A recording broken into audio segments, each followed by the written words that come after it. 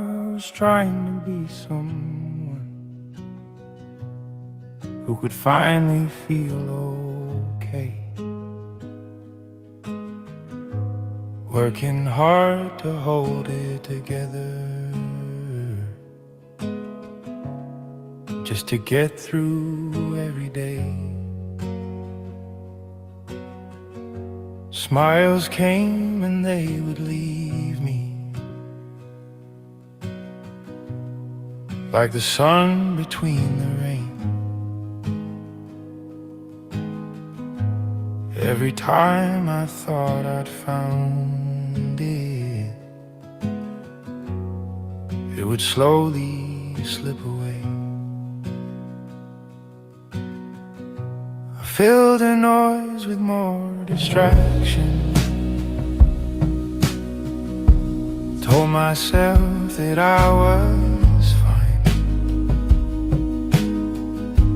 kept on chasing better moments, hoping one of them would last this time. But the weight I carried with me showed up everywhere I'd go, even in the quiet hours. There was nowhere left to go. Then I met a quiet teacher who said, "Look at what is happening now. See how every thought is forming. See it clearly, just see how nothing out there calling itself a thing. No one here that must defend. Just a quiet seeing of it, and the struggle began to fade away. Buddothpada, showed me what I could not see, not by faith and not by belief, but by looking quietly. Buddothpada, change the way this life is known. Nothing added, nothing taken. It was truth we'd never seen.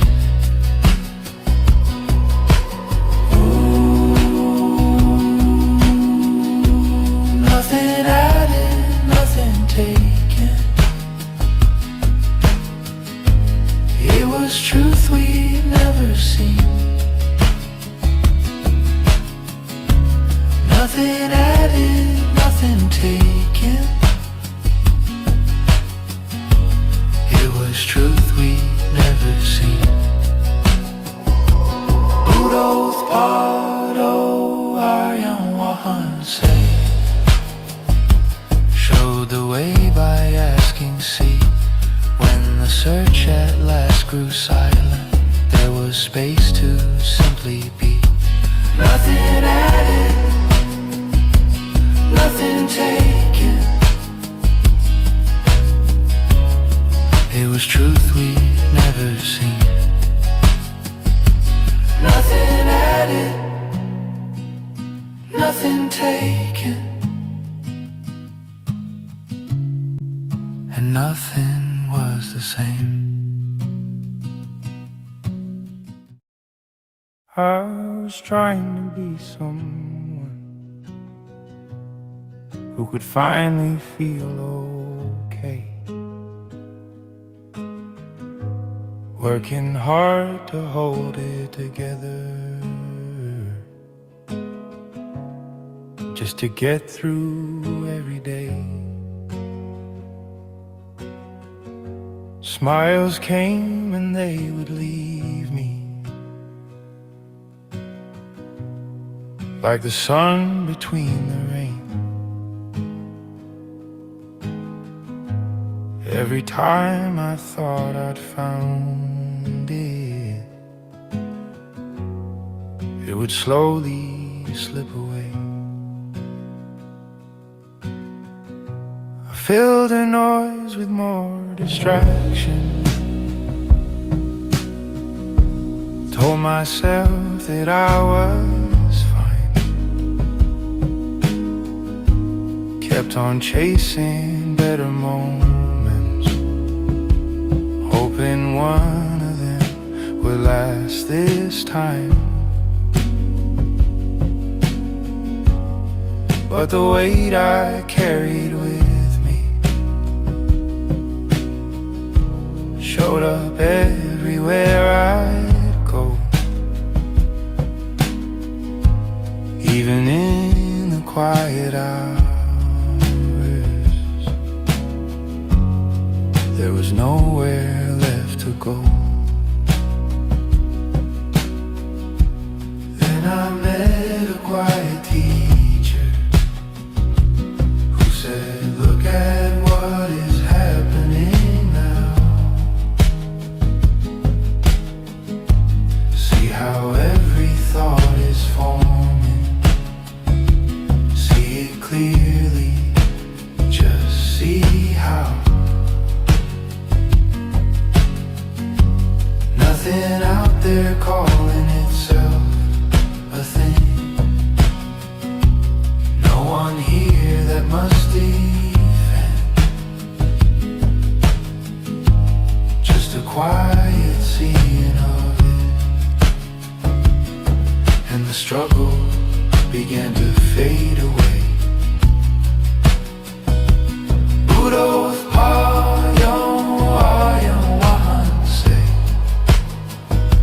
showed me what I could not see, not by faith and not by belief, but by looking quietly. Buddothpada, change the way this life is known. Nothing added, nothing taken. It was truth we'd never seen.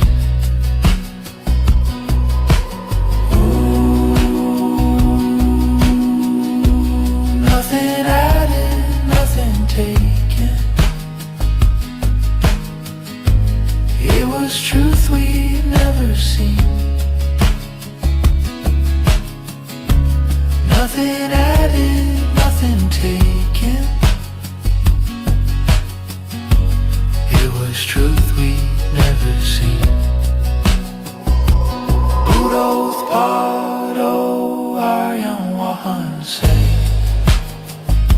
showed the way by asking, see. When the search at last grew silent, there was space to simply be. Nothing added, nothing taken. It was truth we'd never seen. Nothing added, nothing taken.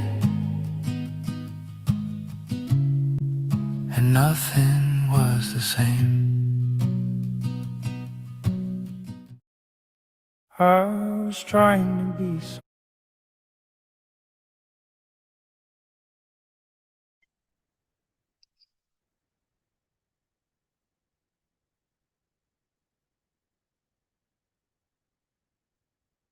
May the Noble Triple Gem bless you, and welcome to the evening Dhamma talk of Buddothpada 24-hour English Zoom. So first of all, let's all pay our homage at Buddothpada Aryan Wahanse's feet, who is our noble friend, spiritual teacher, who works day and night to relieve the sufferings of entire mankind. So this is the reawakening of Gautama Buddha Sasana. 2600 years ago, Gautama Buddhachanan Wahanse disclosed this Dhamma of dependent origination, which reveals the nothingness or the emptiness of stimulus, or the fact that there is nothing to cling to, because what he revealed was the ban or all sentient beings go on and on in this cycle of samsara, or the cycle of life and death, due to ignorance or clinging to an empty stimulus. So that is the ignorance. So without the wisdom of a Buddha, this truth cannot be seen, cannot be identified. So we are so much grateful to our noble teachers, spiritual teacher, for sharing this beautiful message of true Dhamma with all of us. So it is important to understand why we should strive to realize Dhamma. So yesterday also I highlighted, today we live in a such an interdependent, interconnected world. They, these words are also mere thoughts. That is one thing that we should know. But still, we should at least try to understand why is it important for us to realize this term. Otherwise, people may say that they have a lot of other things to do.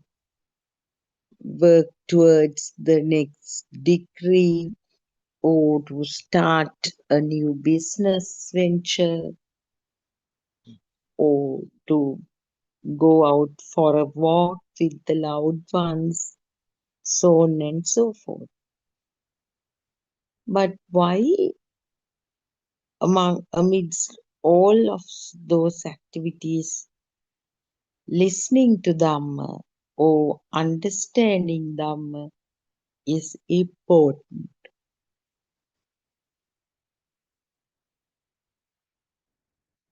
This truth of life is important for everyone to relieve the sufferings of this cycle of life and death. So, what is this suffering that Lord Buddha talks about? Is it is it the suffering that we experience when we face a landslide, floods, or some severe illness, or an incurable disease, or the separation of loved ones? Is it the suffering that Lord Buddha talks about, or this philosophy, Buddhist philosophy, refers to?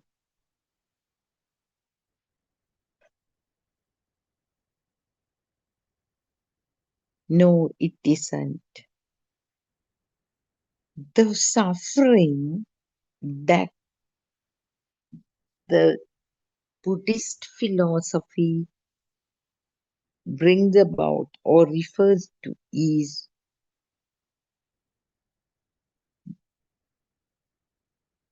the subtle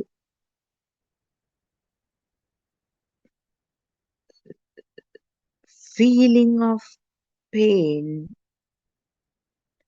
that one experiences when the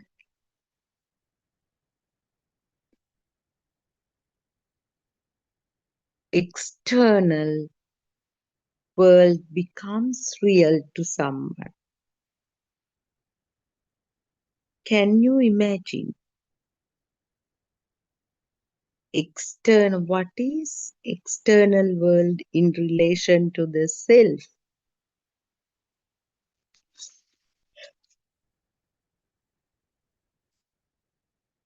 So we used to believe that external world is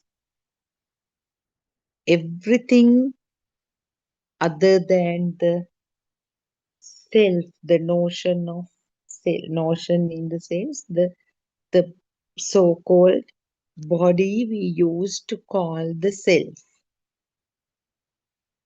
We used to call this body me or myself, and rest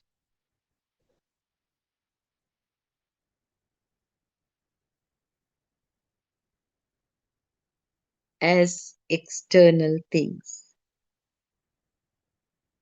But the real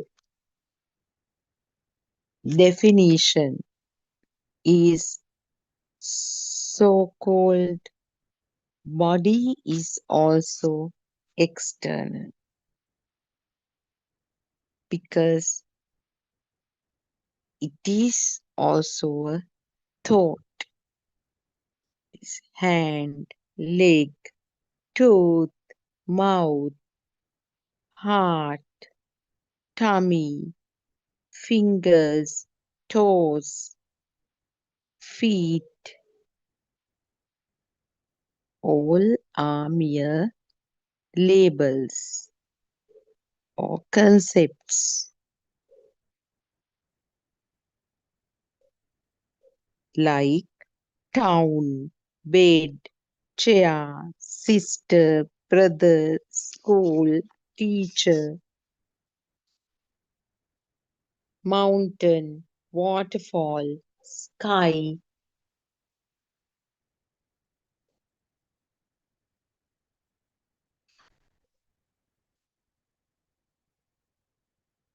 All these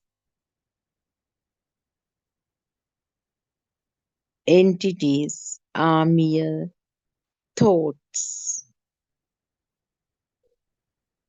Thoughts arise due to the function of previous perceptions.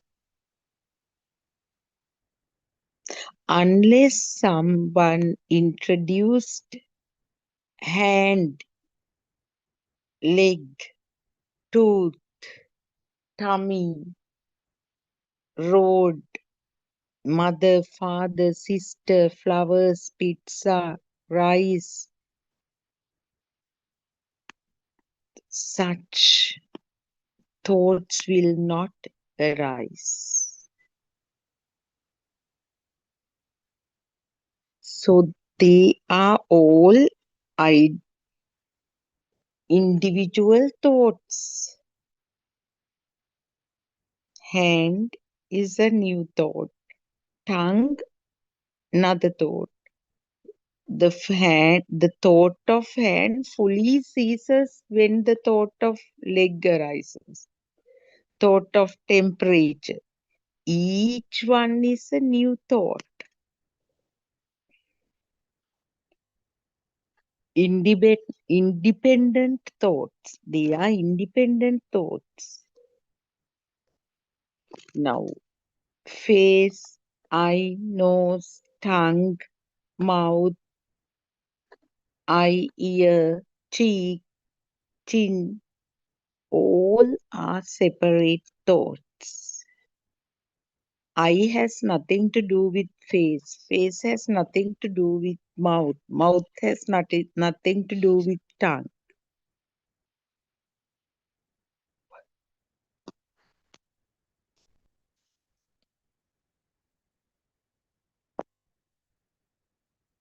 it is due to ignorance the dream or the film arises that it is a face and there are nose, mouth, tongue, cheeks, chin, and eyes in a face. No, that is another unique thought. These connections, stories are created by mind consciousness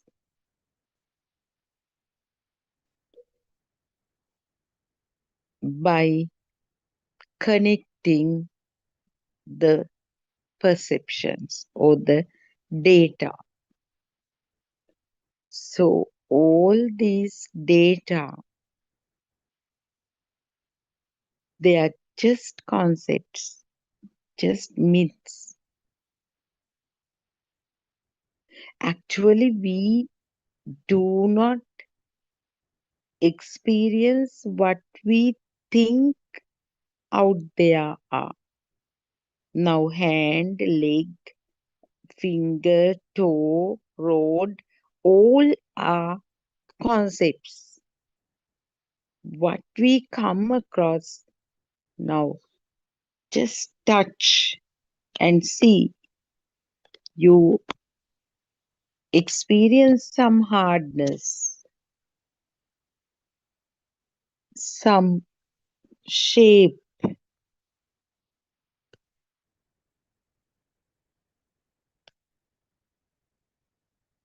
but you call it hand.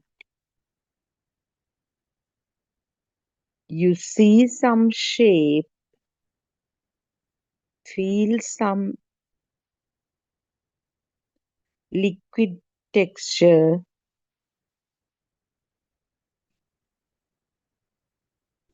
see some shape, you call it water.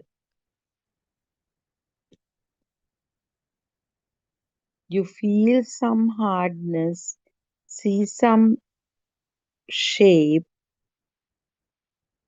you call it the flow. All this happened due to previous perceptions.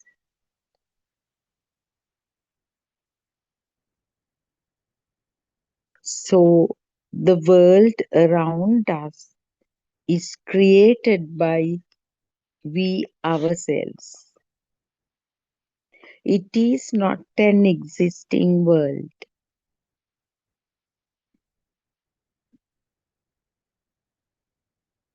Now just imagine all these concepts, hand, leg, water, building, shops, clothes,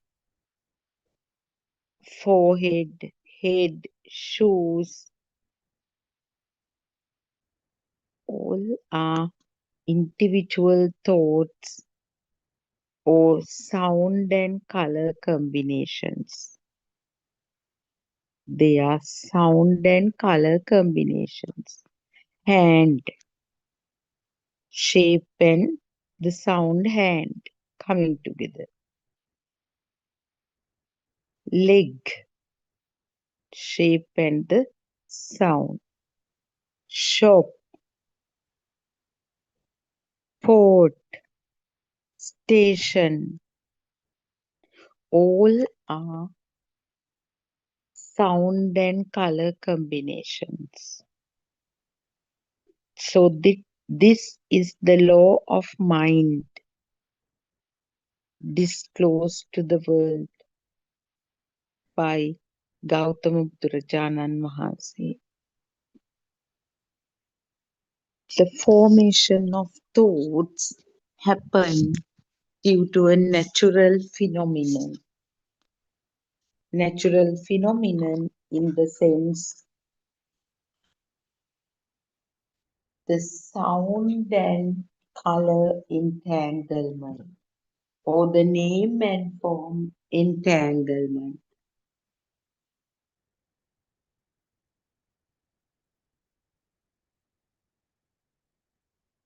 Name and form entanglement.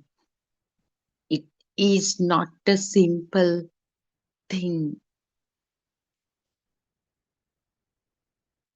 We actually, before listening to these sermons, we never bothered to find it out. The composition of a thought.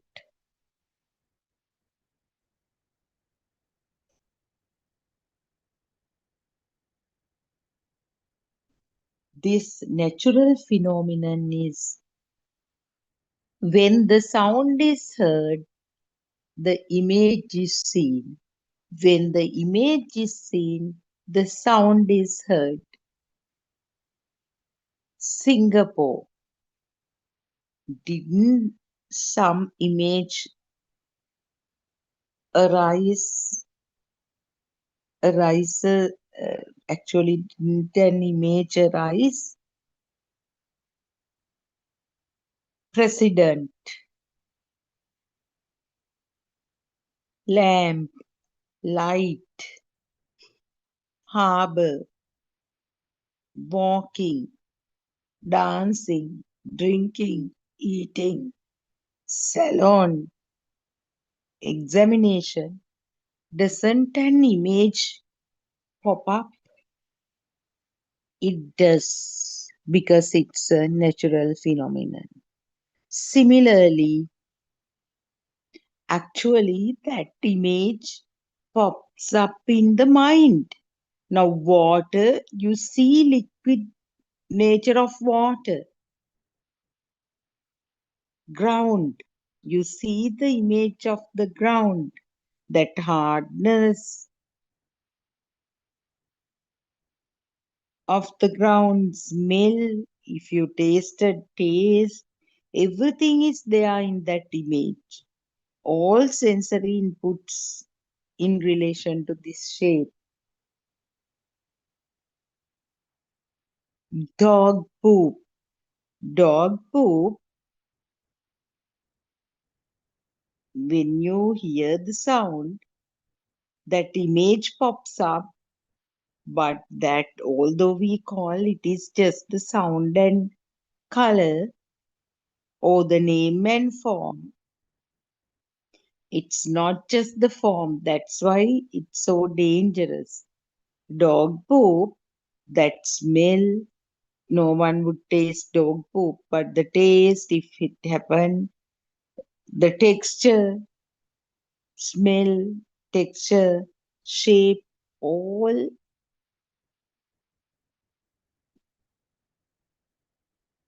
arise at once when the name is heard. Mother, didn't you, what, some perception arise when you heard the sound or the word mother? It happens. So thoughts are formed with the combination or with the entanglement of names and forms or sounds and colors.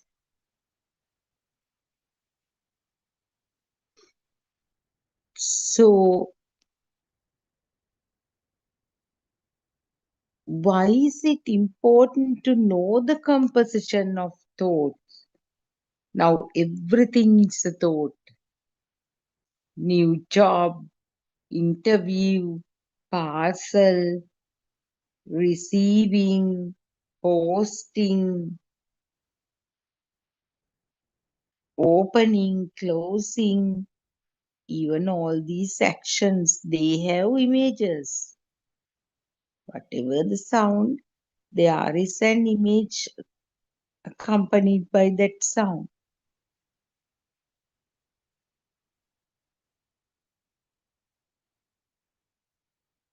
So when we know the truth,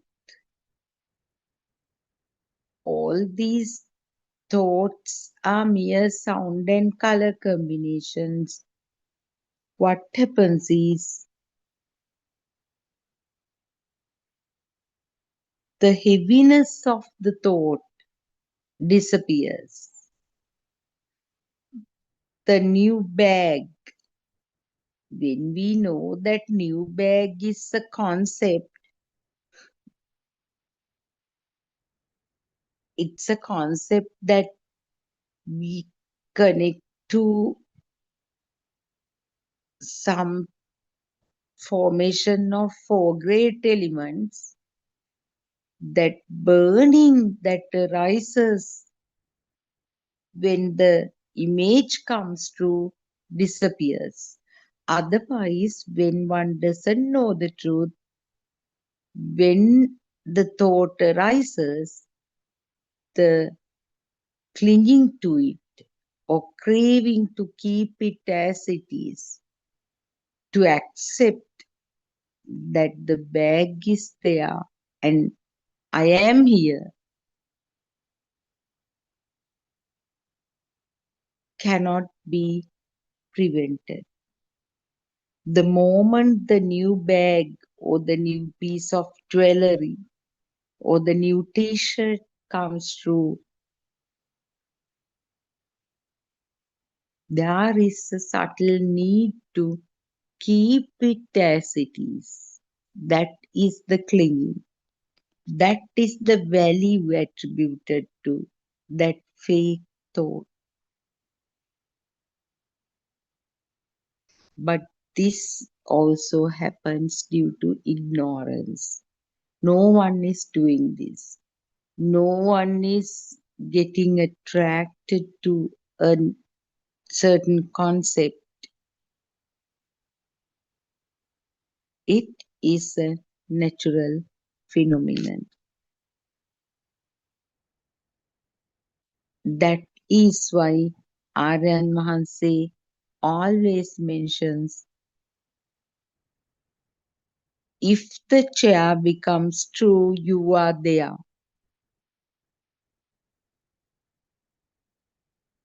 The duality arises. Here they are, self and the external world.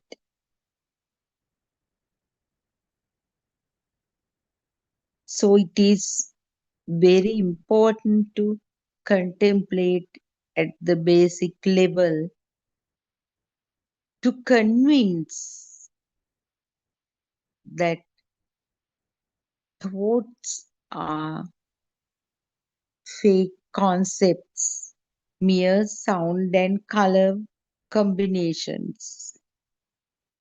Although we say sound and color, sound is just inputs of ear sense faculty. Color or the shape is basically the visual input. Those two, ear and eye, ear, eye, sound, color, are the most predominant sensory inputs. But in every thought, other sensory inputs like smell, taste, and touch are also integrated. That is the beautiful concept explained in Buddhist philosophy as Tinnam Sangati Passo or Ditta Sutta Mutta. Ditta, what is seeing, that shape. Sutta, what is heard, that sound, the name. Mutta, what is felt, smell, taste, and body sensation. Come together, spark at once to create the thought or formulate the thought or the stimulus.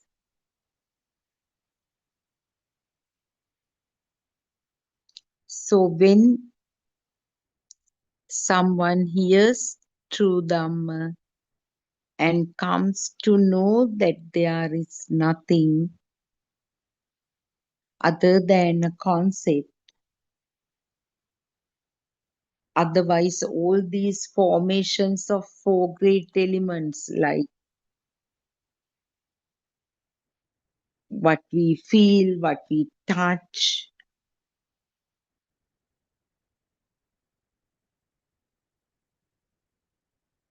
are there. They are not what we assume they are to be.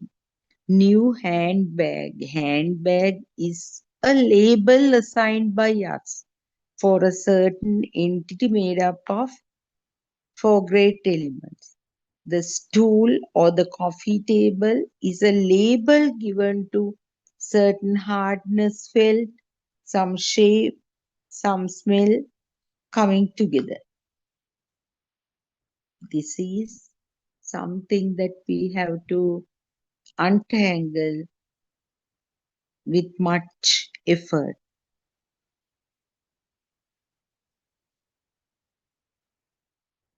So, what happens is when we know the truth of a thought, that is Tinnan Sangati Paso, how the individual sense faculty initiates the mechanism and all sense faculties merge to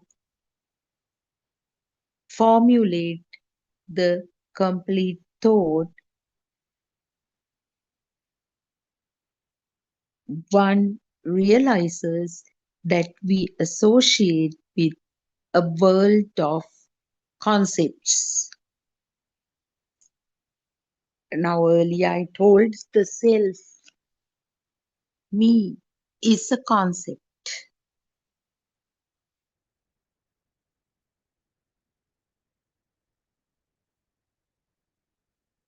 So, when we know that we associate with mere concepts,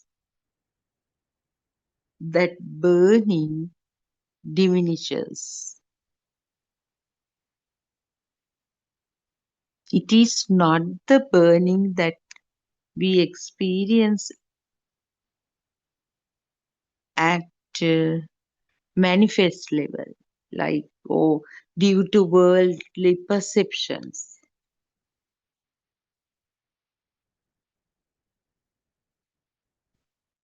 It is the subtle value assigned to any phenomenon that becomes true. The moment we accept the bottle as real, we attribute, we actually, some power naturally arises. This power, if you listen to Buddothpada's sermons, Aryan Mohanse beautifully explains how this subtle value or need to keep it as it is or need to maintain whatever the thought that became real arises due to that power automatically generates when the two opposing terminals of waves interact, because seeing happens. Now let's try to analyze how we see a new handbag. How do we see the new handbag? I vibrations interact with the bag. Now I'm using these terms, the vibrations of similar frequencies out there. Now, externally, some entity made up of four great elements is there. And physical eye is also vibrations of vibrations of a certain frequency. So the matching the vibrations of similar frequencies interact. Now, the handbag, we still don't know the label. Some visual formation is there. This formation is vibrations or waves. I functions. I is also vibrations or waves. So, due to natural phenomenon, the waves of opposing charges, minus, plus, or negative, positive, interact. That reflection falls in the eye, not external. That interaction of vibrations or waves happen in the eye itself, and the process of seeing happens. Due to that interaction, some power is generated. So this doesn't stop at the eye sensation level. This stops at eye sensation level for someone who does not have previous data, previous exposure to a handbag. Like yesterday, we explained in detail the radiant mind experience, how the child in the cot experiences seeing the handbag. It is not a handbag for the child. Some shape is seen, but as adults, when this shape is seen by the eye, it doesn't stop at that point. All sensory inputs, smell of the handbag, taste of the handbag, touch, the texture, touch sensation of the handbag, and the name handbag, the previous perception, at once connects with the seeing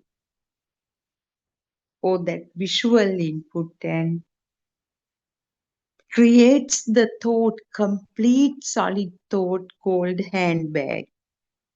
So this handbag concept, which arose in the mind, connects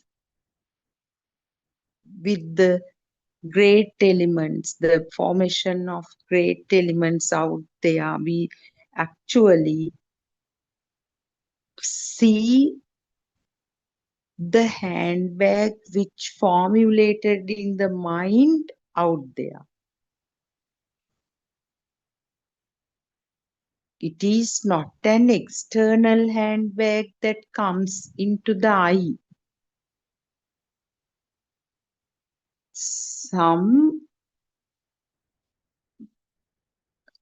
A lump of, we can't use these words even, they are again labels, some vibrations, thick vibrations called great elements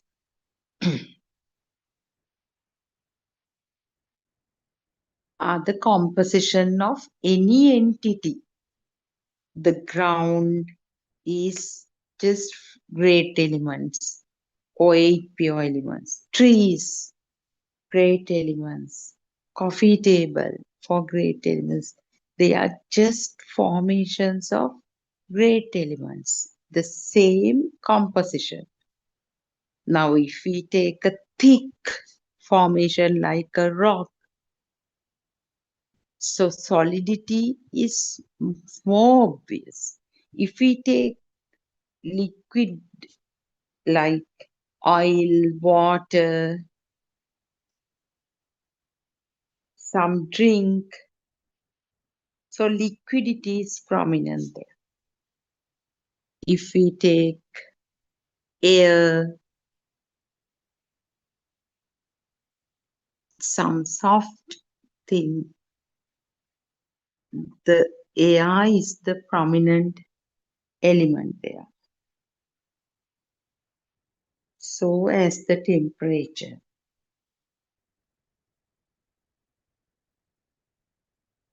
So,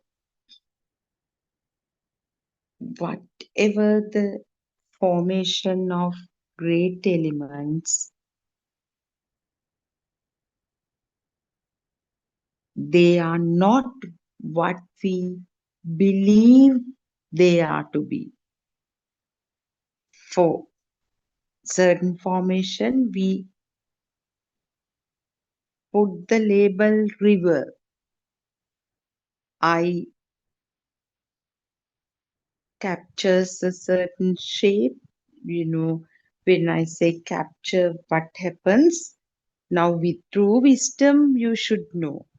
When I say some visual formation of a river happens, what is the theory kind of concept or principle or the mechanism? Matching vibrations interact.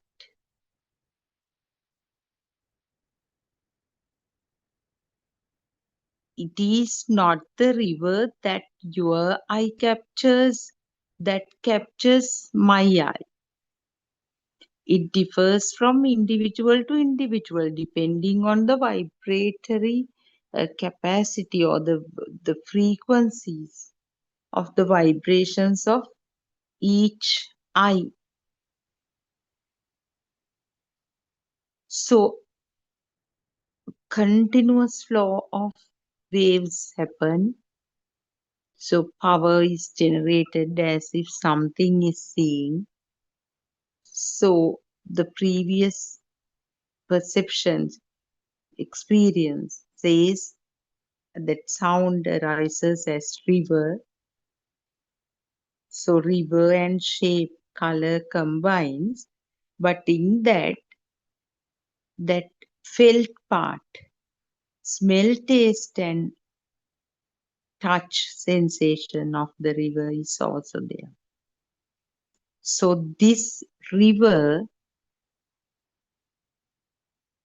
is a concept assigned to certain formation of four great elements.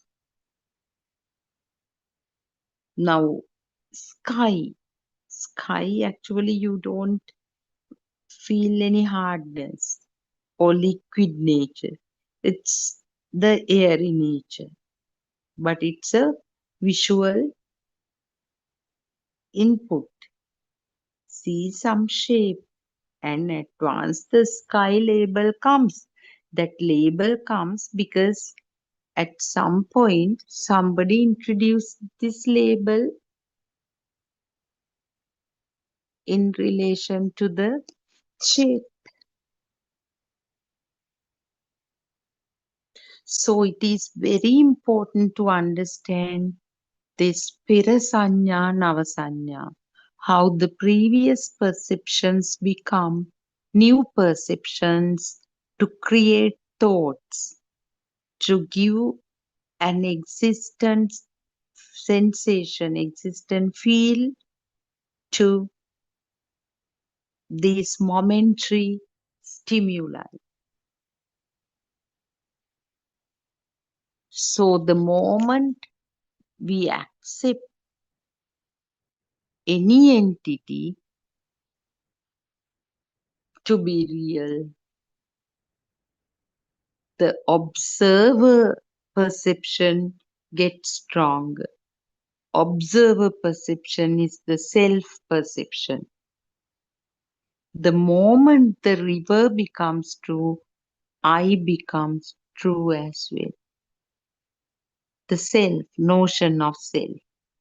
That is the duality that Buddhist philosophy totally rejects. There is no duality. Only the mechanism of the sense faculties continue to be there. It is not I see, I hear, I touch, I smell, I think. I feel, but it's seeing, hearing, tasting, smelling, feeling, thinking. This I part or the self, the involvement of the self happens due to ignorance. At the very beginning, I emphasized that this body is also external in that case.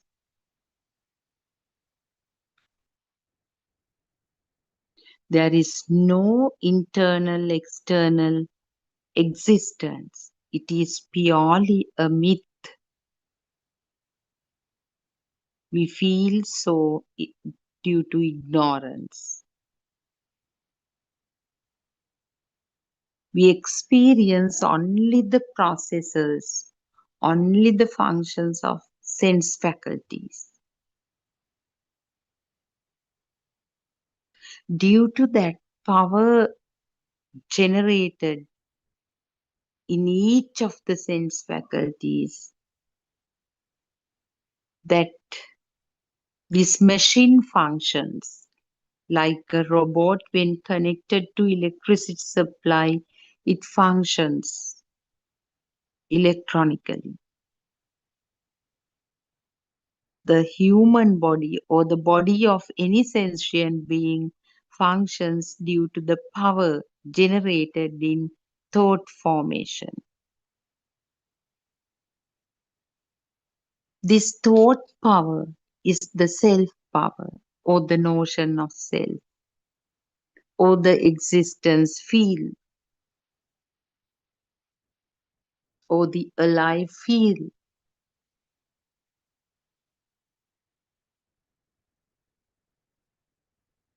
So only way to end the sufferings, not the sufferings of the external of the mundane world, the subtle suffering, the thought power generally, or basically the thought power. If there is power, I mean substantial amount of power in each thought, definitely that power telepathizes into another system when the last breath occurs. Because breathing is a must for thought formation. So at the deathbed, when the last thought arises, it may be some it, it may be initiated through one of the sense faculties, maybe tasting, hearing, seeing, touching, whatever. If it becomes true, the power generation is inevitable, and that thought power will definitely, since this body system gets weaker and weaker due to nature, it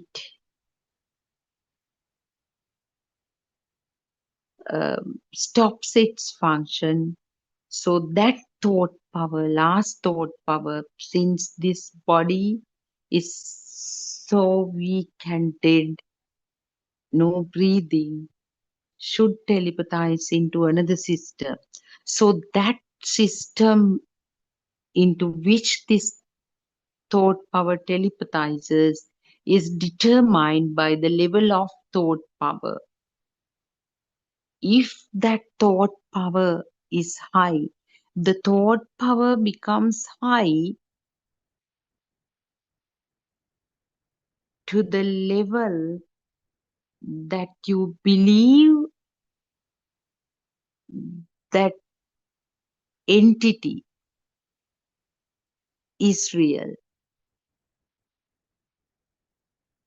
Now you can imagine, now when someone sees a river, let's talk about it from mundane person. Some people get lot of excitation. They Oh, they say this river is beautiful. Once I bathed in this river. There is a similar river in our village. So on and so forth. It generates lot of other thoughts also. So such a person is in the sensual world, or the external world is so much real to the such a person. So definitely the thought power will be very high, and there is a tendency the telepathization of these thought power may be in a lower realm. It's a natural phenomenon. You and I can't control that telepathization system. Only way to control that telepathization system is to realize this true Dhamma. How this thought power came about. When you know that power, thought power gradually diminishes. It cannot, it cannot trick you like the magician on the stage who shows us the pigeon taken out of the sleeve, or who shows how his throat being cut, making us so terrified and making the audience staring at to stare at him, may not have the same response if he shows them openly how this magic is performed. That there is not an abnormal pigeon, it is something hidden by him to create this illusion. So, if someone knows this Dhamma, how this thought power gives us the feeling or the sensation of existence or life feel, may not be carried away by the thought power. So the thought power will go down and down, and with continuous practice, this thought power will become zero, and that is the arahanthood.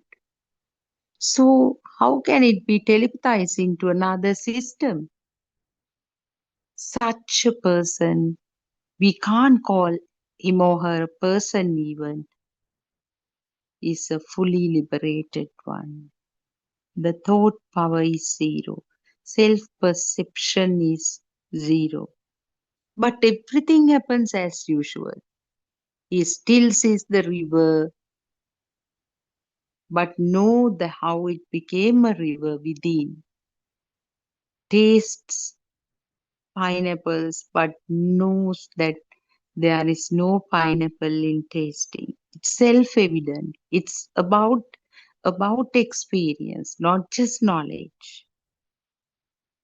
So the path is open, path is clear, guidance is available.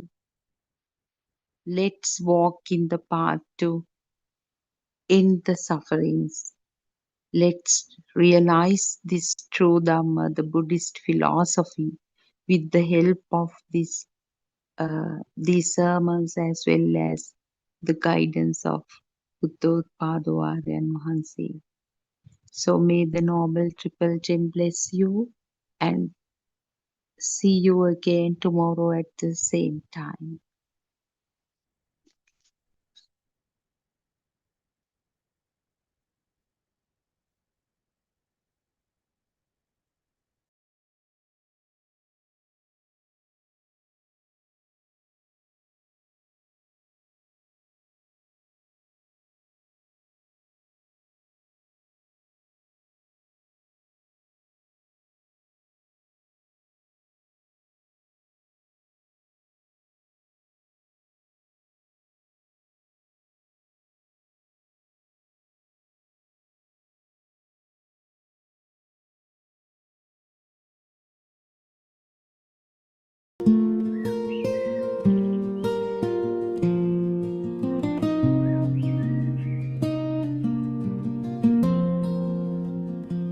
It's time to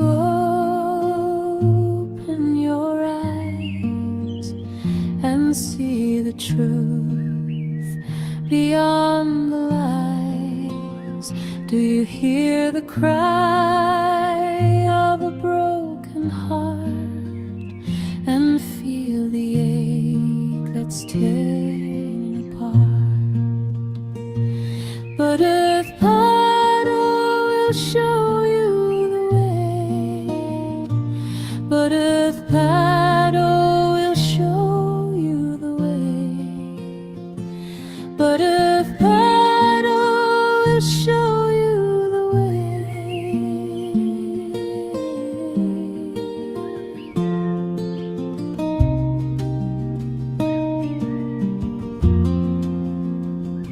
The truth is calling, it's whispering loud, a path unwinding through the darkest crowd. Seek the light, let go of the fear, and find the peace that wipes away each tear. Buddothpada will show you the way. Buddothpada will show you the way. Buddothpada will show you the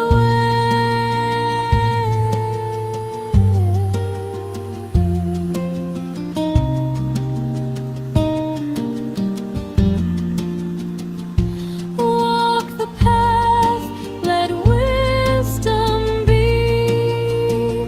Let go of fear and let's be free. The truth is near, don't lose your way. Buddothpada's guidance leads to a brighter day.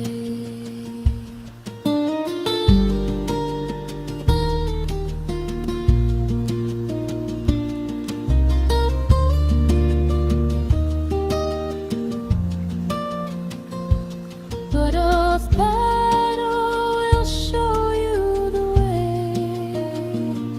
Buddothpada will show you the way. Buddothpada will show you the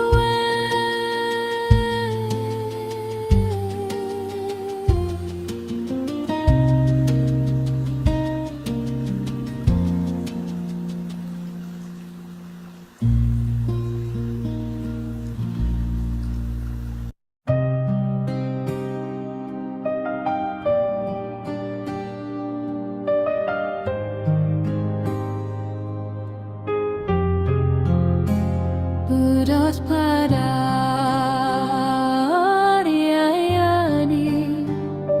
loving and kind. You came like light to free the blind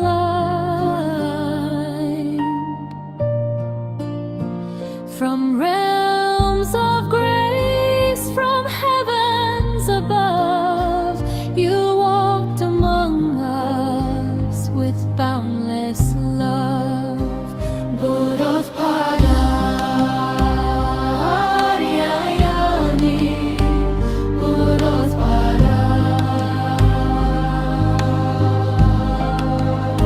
seeing the sorrow of mankind, lost in darkness, confused and blind.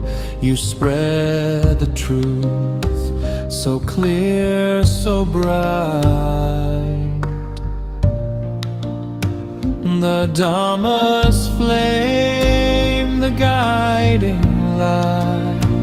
You reawaken Buddha's way.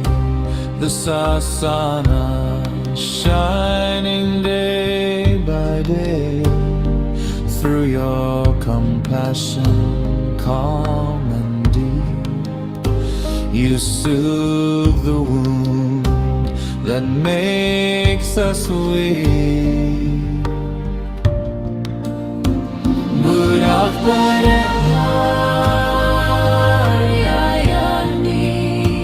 You show the path through gentle words and sermons vast.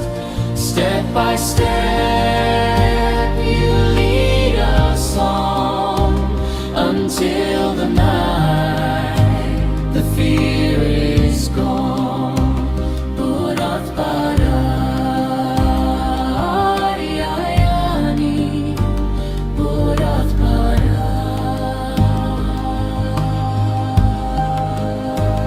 Nibbana now is not a dream. It flows within like a peaceful stream. Oh Aryayani, may you live long. Our hearts forever sing your song. May you live long, O noble guide. In gratitude we stand with pride. Buddothpada, bright as the sun. May your holy work never be done. Buddothpada,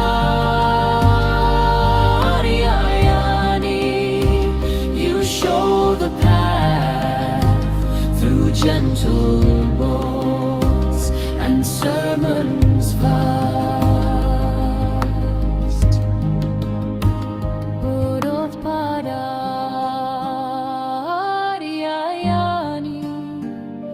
loving and kind.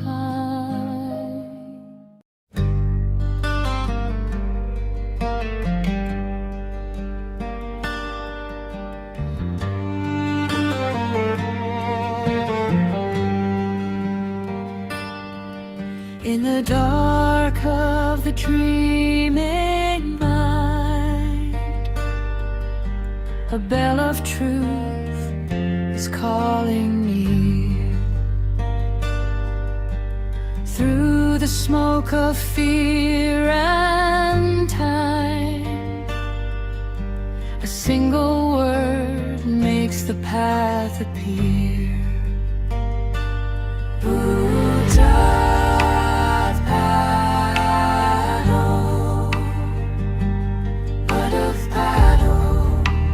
Buddothpada,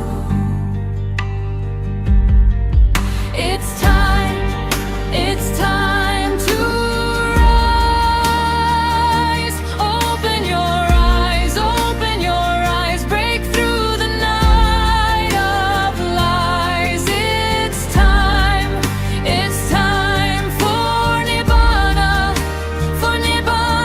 within. Buddothpada, Buddothpada, let awakening begin.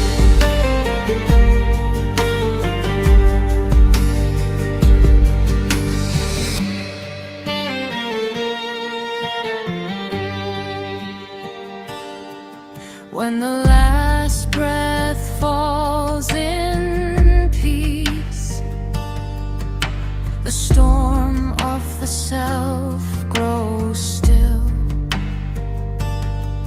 With Buddothpada on the lips, the heart returns to silence and will.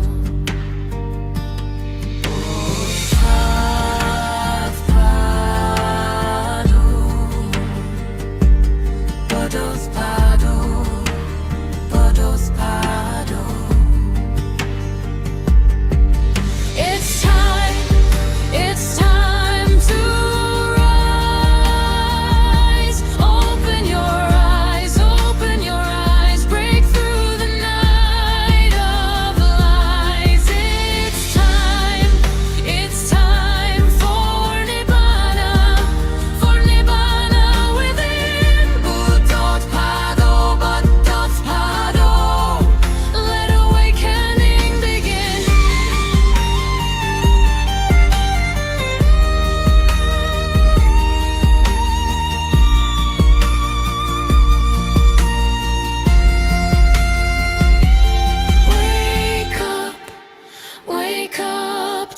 the truth.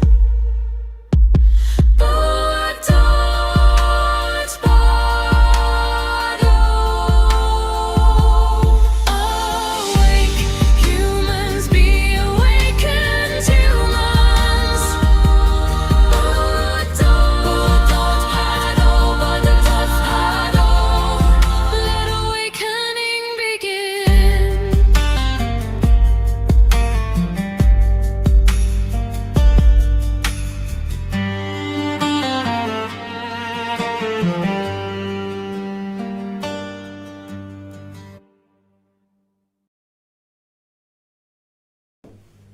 May the noble triple gem bless you all.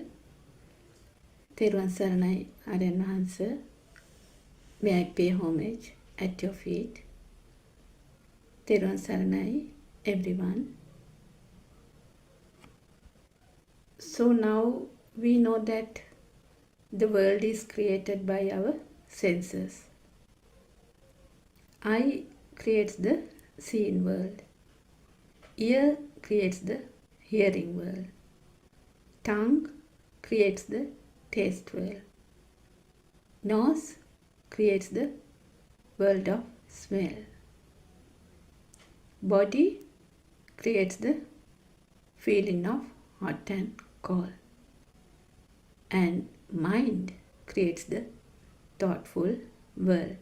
So we know that the world is created by our senses. Lord Buddha said, I is your world. So even though we think this is a simple message, it gives a vast meaning, isn't it? We know that the baby in the cot, though his senses are working, still the thoughtful world is not created for him, isn't it? But he also feels when hungry, feels the pain if a needle pricks, or he feels an insect bite. And when he is happy, he smiles. When he is sad or uncomfortable, actually, he cries. So we say he has a radiant mind. What is this radiant mind? Radiant mind is pure. It's pure like a white sheet. No defilements whatsoever. But he also feels the light.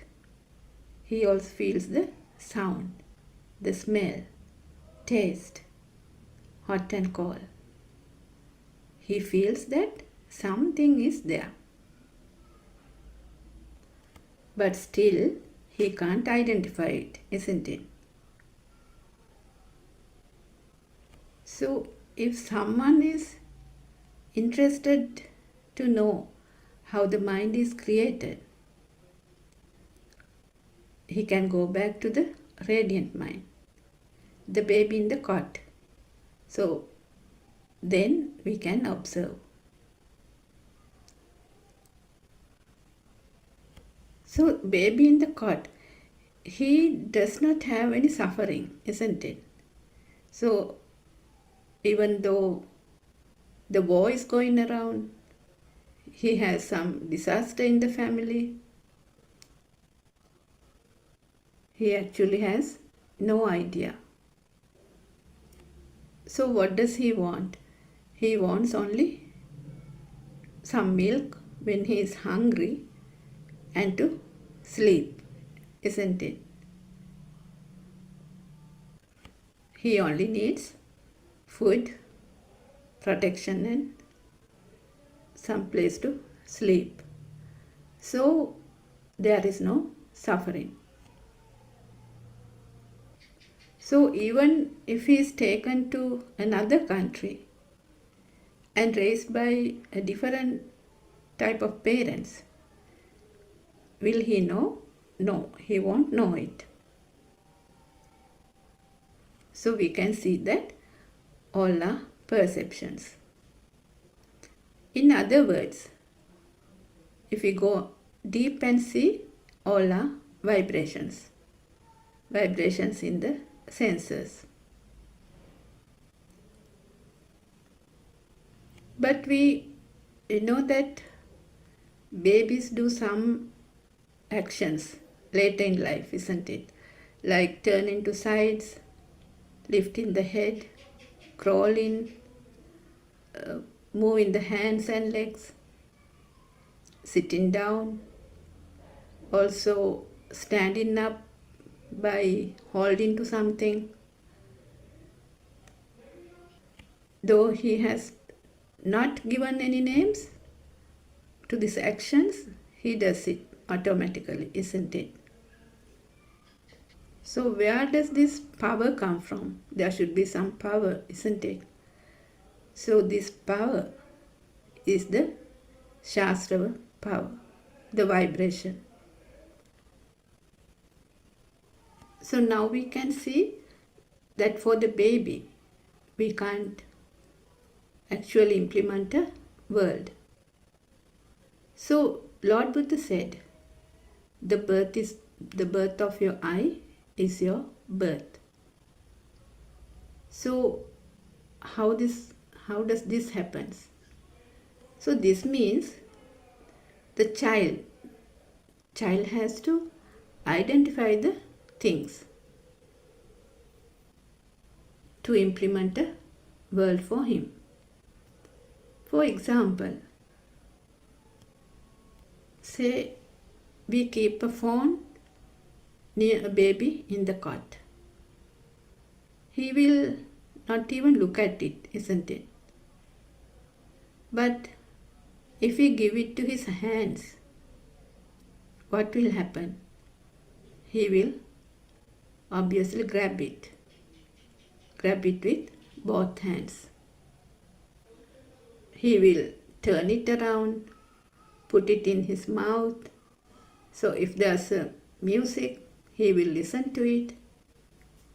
And once you try to take it back, he will definitely hold into it tightly, isn't it? And he might even cry.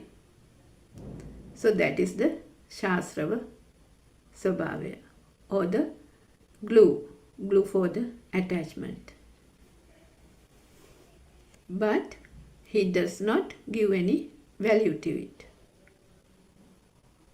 And he does not know what is it. He does not know what is it at all, isn't it? So say the phone is given to a 1-year-old child. He now knows something about this. He knows actually what about toys. So he might think it is a toy. And he might play with it. Sometimes he might try to talk to it. So he also will cry when someone tries to take it back. But still, he does not give any value to it, isn't it? So he might even hit it on the ground and break it. So what will happen? The father or the mother will be very angry because they have given a value to the phone. But the child, he does not have any value. But if we take an older child, he knows that this phone, he knows this is a phone, isn't it? And he might know that his father is using it. But still he does not give much value. Maybe his toys, maybe a toy car, is more valuable for him. So what happens if he breaks it?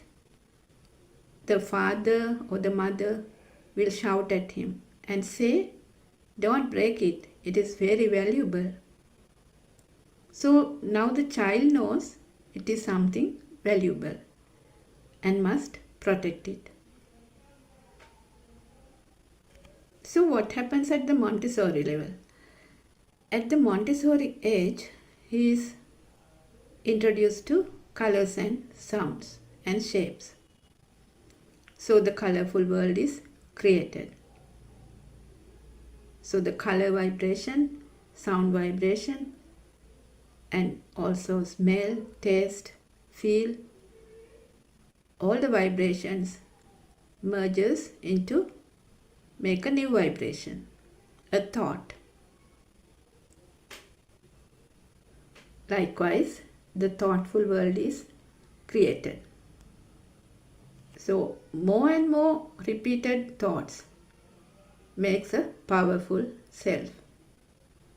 Self who sees, hears, smells, tastes, feel and think. I see, I hear, I smell, I talk, I feel, I think, I taste. So the self is created. So here we can see that the world and me are created at the same moment. Moment to moment, this world is created by one of the senses. So our noble friend Buddothpada Wahanse explains that this happens due to a speedy vibration. So now we know that if we take the radiant mind again, so even the speedy vibration happens, it does not merge together. So if we take the radiant mind again, so the baby did not have any suffering. Now we know why he did not have any suffering. But he felt hunger, he felt pain, and felt that something is there, isn't it? The light is there, the sound is there, he felt something. But he did not have a world created by thoughts, isn't it? But what happens once he grows up? So once he grows up and the mind sensor is created and the self also is created then and there. So then his world becomes real. He has this alive feeling. The world is there and I am here looking at trees and houses, cars, mother, father, everything. But it is very important to understand that there are no two different entities as world and you. You are the world and the world is you. Which means whatever the stimuli that comes to any of the senses, if it becomes a thing to you or it's become real to you, you are born in that thought. So if someone does not know how this world is created due to this speedy vibration, the suffering is inevitable because the world is real to him. Say example, you see a flower. If the flower becomes real to you, so the self also created. Here what we should know, how this self is created. If somebody gets the feel of the burning sensation or the fire within. So he might go into thought strings like I should pluck that flower, or I have to buy another pot like this. So it might go on and on, isn't it? So this thought, the thought power towards the flower is your samsaric journey, the fire within. You feel it. So, for example, before I listened to Buddothpada sermons, I had this experience. I used to maintain a garden. So I had this habit of collecting beautiful flowers. And I used to buy it. Wherever we go, I used to buy some plants. So if I was interested in a particular plant, I would search for it. And somehow I will buy it. But after listening to Buddothpada sermons, slowly but gradually, but steadily also, this kind of habit disappeared. So likewise, everyone has these habits.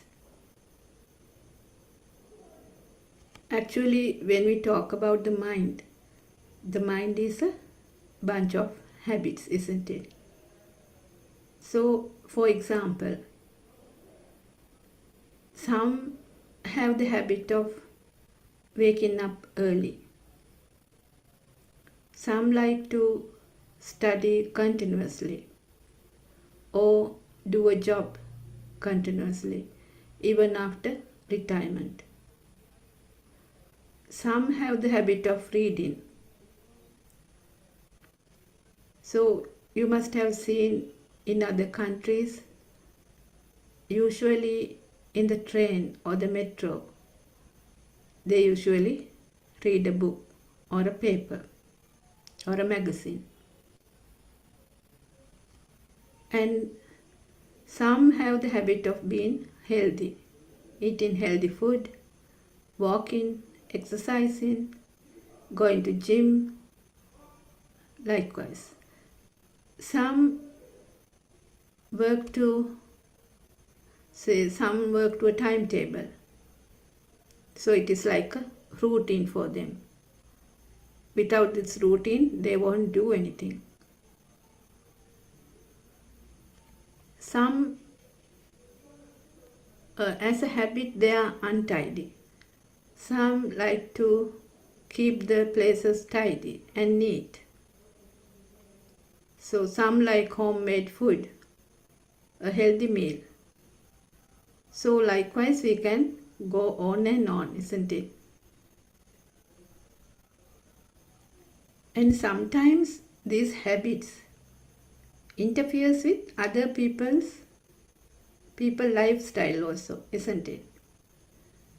So if we talk about parenting, some parents are very strict. They are very strict to their children. So maybe their parents were strict to them too. So they were brought up like that. So as a habit, they do the same thing. So actually what I wanted to highlight is that once you understand this Dhamma and see that there's actually nothing in a thought, this power for the thought will start to diminish. If we further analyze how this power is created to the thought. So for example, if we take a wall which is in front of me, so I see the wall.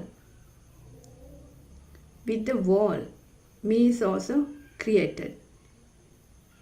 Me who sees the wall. There is no other me. So in this example, the wall is me. So we take another example. There is a sound of a radio. So this moment, that radio is me. Likewise, if we take smell,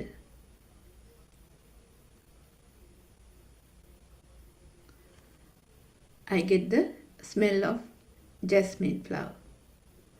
So at this moment, jasmine flower is me. So say I am thinking of the war now. So the war is me.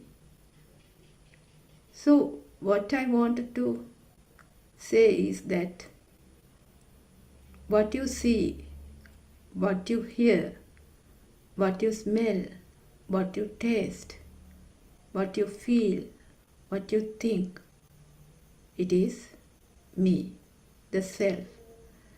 Me, my mind is born in one thought, in one vibration. Say if the particular thought becomes a thing, say the sound of the radio became a thing, and you feel a burning sensation within. So because it is disturbing, it is so loud, it is noisy. So likewise, if it becomes a thing, that is the power, the self-vibration. So if we further analyze, if there is a thing, there is also a me. Both creates at the same time. It's like the two sides of a coin. Me who sees, me who hears, me who smells, me who tastes, me who feels, me who thinks. Likewise, the me also creates. So Lord Buddha said, if there's a thing, there is you. Which means there should be something relative for me to be born. So likewise, if there is something to see, then there is me who sees it. If there is something to hear, then there is me who listens to it. If there is something to smell, there is me who smells it. If there is something to taste, then there is me who tastes it. If there is something hot or cold you feel, then there is me who feels it. So likewise, if there is something to think, then there is me who is thinking. So how much value you give to that thing, there is a powerful me as well in the other side. In other words, if the world is real, if the world is real to you, there's obviously me there. So this Satya Jnana part is very important, how this me is created. how the soul is created. So if you take something as real and give it a value, that is me. We should know this. This is very important. And actually there is no separate entities as outside and me. It is the same. So we have to contemplate on this. Otherwise, one can't attain Nibbana. Because Nibbana is not something one has to go and find somewhere, someplace. It is within you at this moment, a moment-to-moment creation. So if there is an outside world, there is a duality always. So the tree is there, I am here.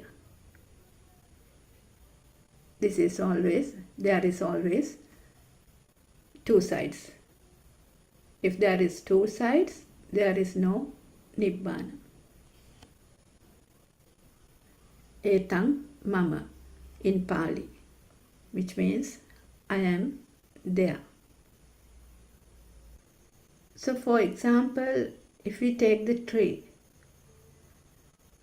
we know that the tree is created with sound and colors. And if we analyze further,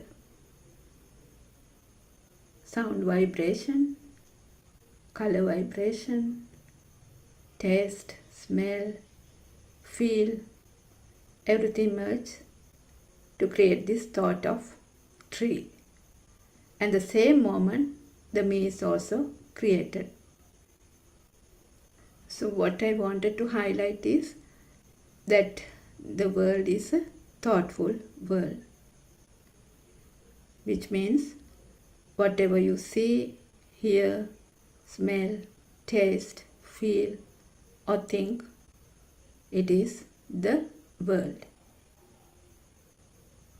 So the mind consciousness is such that it always creates this duality. It is the illusion. So to see through this illusion, one needs wisdom. Because this mind consciousness creates this duality always. So our noble friend Buddothpada Aryan Mahansa explains that as long as there is a duality, there is a current, which in other words, it's the power. So in every vibration, there is a power. So if there is no fire, no burning to a particular vibration, me also not born in that particular vibration either. So we have to contemplate on how this me is created, isn't it? How the alive feel is created, and why we don't imply a soul to a tree. Say if we plant a mango seed, for after some time it will grow into a tall mango tree, isn't it? So it happens naturally. It also needs food and water. It gets water from the roots, food by photosynthesis. Old leaves falls down, new leaves comes up, flowers blooms. it also bears mango fruits.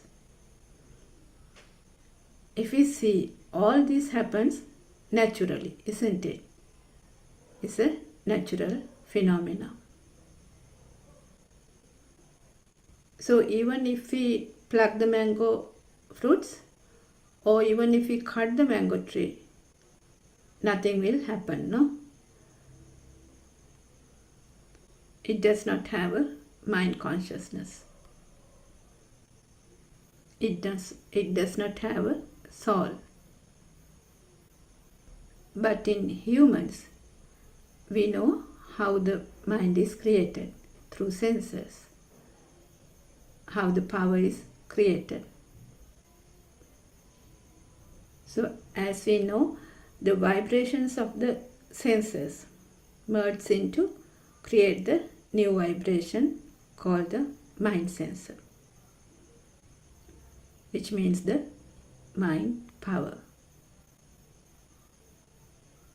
So the me or the soul is created. We have the alive feeling because of this speedy vibrations.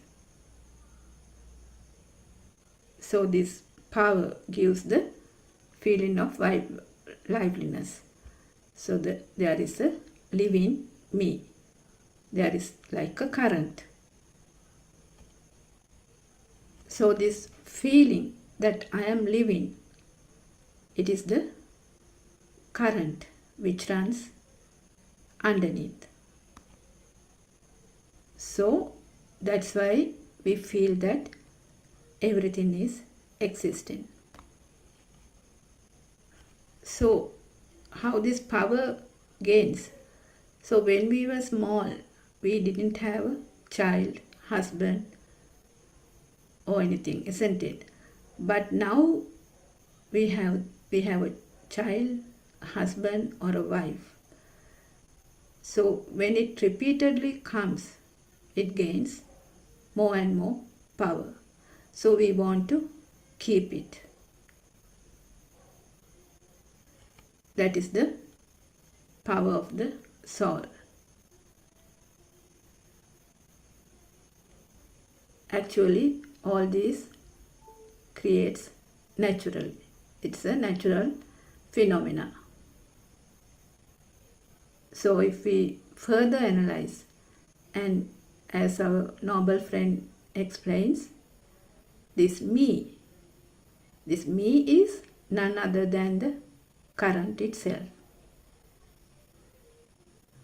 So actually there is no soul, it is a current. So we know that Lord Buddha has preached a never heard before Dhamma, isn't it? That is cause and effect Dhamma.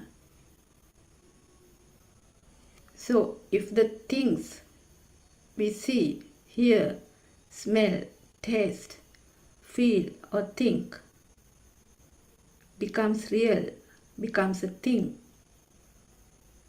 it means that moment to moment the cause and effect Dhamma is creating. Cause is the thing, effect is the bhava or becoming. In other words, if it becomes a thing, automatically the samsaric circle is creating then and there. In other words, as long as the current, the power is there, the circle of birth creates. So it happens naturally and no one is doing it. And also no one can stop it.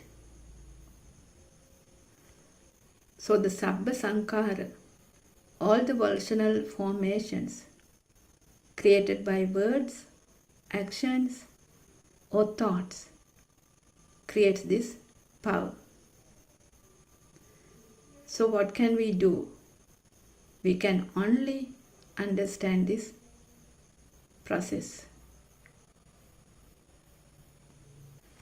How this mind is created due to speedy vibrations, how the power is created, how the soul is created. It is only a creation. Actually, there's nothing called me. It is a moment to moment creation, a current. It is the soul. So we feel like we are living due to this power, which happens due to the speed. So every vibration has this power.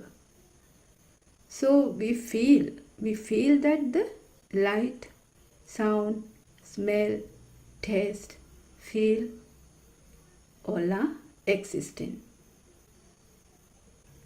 So we feel like the trees, houses, mother, father, children, husband, books, cars, sun, moon, all are existing.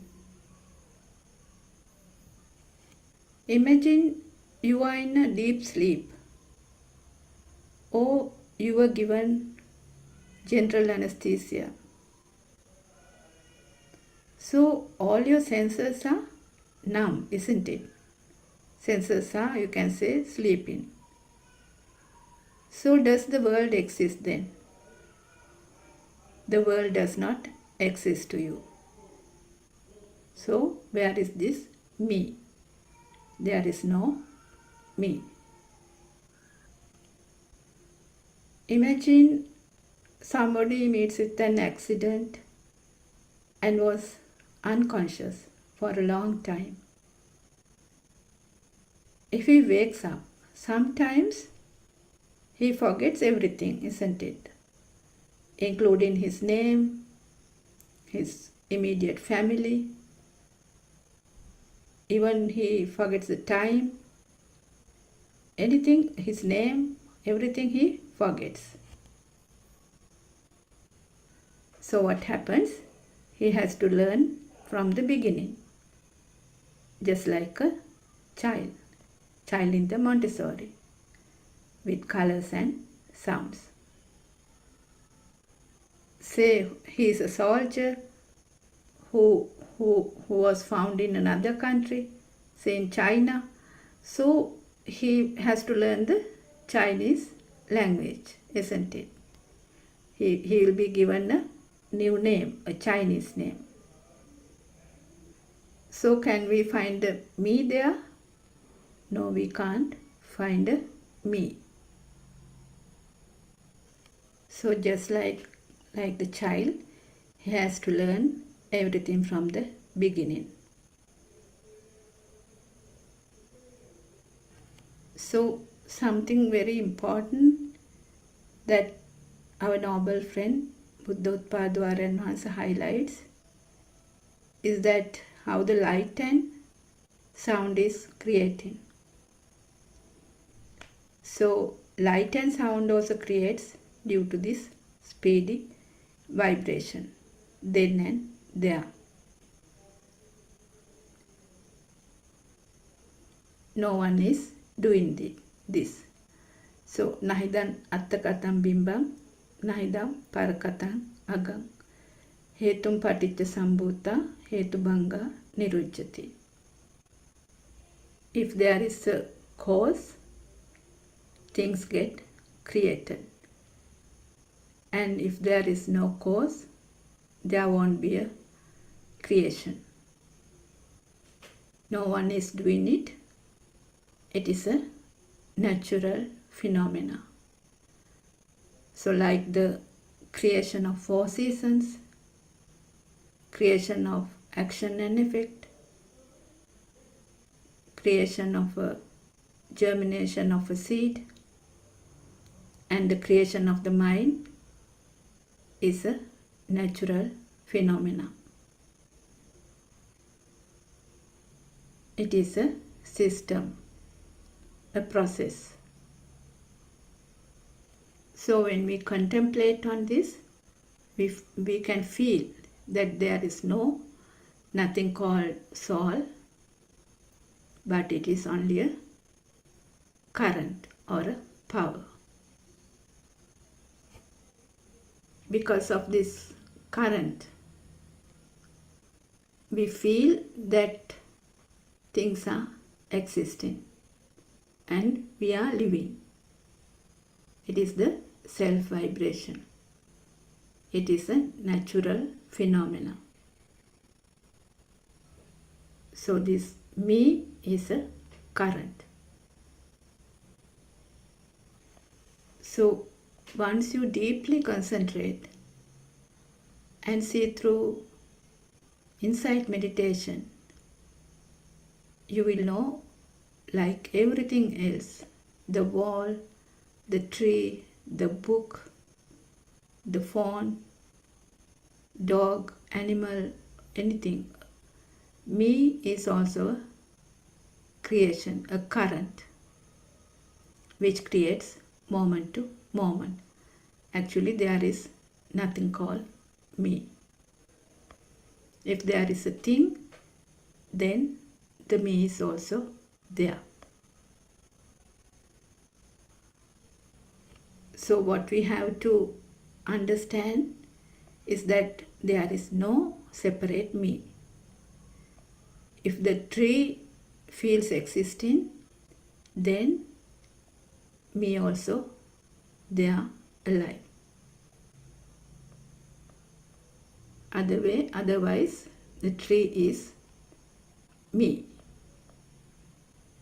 So when we talk about the senses again, the eye sensor sees, the ear sensor hears, the nose sensor smells, the tongue sensor tastes, the body sensor feels hot and cold, the mind sensor thinks. So that is their duty. So imagine we are eating a mango. We have the taste. We get only the taste, but the thought comes as, I am eating the mango, which is a sound and colors, which is a thought. I am eating mango is a thought, isn't it? So likewise, whatever we feel, say, those are thoughts. So to any thought, we tie this me as well, which becomes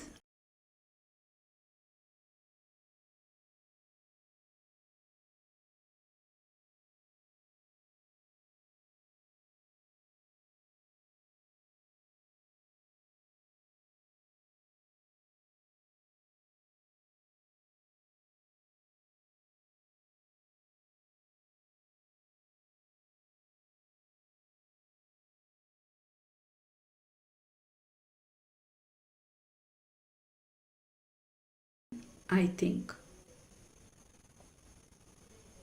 So if we have eyes, we see. If we have ears, we hear. If we have nose, we smell. If we have a tongue, we taste. Likewise, if we have a mind, we think. So it all are natural phenomena and a system working. So imagine one is blind. He can't see.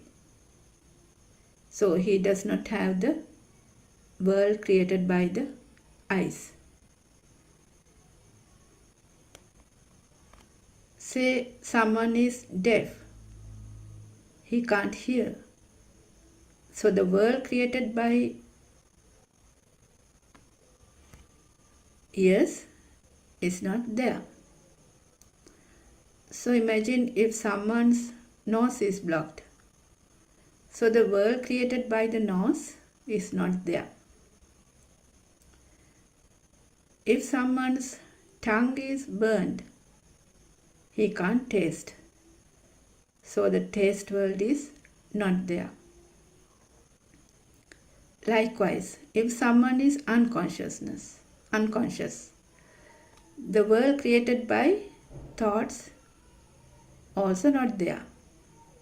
All the senses are not working.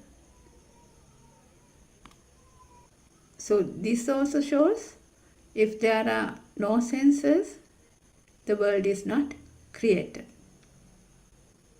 And also a me also not created. In other words, as long as the senses are working, only that current, the power, is generating to function, isn't it? So, where is this me? There is actually no me, isn't it? So, one has to understand this through wisdom, that there is no self at all. So what happens once somebody sees that there is no self? So then the power which was created by the senses, through the senses, it will start to dissolve. And once you truly understand this, the illusion, the thoughtful world begins to break down. But actually it happens slowly. The power becomes less and less. And the wrong visions that everything is existing also breaks down. Also, the thought of wanting to keep things also diminishes, which means the self vibration diminishes. In other words, the me, my, mine, or the soul also diminishes. The mind power becomes less and less. So we know that to have a power, there should be two different ends, isn't it? So once the wrong vision of self is identified, then one becomes a stream enterer, which means he no longer has the thought of existent field. But yeah, this is not easy. So the example Lord Buddha has given is that one can find a needle in a pile of soil. But it also could happen, but then this is not easy to see the non-soul angle, to feel that there's no one existing. So this is very subtle, isn't it? So how do we identify this practically? So how to identify this practically? The excitement which was created by the senses starts to diminish. So, for example, the things which you did repeatedly to enjoy life or to keep you alive or keep you going, that fades away. The habits, we talked about habits, the art you had, that also fades away. Maybe you were very strict about some things or very particular about things. Maybe you were overthinking about things, or you had inside talking or vitakka. Maybe you used to call friends often. Maybe you were restless, nervous, depressed, irritable, angry, jealous of things, jealous of other people. These things begins to diminish and you feel it. The thought strings which was created for one thought also gets diminished. So as I said, the desires, ill will, hatred, jealousy, the defilements starts to fade away. And you feel free of thoughts. But thoughts comes as usual. But there's no one to get attached or disattached to that particular thought. Also, the fire, the burning sensation you had also disappears gradually, but it happens gradually. So these are the things. So once you are in the path and with that internal transformation, especially you feel that the burning within is fading away. So what we have to know is that all these are happening naturally, not done by anybody. It is a system. What one has to do is to show the truth to the system. So you feel the power of the soul is getting less and less. So in the mundane world, it is actually the other way around. There are desires, ill will, hatred, jealousy, because the world is real to them. There is a powerful me. So the vibration is so powerful, the ego is so powerful, to keep them satisfied, they might even kill people, start wars, destroy everything.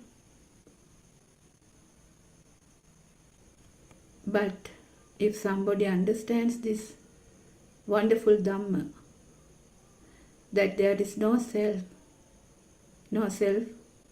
there to stimulate, all will be peaceful, isn't it? Now we know that with concentration meditation, one cannot practically experience this Dhamma. One can experience only through insight meditation and can practice in any position, either sitting, standing, walking, or lying down. So this is insight meditation.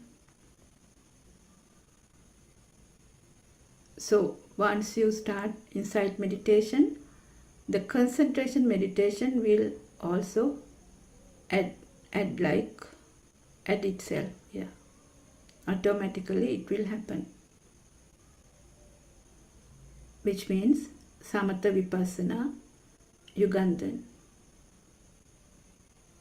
What happens in concentration meditation?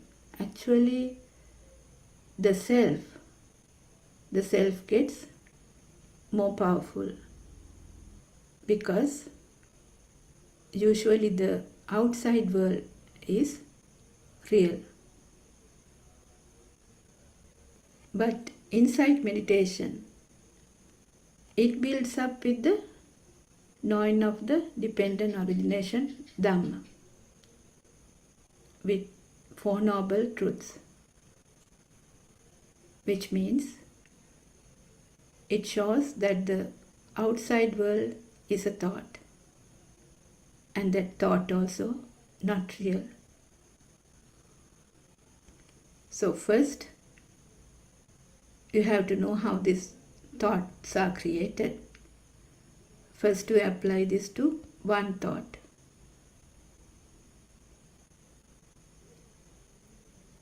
And you will know that all the thoughts are created the same way, with colors and sounds. The example our noble friend Buddothpada gives is the mango's fruit. Once you cut open, you will know that the inside is white, isn't it? And after that, you don't have to cut all the mango's fruits. Likewise, you have to see the truth of only one thought. Then you will know that all the thoughts are created the same way. If we talk a bit about the three worlds, the sensual world, form world, and the formless world. The sensual world, where everything is happening. Everything has a value. The thought power is more. There are desires, ill will, hatred, jealousy, and all the defilements are there. The duality is there. The form world. Form world is where we know that the world is created by senses, but it's a thoughtful world. So in a thought, everything is there. Still, the thought power is there. The formless world. So Aryan Mahansa these days explains a lot about the formless world, where the Shastra power is underneath. In other words, the power of defilements. Shasrava, Ashrava, Shinasrava, Anashrava. Anashrava is when the power is becoming zero. So our noble friend Buddothpada Aryan Mahansa explains that all the three worlds, sensual world, form world, and the formless world, are in one vibration. So what we have to know is that as long as there is a vibration, there is a suffering. Actually, there is no self to suffer. So as usual, we invite you all to come and listen to Buddothpada sermons and end your samsaric journey, end your suffering. There are about 12,000 sermons in the YouTube.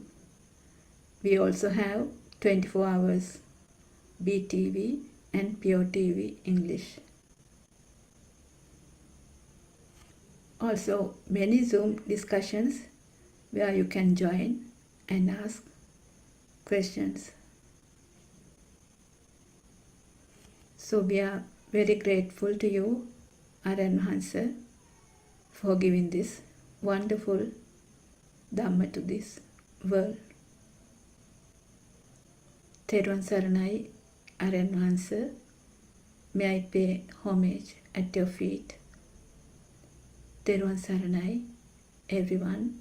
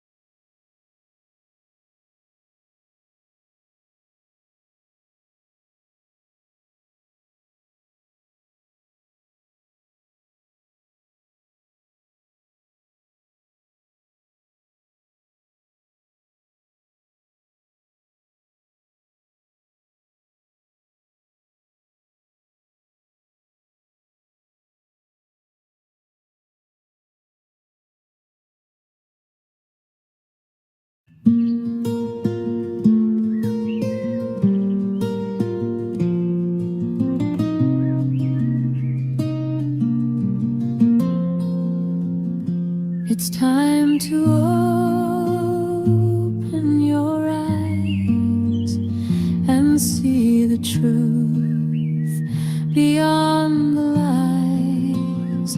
Do you hear the cry of a broken heart and feel the ache that's tearing apart? But Buddothpada will show you the way. Buddothpada will show you the way. Buddothpada will show you the way.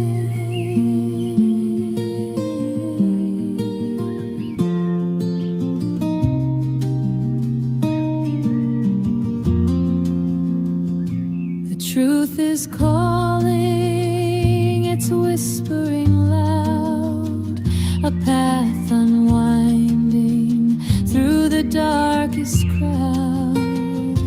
Seek the light, let go of the fear, and find the peace that wipes away each tear. Buddothpada will show you the way. Buddothpada will show you the way. Buddothpada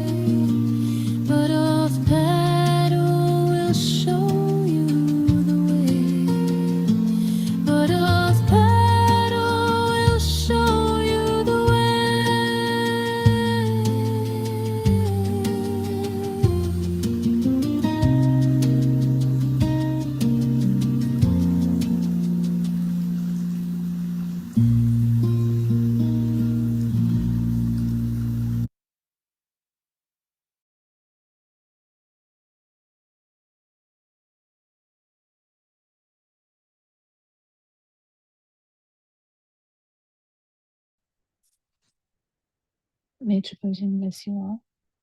We'll start this sermon for today. We pay homage to Aaron Wanse. Buddothpada Aaron Wanse's idea is this 24/7 English sermons, as well as there's a discussion from Sri Lankan time 3 to 5. Thank you, Aaron Wanse, for your guidance. And if anyone can understand Sinhalese, there's beautiful sermons which are happening at 7 o'clock at night, 5 o'clock in the morning. And there was a beautiful sermon yesterday at Buddothpada in Sri Lanka. That's a beautiful sermon, all done in Sinhala though, if you can follow Sinhala language. Anyway, our effort is to give this message in English language as well, which is a bit challenging. We had a very good discussion yesterday, 3 to 5 from Sri Lankan time, trying to actually answer genuine questions about Dhamma. It was very beautiful. It's very important to understand the basics. Multiple basics that we can't forget is there's one thought at a time, because it's happening very fast. We can't even understand that it is one thought at a time, but it is. If you actually slow it, you may be able to appreciate that. But and the thing is, this one thought, whatever the stimulus, one thought, if it is a thing, if it is felt as a thing, that is the feeling of self. There is never a self anyway. The feeling of self is the stimulus. It's very important to understand this, because that is the only thing that will help you in getting this properly. For you to even feel this, someone has to understand it. Otherwise, it's not easy. So there's one thought only at one particular time, one thought or one stimulus, and that stimulus, if it is felt as a thing, the alive feel is there, that is a thing. So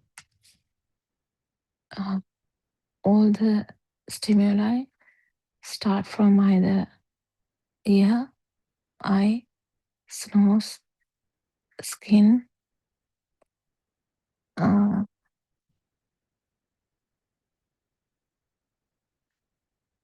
taste, tongue. So and also when the mind is formed, mind.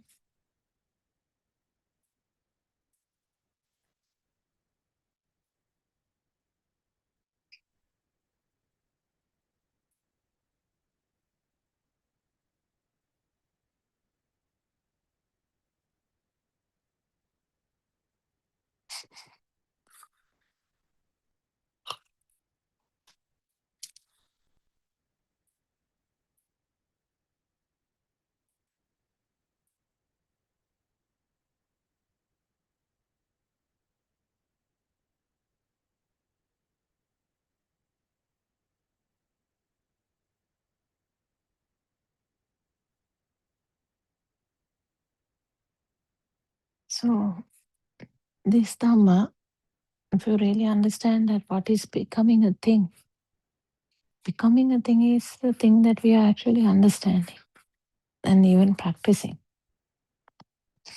How things have become a thing. For a long time, if you lived for 50 years, for 50 years things have become a thing. It's a habit. That mother, father, daughter, son, husband, wife, other sister, their family, or friend. All these things are actually the, the closest things ever for a person, or even workplace.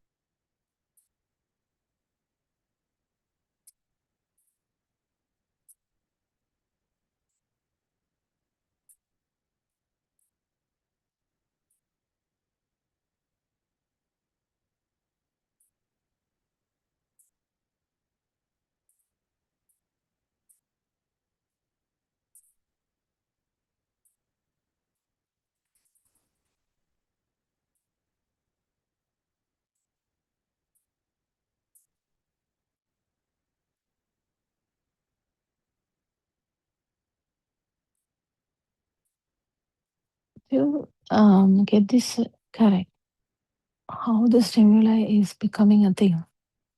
Actually, the beginning of the stimuli is the speed of the sensory organ. If you go back to the beginning, if you can, if you pierce one thought, you can understand this. The beginning of the sensory organ is just the fast vibration of the sensory organ. That's only. It's nothing other than that.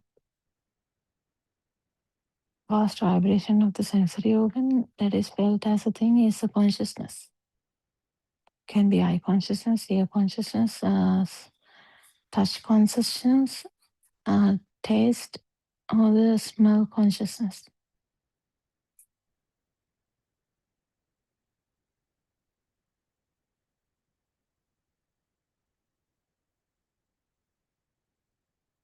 So how you get the consciousness is the most important thing.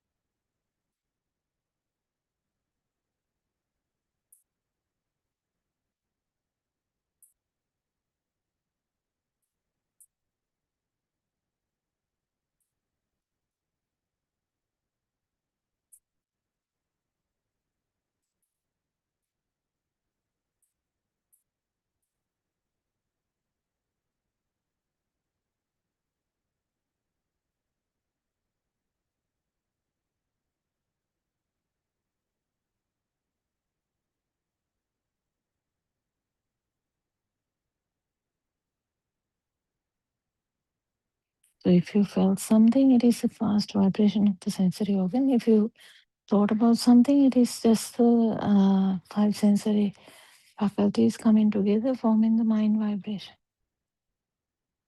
So the sound wave and the light wave coming together, forming a mind wave, is very, very understandable thing.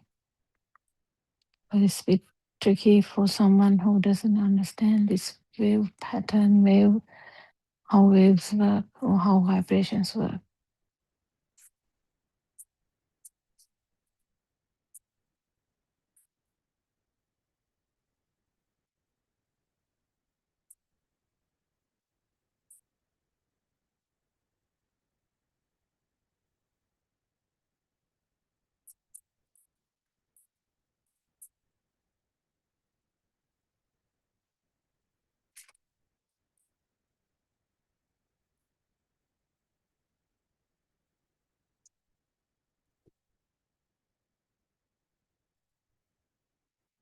So the mind wave,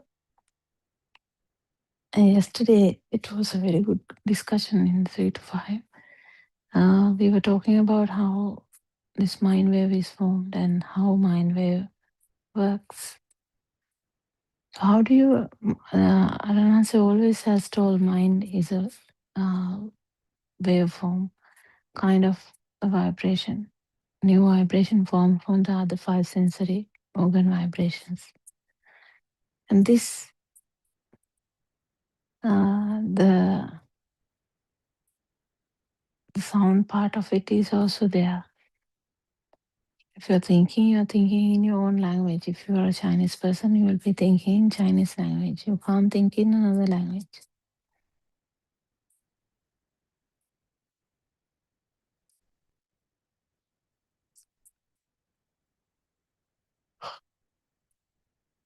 So if you're someone who has studied English, you will be thinking in English.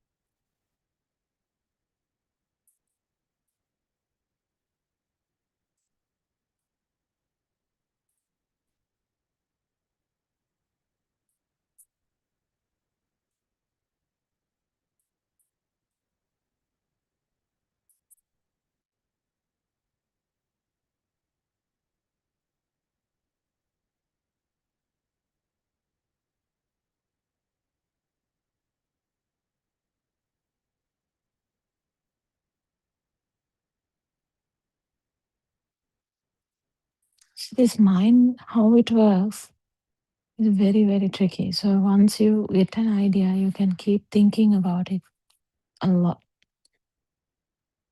So the mind will race following just one thought. Okay, if it is daughter, it will be just racing about the daughter. Just in that life. And if it is about the mother, it will be thinking, like a lot of thinking.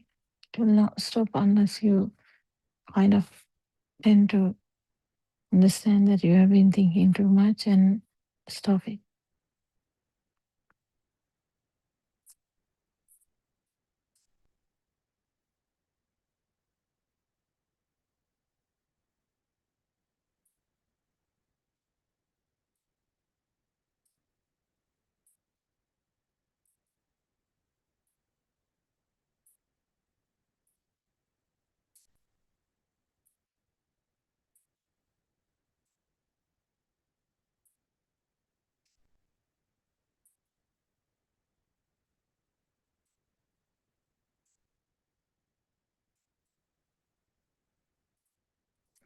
So what are the thoughts that are so powerful in your system is different to what thoughts are powerful in another system. So just imagine if it's a mother, just imagine a mother of 5 children. This is going to be very difficult because all the children will be, there's a time of repetition, like the children are manifested over a long time. Just imagine the youngest is 20 and eldest is 30, 5 kids, and the mother is now about 60 years of age. Imagine how much strength that each stimuli has. The biggest son being 30 and the youngest son being 20 and the person being 60. How much momentum these kids may have got into in this mother's thinking pattern. Why? Because thought of the sun has occurred over 30 years. 30 years means a long time, but it is about the repetition of this thought with each time with power. And actually, that has formed you all the time. And the more you uh, feel yourself, that is the actual living. And so you feel alive because of the other person, the sun. You feel alive because of the daughter. You feel alive because of the other son. Likewise, this all the stimuli has gained momentum, but the actual reason what they gain the momentum is for oh, I give the alive feel. That's all that happened. Alive feel, feeling of alive feel. Any stimuli in that case, whether it's a table, whether it's a TV, whether it is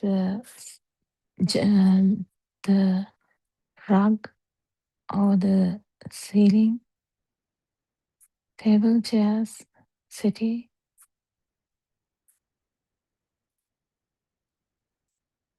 These are the perceptions I encounter as soon as you enter the living room. You don't have to enter the living room though to get the idea that they are there. Okay, moon. If you see the moon in the evening, just imagine this.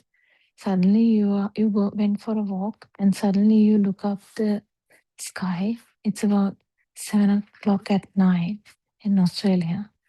Suddenly you see the sun with lots and lots of stars.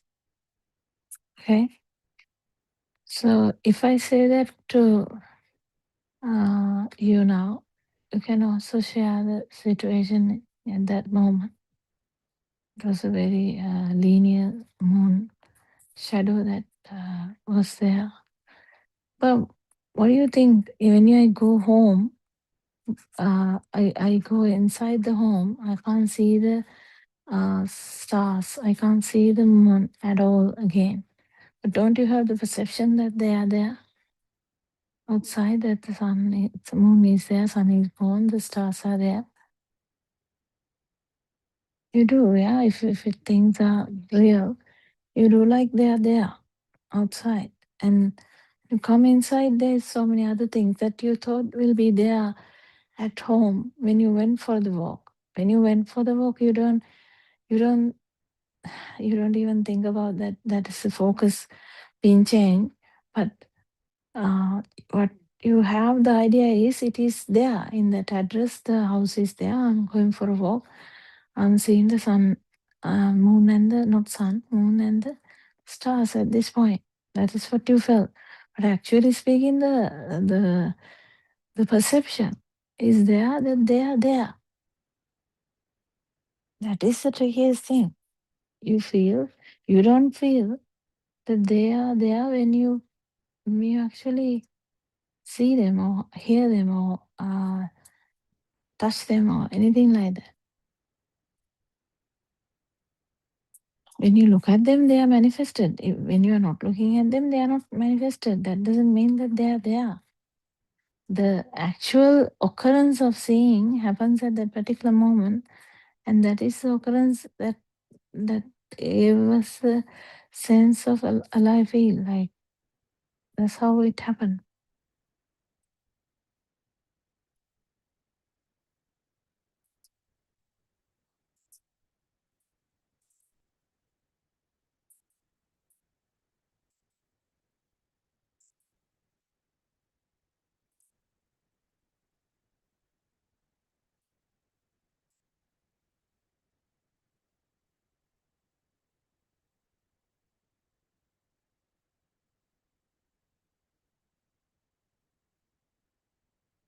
Can you understand this? So the idea we have that the moon is in the sky, that the stars are in the sky, even though I'm inside the house, still the moon and the sky, the stars are in the sky. That's what we have, the idea. That is actually taken for granted because that's how you felt. they're there.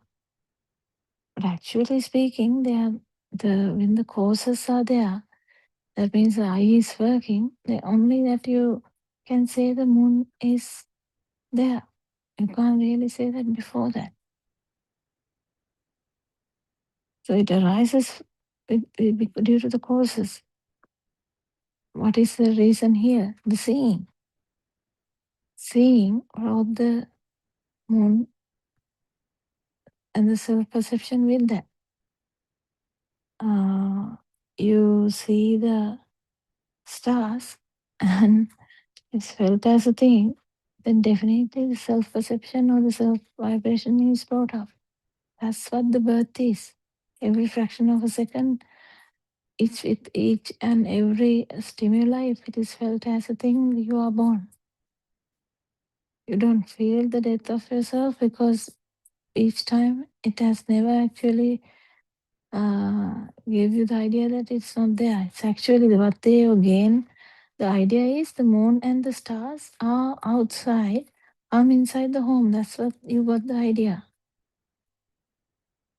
But unless you looked at that, you can't really say that. The reasons the stars arise when you when the seeing happens, because you can't touch the stars.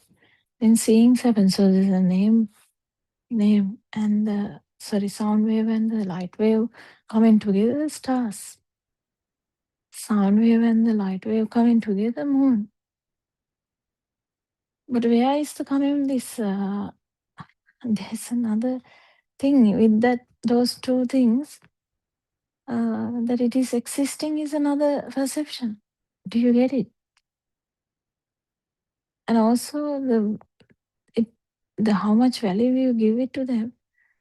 The life in is there. That's why you called. I saw the moon and I saw the stars, and they were beautiful night. And you talk about that. Still, if you have the idea that the stars were there, and now you can't see them. I mean, sometimes you can't. Sometimes you can. And in the morning also, you might be able to see them.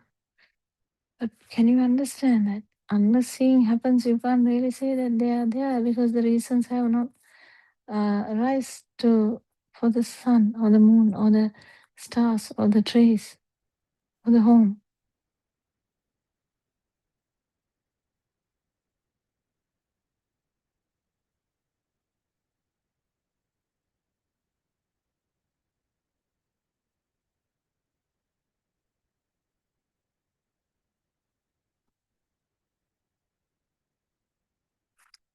What do you think?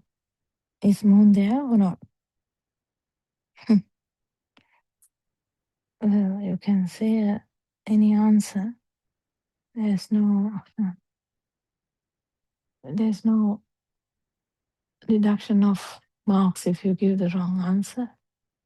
But the moon is there when you get an idea about that. So it can be through the eyes, it can be through the sound, it can be through thinking, anything.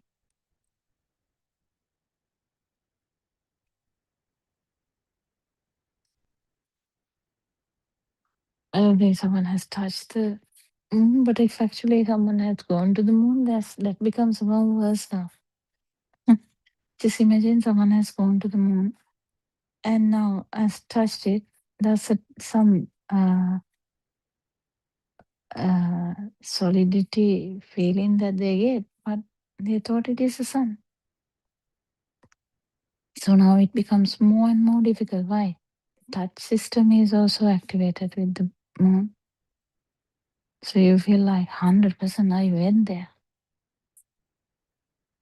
Did you go there? Going is also a perception.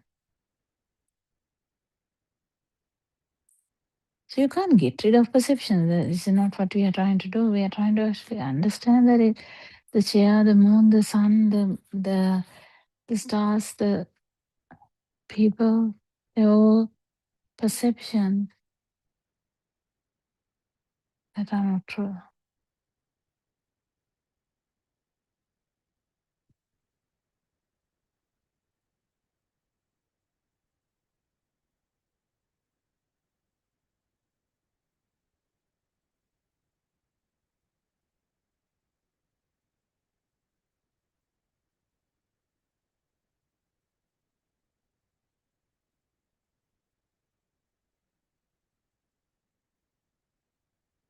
If one gets this properly, that's so great because you're not deceived by the thing that you see. You're not deceived by the thing that you hear. You're not deceived by the thing that you touch. You're not deceived by the thing that you think about. The thinking also can happen. You can think about this moon again in an instance. Doesn't necessarily matter. None of these things are actually there. What happened was a fast vibration of the eye only, fast vibration of the ear only. So if you're looking at this moon, it's a fast vibration of the eye that happened. But was the moon actually there? Moon is a thought. Thought can't be true. You feel as you have seen something, isn't it? Yeah. What is that? Where is that feel coming from? That is because of the fast vibration of the eye sensory organ. That's the basics. On base of that comes the moon. If it is felt as real, yes, life feel is there. So 100 times if you think about the moon and it becomes more powerful, you know.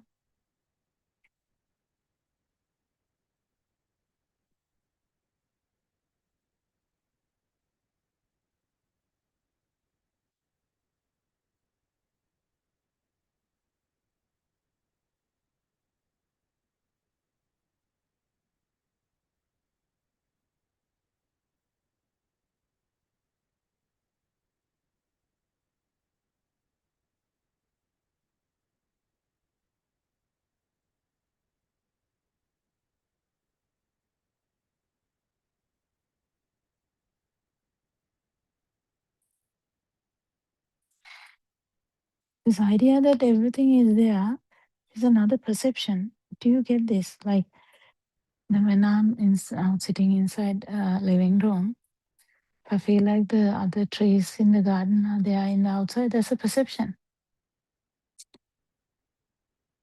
I have to actually open the window and see that to actually experience it. That's a different thing. Even if you experience it directly, it is a perception. That bit is very difficult. Now, when you see in the dream, you can really understand that it's a perception, yes. But when you actually see it, you are like, oh, wow, kind of effect is there. Because it feels real, very real now. If you can touch also, that becomes very, very real.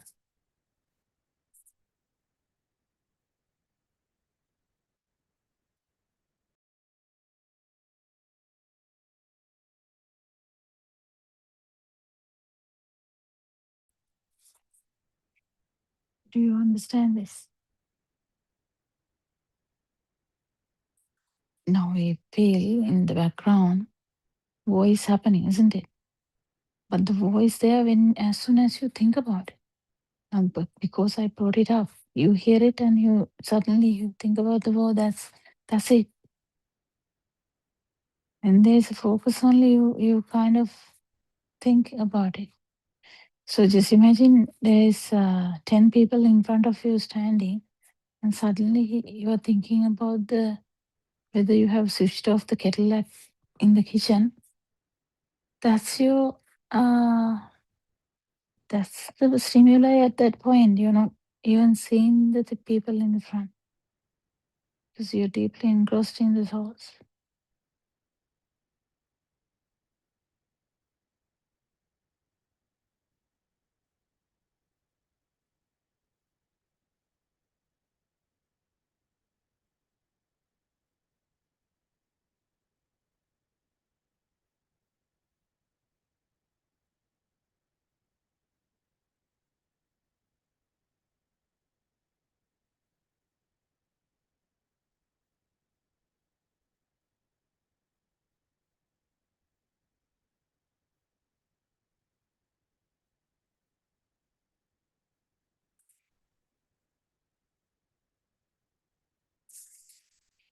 Mm.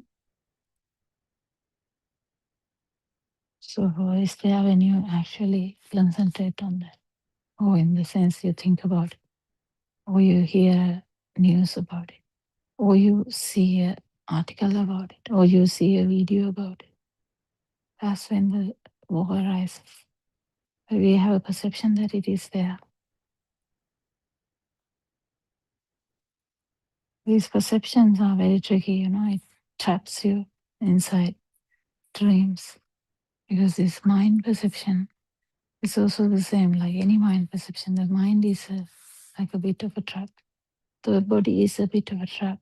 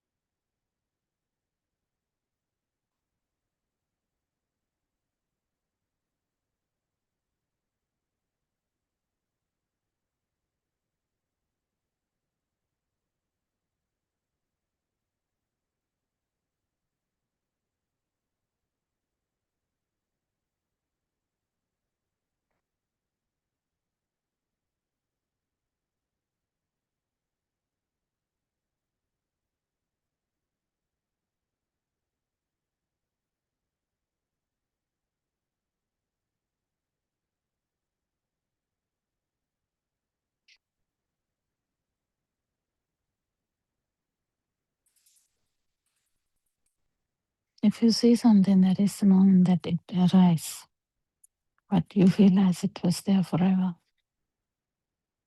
That's the perception we have. This bhava or becoming something or having it forever is a thing that we have. It's another perception. Because of that, there's a tendency for you to try and keep manifesting these perceptions. So thinking too much is also like that. If you just thought comes and you are finally ending up thinking and thinking and thinking and thinking.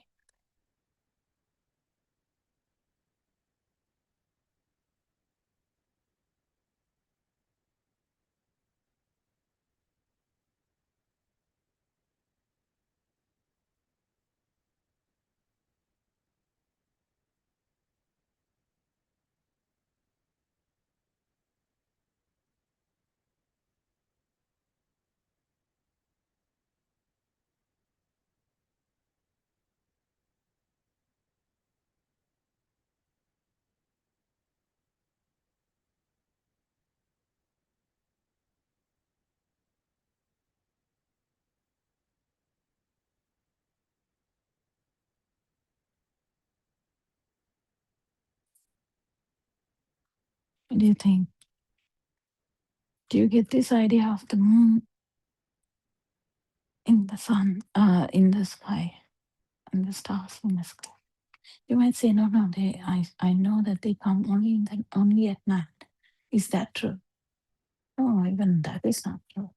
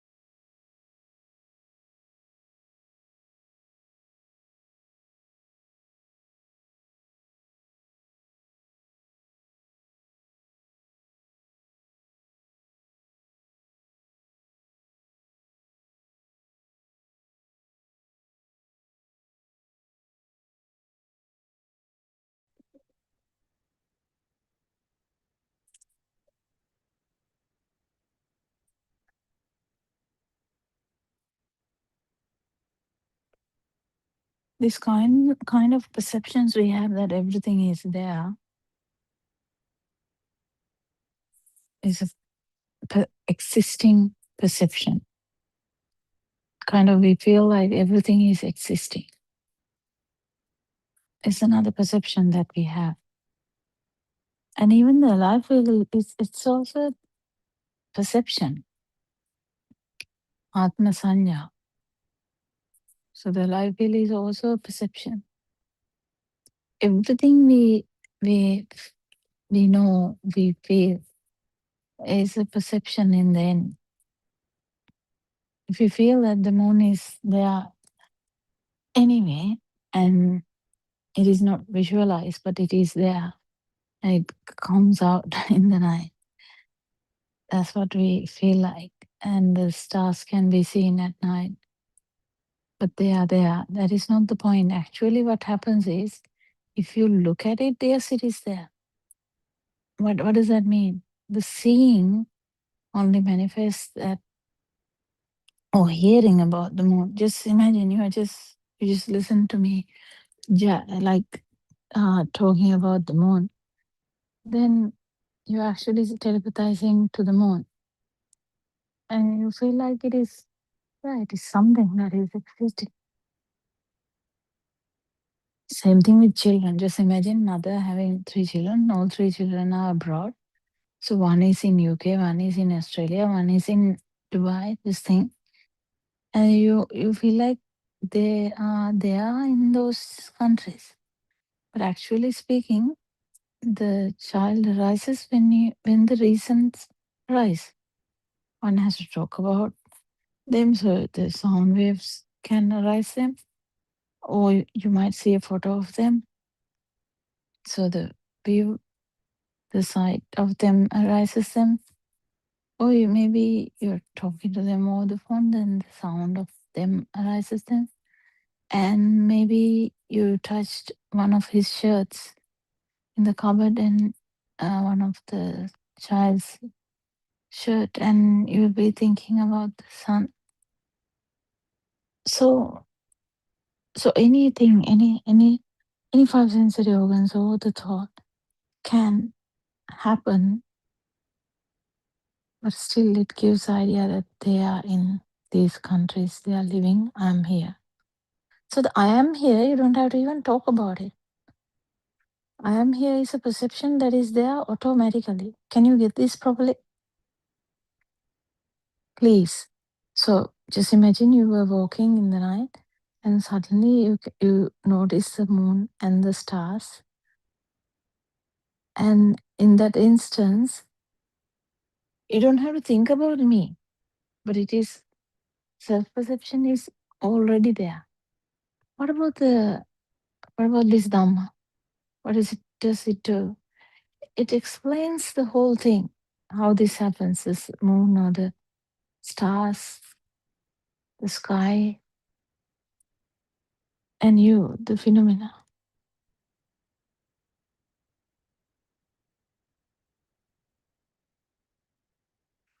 Isn't it?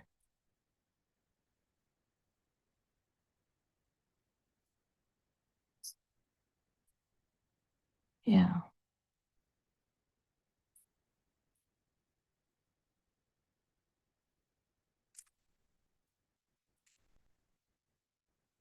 This phenomena, the existence field, is a perception we have, or sanya in Pali.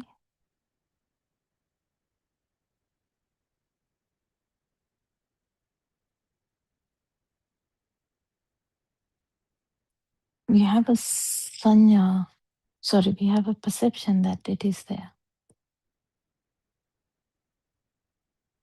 Automatically, there is, at that particular moment, if you have that existence perception, you are also there. They both are kind of similar.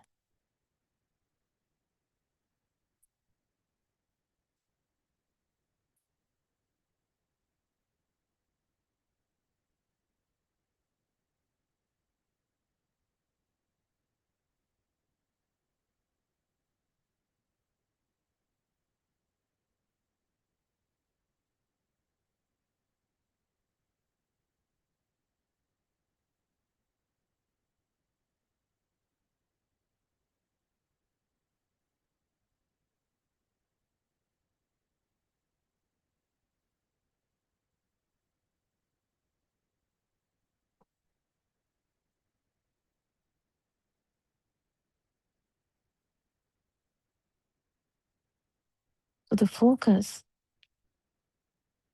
focus brings the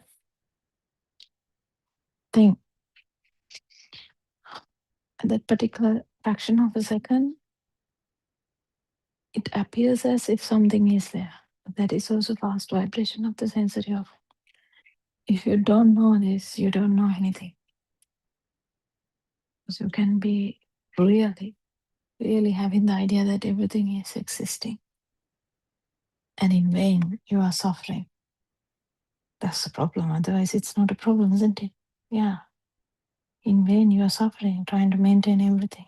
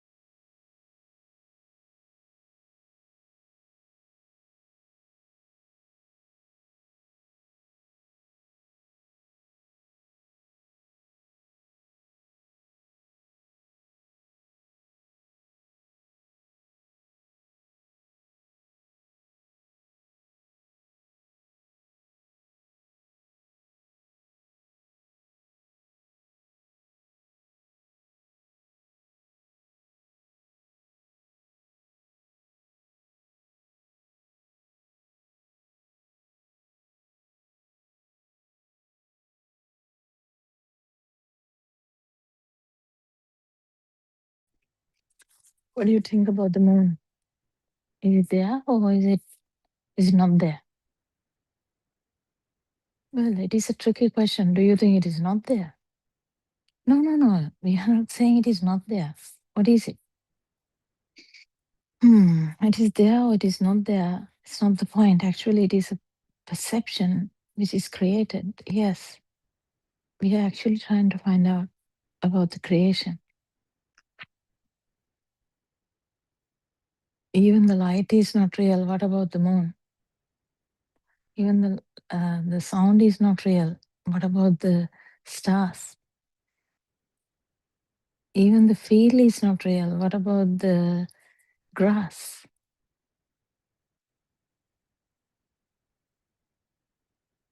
What do you think?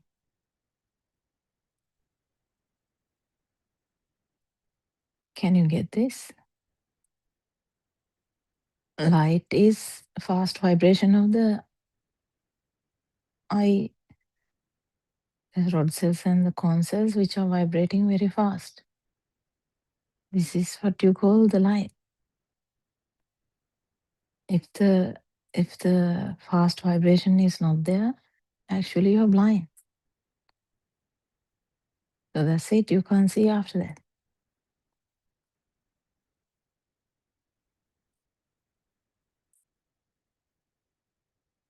Synchronizing ability for something is lost.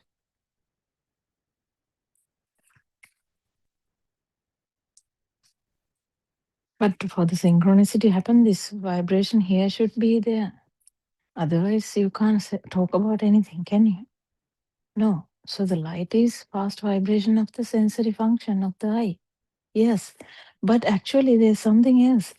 The eye, the vision itself arises at the moment of the eye vibration. That these are not two different things. eye vibration equals the moon. What does that mean? This is a very fast occurrence. So the eye vibration, the light and seeing of the moon, it's kind of very fast thing. As soon as you see it is the moon you're seeing. So the moon is kind of the vast vibration of the sensory organ. We can't differentiate because of the fast occurrence of this mind. The sensory function is happening so fast. That's why we can't even. That's why the life field is there. If there's no speed in this system, this universe, you can't talk about alive organisms. You can't. You can't find life if there's no speed.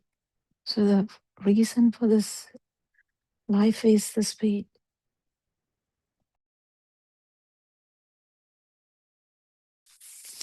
But for this to be appreciated, there should be specific sensory organs. Then only you can appreciate this. The specific sensory organs the humans have is the eye, nose, tongue, the skin, and the ears. When they work together, only mind is formed. That's another sensory function which is created later, after the mind is formed. It acts as a separate organ when the thoughts are popping up. And also it happens all the time. That's why as soon as you see something, it is the moon, because the mind perception is coming easily, very quickly. Actually, they are like not two different things, one same thing. You can't differentiate between seeing and actual eye vibration and the light, because they are actually the same things. Why do we feel a duality then? We feel the duality because that's another perception that we have. That's how it is in the mind. When a perception is formed, definitely the duality has started. Because if the chair is there, I'm here. The moon is there, I'm here. Stars are there, I'm here. That's how it is. There's another perception which arises because of the projection effect. Moon is far away there. I can even point out that's the moon. And definitely there's a sense of being here. Who is pointing it to the moon? This perception is very difficult to understand, but if you really get this proper, you will be amazing at each and every time that this mirage occurs, mirage of the self-perception.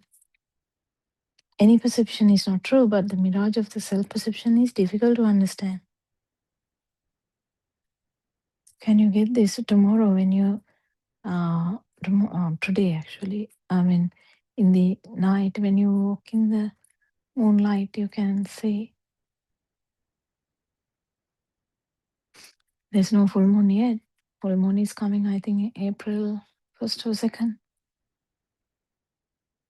But if you see something and you feel that it is there, it's actually the life field. There's no two different fields. Existence field already is manifesting as a life field. But this existence field is coming due to the ignorance. Do you know that? That's why you thought the moon is there anyway, and I'm going inside the home. Moon is there in the sky, and the stars are there in the sky, and I'm going inside the room. Sorry, inside the home. I'm inside now, but the moon must be there still. That's how you extrapolate. That's how you kind of project. That's okay to project, but if you know that it is not the truth, if you don't know, you don't know much about yourself either. So if you want to actually find out yourself, you need to actually do like a big research. That's a whole fight of finding yourself. What do you think? Hmm. It's just difficult. That's why when it becomes so clear when the noble friend tells you that finding it alone is a bit difficult. In Lord Buddha's time, we are going ahead with Lord Buddha's guidance, so it becomes Lord Buddha's time. And when you understand it through someone, he become the spiritual teacher. And the guidance of the spiritual teacher is very important because this life field or the existence field to really understand it. And egoistic features, the ego is actually due to this life field, which is manifested for a 30, 40, 50, 60, 70, 80, 90, 100 years, whatever the time period that you are in. And this self view is killing you. The ego is killing you. Do you know that? Not only you, I mean, you can even kill others, yes.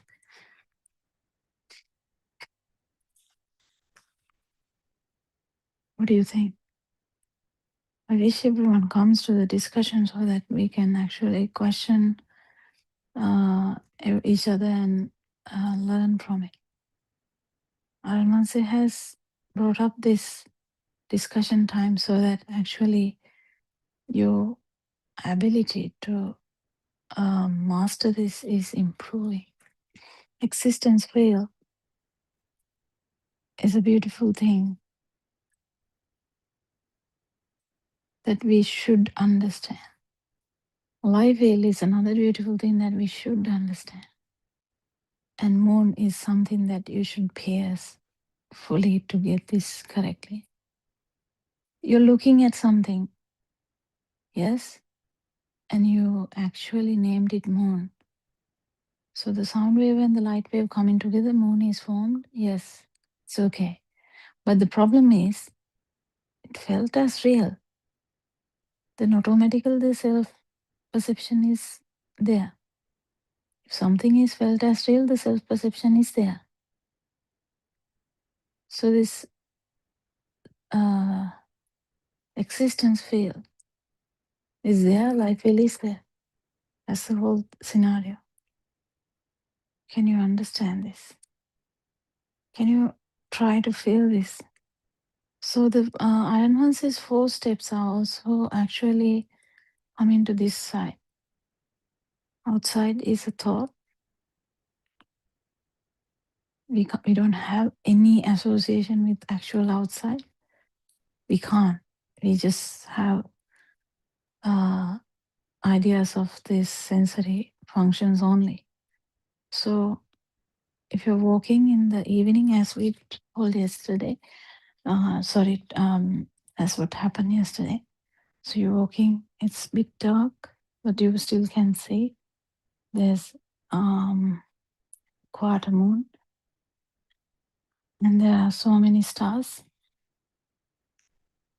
That's seeing, isn't it? That's seeing. It's not hearing. You're not hearing anything. That's seeing. If you're talking to your sister over the phone, then you might hear her voice, and you can see these beautiful stars and moon. What does that imply? You're seeing.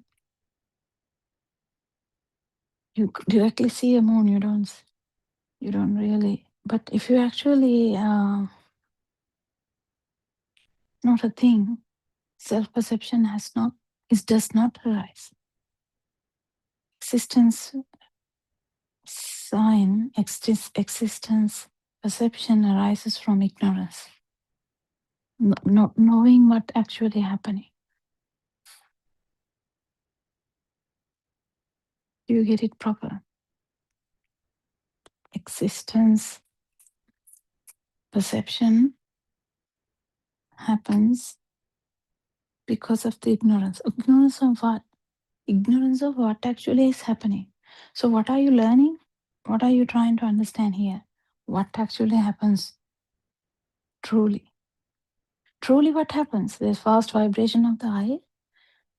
There's sound. So you saw something. Everything came together, and you perceived it as the moon, isn't it? That's what happened.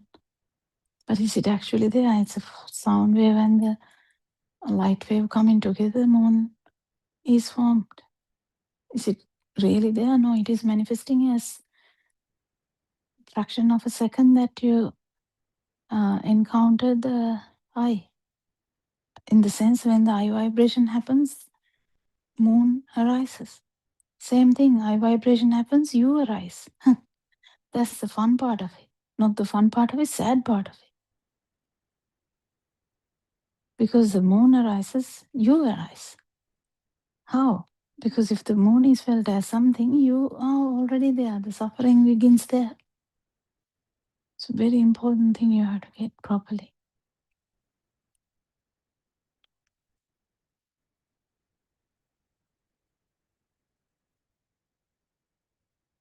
Some people do podcast about this consciousness being the basics. No, consciousness is not the basic. Consciousness is fast vibration of the sensory organ. That is not even the basic. There's nothing actually basics. There's non-vibration is absence of vibration. That's not a new thing. So don't take us for a ride like saying, oh, is there something called non-vibration? No, no. There's nothing called non-vibration. Actually, there is absence of the vibration. So is there something called no self-perception? No, it's an absence of self-perception. So the absence of self-perception is due to the slowly going away ignorance. If you're really ignorant about all this situation, what really happens, you can continue to believe that the sun is there, moon is there, stars are there, I am here, night is falling, but tomorrow the sun will happen, daylight will begin, and I will be living. That's it, isn't it? Yeah. Even the life field is just a formation of the sensory functions. But you, in the thinking world, you think, I'm living. I'm living, this is my family, this is my home, this is my and if you can say this is my part of sky, yeah, you might say that also. I mean, there is part of sky over some countries, isn't it? You have a part of sky, part of sea. If it is airspace, this is our airspace. Nobody can fly over our airspace. Well, airspace must be laughing at us, but that's okay. There's nothing called airspace even. Sea space, this is our sea space. You can say the country's sea space. But whatever said and done, none of these perceptions are true. They are all formation of five sensory organs. So then, if you really get this properly, what things can actually put you off? What things can actually make you suffer? Can the life field be there? Is the person who is suffering, can the person who is suffering survive? No, the sufferer is going to vanish. Things are not going to vanish. The sky, moon will be there as usual. It will appear as usual. The stars will appear as usual. The sky will be full of clouds or devoid of clouds. And it's a beautiful evening, you would say. Yeah, you can say any of these things, but the actual sufferer or the person who is sensing all this is not there because the ignorance is not there. If the ignorance is zero, existence field is zero, life field is zero. To come to that, it's difficult, but actually, um, feeling this for a fraction of a second is the important thing. Then only the doubts will be gone. If you actually feel the non-vibration. What's the non-vibration? Again and again, I'm repeating, it's not a new vibration, it's the absence of the self-vibration, absence of the life field. That's what brings you the no self perception. Is that a new perception? No, it's the absence of the self perception. It's very unique. In the first instance, you will feel it like thunderclap because it's completely new experience. But after that, it will get it will be felt as normal. It gets normalized, even though the first experience is very unique. Even that momentum you will lose.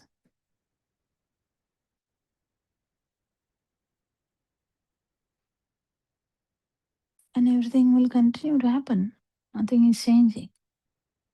But internally, there will be no burning. That's the most important thing with this cessation of suffering means actually the cessation of ignorance. You feel everything. Mind will be less powerful. Mind will be there, but it's not powerful. The feel will be very powerful. What do you think? Do you get this properly or not get this properly?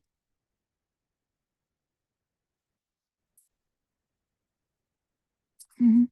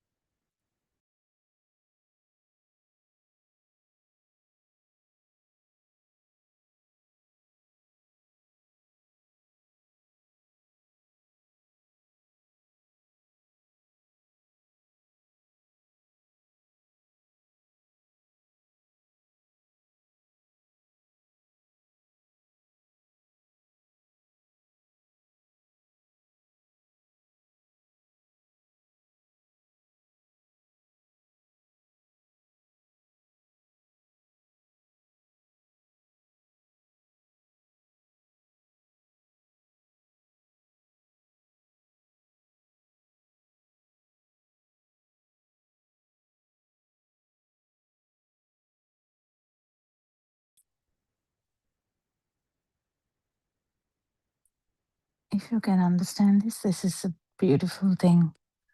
I mean, most beautiful thing in the world, I would say, because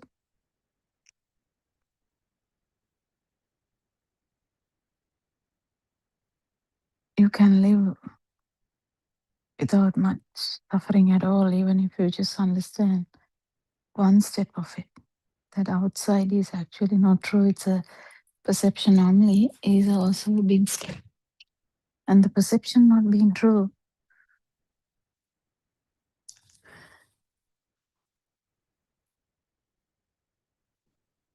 that's a big another step.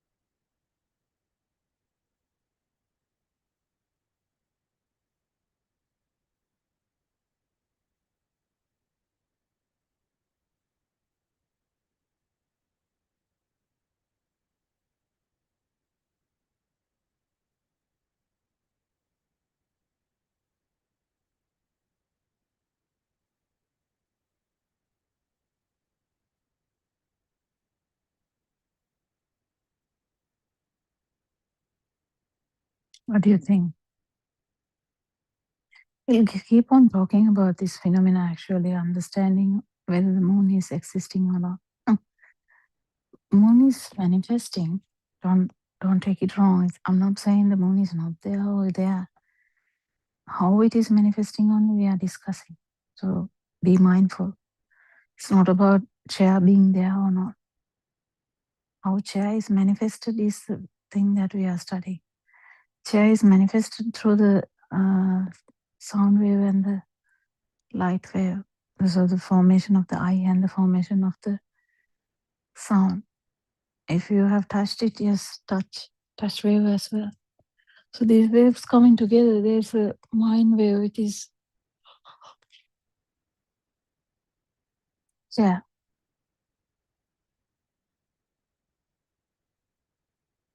Is that actually true? Well, no, it's a creation, yes. Is that actually existing? No. Manifestation would be there. Don't worry about that. Until your eyes are there, all the things will be manifested. The little baby didn't know that it was a chair. Little baby didn't know that it was moon. Little baby didn't know that it was stars.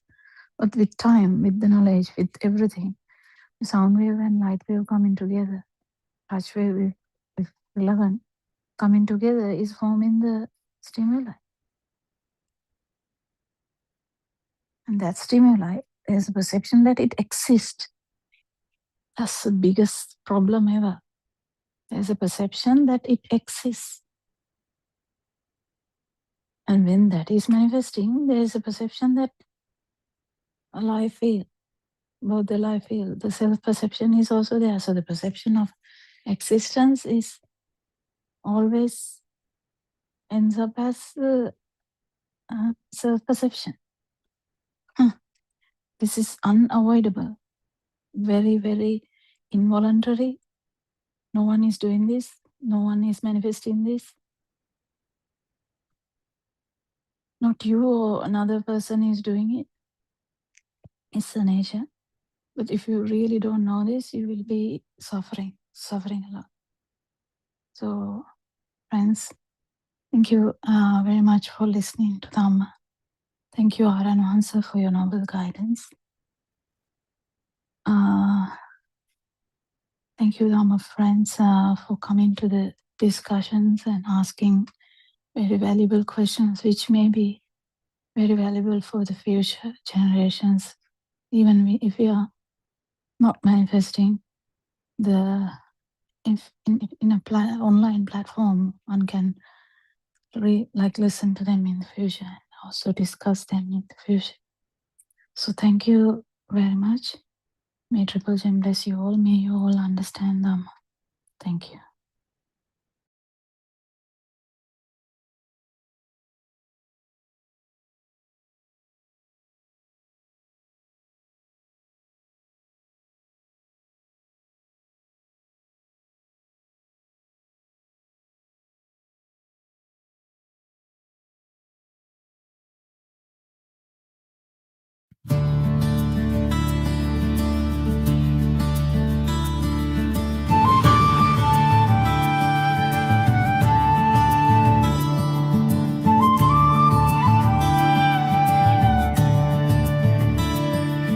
Spring of wisdom rising bright, spring of love radiant light, spring of joy that fills the earth, timeless heart of sacred birth, wisdom of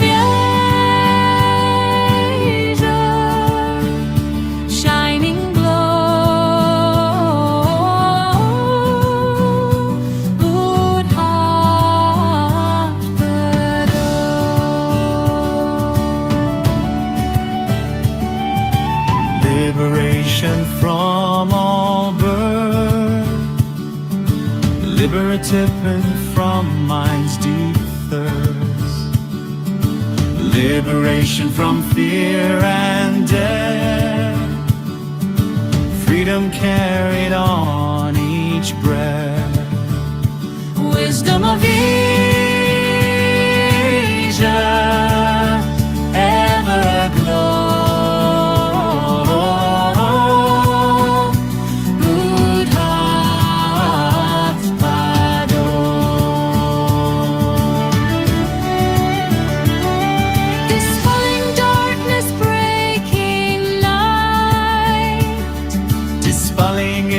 reverence with life. Dispelling suffering as we rise. Compassion. Opening all eyes. Wisdom of Asia, steady flow. Buddothpada.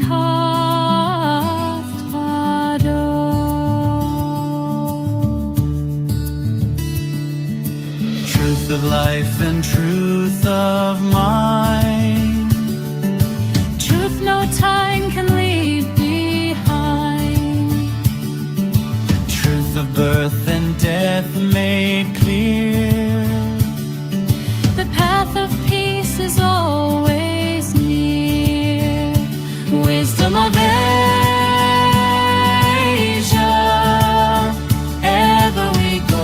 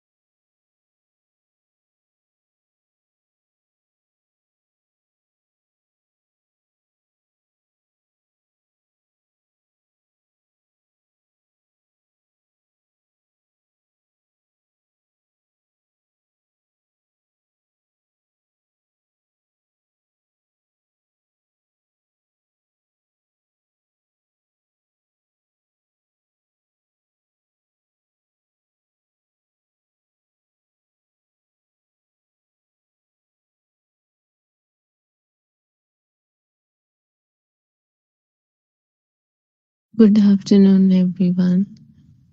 Therun Sarnai Aran Mahansa. Therun Sarnai, everybody. Let's continue with the book reading.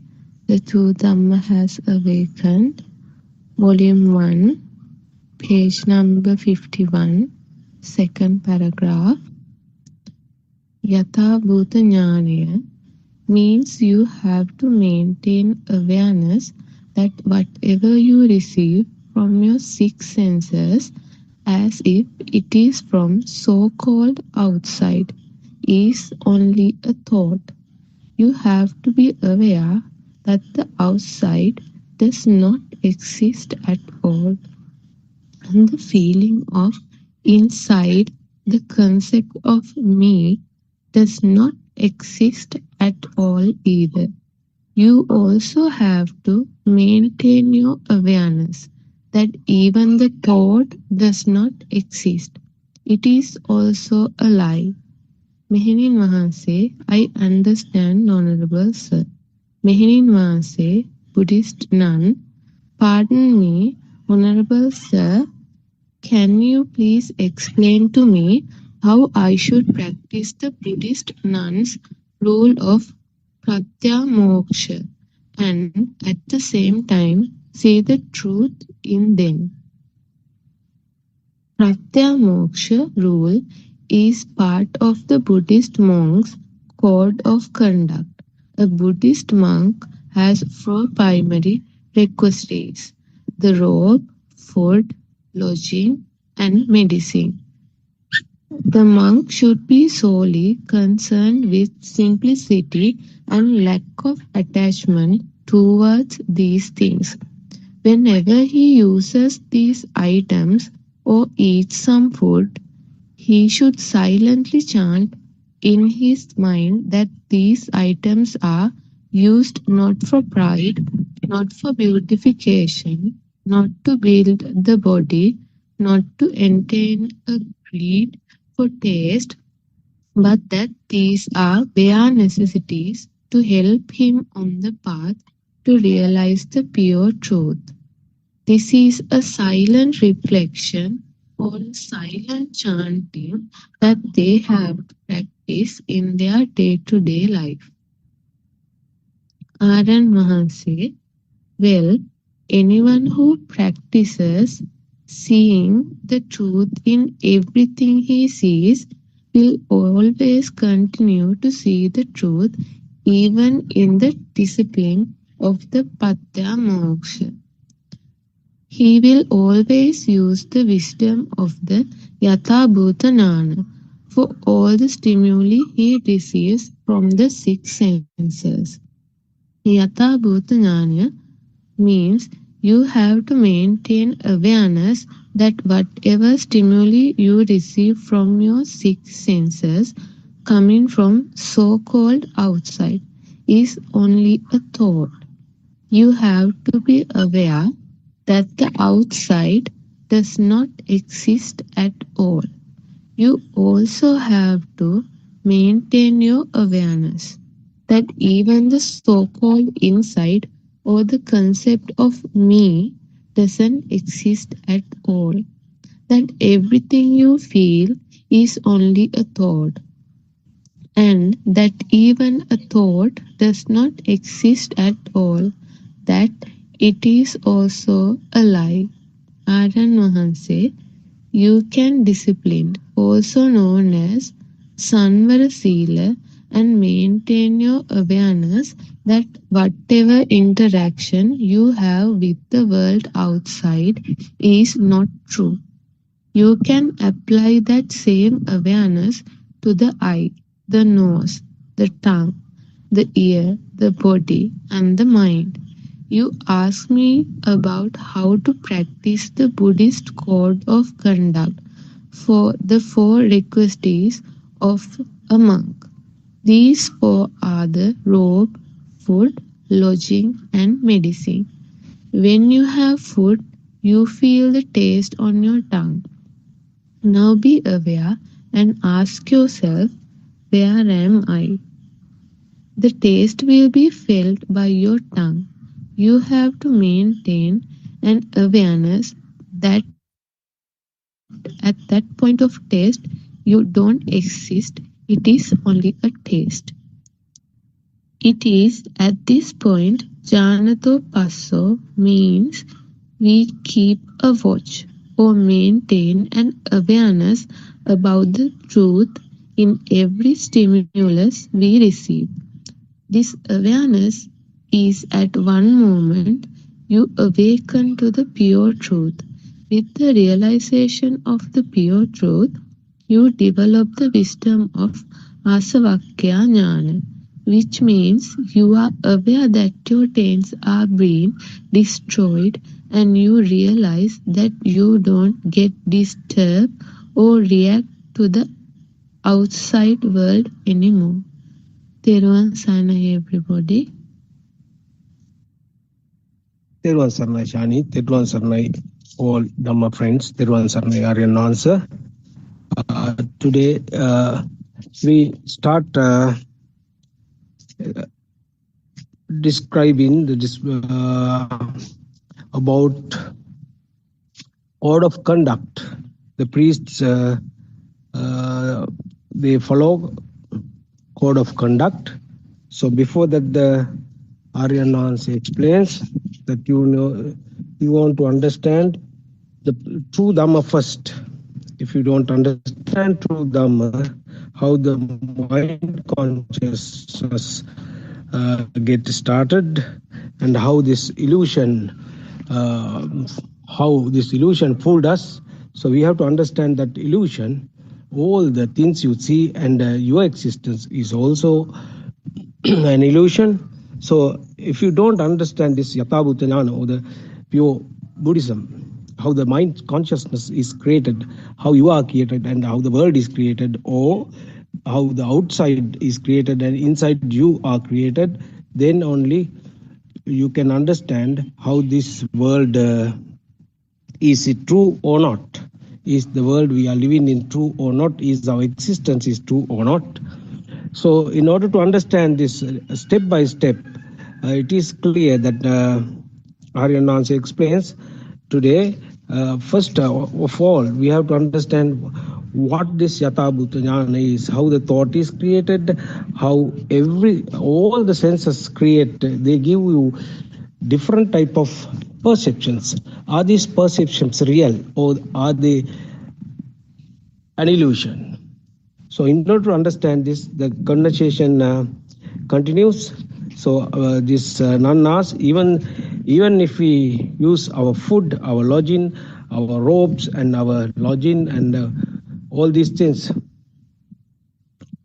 do we have to understand the Yatha Bhuta Jnana and apply that particular Jnana? So Aryan Nancy explains that wherever you go, whatever you do, you have to keep awareness. The awareness is the main point today, so we'll discuss it. So about the awareness. Yes, would like to invite our Dr. Kokila has just joined. Dr. Kokila, yes, please contribute your ideas. Well, Aryan said, Namaskar. There, May Triple Gem bless you all. I think, I think it is a continuation from yesterday and about how none of these consciousnesses are true, in the sense they are not real and they shouldn't be a thing. But in that, normally, even though we talk about like that, it becomes a thought when we talk about it. But we have to understand why it is so. And we go deep into the understanding, then only we will actually be able to think differently. So to feel it, we have to start beginning to think differently and also practice think differently in a non-self angle. So when we try to understand that the eye, ear, nose, because those are the only things that is actually happening at one moment. It's only one of them, one of the sensory organs. Namely, they are like ear, eye, nose, tongue, and the skin. And with the actual vibration of them, actually they vibrate together. So we have to understand this. So when a cat hears a sound, first the cat will just notice the sound, but then every time that cat hears the sound, cat will see the food. Just imagine that the owner of the cat will, owner of the cat will be touching the plate, like tapping the plate. So it makes a specific sound. Just imagine this. So then cat will notice this sound. Cat doesn't have a great idea about it, but cat will actually have some idea about the sound. You will get used to that. It becomes a pattern. But with that, there's another pattern which is going to come. The food is going to come. So what happens? The owner of the cat will keep doing this. Before giving the food, the owner will, if it's a lady, she will tap the plate.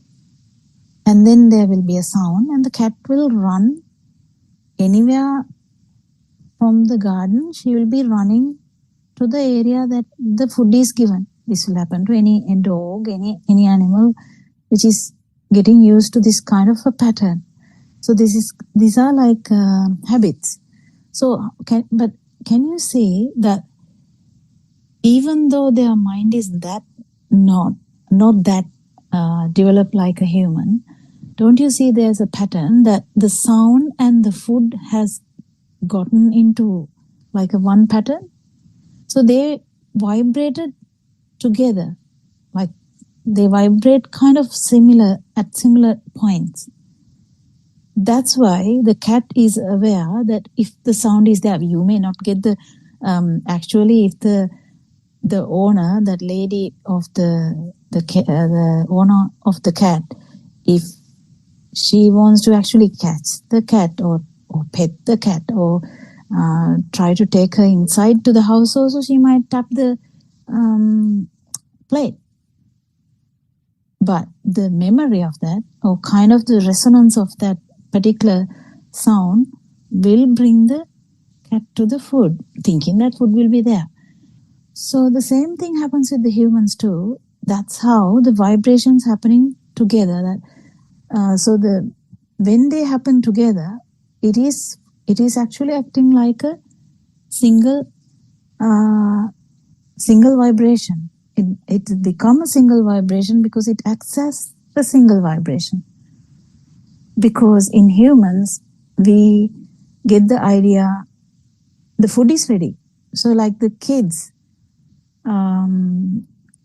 mother will towards the lunchtime, if mother calls, kids come inside, and if she keeps telling the same words every lunchtime, then after that mother will be like, wash your hands and eat now. Just imagine that she will be telling that every day, like for about 7 days or so. They will definitely decide that the pattern would be like the mother calling, it will be for lunch. Similarly, a baby in the cot has like a eye vibration. There would be like some pattern of light, and then smell of the mom will be coming closer, because with the light pattern, the smell also will come closer, because the mother is walking towards the baby. And then mother will be talking to the baby. Or manicure like that, the mother will be talking. And then what about the touch, mother's touch? Mother will be touching the baby's head. Stuff like that, they all vibrate together. Then that is what the mother is. So if you talk about mother, doesn't all the patterns come at the same time? If you hear a bell in the school, just imagine for the lunch, or what do we call it? Like interval. We call it interval, isn't it? And we heard it. We definitely know that we can go out and play. So that's kind of a pattern. So interval has a meaning. It's okay to have a meaning, but what we are trying to say is how this arises. This arises with the help of the 5 sensory organs. Okay, now then we know that if it is arising from something, it can't be actually there. Can it be? Like we can't be like, there is something called interval, or there is something called food, or something called apple. Specifically, we feel some sensations, yes, but apple is not there. Definitely, you feel like your tongue is being entertained, but if you really look into that, you won't find the apple there. You will sense something in the nose, but definitely the apple will be not there. Likewise, every 5 organs, you can understand, you would be seeing pattern of light, but that doesn't necessarily mean it's a apple. But we call it apple, that's fine. For communication, we have so many, like billions and billions of ways and means to communicate. So, but the problem is we keep forgetting this, how this world arises. Actually, we don't even think about it. The world becomes very active and alive. So we feel like we are living there and everything is true. The tree is true. We never thought about it. But with Dhamma, with our enhancer's help, actually we have started to understand, okay, this is really funny, because we were talking so highly about things, like just imagine $1 or rupee, how much value we have into that. But the actual, it is a notion, it's a concept. Concepts can be there, but it's not actually true. It's a part of the actual dream. So then we come to the understanding about the 5 sensory organs, which actually help to form this thought. So the 5 sensory organs, are they doing anything actually? So are they true? What happens there is, if you talk about the sound, humans have a sound vibration range. We can't hear what the dog can hear. We definitely know this very well. The animals will hear before us. And animals will hear very slightest things that we can't hear, and very high notes also. So, what sounds are there? What sounds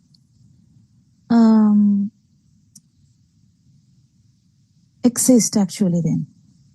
Is it the sounds that could be heard by the dog, or are they the sounds that heard by the dog, or are they the sounds that heard by the human, or are they the sounds heard by some other animal who would hear everything?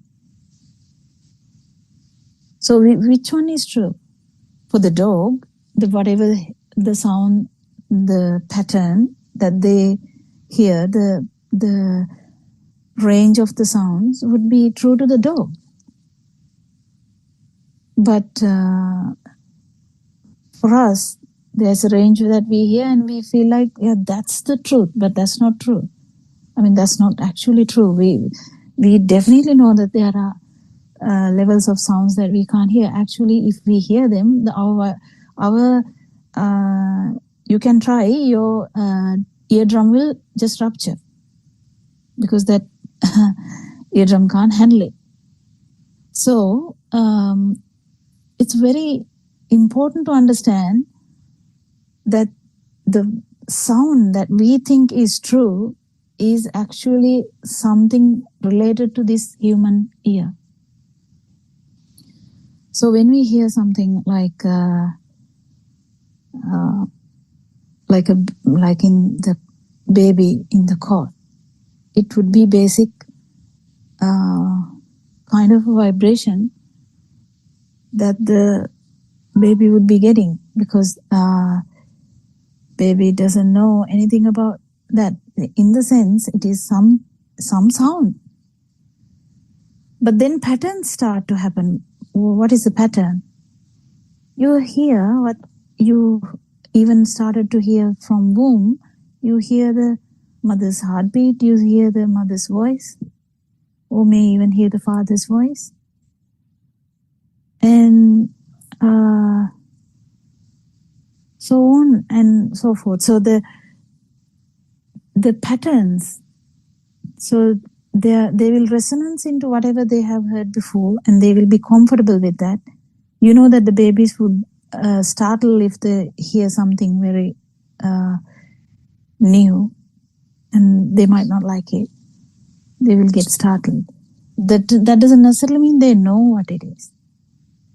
So is the sound true? So if we compare, there are animals that will not have ears, and they have some other form of vibration, like the bat will have the kind of like different organ which will feel the vibrations like in radar. So Just imagine if our body has another ability, like another sensory organ which can go through something like X-rays, we might be able to see much more, but we don't. Actually speaking, the light range also, it is just very unique to the eyes. But there's something more than that.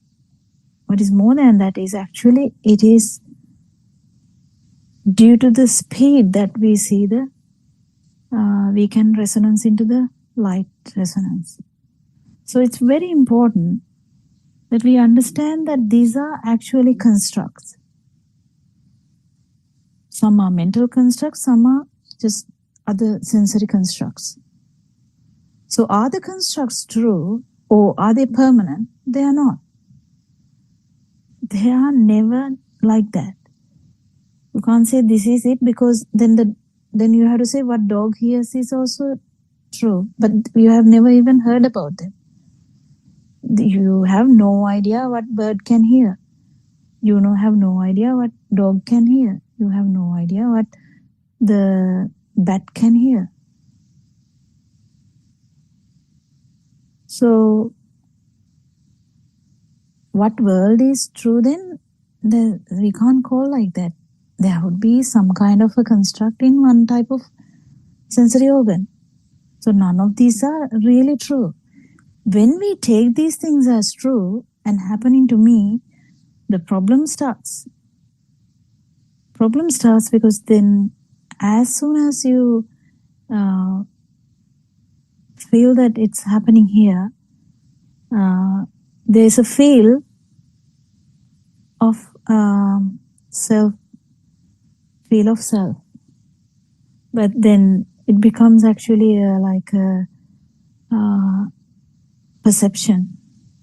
Very easy. If you feel something existent, easily it will be the self perception, because subject object feel would be there. So that is how the trap is here to any organism. We have to just understand. Just imagine a bacteria. If you look at a bacteria under the microscope, that bacteria has kind of a vibration. That's a very basic cell. But even that has some vibrations. Do you think that has like a big mind, thinking that how to escape this, how to go through this body and infect this body? They don't. They don't have a plan like that. It just happens. Because the chemical attraction happens. But in that, there's some kind of feel to every cell. Some kind of vibration is there in every cell. So this is very nice to know, like to understand this, how 31 realms would be there. Like there are so many things that we can't see. Doesn't necessarily mean that it's not happening. It's just that we don't have the capacity to, like we don't have any sensory organ to catch them. That's all. That's okay. But the problem is not having the sensory organs. Problem is we getting trapped into the idea of that I am here. I, me, mine is the main problem that arises from all these situations. Even I take the example for a worm, because it is like, it will catch the idea. You can take anything like ant or, bird or any animal, even a fish. The feel of existence is there. So the feel of existence, even though the mind is really not developed like humans, they are also scared to die. They also struggle, and they would like to feel the next moment. They definitely will like to feel the next feel.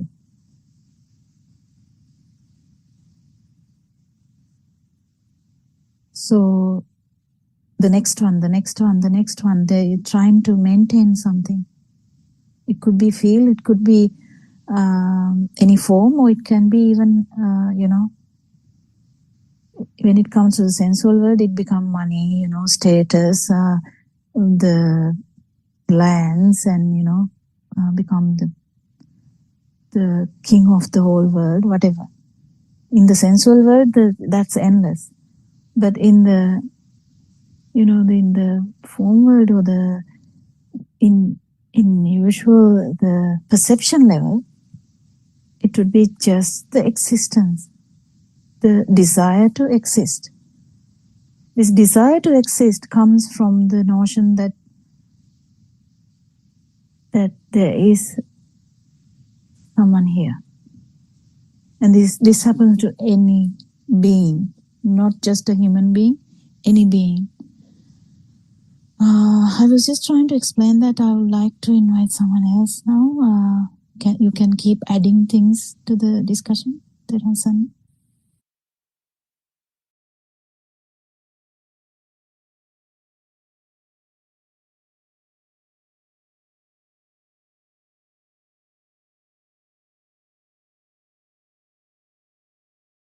නිර්වාණ සරණයි doctor කෝකිලා.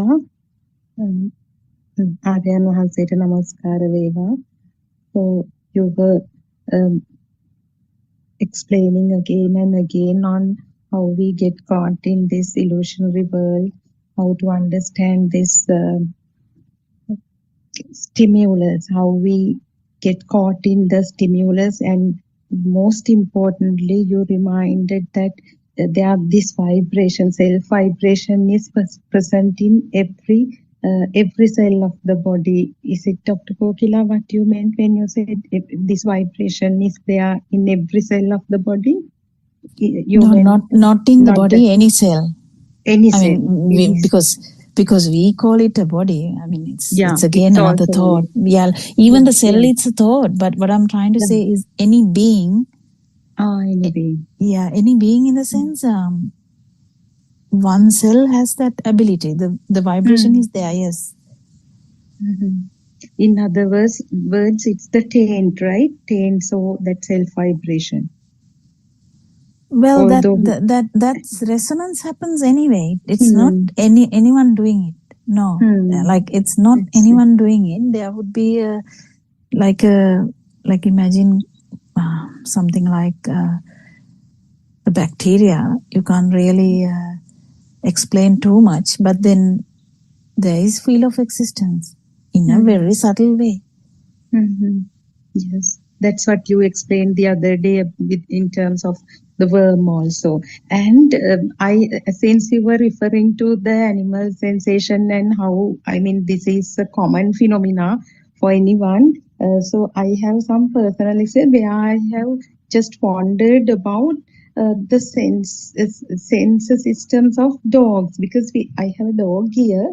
So some kids come to my place, and sometimes some kids are really scared of this dog. It's in the kennel, and when they have to go to the washroom, they have to go past that kennel, the cage of the dog.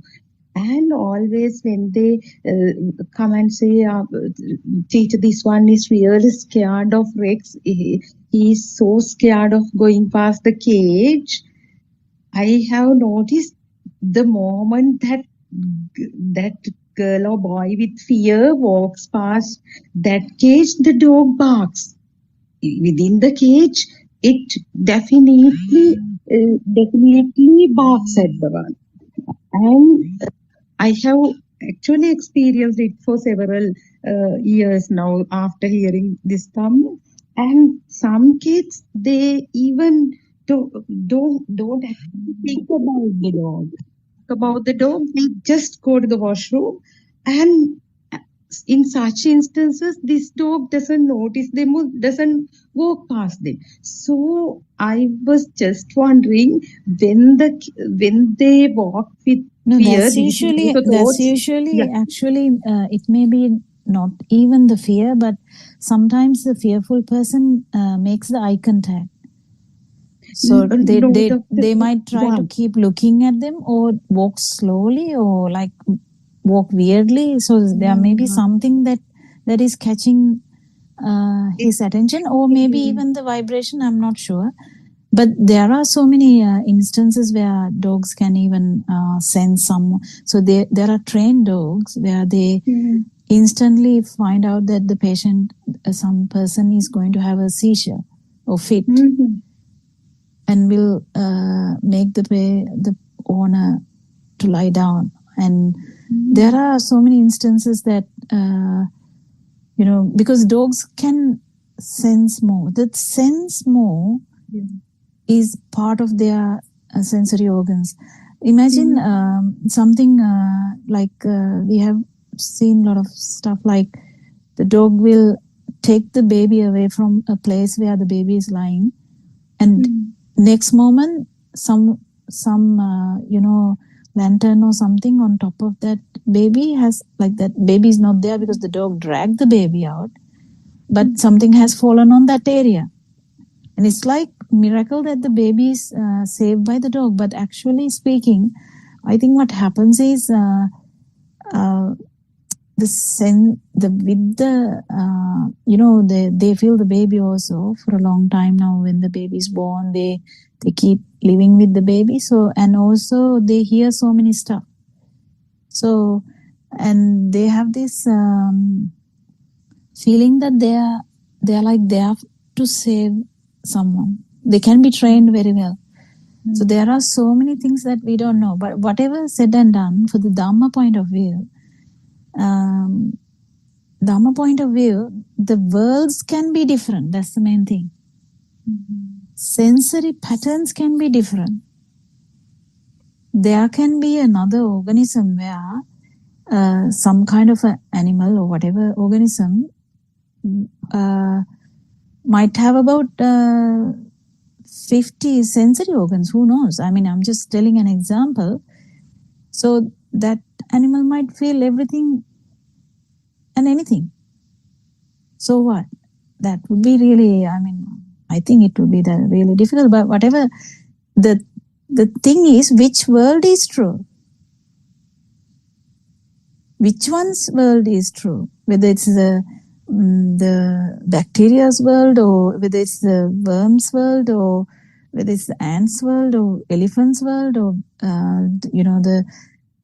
the bird's world, or this dog's world, or human world, or any world in that sense. Because it's a core that's where the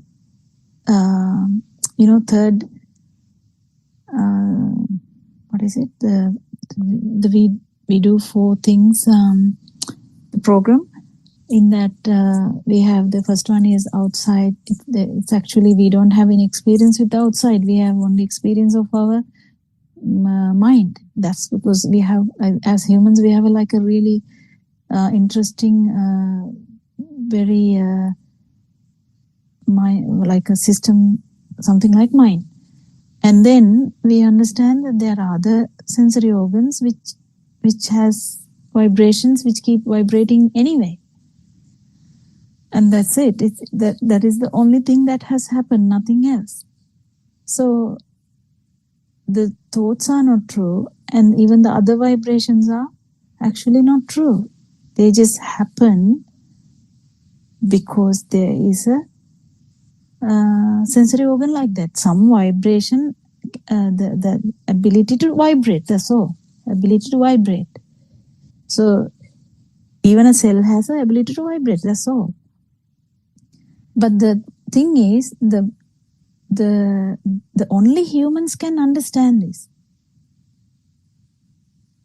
Because the worm can't understand how the dog is feeling. But because we have a beautiful mind, in the sense, not beautiful, but developed mind system, that we can extrapolate, we can imagine, we can understand how these things are happening.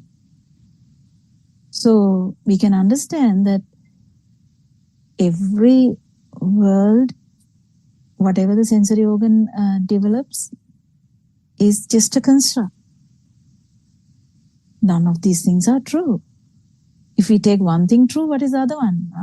What about the other one? So there's nothing like that. They are all constructs according to the whatever the sensory organs. So we had dinosaurs in the past. We say that we had dinosaurs in the past. They had a complete different. If we talk about the dragons are actually like a story, like an animal which is developing the story level, but still, if you think about it, the dragon would have another different type of organs. And which world is true? None of these worlds are true. And that is the thing for non-vibration, because non-vibration even can't be accessed through any other pattern. No way. Because the humans are the only beings that can actually understand the 31 realms and actually feel the 31 realms, or actually, because Lord Buddha said, without feeling these things, you won't actually even attain non-vibration. To see the end of the world, you have to go through all this anyway. So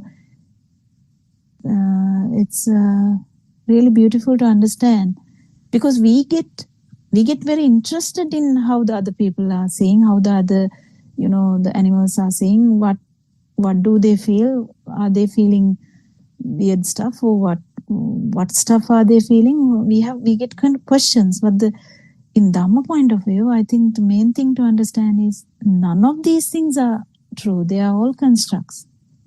So this film becomes just a film. So the value that is we give to even the light, even just the sound, even without not thinking about the bird sound or crow sound or nightingale sound, whatever sound,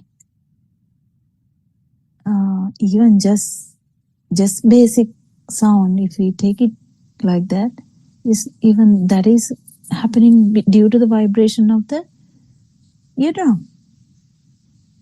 If you're given something more than that, the eardrum will just rupture. That's all.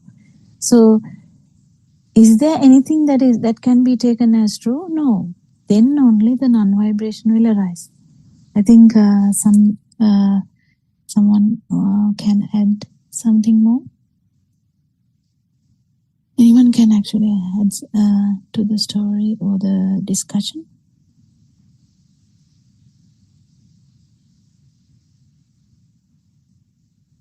Everyone Sanai, Dr. Kokila. Everyone Sanai, friends. Yes, I think when we talk about those animals, what everybody has in common, I mean, if you think about animals like the deer and basically, they all have that animal instinct or the survival instinct, isn't it? And where does that survival instinct come? That is from that so-called sense of existence. Yeah, that's a very good point. Yeah. They don't know it themselves because they don't have any kind of awareness. I mean, if we think about people who have not accessed the true Dhamma, most of society people dwelling in the mind and the mind objects and everything becoming real, they don't know that there is something beyond the senses, and the fact that there can be an awakening to the basic, I'm going to get this wrong, basic vibrations or basic feel is also something completely beyond the comprehension, isn't it, Dr. Kokila? It is only through the access of the true Dhamma, that one can even understand that this is what the senses do. This is what the sensor world creates, the illusion, and that through that illusionary world only we have been living in all this time, and wakes us up to the fact that there was no such world, and therefore there was no such concept even called the self or the ego. That whole thing was part of the illusion itself, and then the waking up to the feel itself was such a novel thing that is kind of very difficult even for people listening to the Dhamma and practicing even for a few years to grasp. So, whilst the animals have that instinct, that the basic thing, as Dhamma was pointing out, was that sense of existence, just like the worm has the feel only through the body consciousness. And with that body consciousness, that consciousness is enough for the worm to wriggle into the earth to find the coolness, which is what the worm feels as good, and makes that sense of existence come alive for the worm. That's all the worm is capable of. And then each animal or each species will react depending on what type of senses the species have to their sense of existence. That is what they're trying to sustain, isn't it? Unknowingly, unerringly, that is what they're trying to sustain, that is what they're trying to promulgate or maintain. It is by understanding the true Dhamma that we then can understand that is the core of this so-called existence, the thing that is keeping us or mankind in this samsaric cycle, this itta sanjava, the sense and feel of existence, which then kind of propels that vibration, and then the current and the energy that is born with that. By trying to propagate that comes that current and the self, then the energy that gets created, which is then called the I. Because if you think about that spinning of the top, the spinning then creates an energy which is not anybody's doing, but by that very spinning, it creates an energy of its own, which is the Atma Sanjava, the self-perception, isn't it, Dr. Popular?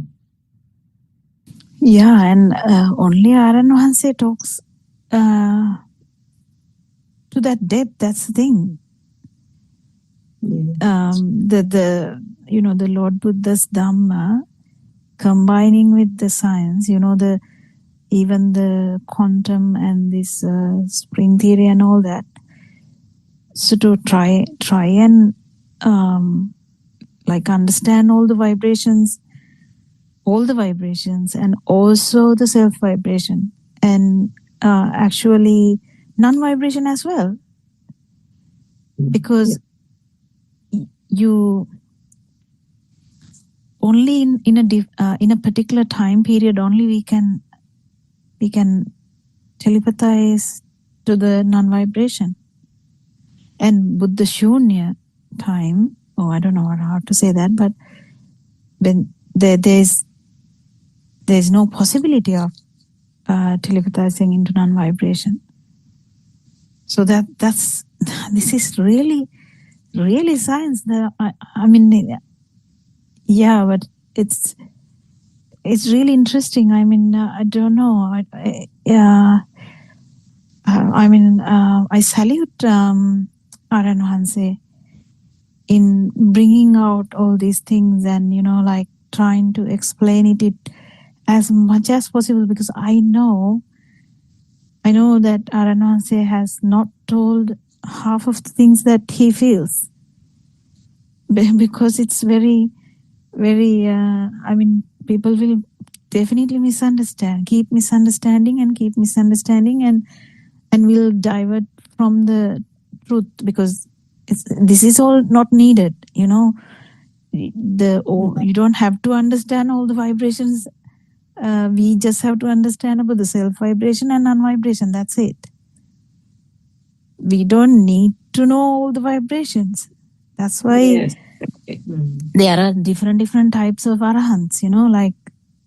there are arahants who can feel everything, like Lord Buddha was actually like that. Likewise, there would be an arahant will not feel that much at all, but they all are aware about one thing, about the self vibration and also the non vibration.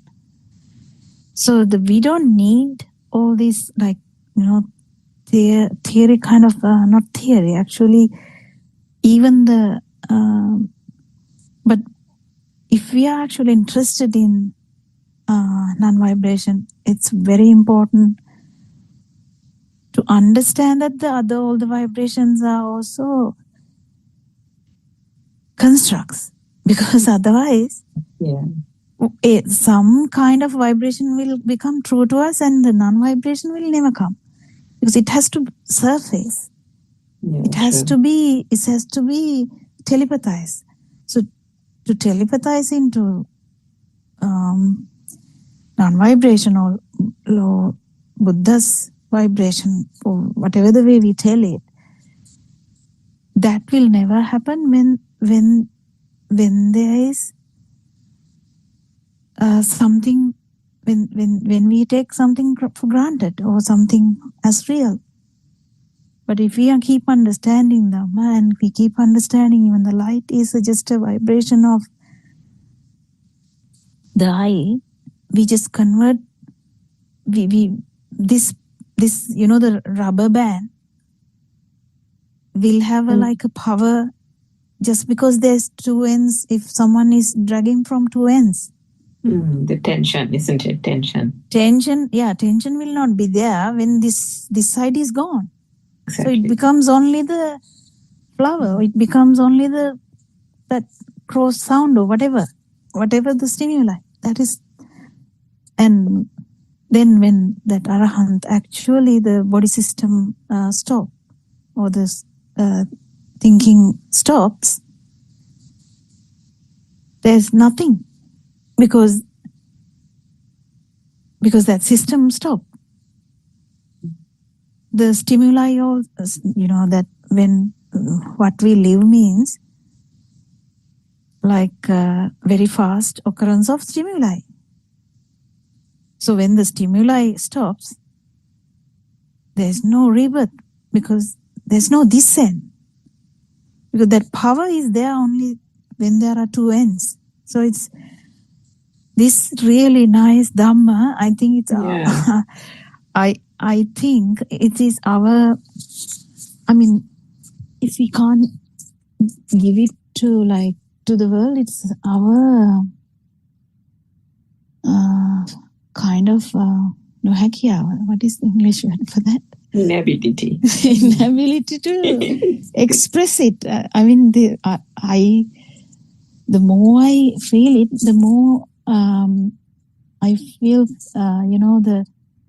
it's such a good thing to explain it and to let people know. And hopefully we will be able to do something, because we all should help Varanasi to express this to more and more people, because as someone who has studied science from the beginning,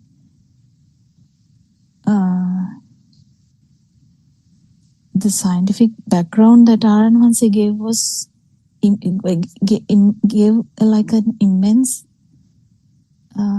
interest in me to understand Dhamma.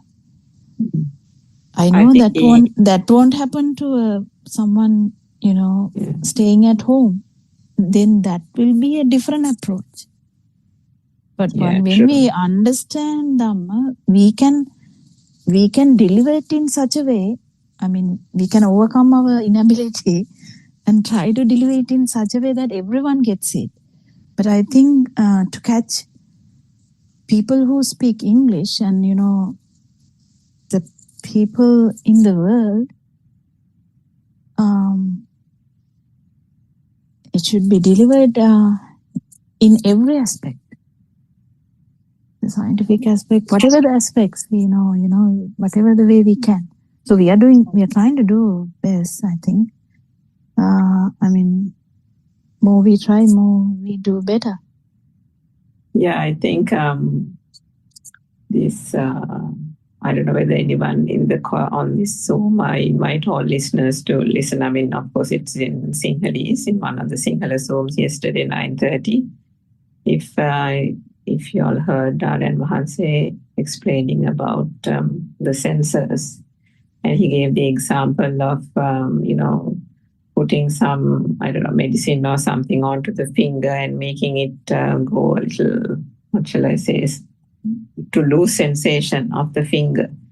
And then he said, try cutting it or try bending it backwards. You can even break the finger into two when that sense of sensation is gone in the finger. And then he took that simile to the other sensors as well. And he said, then try to live in the light without feeling the light. Try to live with sound without feeling the sound. Try to live with thoughts without being the thoughts. It was such a beautiful, I think, 10 or 15 minutes of his sermon. Yesterday's 9:30 a.m. Zoom in the morning. I invite everyone to listen if anybody missed that Zoom. So it is really beautiful. And I think what he was trying to say is when you can get out of the mind finally, how do you do that? By understanding that there is absolutely nothing true, nothing to be taken out of these thoughts. And that's why it's Sabbe Sankara Anicca. When one actually comes to the zenith of realizing that every thought is useless, every thought is a construct, every thought is an illusion, then it is at that point, isn't it, Dr. Kokila, that the feel can finally emerge, that third stage. And but also at the same time, to get to that point, it is quite important, particularly in this English Zoom, if you're trying to spread the Dhamma to other countries, that people in these countries like to analyze. They know a lot. Accumulating knowledge is, I think, one of their habits from childhood days. So we do need to explain the scientific concepts. We do need to explain the quantum theory, quantum packets, and so on, and help them understand, even through those means, how this whole construct is happening. And that, it is a challenging task, but it is not insurmountable. And I think there are new guests on the call. Perhaps any one of them can ask a question if they want to as well. They want sometime.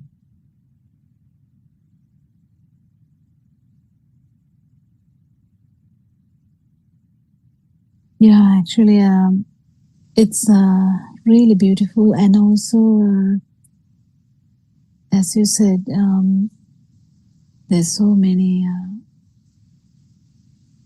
aspects, because there's only one thought at one time, at one stimulus at one time. And the power which has brought about this whole samsara thing. Then one Sunday, Dr. Kokila, I think there's someone was going to ask a question. Oh, okay, yeah. Actually, it's my first time joining this call. I woke up this morning and every time I have time, I log into Zoom to just kind of listen to it. And then this is my first time joining this call. Actually, I'm so grateful that I joined because sometimes I'm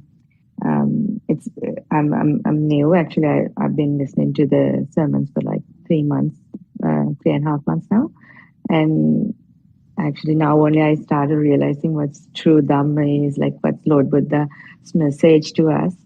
So I'm so grateful for everybody for doing this, and this is a great opportunity for us all to kind of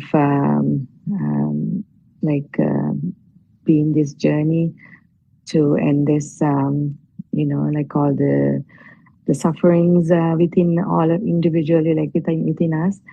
And I wanted to just thank everybody actually. And actually, I started now kind of realizing what Aryan Hans is teaching us to realize according to the Buddha's teaching. So what I understood is, so far, what I understood is when we put that glasses of samadhi, which is that there's no someone outside that what we see as day to day, like we do everything based on that what outside is, but then which is actually our internal world.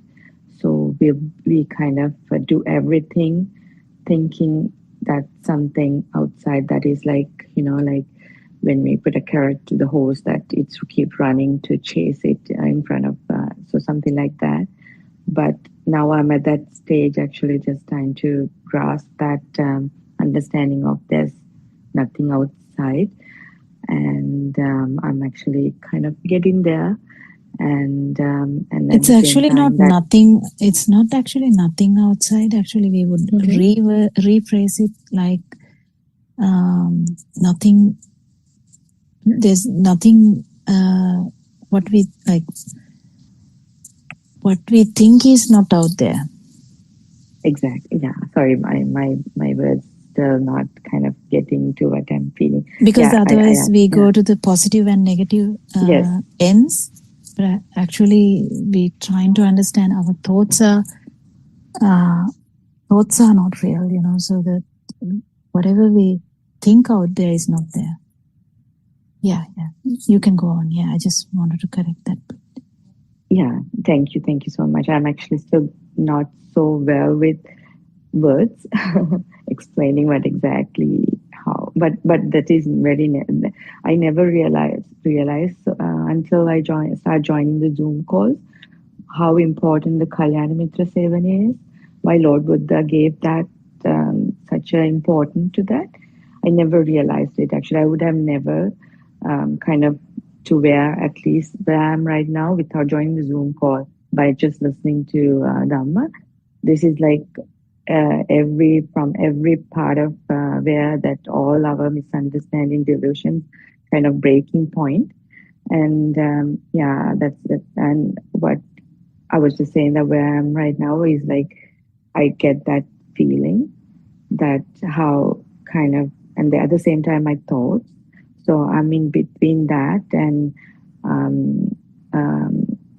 like I feel it that my burning, my suffering inside through all that. So I'm actually kind of in that where I keep noticing all that.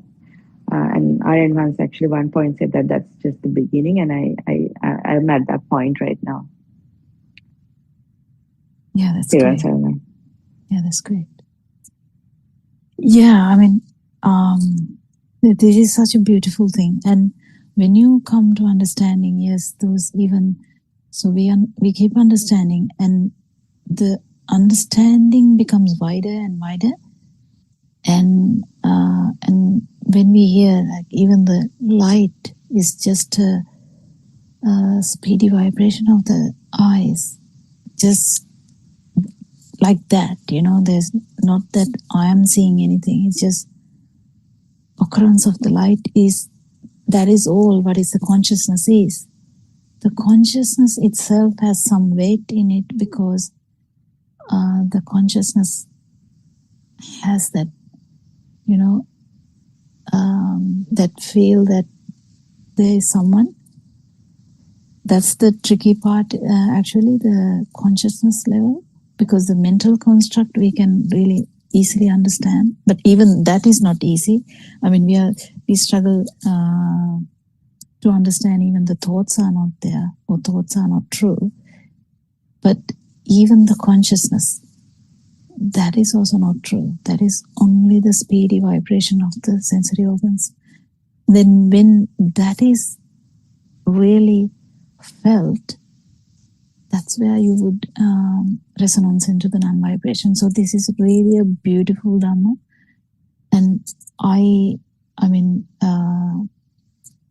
anyone who listen to this Dhamma and will feel like, so it's the experience that I had was like, even to hear that, my God, there's no self and it is just a construct, was such a beautiful thing. And this got so much better, so much wider, and even the consciousness is challenged now, because in a lot of podcasts in the world, what they say is they were like good olden days, not good, but olden days, they used to say time and space is, fundamental. Now they are trying to shift that to the consciousness. The consciousness is fundamental. And we are saying, no, actually there's nothing fundamental, but the non-vibration would be the final. So it's really interesting. And whenever we try to explain something, whatever these words coming out of from this system is not true. But we keep telling that because there's only one way to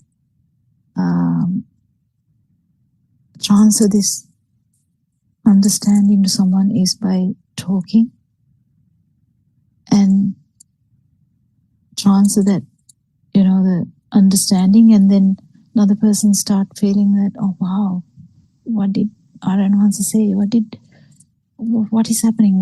Why are they saying that there's no self when there's only non-vibration? And there's an inquisitive mind, then there's some eagerness to feel this, and that's the beginning of the path.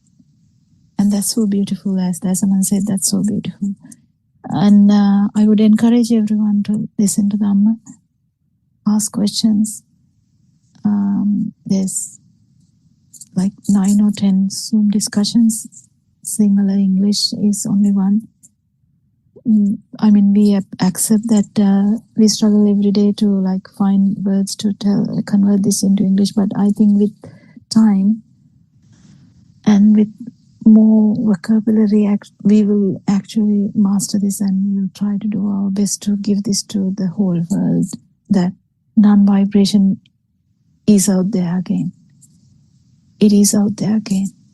So there is a chance you can resonance into that. Yes, I think we are running into 4 o'clock, are we? No, we have 10 minutes more. Can someone add anything more? Teruvan Saranai, Dr. Kokila. Now I just see the level of defilements. Sometimes I get the burning. Although I show the truth to the mind, it takes a lot of time to get rid of that burning. Whose burning is that?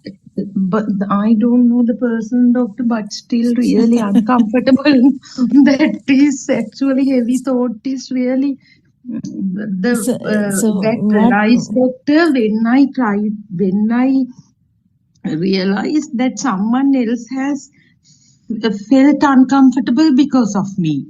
So both people are there. So, but I know that, but still that heaviness, that inconvenience, that doesn't go, no, doctor.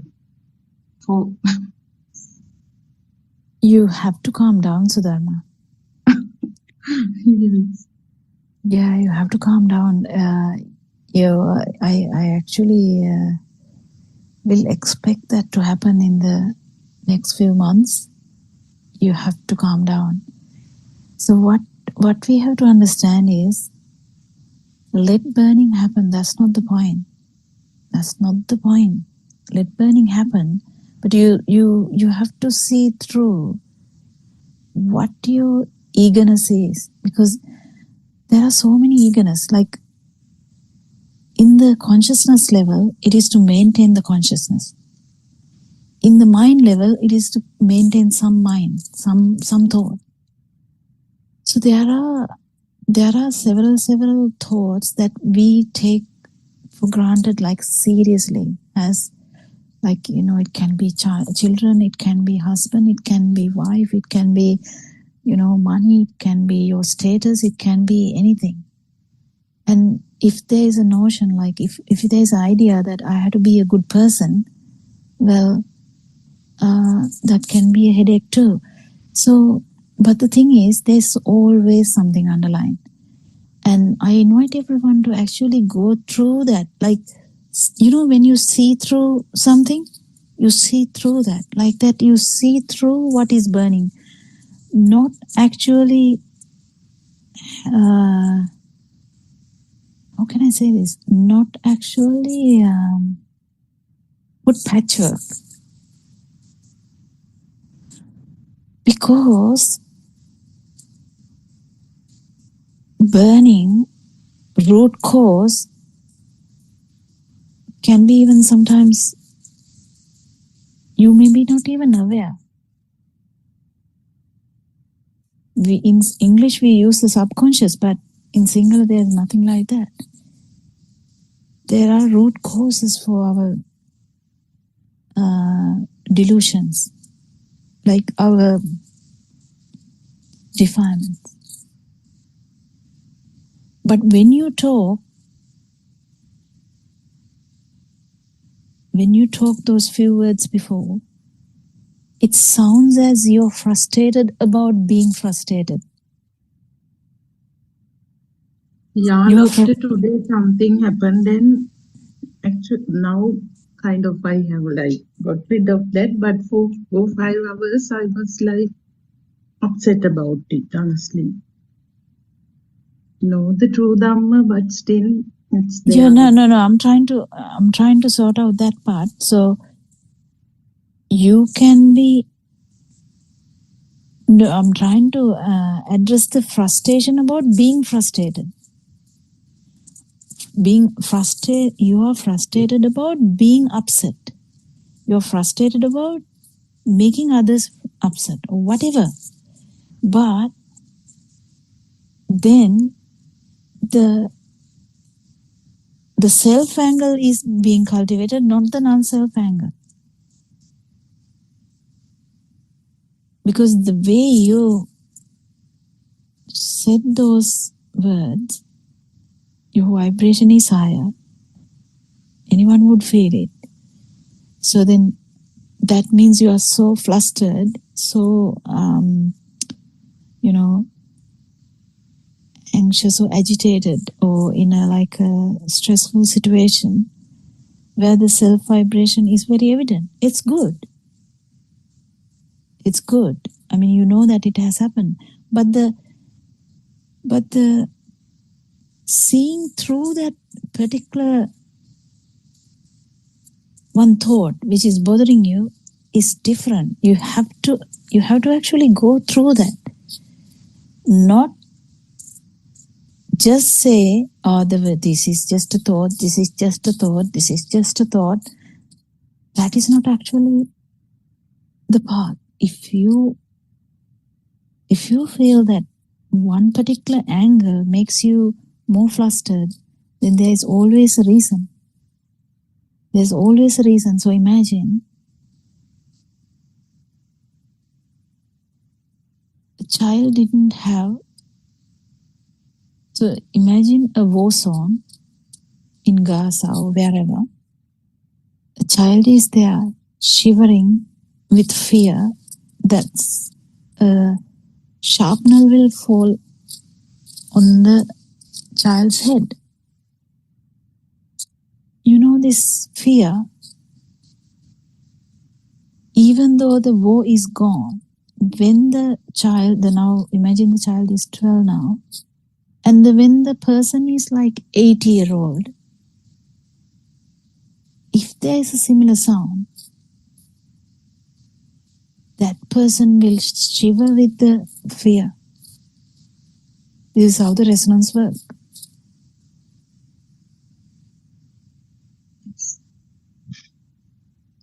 Only that won't be a thing to the person, to an person who is going in this path, if they have mastered it, they will feel the resonance. They won't be flustered about that. But going through one resonance, or going through one particular incident, is also complicated because there's so many stuff underneath that we don't even talk. So I think it should be addressed in a singular Zoom meeting, if you're going to take details, things out of that, which really works. But what I'm trying to say is, you can do it yourself. But the problem is here, when you suddenly say those few words just now, then the self angle suddenly appeared.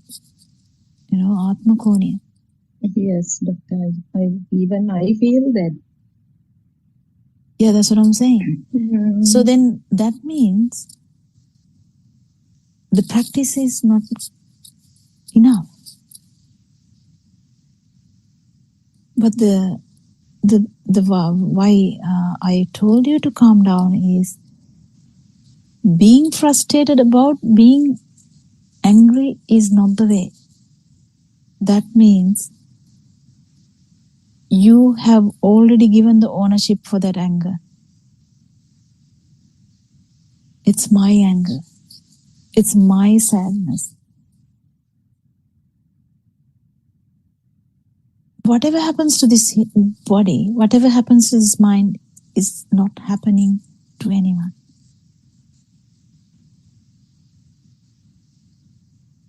Just have to get this properly. Otherwise, Dr. if you keep cultivating the same angle that we have been cultivating for, not just this birth, we have been cultivating this forever now in samsara. But if you are doing the same thing even now, it's not good. But we can divert it. We can change it. We can easily change it. Don't get frustrated about being upset or being angry. That's not the thing, because there's no ownership like that. That's not how it goes. If you understand the non-vibration, what happens is, you have a clear idea that there's no self. And then whatever the defilements you have will not have the power, because that person who usually gives petrol to it is not there. You get the point? Other way around, if you feel that it happened to you, the petrol is always there and the fire will go on. We'll talk about it next day. I think everyone is joining Yes, in. Dr. Kokila, I will explain what happened further in the next Zoom, Doctor. Teruvan Saranai. Thank you so much for that explanation. And Teruvan Saranai, we worship Paranwanse every day, every time, every moment. And thank you, Shani, for explaining the book. And thank you, Mr. Bernard, for holding the discussion. Thank you, everyone. We'll meet tomorrow and we'll continue to try and spread this Dharma in English language. Thank you so much. Thank you, Dr. Kokila. Aryan Mahasera Namaskara Veva. Teruvan Saranai to all. Teruvan Saranai, everybody. Tirun Sarna Aryan Nonsa, Tirun Sarna Dr. Kokla, Tirun Sarna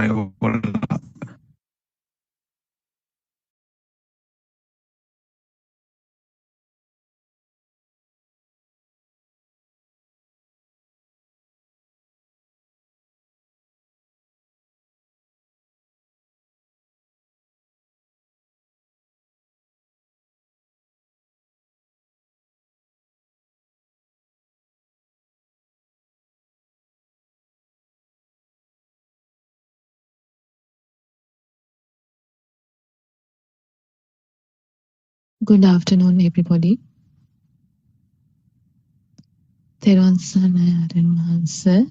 Teruvan Saranai, everybody. Let's continue with the book reading. The True Dhamma Has Awakened, Volume 1, page number 45. Aran Mahanse, when we look down at the ground, we know that the sun is shining up in the sky. The same way, when we look up at the sky and see the sun, we believe that the ground is below our feet. When we look at a brick wall, we know that there are trees and leaves outside the house. These are all things that we believe that is real and that is existing outside. For every sound, there is a color, a shape.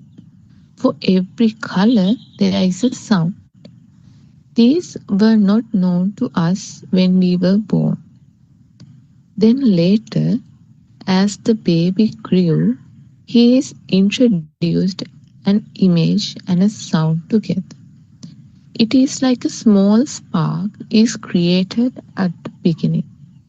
Then, little by little, the more sounds and images are introduced to him, that it is like a collection of many sparks gives a bigger current. This current tends to automatically renew what is already known to you in the mind consciousness.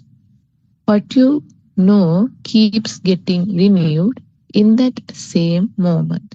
This renewal of knowing in this moment gives us a feeling of a self-identity, that I am here, that I exist. Now you think that this body is mine, but when you realize the pure truth, all this what we believe exist disappear. Actually, what we thought don't exist at all. The fact that we think that I exist and I am real is only a thought. Everything we experience is an illusion. Vijnana Mayava. This illusion takes place at this very moment. This illusion keeps renewing itself and it goes forward. An illusion gets added onto another illusion and it keeps going on, adding on. Anusodaya means when the mind consciousness keeps moving forward, believing in the illusion. This believing in the illusion over and over again creates greed, jealousy, anger, aversion, etc. Then we believe that the outside world truly exists. Then you have a fear of death. You cannot bear to die. That thought gives you suffering. There is nothing that exists. The mind consciousness creates an illusion that things exist. Because we are tricked by this illusion. We think that there are things that we would lose if we die. The suffering arises only when you believe that you have things to lose. If you realize that there is no being, that nobody exists, there is no self, then there is nobody to die either. If you believe that things outside exist, then the sound and the color comes together and creates a spark which conducts a small current of about 5 millivolts. This current runs along our nervous system. If we get angry, that thought creates an energy which increases the current. When a self is created on this side, the world is created on the other side too. thought energy or Chitta Shaktiya is like a current. It does not exist anywhere. It is generated inside. When we believe that the outside world exists, it creates an energy to form an illusory self in this moment. Meherin Mahanse, Honorable Sir, as a Buddhist nun, when I go on alms to collect food, I am supposed to contemplate, also known as Pratyavekshava, that this food is not for beautification, not for putting on weight, not for intoxication, but simply for survival and continuation of this body. When I see somebody in front of me, how am I supposed to contemplate about that person, R.N. Mahanse? R.N. Mahanse, let us see. Please listen carefully. Yes? Now let's see what dies. Does the body die or does the thought die? Meheri Mahanse, it is the thought that dies, not the body. R.N. Mahanse, yes. The dead body is buried because it does not have a thought. Therwan Sarnai, everybody.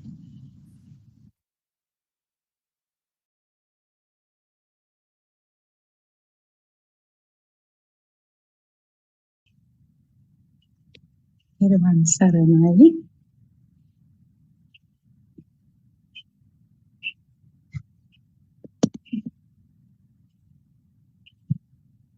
Therwan Saranai to all of you.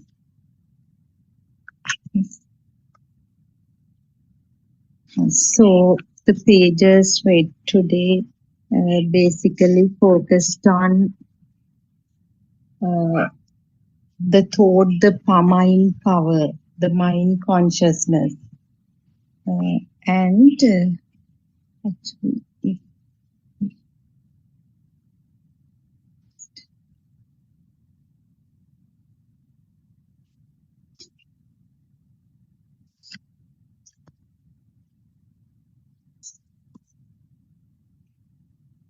yes, how this mind power is resulting in all other, I mean, volitional formations like mental, verbal, or bodily formations.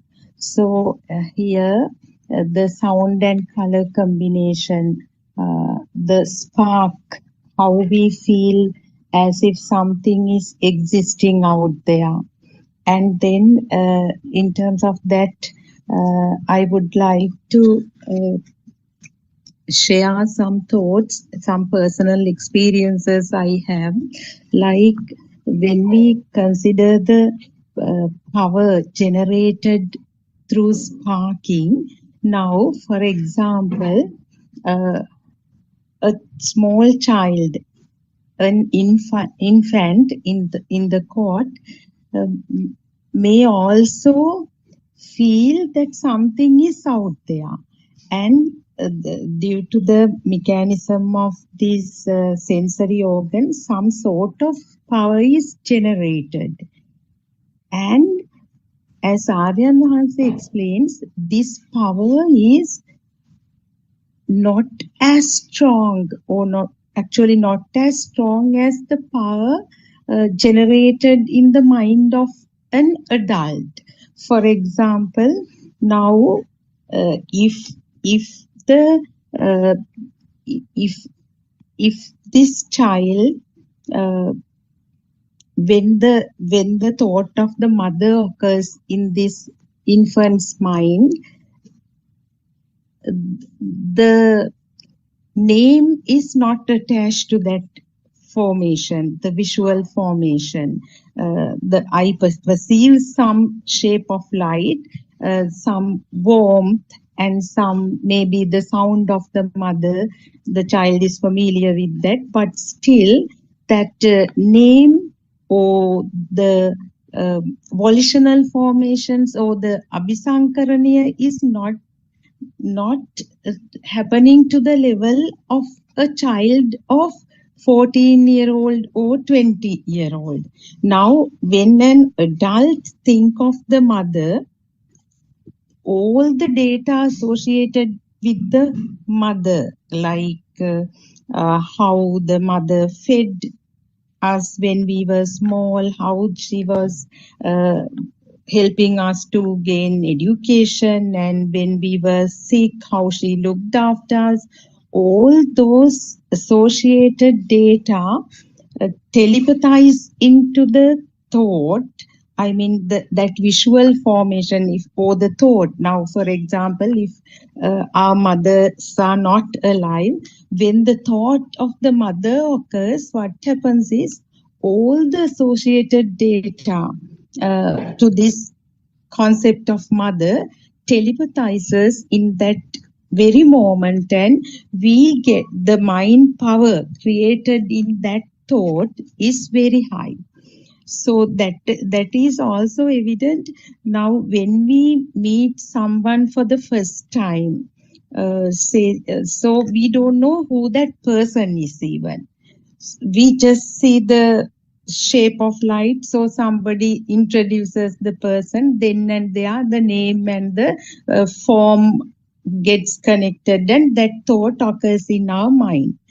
But after some time of keeping in contact with that person, maybe gradually we develop some friendship. And when we meet that same person after 2-3 months, the moment that shape appears in front of us, when the eye perceives the shape, we probably, that excitation we get may be very different. Wows, highs, and all kind of the response. It happens due to the value that we have assigned to that image. In other words, due to that power generated through that thought, because on the very first day we did not have that much data of that person. It was just a shape, and somebody gave the name, and it was that only. But after 2-3 months, things are different. That same stimulus of this person got like more and more important due to this abhisankarana, because we meet the person, we talk about the person, in the meantime we help each other. So after 2-3 months, when we meet up with that person, that power generated through that thought is much higher than on the very first day. So that's all I can talk related to this. Dr. Kokila, Teruvan Saranai, Miss Surangika, Teruvan Saranai. Can you please share Teruvan your Saranai, thoughts? what was the topic? Sorry, I joined in the midway of your talk. What made you to say that? It's Dr. Kokila. It's the continuation of the yesterday's pages, and actually Mr. Bernard was also not here, so I also missed some parts of Shani's reading, and what I gathered was that they're talking about the mind power, how the power changes due to the volitional formation or abhisankarana, like Aryan Hansi also explains. A small child has 3,000 watt power in the mind. So, but a 50-year-old father may have. So that's what I was just trying to talk about. I'll add something to that. Please. Actually, it's more important to think about what happens with this self-perception, because the moment that we feel something is real, the self-perception is always there. And when the self-perception happens with each thought, it is due to that Abhisankara effect, it becomes like a thought, like, so because you feel like always when the chair is outside, you feel that you have observed the chair. That observer effect is there. So then it is confirmed to this person who has never listened to Dhamma. It becomes confirmed every day. Like, this is my mother, I am here. This is my father, I am here. This is my school, I am here. So it becomes confirmed to the person each day, each time, each thought. So that's how the self-thought arises. Because self-thought has never been an issue to the baby. Even the child, it's not really nicely formed. It is like in the beginning, even a 2-year-old will not understand when someone says something about I or me or mine. But that thought get formed slowly but progressively. It get worse, like it get enhanced. That's what happened. That's what you should talk when we talk about it. I think that is what we should highlight. Exactly. Because otherwise we just get dragged by the theory about the only about the other stuff. But what happens here, the main problem here is not only the other perceptions, the self-perception keep feeding itself. The self-perception feeds itself so that the self-thought is being confirmed each time. So even if you take Dhamma as a thing, the same thing happens. It feeds the self-perception. It keeps doing the same thing, but in a different way. Then the problem comes, the person who knows the Dhamma will arise. That is where that is what can happen. It's something that can happen. So I think we have to be very careful about that, so that we have to understand that what actually happens here is when there is a thought, whatever, whether it's a pineapple, whether it's a daughter, whether it's a son, whether it's a husband, whether it's a family, whether it's a house or home, whether it is your job, whatever, your car, whatever these everyday thoughts, like there's always one particular stimulus at each time. That those thoughts, if there is a value to that, then definitely you are there. You feel that the power is there. So that power, if you don't understand the truth properly, actually what happens is the person who doesn't know Dhamma, the self-thought also is entangled and it gets powerful, more and more powerful. So you can actually kill someone else because he's being unfair to me, or he is rude to me, or he is going to kill me, so I'll kill that person. So that goes into that extent. So you can actually attack another country or anything like that, because there is this thought that I am here and my family, my country, my village, my dog, my home, everything is my. So that a simple feel of existence, it's not simple, but a feel of existence has led to this thinking process, and it is enhanced every day. So it's very important to understand how this self-thought or the Sakaya Drishti, or the thinking that there is someone here, is being powered or is being promoted all the time when we don't know Dhamma. What happens with Dhamma is you understand that this is just another way of thinking that it's a thought. Yes, we have a thought like there is a self, this is my family, my dog, my things. So I, me, mine becomes very strong, and that thought, we understand that it's just a thought that has arisen from self-perception. So the self-perception is the underlying reason for you to have a thought like that. So when we understand that, so the someone who listens to Dhamma or this truth,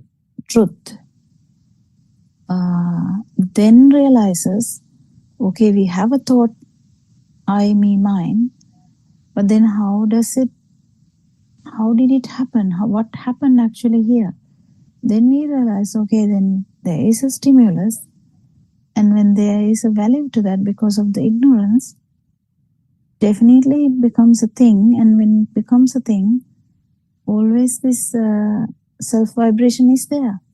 And self-vibration brings about the self-perception in this system.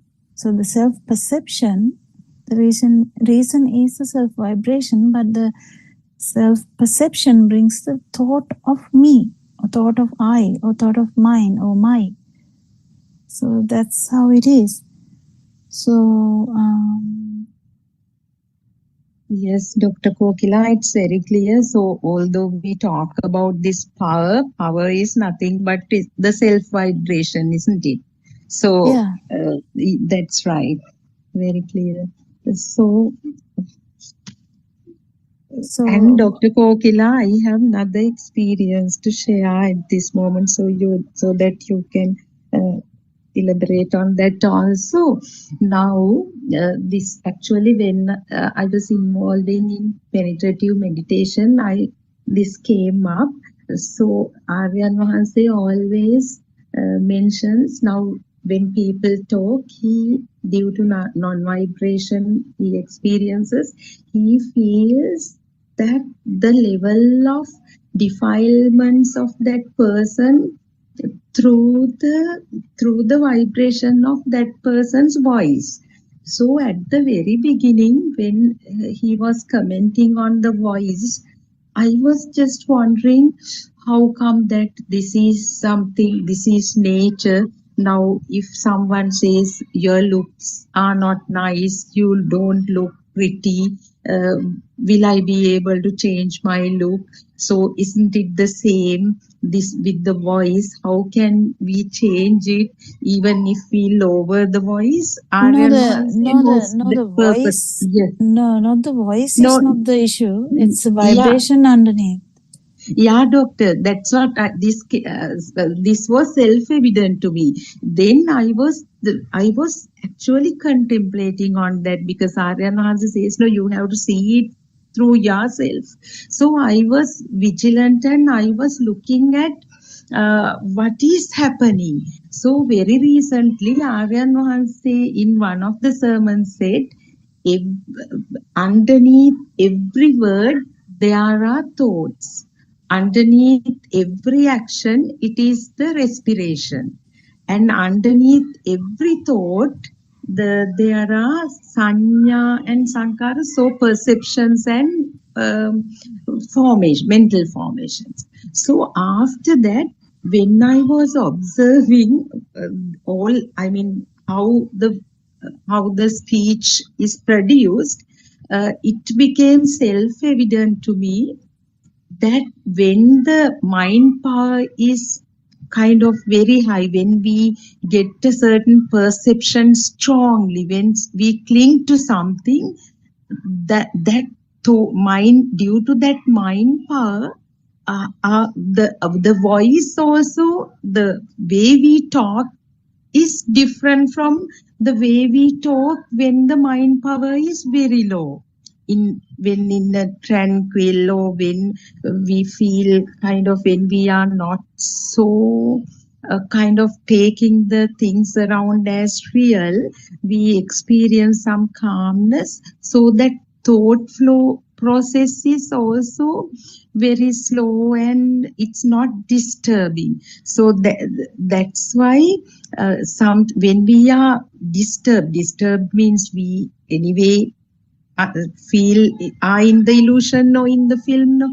So when we talk, the thought process is reflected through the voice, isn't it, Dr. Kogila? It becomes I think it's a bit more there. I mean, there's what you said is correct. When your vibration is lower, your definitely the voice will reflect that. But that's true. But I think non-vibration has a different story, because non-vibration, it's not like, like imagine someone like Uddakaramputta or someone doing dhyana or some kind of meditation, not in this path but another different path. They also will have a slower mind, like peaceful mind. But this path is different, so you have to be very careful in interpreting things, because non-vibration is a different story. Non-vibration is not about lowering your vibration. I mean, it happens automatically when you understand non-vibration. That's a different one. It's actually the side effect of the path, in the sense it happens anyway. But it's not our aim to lower our vibration or anything like that. Actually, the non-vibration or the understanding that or feeling the vibration disappearing,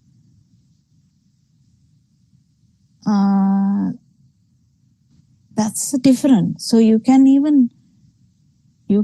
so Lord Buddha shouted at a monk 7 times. He actually led him out of the gate. He led him out of the gate. So if someone, I don't think Lord Buddha was like murmuring it, like telling it very softly. I don't think so, because to get someone out of the gate, to walk someone out of the gate, that can't be that soft. But the problem is, in that also there is non-vibration. So this non-vibration is a different story. So we have to understand that, because in non-vibration, you can feel all the vibrations, yes, but it doesn't necessarily mean you have a low vibration. Do you understand? I don't know whether I'm putting it in correct way. So yes.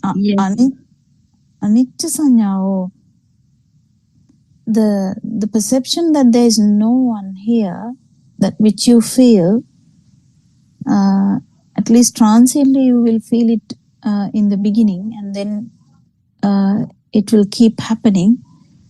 And in that, when one becomes that, then the story is different. The person who is an arahant will be living as usual, and then it's not necessarily the way they talk, but what is the underlying reason why they talk like that. So there is a vision always to correct someone, or turn someone's vibration into non-vibration. So there is a effort. So we can be misled to think that if someone is shouting, that the non-vibration is not there. It's really you have to be careful when we interpret, like when someone talks nicely and slowly, doesn't necessarily mean there is non-vibration. And when someone is talking loudly and in a stern way, like strongly, it doesn't necessarily mean that there is no non-vibration. So it's a different entity. Yeah. Actually, I was not clear when I was explaining that. What I meant was when someone takes the world as real, the level of defilements is very high. So that person's mind power is also high due to that, Yeah, and true. thought flow is also kind of strong. So through speech, that is reflected, the level of defilements. Yeah, true. The voice. Yes, that's what I was talking about. Yeah. Not about non-vibration. Yeah. The So value since you go. So when someone talks, value you give to the talk is evident. Value you give to that concept is evident. So imagine if I'm trying to say, what can I say? If I'm trying to say something is good, or what can I say? Take it as an example. We'll take what? Dr. Kokila, that's what I said. So we'll say take Toyota car, or this is an example only. Some kind of a car is very good. Whatever the concept, what is the thought, value you give to the thought is also evident. But when you try to tell it, it might give you the idea that how much that person is believing in what he is saying. Even Dhamma, it can happen. Yes. So when we try to talk Dhamma, even it can be evident how much, because none of these things are true. Even these words are not true. In the sense they are not, they are just part of the film.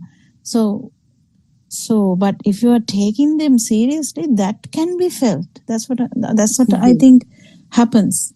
Because if you're taking something seriously, the way you talk, the way you do things, imagine the way you shrug your shoulders, or the way you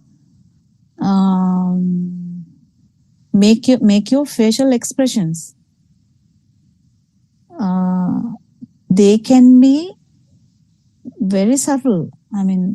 But these very subtle things can reflect how seriously that person is taking things into, like that, how things are serious to that person. So someone is really enjoying something, or actually enjoying something, not feeling that it as a film, but as really into that, like acting in it, inside it. So then you will definitely feel how much they are entertaining their six senses. So six senses can be entertained only when the film is active, isn't it? You can't really entertain the six senses if you feel that it's not true, like it's not real. But then when you feel it is real, then 100% it will be entertaining in some way, whether it's a mind consciousness or whether it is the other five consciousness. There will be some entertainment, isn't it? So that can be felt by someone who has a lower or non-vibration. That's the point, Dr. Kokila. Yes, that's why. How much activated you are. Like we are like activated dolls. So imagine a doll or a robot which is activated into the system, so that everything is the human feels, normal human will feel that everything is happening. I am suffering.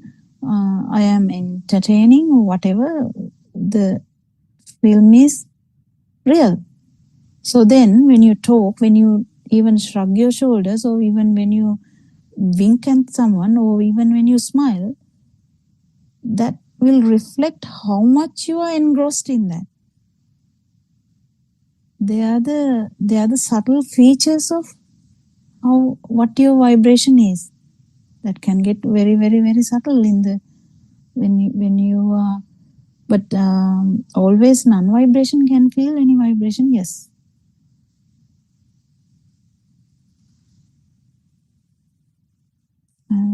And Dr. Kokila, that's why Thiruvan Saranai Aryan Mahanse is also there, Dr. Kokila.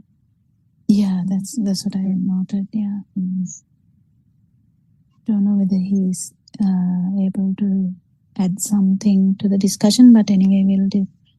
Actually, at the beginning, Dr. Kokila, I was struggling to talk about that when we see someone for the first time, the perception is the power is mind power that gets generated with that perception is very low, but after 2-3 years of association, that mind power will be very high. When we see the person's vehicle also, we might come out with wow, high of things like that because of that excitation. That is also not a person. It is again the system and the automatic kind of this. It may be the response of the system itself. If someone knows the truth, otherwise, then if the person is ignorant, it is then the self vibration again, isn't it? Yeah, until you an arahant, the self vibration will be there even in a very subtle way. So we have to understand that, because self perception is there until the end, and it is subtle. It is subtle because it becomes not because usually we have a thought, then we have the perception, but then in the last bit it is something you feel only. You don't have any form in that, but that even that feel will disappear slowly because you have understood the Dhamma properly in the beginning. The beginning is the most important part. Actually, that's what Aryan Mahanse is reiterating all the time. The beginning in the sense the true Dhamma or true truth, how the self arises, how what really happens here is very important, because without that part, without Sammaditthi, there is no other 7 elements or the 9 elements. We can't talk about that at all. Yeah. So the main important point here is understanding how this self-perception happened, how the self-thought is a wrong thought, but how self-perception happened and how this vibration is ignorantly taken as self. Actually, the vibration, when we understand that it is only the vibration of the sensory organs that was there, then the self-perception has no place.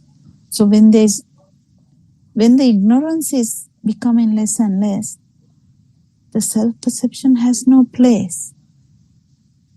It loses its ground. So that's what Lord Buddha said. When the avidya is not there, the tanha has nothing to do. Like tanha can't have any seeds. The can't have any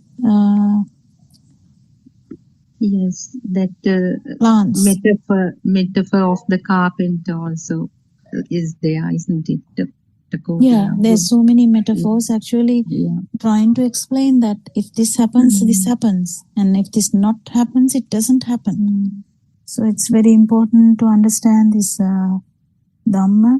And if someone is actually understanding it fully, when someone feels it momentarily, at least if they feel it, that feel this non-vibration, at least transiently, if they feel it, they understand what is this all about, then that thought disappears. Like thought has no power after that. He or she might talk like I went to market yesterday, but that I has no power there, because that system has felt the non-vibration at least once in their life. So even though they talk about I in a normal conversation with a normal person, that doesn't have a value to that person. It's just for communication that they would say, because they can't say unnecessary stuff, like people think weird about them. So they talk normally. They will say, yes, I went to shop yesterday. That's okay. But the value, that thought, because usually we believe in what we say. When if I like imagine a person before listening to Dhamma will say, I went to shops yesterday, they actually believe in that. But here we know that something like in a film where the shots are taken and then they are combined to make a film. Some stuff keep happening, but it doesn't necessarily mean I went to shops. The whole picture is in the mind. That story is in the mind. Whatever happened is doesn't matter. Yes. The story is in the mind, and that is also not true. And then who has seen this at least once, this non-vibration? Lord Buddha is reassuring. Definitely they will feel it again. And they will become of it. Definitely. That's so the yeah, so the main thing, what happens when you see this at least momentarily or transiently, what happens is the thought which was strongly there, that I exist, I am the one who was born on this date, and I did O levels, A levels, and then married, having kids, and I'm mother, I'm doing this job, whatever the story, it doesn't necessarily matter to them after that, because they know it's just another thought. So they know I is just another thought. So thought-wise, every problem is solved, because thought-wise they know that non-existence is has come to that system as another new perception. Doesn't necessarily mean there's another vibration. It's actually the absence of the vibration which gives that impression. It's not a new vibration. So it's beautiful. Actually, this Dhamma is very beautiful, and we invite everyone to come and understand that. It's so nice to know. So the main push is to get everyone to feel this, because unless it is felt, there's no guarantee about anything. You have to feel it. And feeling doesn't come automatically either. It should be practiced. But what is practicing means what you have heard from the truth, that there is no self, but there is a perception. How did that happen? So when we understand that, we understand there is no outside. It's just another thought, and thought is actually not real. It's just another new vibration which has arise from the other sensory organ vibrations. And sensory organ vibrations are just sensory organ vibrations, that's it. And then comes the non-vibration.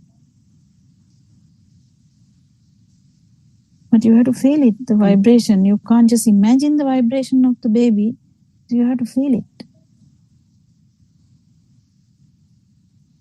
And this opportunity cannot be kind of, it's priceless, isn't it, Dr. Kokila? Every kind of well thought out practical approach, then all the theory in more than 10,000 sermons. I mean, step by step, kind of depend according to the complexity. Also, these sermons are categorized and given in different formats, no, in YouTube channels, in main websites, and 24-hour Zoom platform. All these discussions that people like you always are like helping people of all levels, so beginners like, and then those who have tried, at least understood the theory and so on. So this is such a beautiful opportunity for everyone to get rid of this suffering.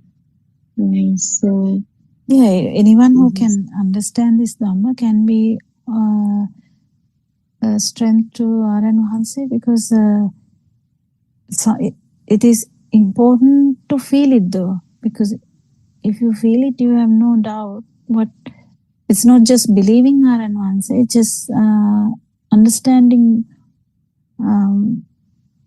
what he is trying to say, because he doesn't ask you to believe in what he's saying. He's asking you to try and feel this. He has now last few days or last few weeks in 5 a.m. sermons, he has been trying to remind you again and again that non-vibration should be felt. That's the message. That message should go to everyone's system. It should be carved into, like, this should be felt. You know it now, really. I mean, if someone listened to Dhamma for about 2-3 years, they know it now. So it has to be felt. The non-vibration, not the just the calmness. Teruvan Saranai, Dr. Kokila. I am compelled to leave. There is some Katina ceremony around here. Miss Riyani, will you be able to express your thoughts and conduct the discussion with Dr. Kokila?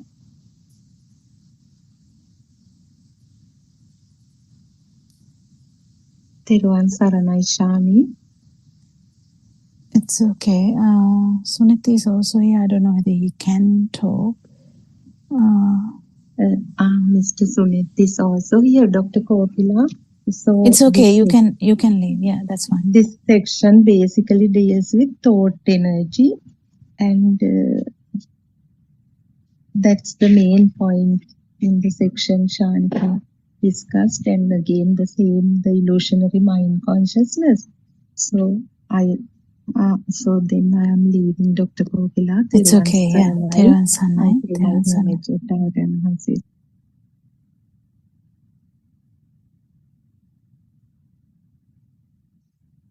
So till someone joins to the talk, we'll continue the discussion.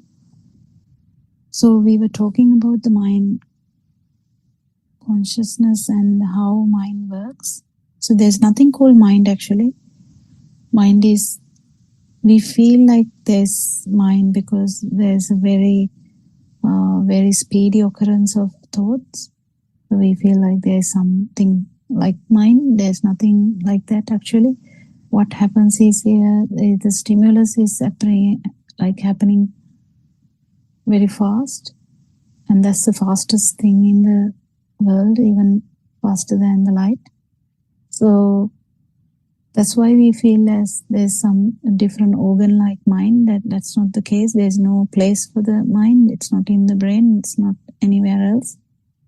So the fast occurrence of these thoughts is not actually the problem.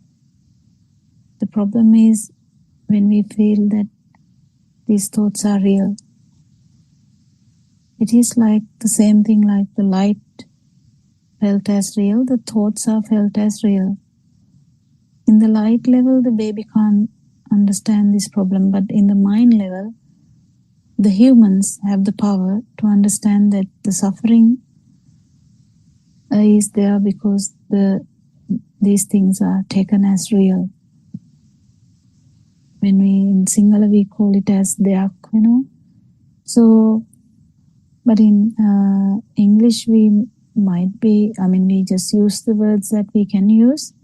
So, taken things for granted, or taken things as real, or taken things seriously, or taken things as existing. It's the best word I would say. It doesn't actually exist, it's just another vibration. So how does the mind vibration occurs? It's just the stimulus. And stimulus is the stimulus will be there. Nothing happens to stimulus, but the notion that you have that there is me and I am the one who is experiencing the stimulus is the thing that will be gone. That is the self-perception. Self-perception comes from the subjective objective phenomena, where you feel that there is an object, there is always the subject. This should actually vanish at least once for you to understand that there was never a subject, never that is the beginning of the non-existence vibration, or non-existence. Actually, it's not a non-existence vibration, non-existence perception, and that becomes more and more. It has that effect too, like Abhisankana happens in this side also. So it gets powerful. The understanding that there's nothing or there's no one gets more powerful day by day, and the vibration will start to die down because you keep understanding that it is only the sensory organ vibration that we mistakenly or ignorantly took as real, and that it's the self vibration. So it's very beautiful, so everyone can come and feel it, come and listen to it, because even this Dhamma won't be there for a long time, but it has arisen again.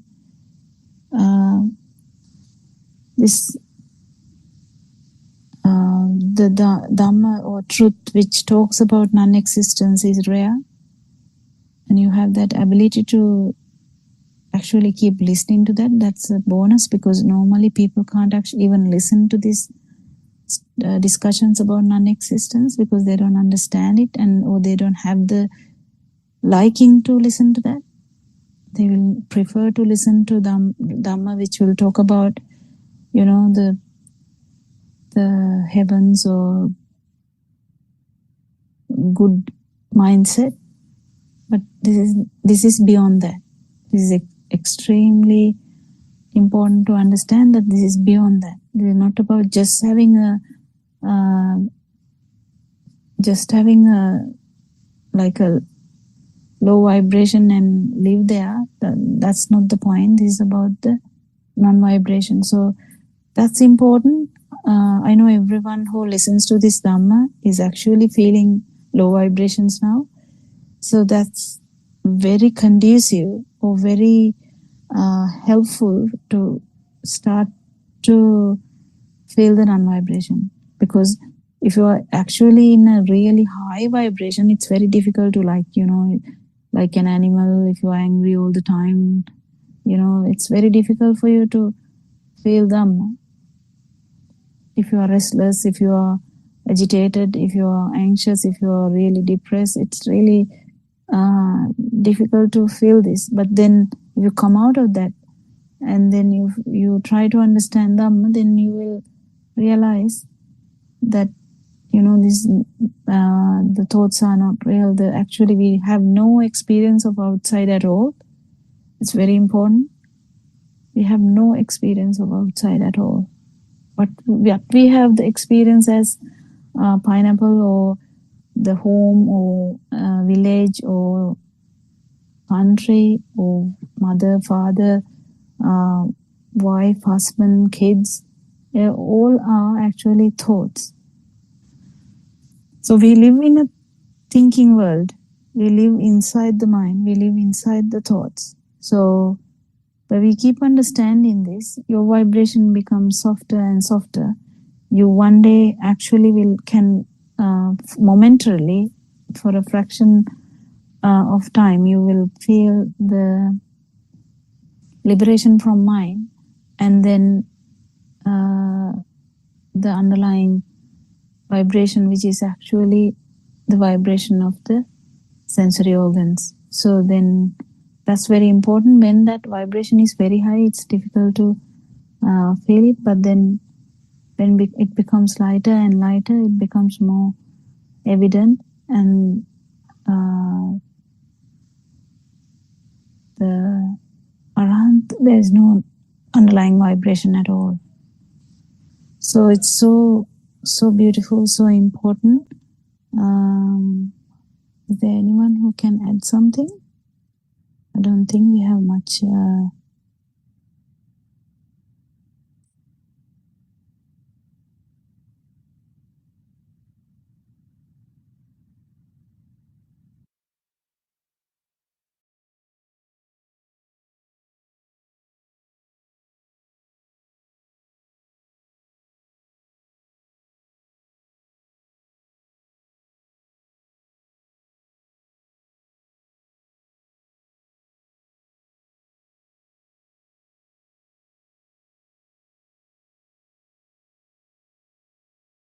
So there's no much questions today. So I'll reiterate what we were discussing today. We were discussing about the mind and the mind consciousness. So the mind or the thoughts, we feel that the thoughts are existent. That is the mind consciousness, and we have to understand that when the thoughts are felt as real, it's you are always there. That self vibration is always there. Self perception is also there. So when the vibration is there, perception is there. Even though the person has understood this Dhamma and has actually felt it, the non-vibration also, that person's thinking pattern has completely changed.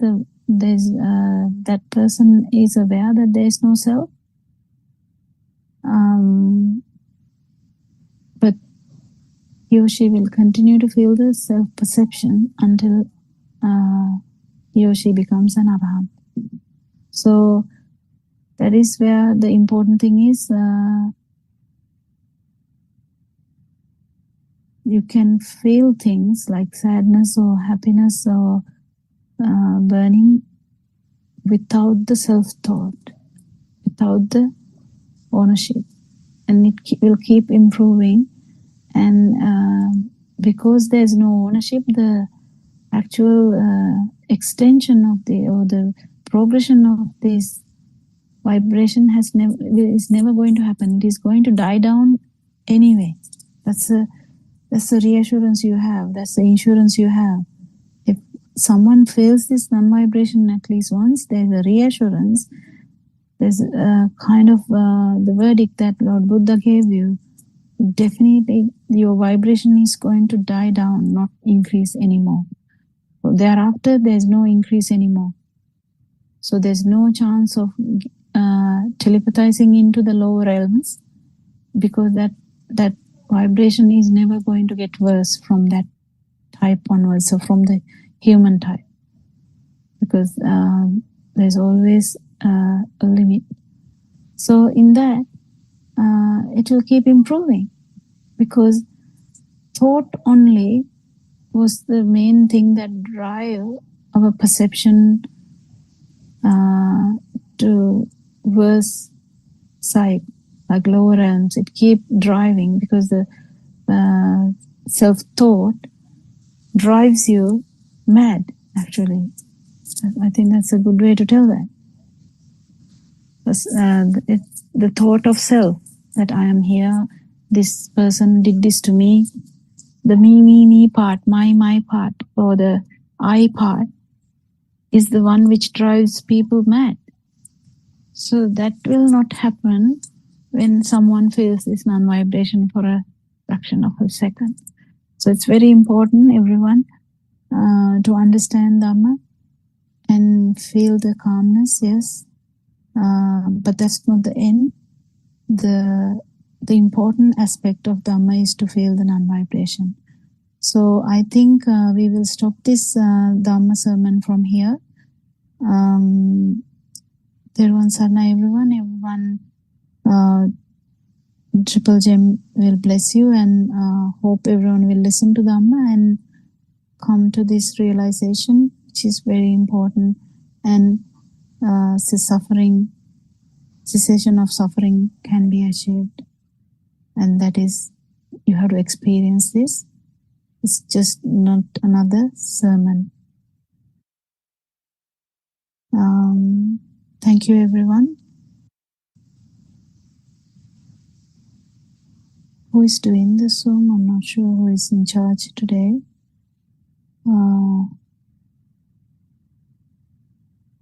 So we'll stop this Zoom meeting from now on. Therwan Sarna, Aran I worship you every day for what you have revealed to the world.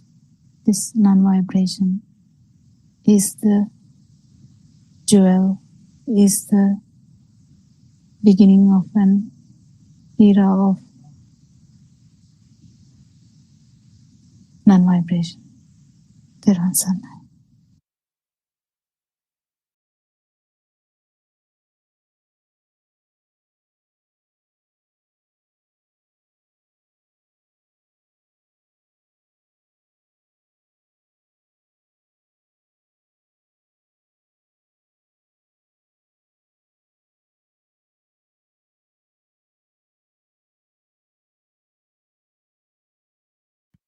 I was trying to be someone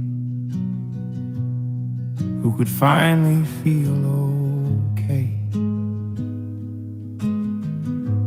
working hard to hold it together, just to get through every day. Smiles came and they would leave me, like the sun between the rain. Every time I thought I'd found it, it would slowly slip away. I filled the noise with more distraction, told myself that I was fine, kept on chasing better moments, hoping one of them would last this time. But the weight I carried with me showed up everywhere I'd go, even in the quiet hours. There was nowhere left to go. Then I met a quiet teacher who said, look at what is happening now.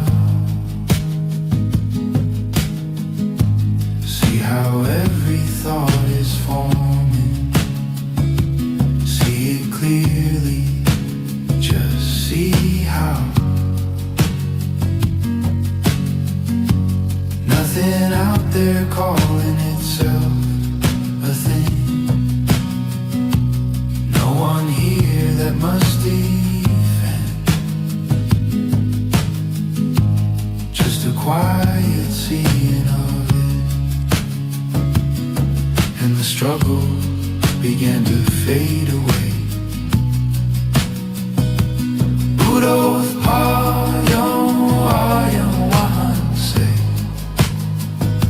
showed me what I could not see, not by faith and not by belief. by looking quietly. Buddothpada ayam wahanse. Change the way this life is known.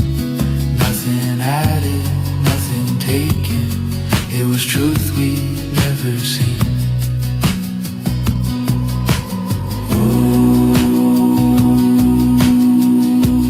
Nothing added, nothing taken. It was truth we'd never seen. Nothing added, nothing taken. It was truth we'd never seen. Buddothpada ayam wahanse. Showed the way by asking see. When the search at last grew silent, there was space to simply be. Nothing added, nothing taken. It was truth we'd never seen. Nothing added, nothing taken.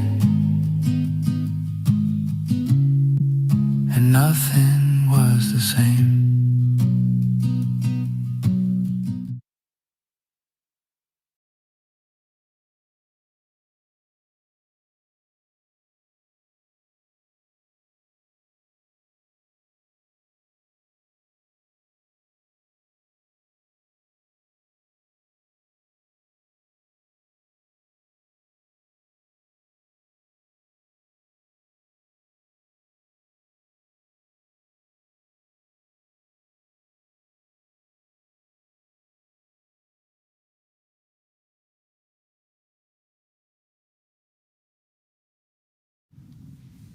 තෙරුවන් සරණයි everyone.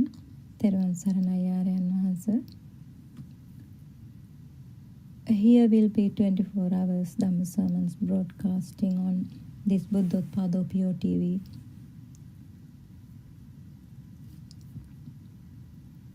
Via Zoom, YouTube and Facebook as well. When we listen to Dhamma, we need to be considered the explanation about path to Nibbana. Not every sermon we hear actually leads us out of the cycle of samsara. That's why we need to consider what we are listening.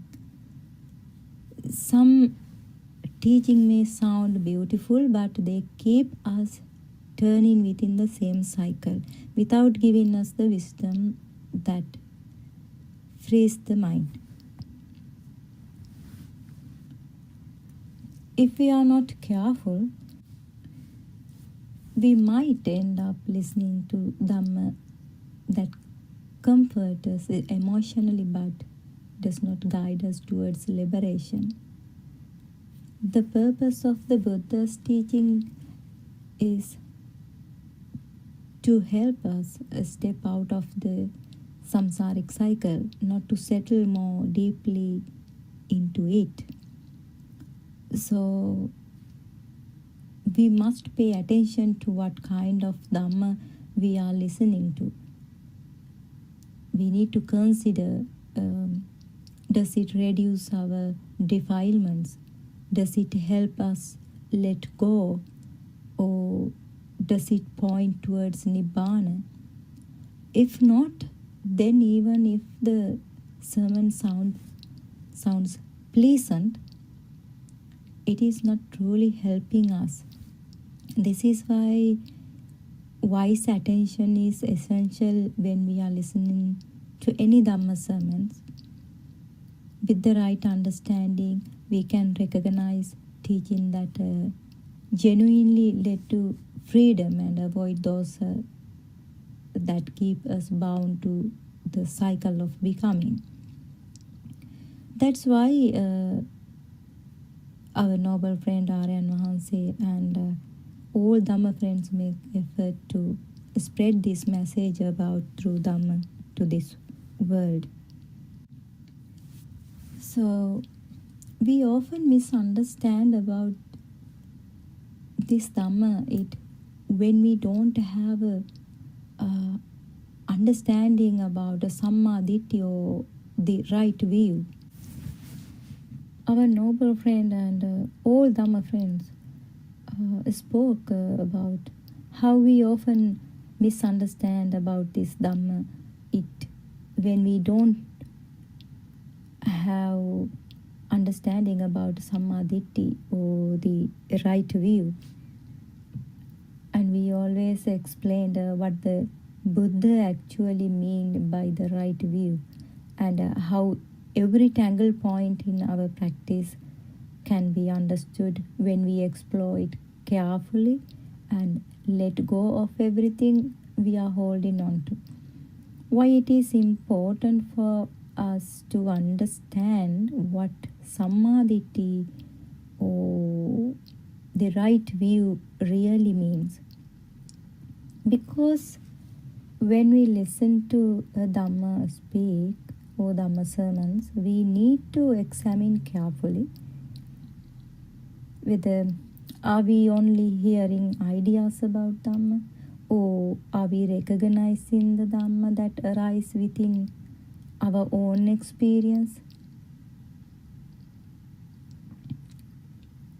And we need to think how we should listen to Dhamma sermons, with what kind of mind, with what kind of attitude, so that the Dhamma truly guide us. We tend to accept things without really exploring them for ourselves. We keep trying to gather knowledge from outside and fill the mind with information, instead of applying the Dhamma directly to our own experience to understand. We always try to fill the mind with information. Because of this habit, we never really want to practice ourselves. We think that we know Dhamma, and we think that we understand. We can understand about the Dhamma, but that is also only a thought in our mind. We only want to collect information so we can say then, I am a very intelligent person. And without even realizing it, we end up creating a kind of superego inside us, a personality built on knowledge, not on wisdom or direct experience. We have a habit of doing this.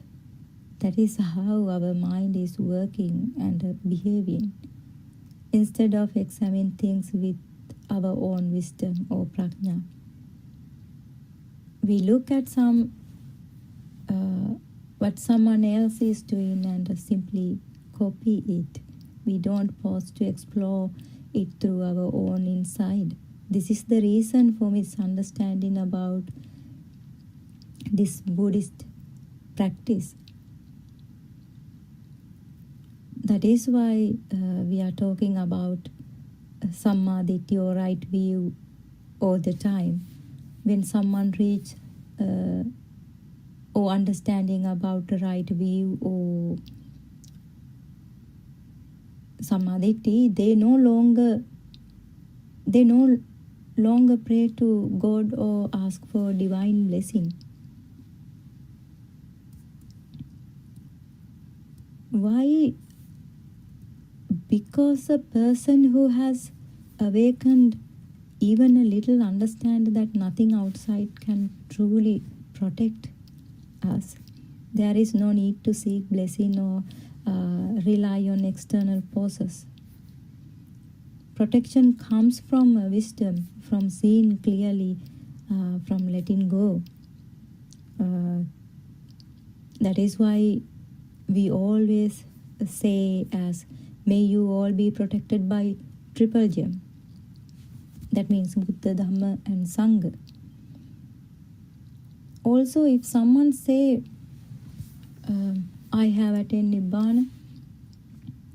See whether they are talking and encouraging you to go heaven or Brahmarya or good place by doing good deeds.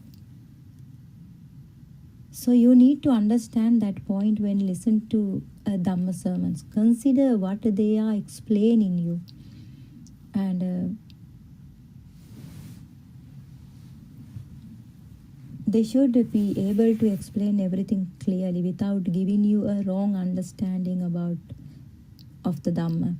Otherwise, what happens is that you get pulled even deeper into this cycle of samsara. It is very dangerous because if you haven't understand about or idea about what is right view, then you trap in this cycle of samsara. You never can get out of this cycle. That is why we must look carefully with proper awareness and examine within ourselves about our six senses. What is being said here? What does it really mean? Or if not, then we must study carefully and understand why the Buddha said that wandering in this cycle of samsara is never good. We need to look deeply with proper awareness and steady awareness and examine within ourselves what this teaching are really pointing to. So our noble friend make a great effort to explain this, what is the right view and what is the real path to Nibbana. But it is very difficult to understand because we have lots of concepts in our mind that we have kept for a long period. The Lord Buddha never encouraged anyone to remain in samsara, not even in the Brahma realms. Samma Sambuddha has never said that staying in this cycle is good. Instead, the Buddha revealed the suffering hidden within samsara and showed us the danger of continuing in it. That is why the Buddha's teaching always point towards Nibbana, because apart from Nibbana there is no true safety in this cycle, no lasting happiness anywhere in this cycle. Actually, in the past, we didn't have access to the true Dhamma in the way we do now. Because of that, we were always encouraged to do concentration meditation, to collect merit, do good deeds, and to aim for heavenly realms. We didn't have a path, a correct path that showed us how to see the Samdittika Dhamma. That means the Dhamma that can be realized here and now within ourselves in this very moment when you are listening or when you are realizing about Dhamma. We didn't meet a way of practice that leads to direct insight, a path where wisdom arises from our own experience. That kind of clear personal understanding, a true vipassana path, simply wasn't available to us before.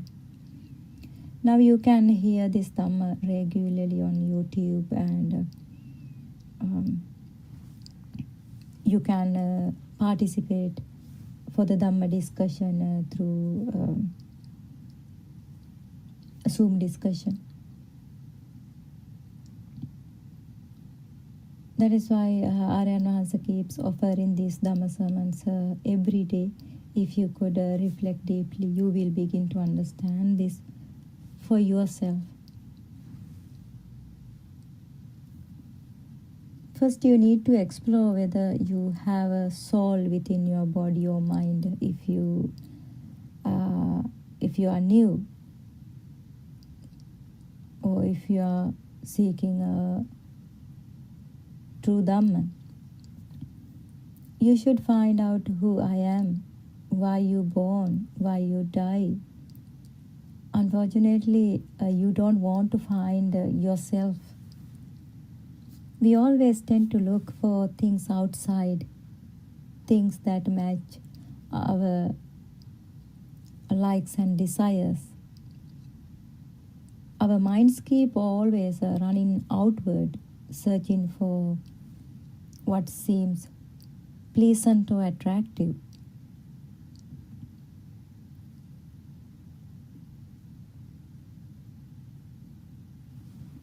When we think about today, nowadays, in science and psychology, they clearly understand how visual perception and hearing perception arise.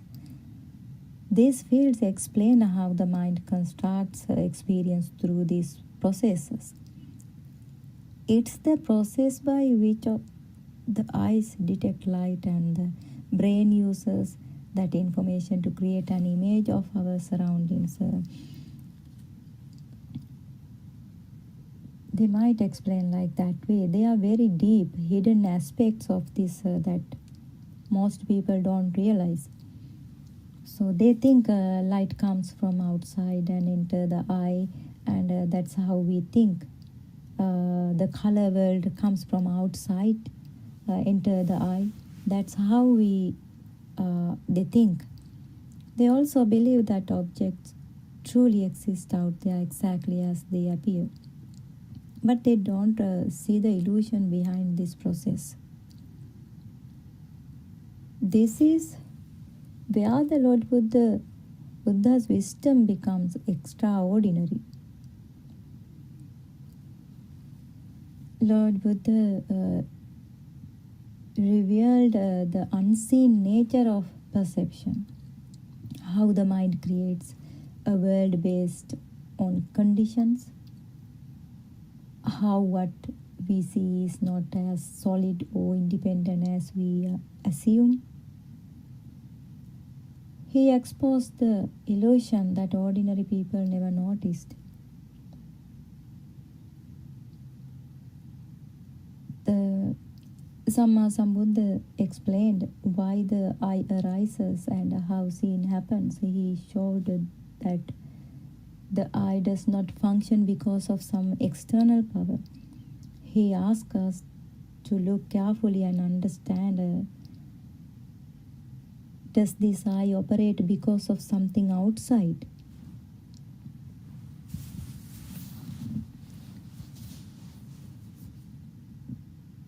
The Lord Buddha revealed the true cause that sin arises due to condition, not because the external world forces anything upon us. He pointed out the dependent nature of the eye, the object, light, attention, and consciousness. When these conditions come together, sin happen. When they don't, sin does not happen.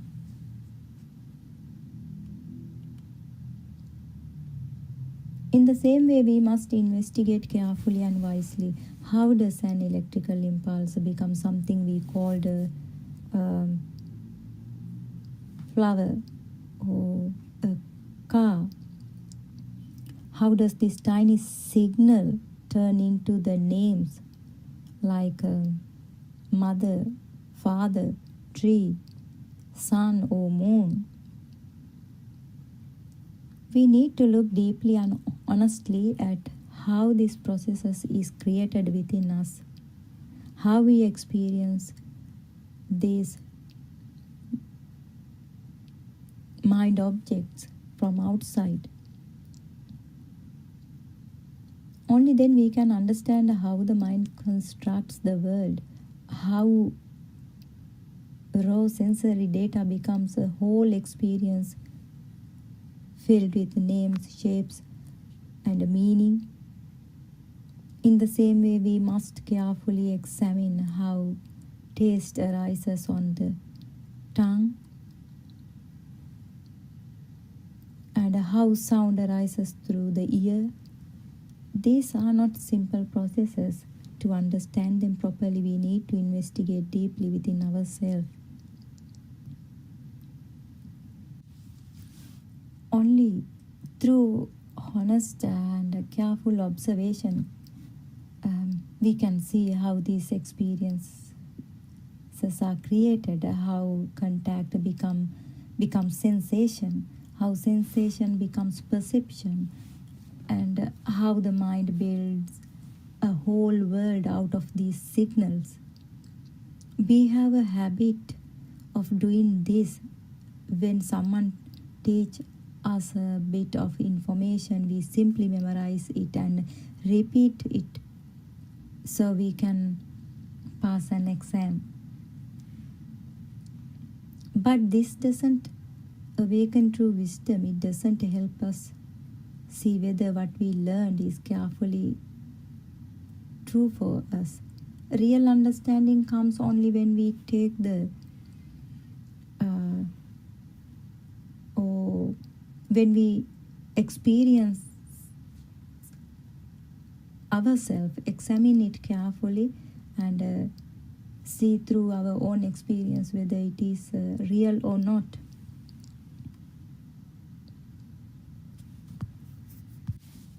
If you are a young student, actually you can see this Dhamma everywhere.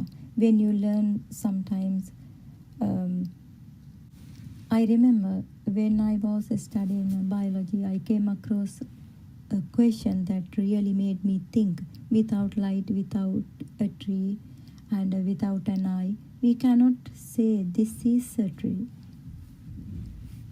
If all three are absent, there is no way for us to recognize anything as a tree. So then we must ask ourselves honestly, when we say a tree, are we seeing the actual thing, or are we seeing something created inside us? Then you begin to understand about these six senses and how it's constructed, everything. Then you can understand about our mind.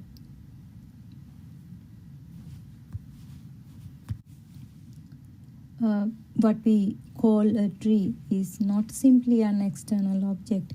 It is a mental formation built from conditions coming together. So then we cannot say that a tree is something permanent or independently existing. The experience of tree arises only when those three conditions comes together: the eye, the object, and light. And those three conditions are not the same as the final result. The eye is not the tree. Light is not the tree. The external form is not the tree. Yet when these three meet, the mind produces the results we call tree. It is the condition that arises, and from those conditions the results appear. When the conditions change or disappear, the results also disappears. So then it becomes clear the cause is not the same as the results. The three conditions comes together, and from them the experience called tree arises, but none of those conditions is the tree. The eye is not the tree, light is not the tree, the external form is not the tree. saying this, we begin to understand that the cause and the effect are never identical.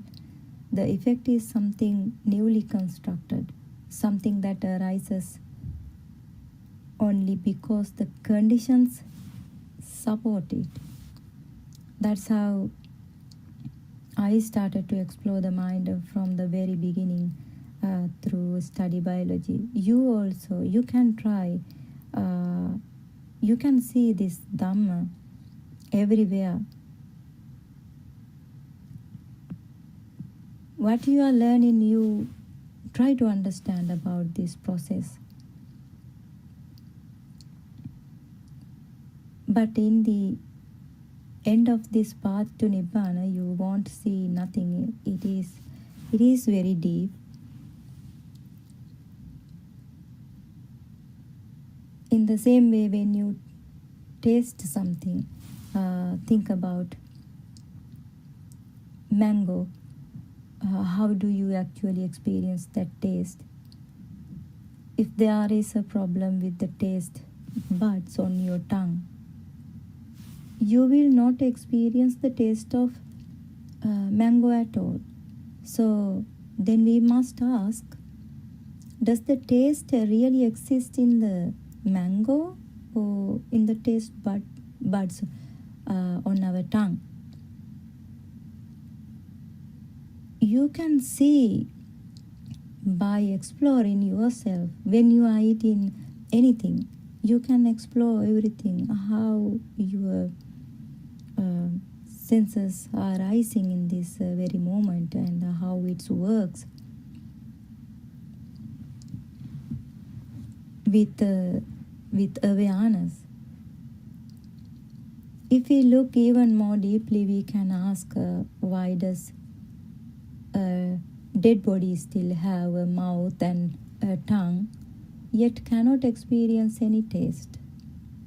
So we need to reflect carefully. Does the tongue produce the taste or the mango produce the taste? Where in truth does this experience of taste arise? There is also an electrical signals happening in the taste receptors in our tongue. So then we must ask ourselves, how does that tiny electrical impulses become what we call the taste of mango? If the taste buds are damaged, the electrical signal doesn't arise properly, and then the mango taste completely disappears. So where exactly is the taste then? Only when all these conditions meet does the experience called taste appear. So we need to think and we need to see very carefully our six senses.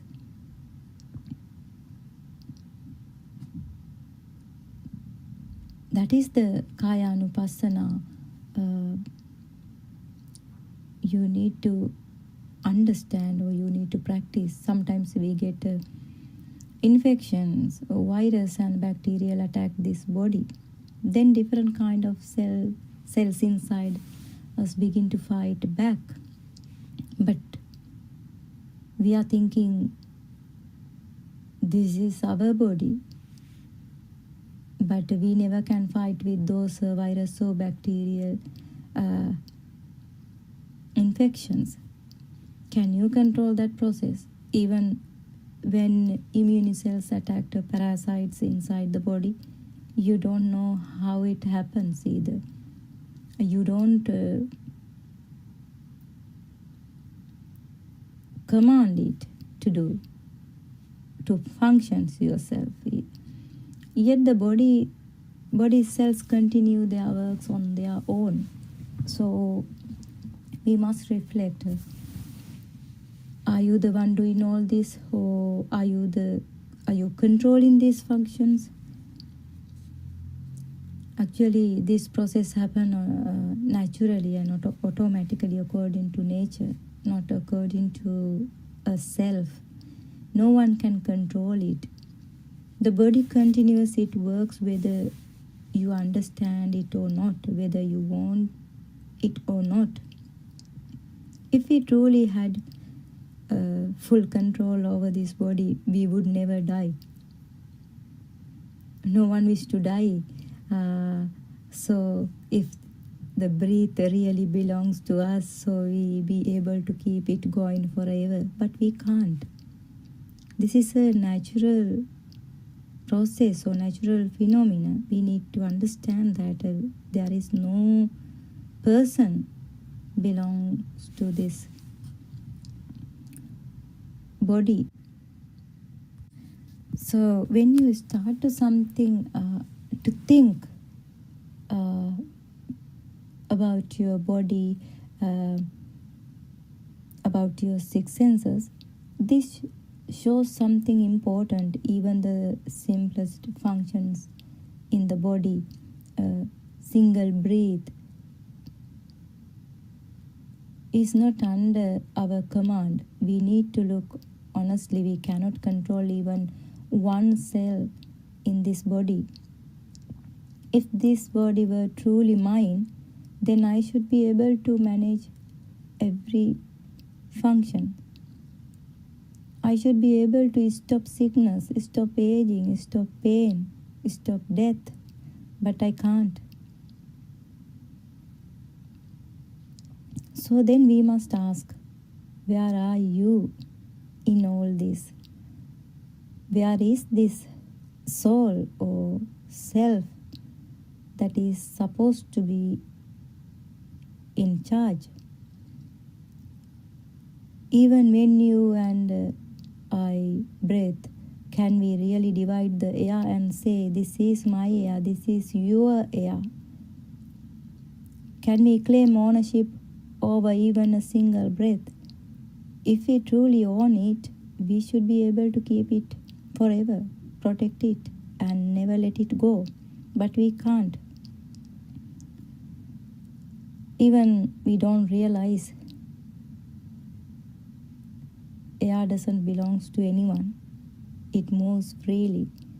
We simply borrowed it for a moment and then it leaves us.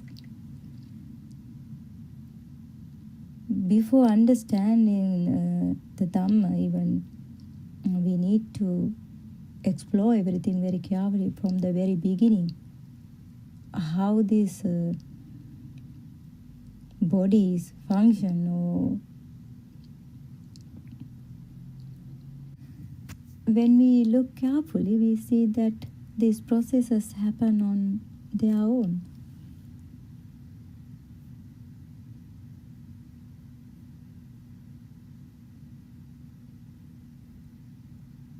Then we have to think what we call I is not a solid owner or controller.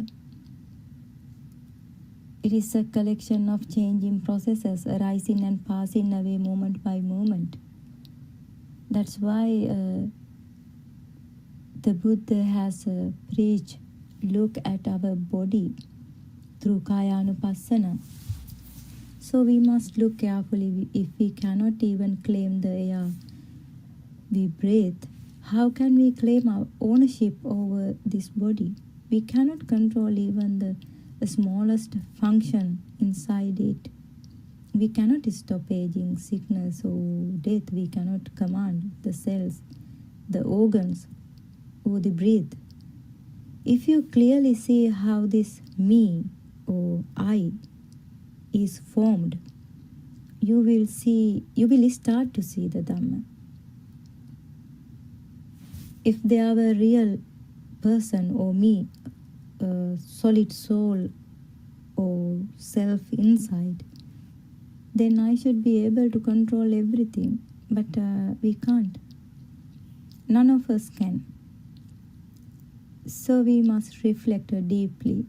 Where is this I that we talk about? Where is my soul? You can start to find out about yourself. Where is this soul we believe in? If it truly exists, it should have full authority, but it doesn't. This is why the Lord Buddha pointed us towards seeing the body and mind as processes, not as a permanent self, not as something we own, but as condition arising and passing away in this very moment.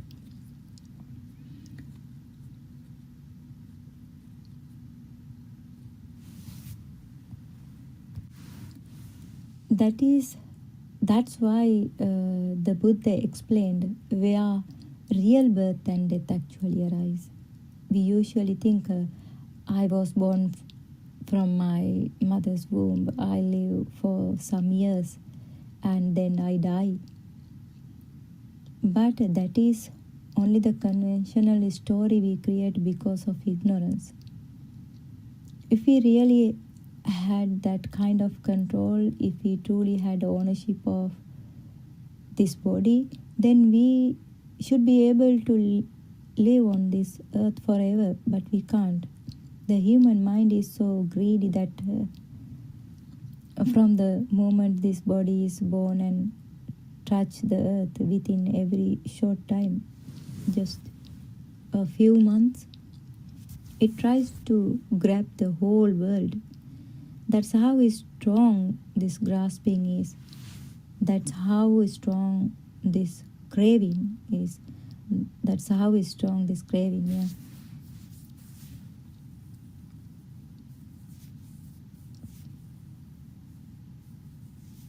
In truth, the Lord Buddha pointed to something much deeper. What we call birth and death are happening right now, moment by moment. Every time a sight appears, that is the birth of seeing. When the sight appears, that is the birth, and when the sight disappears, that is the death of seeing in this very moment. The same happens with the hearing, smelling, tasting, touching, and thinking. Because we don't see this moment to moment arising and passing, we build a long story. I was born then, I will die later. That whole story is created by ignorance. So, the conventional birth and conventional death are things we construct in our mind. They are not the ultimate truth. The Buddha showed that what we called me is just this continuous flow of sensation, continuous flow of perception, and continuous flow of these thoughts arising and passing away.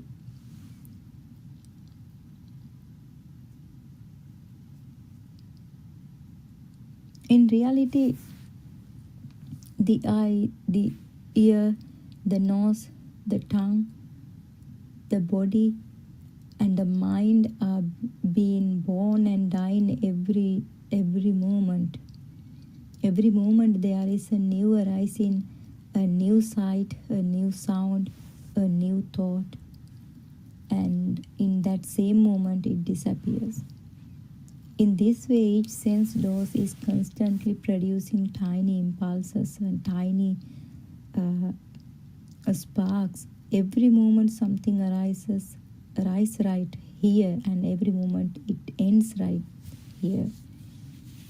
That's how our birth and death happens in this very moment. That is what the Lord Buddha explained about the death and birth.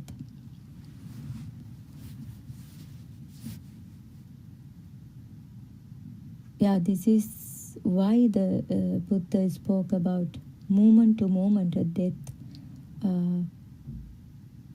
In Sinhala we say Kshanika Marana. That means the continuous arising and passing away happening within us all the time.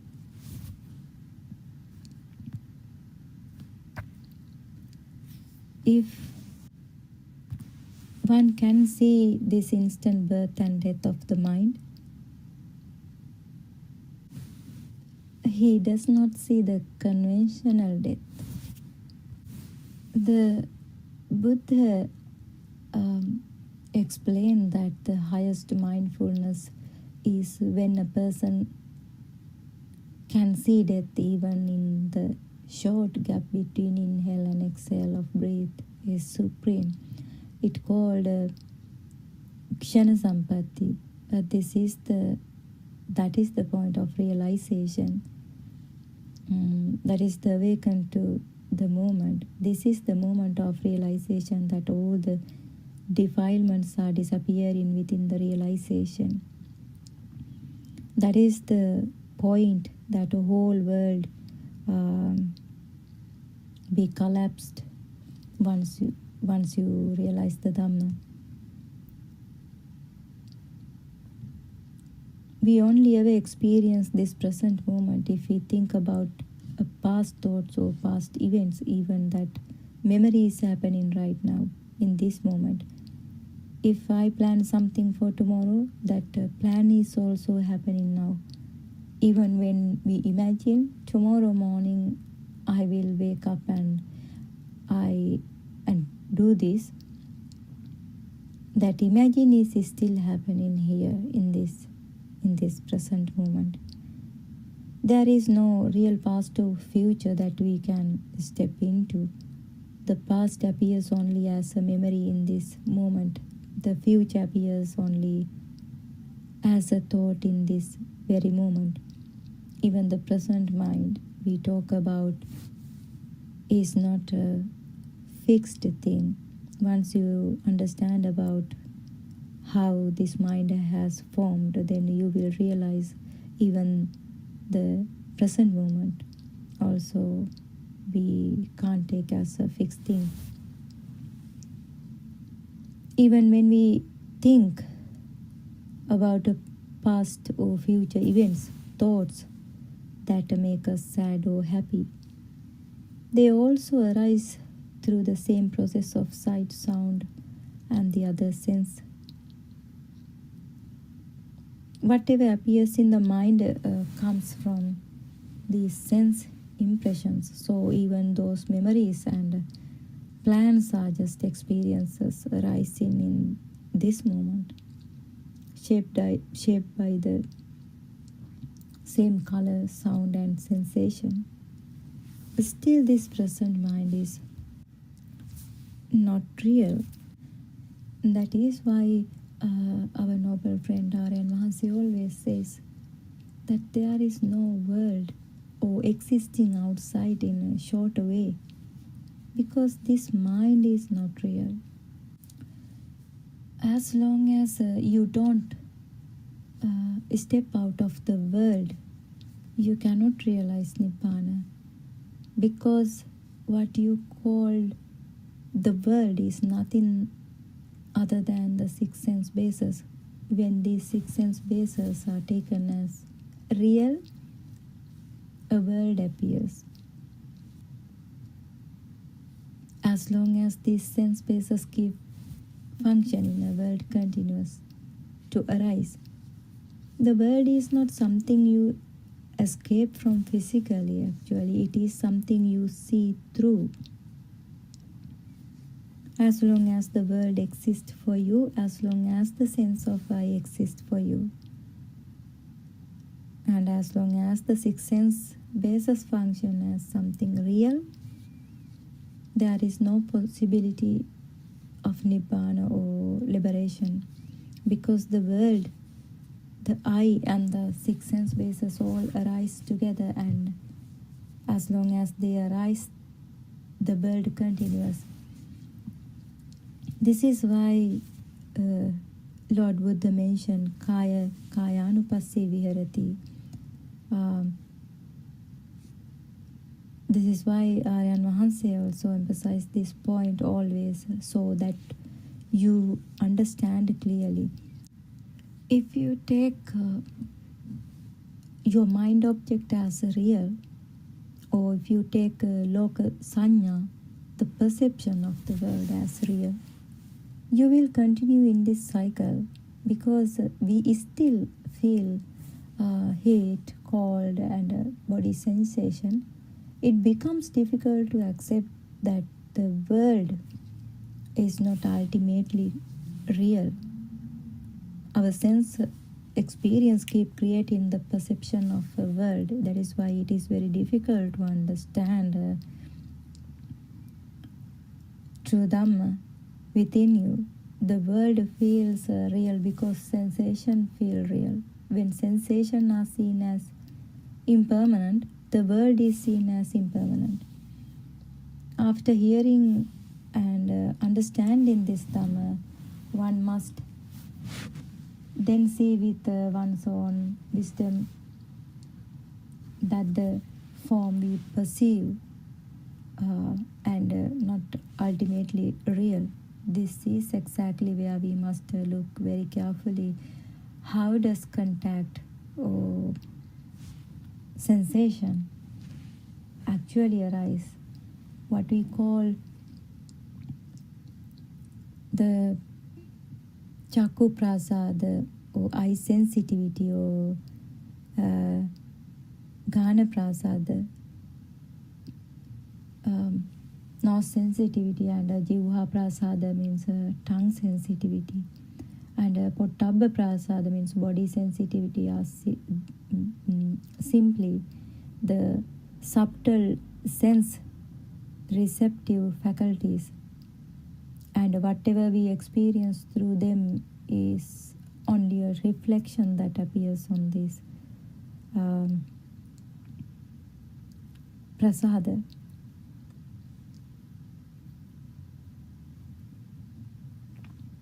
When we talk about eye sensitivity, nose sensitivity, or tongue sensitivity, and a body sensitivity, we are not talking about the physical eye, nose, tongue, or skin.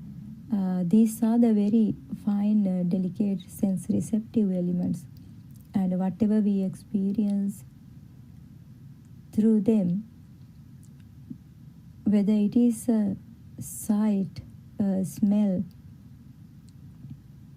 a taste, or a touch, is just a reflection arising on this prasada rupa. It is not that the outside object comes into us actually. It is not that the world enters the body. A tiny reflection forms on the prasada, and the mind interprets that reflection as the world. If there is external world or bahiranta, all these things we experience from the outside, sounds, colors, smell, taste, heat, cold, or pressure, and none of them actually enter into us. So when we are talking about the eye also, the eye isn't the physical organ. The eye is the experience of seeing, the whole process, the arising of knowing. It's the same with all other senses.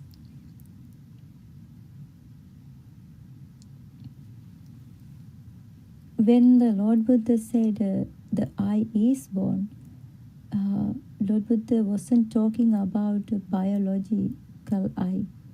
The Buddha meant the moment of knowing, of seeing arises. That's why the Dhamma points us inward to the experience itself, not the physical organs. But from the very beginning, we are looking around the physical body, physical organs to understand step by step. We feel as if there is a person living inside this body, as if someone is sitting in the heart area experiencing everything. We are thinking like that way. That feeling is what we call the life form. Sometimes we hear through so many Dhamma sermons, they say that the life form is close to your heart, the soul is close to your heart, like that way. But that is actually not the true. Once you understand about the Dhamma, then you will realize that non-soul Dhamma very clearly. Because of that feeling, it seems like I am in here. But if we didn't have these five sense bases in the eye, ear, nose, tongue, and body, then where would world arise? This is exactly what we need to look at carefully.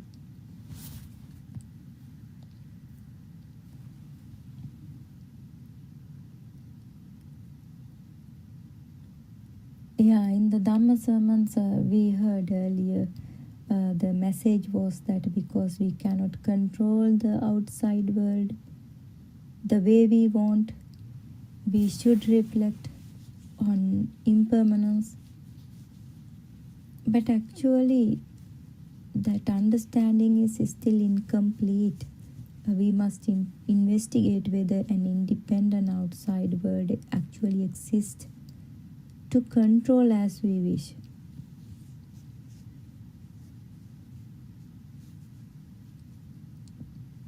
The Sammasambuddha's teaching goes deeper than simply accepting impermanence. This is why Kayanupassana is so important. It helps us see whether there is actual a person or a soul inside this body who can control anything outside.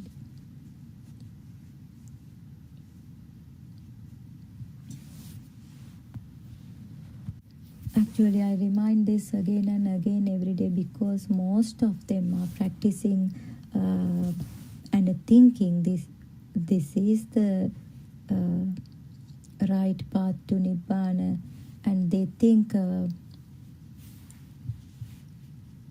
all the time, and they practice in saying anicca, dukkha, anatta through memorizing those words. They think that is the way to escape from this cycle of samsara or escape from this ignorance. So actually that's why I remind this point all the time. In those days when we truly practiced, whenever suffering came from someone outside, we would say it's impermanent, it's uncertain, like anicca, dukkha, anatta. But even then, there was still an outside person and inside me who was experiencing the pain. There were two sides, or nothing can be controlled the way I wish.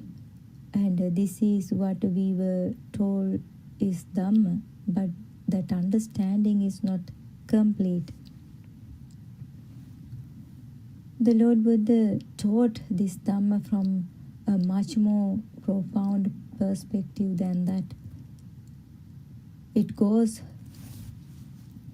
far beyond simply saying nothing can be controlled as I wish. The Lord Buddha pointed to something far more subtle and vast. Even though it's extremely hard to realize, the entire samsara is actually arising in this very moment. All the thoughts that appears right here, right now, contain the whole of samsara within them. And even this very moment, has no real substance, nothing, no time, no place where it can stand. It doesn't hold anything. It doesn't stay even for an instant. It is a state where name and form is absent, a state without mind and mental processes. Actually, you might think, how can this thing called samsara exist in this very moment? You might even believe that samsara is something far away, something that stretches across countless eons, something almost impossible to grasp.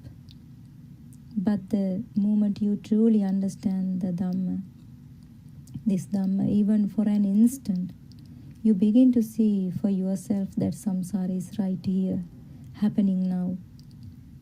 And unless you have realized that directly, it can feel difficult to understand. Then you will understand why it says Akalika Dhamma, timeless Dhamma, and why it says Sandittika Dhamma. Why this Aryan Vahanse always says this samsara exists in this very moment. Once you realize, or once you understand this Dhamma for a moment, then you will realize why we say this samsara is also exists in this very moment. Even though we can never point to samsara as some solid, separate thing, samsara simply means the ongoing flow of the mind, the arising and passing away of subtle thoughts, a stream that never really stops. So if you truly understand how a single thought comes into being, you begin to understand the whole movement of the mind. And when that becomes clear, you start to see the nature of all thoughts. In the past, we used to believe that samsara and rebirth meant this. After our conventional death, we go on to another life, another existence somewhere else. That was the understanding we grew up with. That's what we learned through Dhammados in the past.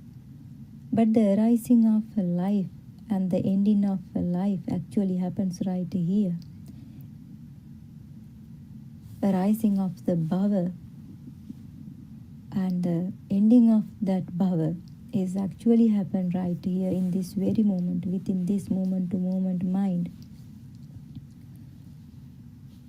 One day when this Dhamma becomes clear to you, you will see for yourself that bhava, nirodha, this sense of being, arise and ceases in each instant of the mind. That is why the Buddha taught us to complete the path here and now by seeing arising and passing away this mind. By ending this moment to moment becoming, that is what it truly means to be a Buddhist. You can become a Buddhist by realizing or by seeing the rising and ceasing of this mind object in this very moment. That's how you can escape from this cycle, by seeing the mind object that rising and ceasing in this very moment. Then your all defilements will fade away, and then all your fire fading away. That's how you can become a Buddhist. So try to become a Buddhist by understanding your mind and by exploring your 6 faculties in depth every moment, step by step. Then you can realize this Dhamma.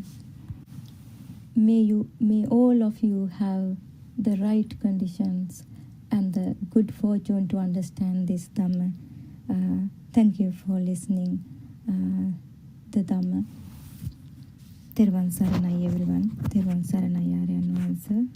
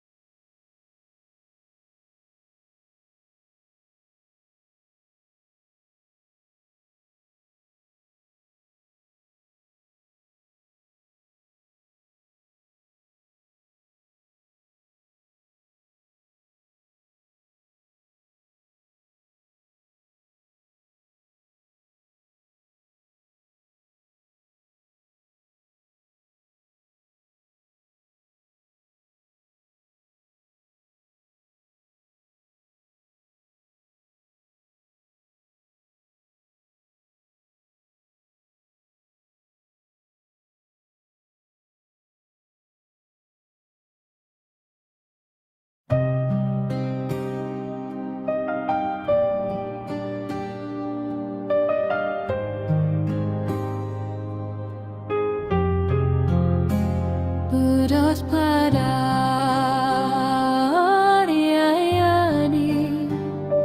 loving and kind.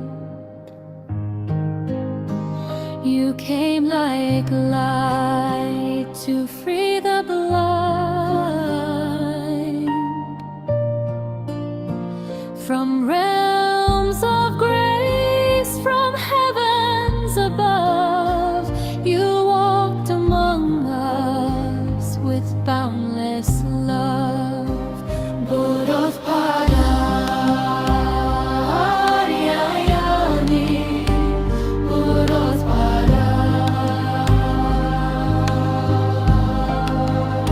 seeing the sorrow of mankind, lost in darkness, confused and blind. You spread the truth so clear, so bright. The Dhamma's flame, the guiding light. You reawaken Buddha's way. The sasana shining day by day. Through your compassion, calm and deep, you soothe the wound that makes us weak. Buddothpada,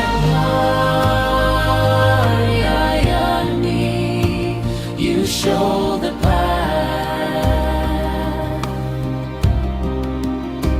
through gentle words and sermons vast. Step by step you lead us on until the night the fear is gone. Buddothpada,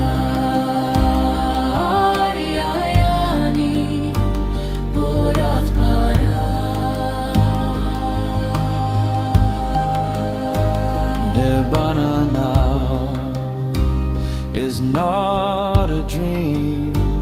It flows within like a peaceful stream. Oh, Ariyayani,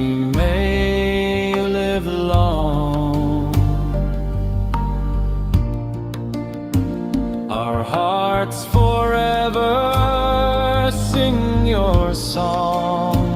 May you live long, O noble guide. In gratitude we stand with pride.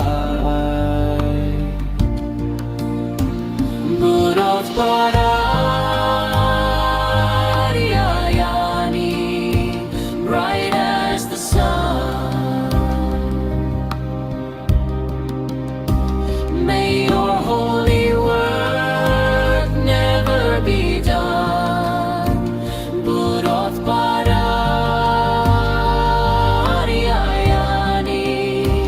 you show the path through gentle boats and sermons vast. Buddothpada, loving and kind.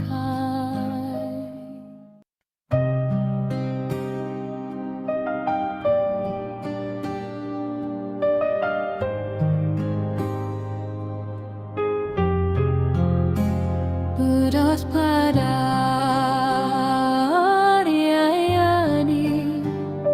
loving and kind. You came like light to free the blind.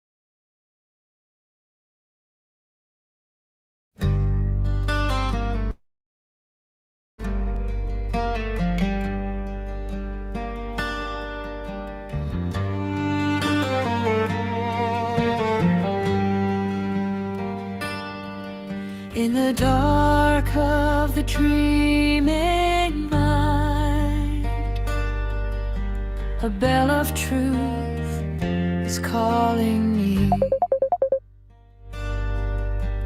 Through the smoke of fear and time, a single word makes the path appear. Buddothpada.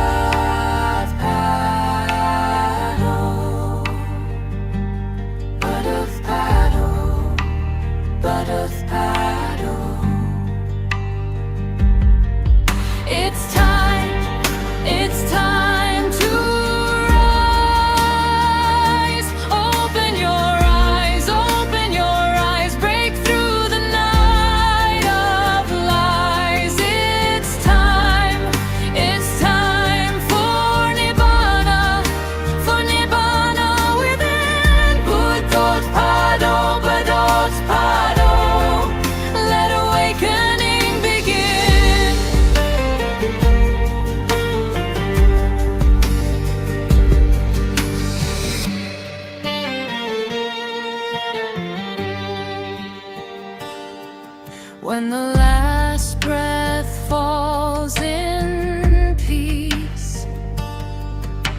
The storm of the self grows still, with Buddothpada on the lips. The heart returns to silence and will.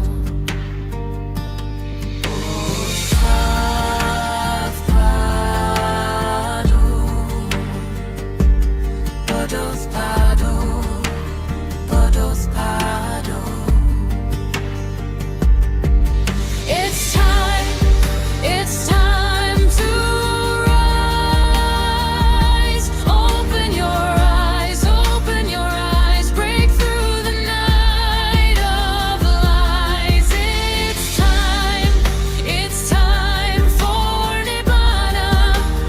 Nibbana within. Buddothpada, let awakening begin.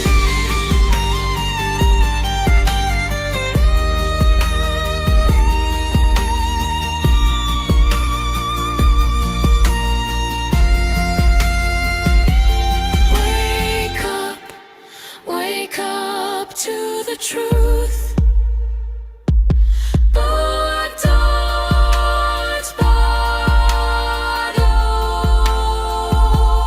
Awake, humans, be awakened humans.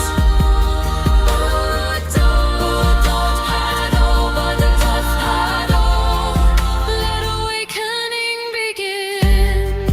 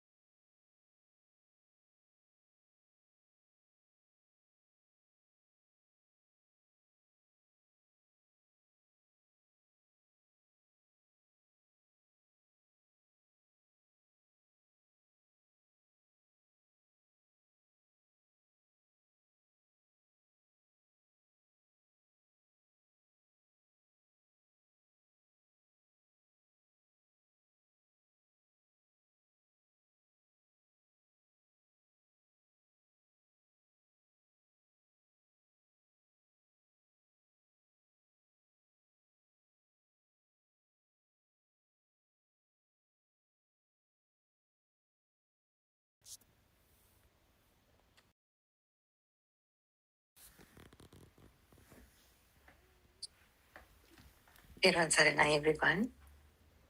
First of all, I pay homage to the Lord Buddha, the Dhamma, and Sangha, and I bow down to R.N. Mahansi, our noble friend, for his all his guidance.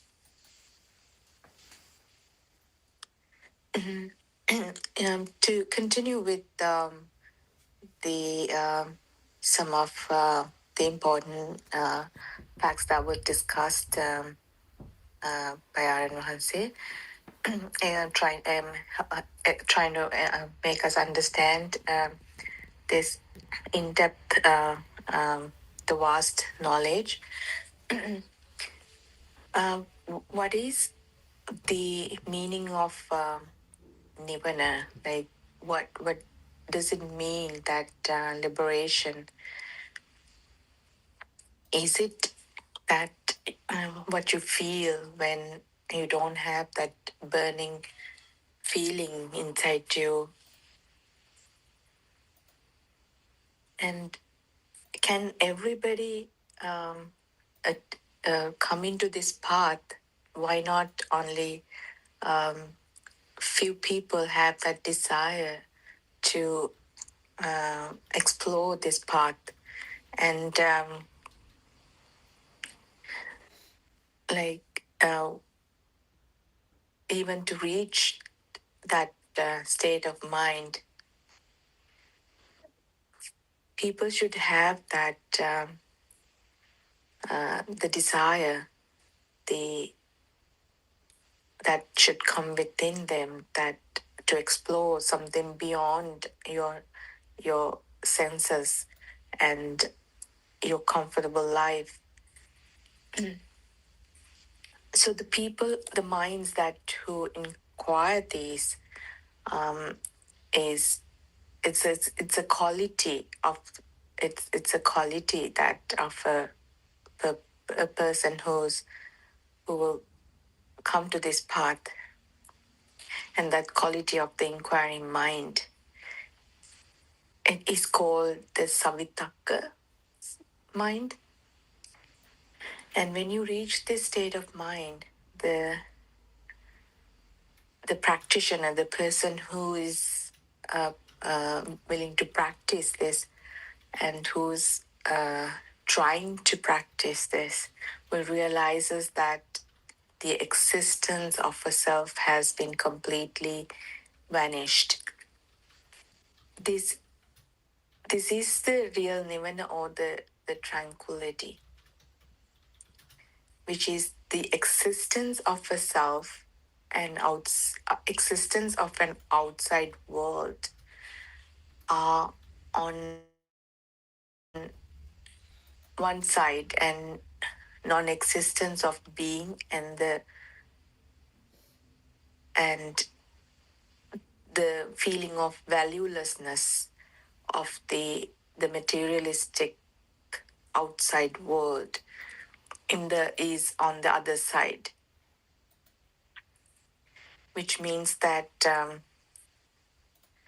the person who have that eagerness, that desire, and who start practicing that inquiring mind, then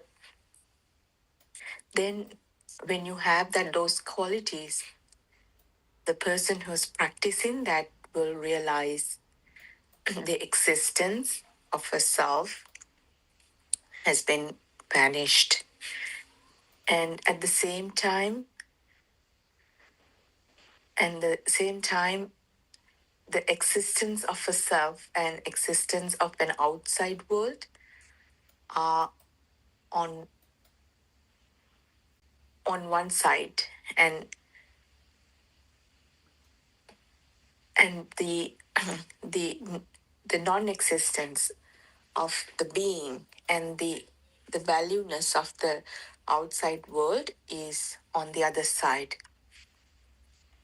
As long as a person has thought patterns, he has a soul. So how do we recognize our soul? That feeling of I am, me, mine.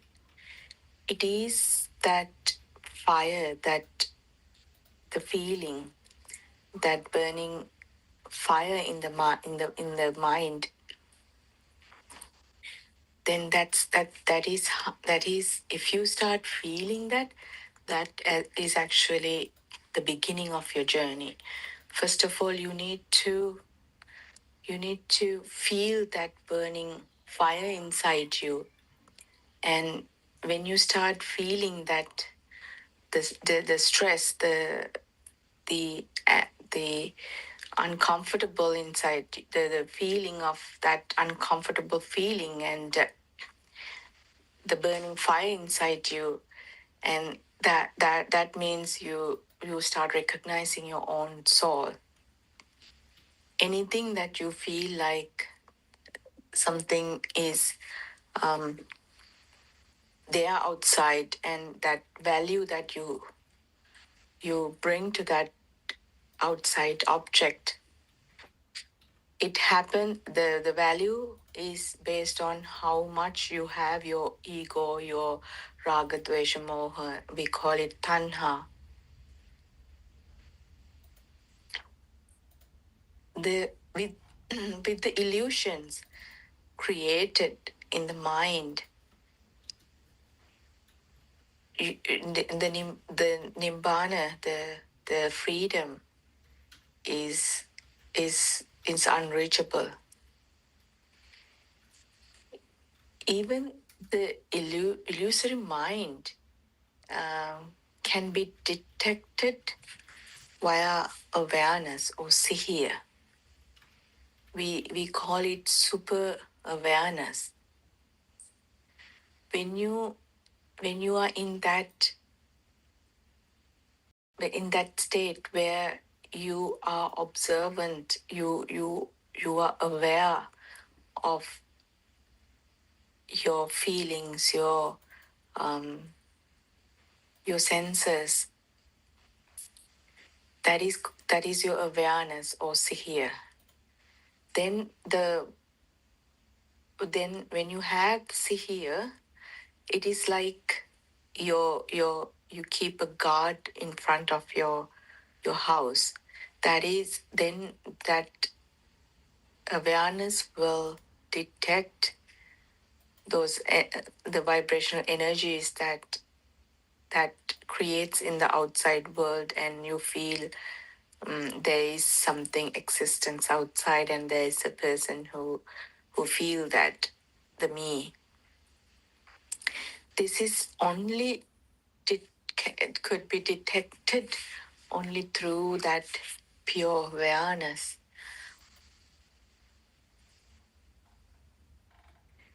It is like you have built a sensor which catches all these vibrational activities, energies that happen, and you know exactly how those are created.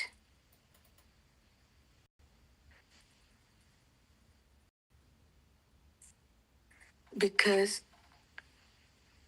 why do you have to understand that how these outside objects are created, the vibration, how they process? Because along with that, the vibration energies and the process, that the me, the person who's experiencing that can be caught up, then you know that how me is created.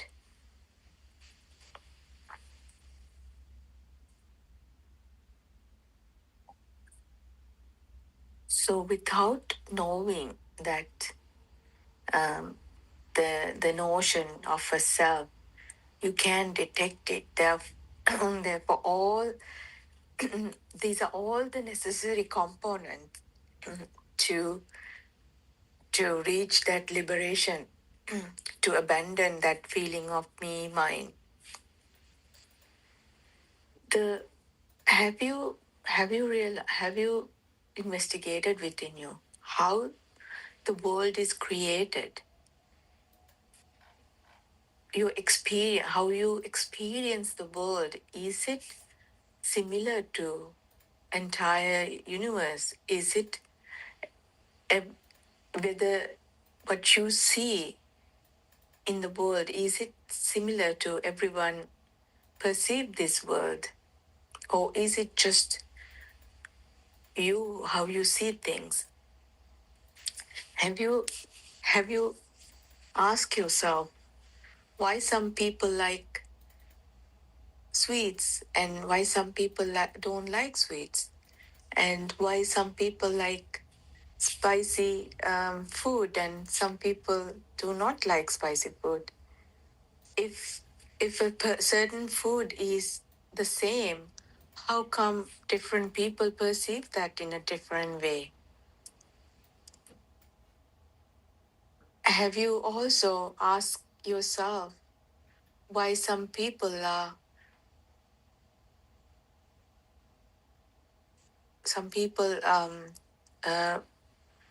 very competitive in certain ways, and some people do take the life as it comes? So because the value that you are given to this outside world depends on individual being. And this entire world is created in a single mind, like it unique to in each and every individual.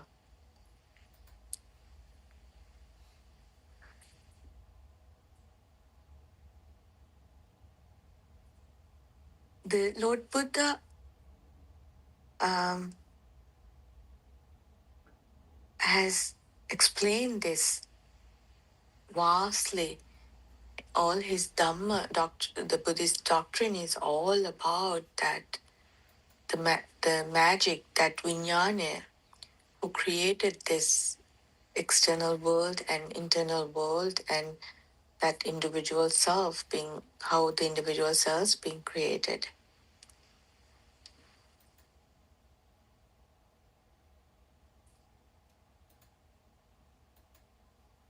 So we all the time, we think that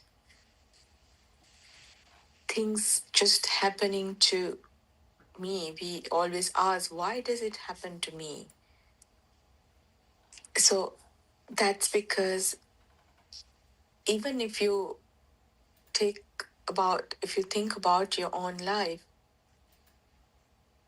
if something happened to your family, you feel it's hard into the depth, like you feel so deeper. But if it's somebody you don't know, you don't even feel it. You will hear in the news uh, telecast that something has happened in a different country. You won't feel it that much. But if you hear that it has happened in your country, you might try to look for more details, or you might look to find out the news, what that news is about, and you will then try to find if someone known to you affected, because that's all depends on how much you have holding on to it, how much you have engraved those feeling of me, myself, and something happened to someone I know. It's all about it. Everything is centered around you.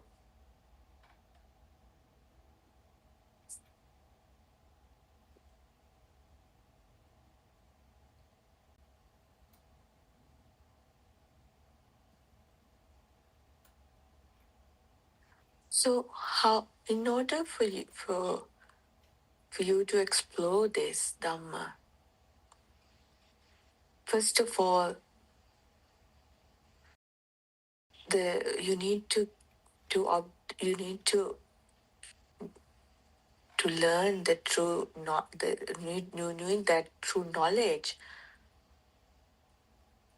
of what Lord Buddha has preached, what this Dhamma is about. That Dhamma, without that Dhamma knowledge, you are not able to apply those the techniques, the the system, that process. You're not. It's the way you experience. For you to practically experience that Dhamma, first of all, you need that knowledge. And when you have that true knowledge of awareness, then you can reach that practical experience. Through this practical knowledge, the notion of that existing self can be found. The existence of the soul cannot be abandoned by just thinking about it. So that's another thing that we kind of get lost in this process, is we don't know how to define that the mind and the process we most of the time, the knowledge that we learn, we are trying to process it through our mind. And the mind and the feel is what you need to, that is how you experience this Dhamma within you, through the feel. When you have that knowledge, you need to learn to separate the two way of experiencing this. So you need to learn how to feel this Dhamma within your own self, within your own soul.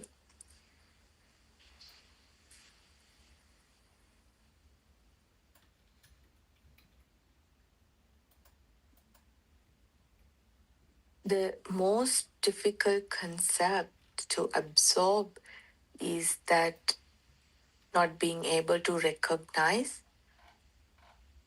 our own perception of the self. If this is just limited to a thought, and if the person cannot detect the fluctuations of the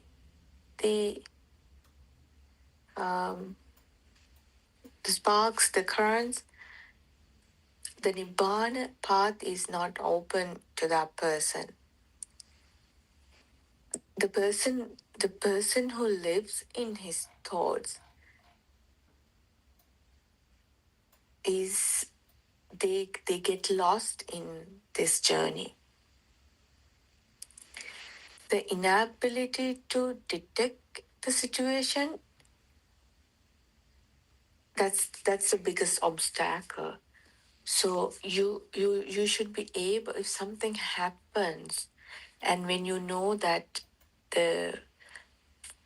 that something is not right inside you, like that feeling, the fire feel, the burning feeling, an uncomfortable feeling, and like the cravings, the sadness and anger, that those sparks that happens inside you, if you are not able to detect those, the changes, the fluctuations of that feeling, the current, then you are not able to find this path. The person who lives in that thought is not able to find that feel. So you have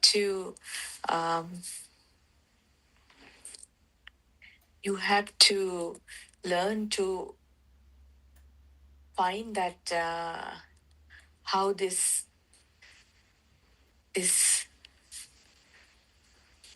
current fluctuate in you, the effect on those feelings to you.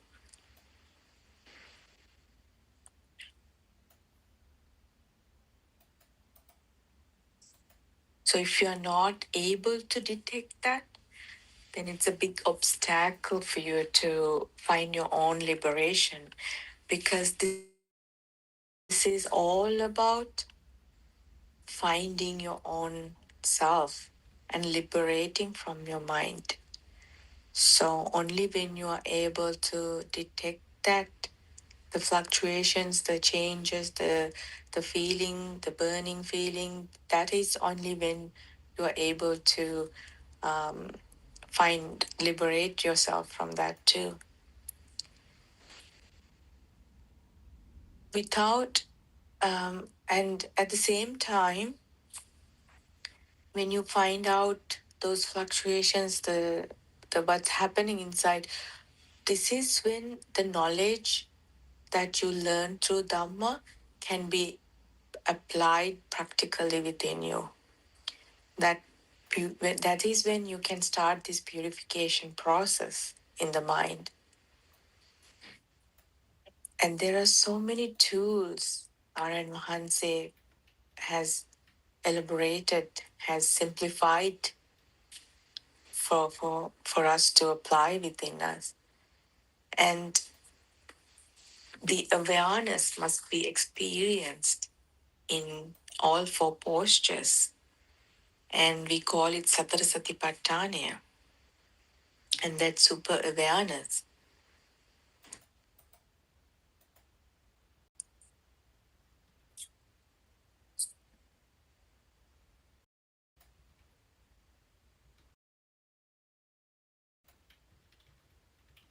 So when you have that super awareness, that is when you can easily detect that your hidden self in all these incidents. And the learning Dhamma is helps you to recognize the wrong way and how you can uh, purify your way and how to learn that right way.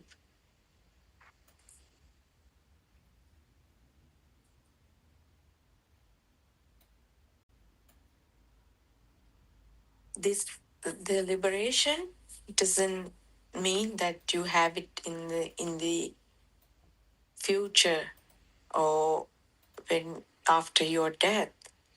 The liberation is at this right moment. This moment we call it Shana Sampatya.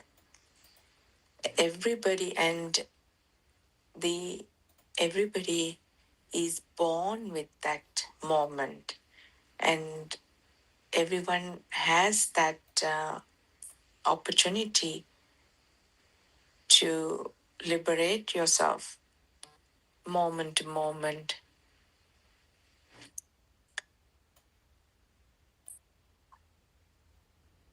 This is the meritorious ordination.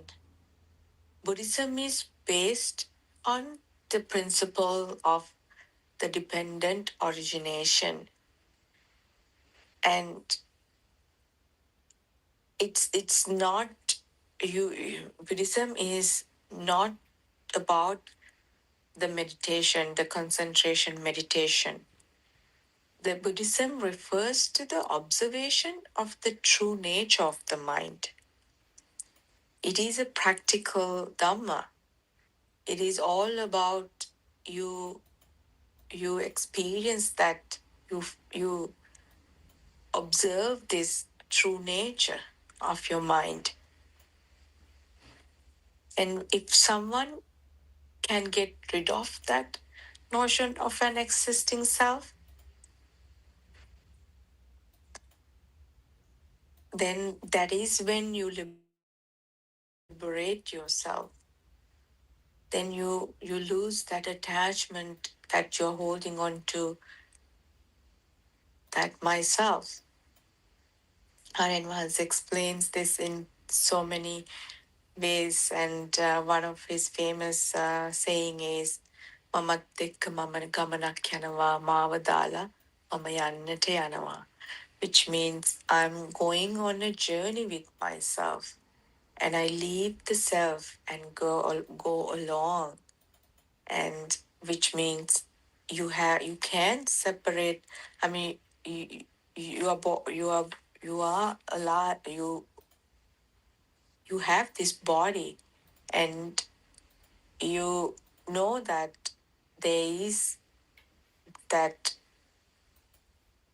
the senses that works, which is the mama.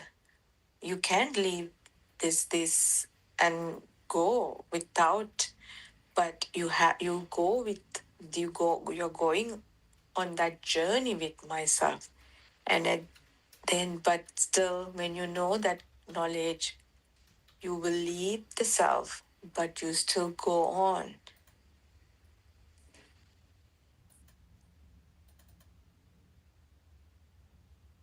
So this is a process. And this is a process of the defilements, the fading of defilements. which is the craving, aversion, the ignorance, those defilements will it systematically will fade away in this journey.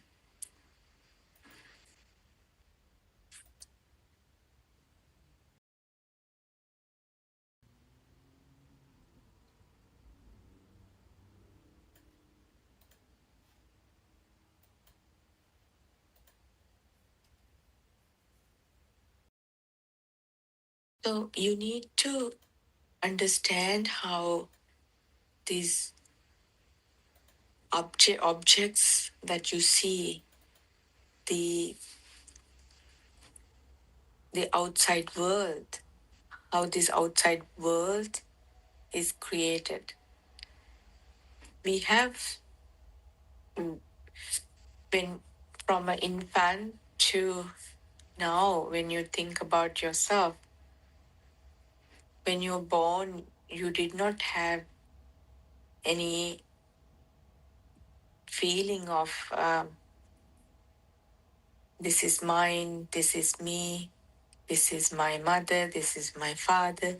But as gradually as you grow older, your database has been filled with all about how that ego has been built up. And now,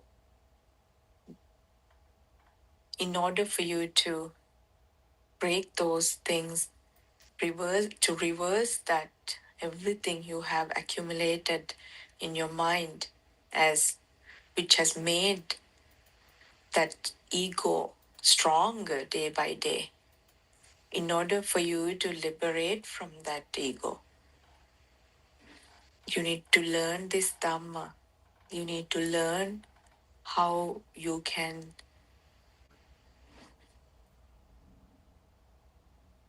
liberate from that ego. And for that, you need to start learning this concept.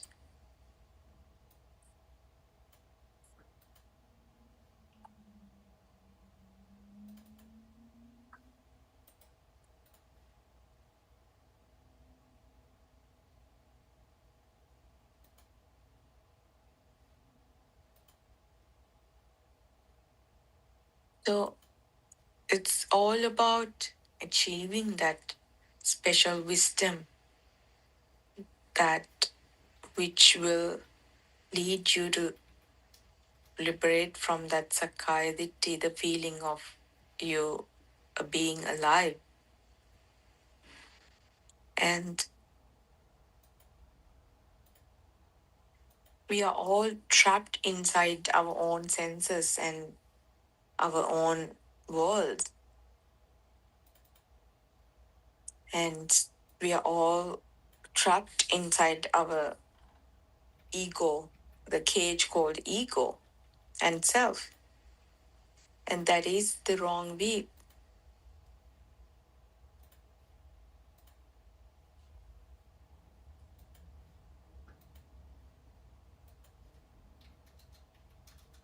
So, Lord Buddha's doctrine is about the Four Noble Truths, the truth about the suffering, the cause of the suffering, and cessation from the suffering, and the end, it's the path to end the suffering. The suffering sensation or pain is actually that the feeling, that feeling of what you have inside. The I is suffering when you see something. When I is thought of an object, in reality, you know that I is only a vibration and a mental formation or mental image created in the mind, and is only a power created by the stimulation of all senses. So So it is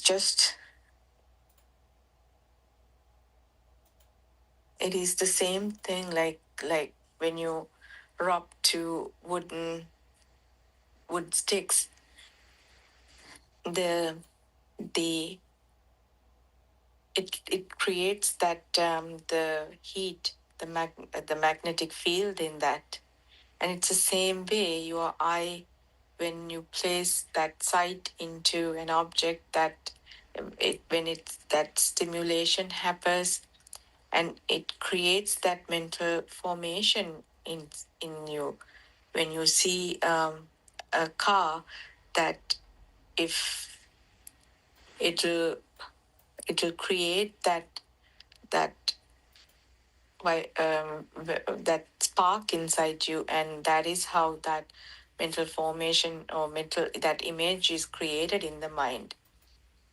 And it's only a power that's created by the stimulation of your senses, the eye. But if you see that, is it that your eye saw that, or is it someone who's inside, that someone called me saw that? So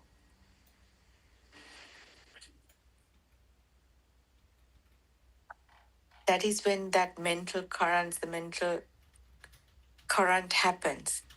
But that currents do not exist anywhere. That comes and go with in unimaginable speed.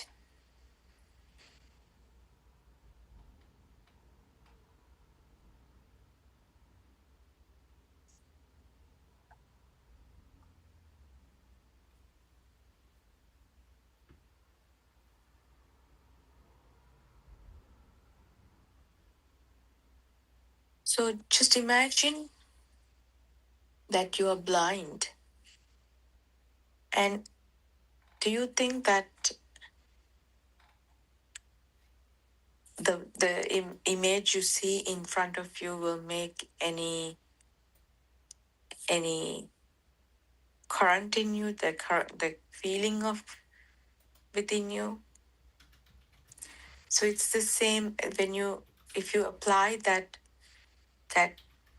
concept in all your senses, you will see that if your eardrum is damaged, do you think you will hear any sound?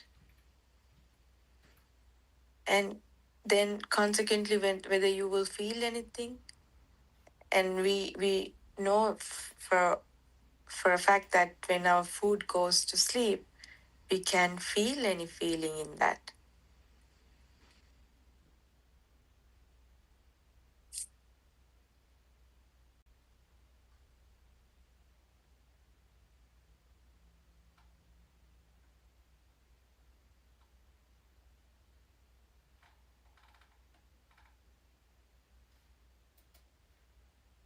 And so this is that current that happens with those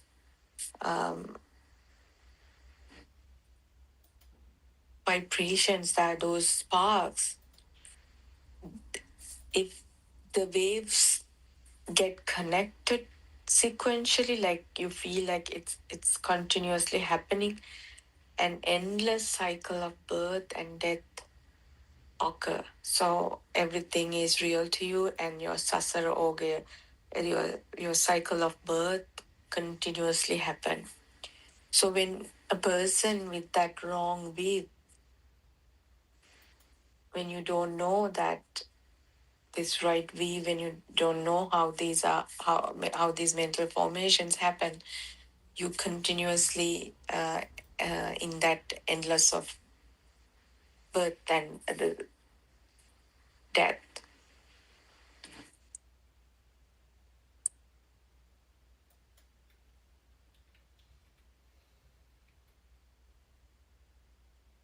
The whole process is a frequent. It's as a resonation, and it does not stop. It's very hard to understand that your thought patterns are formed according to the system of vibration, and it doesn't end. And the reason for that journey in the the samsara is it's continuously it's happened, and due to that creation of the mind consciousness, the vinyana, and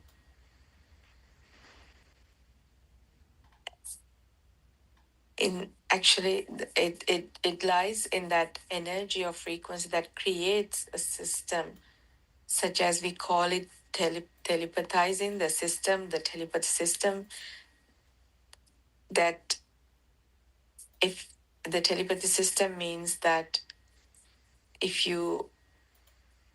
that energy in two places matches, it just keep vibrating in the same energy level. When the energy vibrations are stopped through the spiritual process, then that when you stop that vibration, if we call it the akampita cheto vimuktiya, which means that you do not create another life. You don't have that vibrating energy that will that will travel to that will telepathize to a different it's the cycle. This is the liberation from that vibration, the liberation from influence of energy vibration. In order for you to gain that understanding, the right weave of an existence of soul must be that you need to eradicate that wrong weave of the existence, which is that wrong weave of existence. It is called Sakkaya Ditti, that you have that feeling of I am here, there is someone there, like that wrong weave. And when you have that, when you eradicate that wrong weave, the true understanding of there's nothing existence in either inside or outside, which is called Ajata Bahita. You realize that, realizing that there is no existing individual self or soul. That is the way to liberate yourself. Until you reach this level of understanding, the birth and death continues. Your samsara, your cycle of birth continues.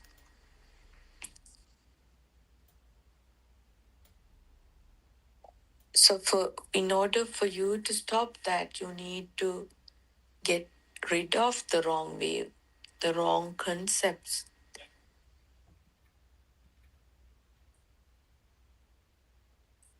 And then understanding that the philosophy, the Lord, the Dhamma, and observe how defilements fade in. When you start practicing it, you observe that how defilements fade in you. When vibrations become less and less, this is the heaven in your own mind. When you are at that calm state of mind, then you don't have so much thickness, hardness in your mind. and then you experience that it's your vibration becomes smoother, thinner, and less it is the heaven in your own mind. Having more vibrations means when you're experiencing hardship, that roughness in you, that thickness in your thoughts, that is the same like you are living in a hell.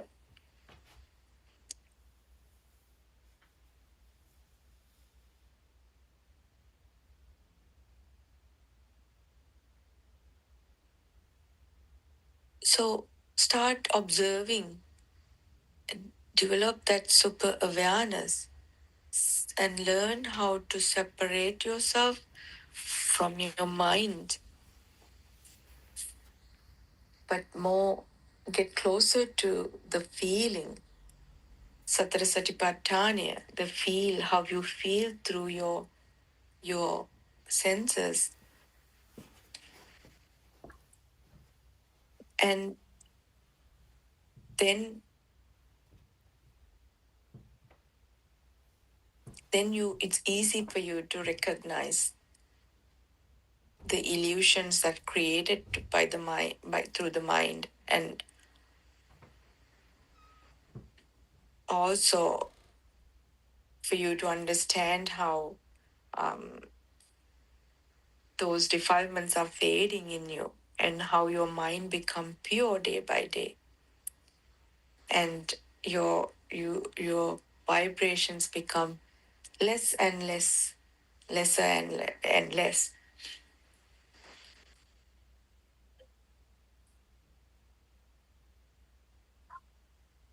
When you experience that the senses of individual self is dissolving, this is called the liberation from that concept of the self, your mind.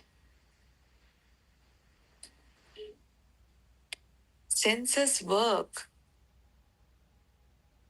You still get through your chores, your day-to-day life, but you are like a machine. There's no mind that grabbing you down. Those thoughts that keep you punishing, and you become like a free bird who flies in the air. So relax, you get everything done, but you don't have those heavy vibration in you, which makes you feel like you the pains and the stress, the that thickness of vibration in you.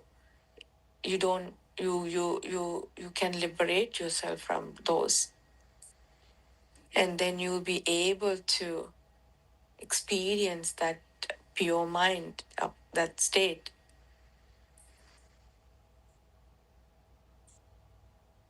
and which is that objectless state of natural concentration, or you can experience it right now.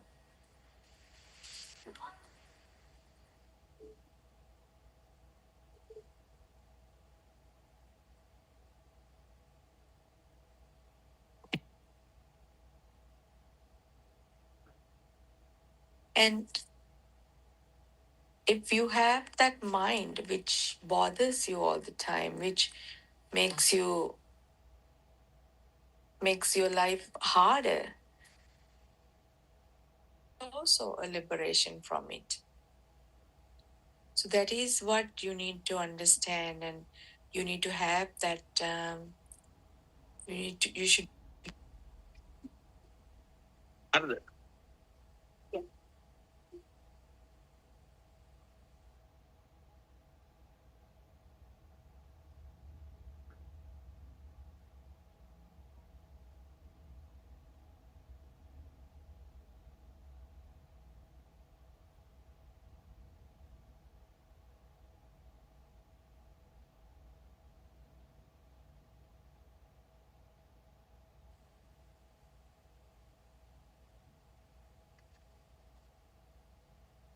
to liberate yourself from those heavy those thoughts.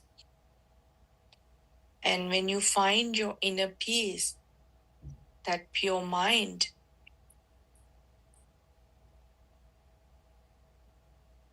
you will feel that akampita swabhava, the non-vibrational state of mind.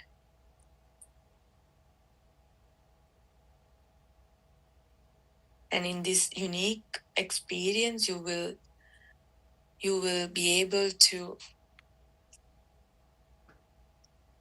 experience that emptiness. Emptiness doesn't mean that there's nothing outside. It's just that the value that you give to the outside world will become less and less. And then you will also be able to drop those old things, which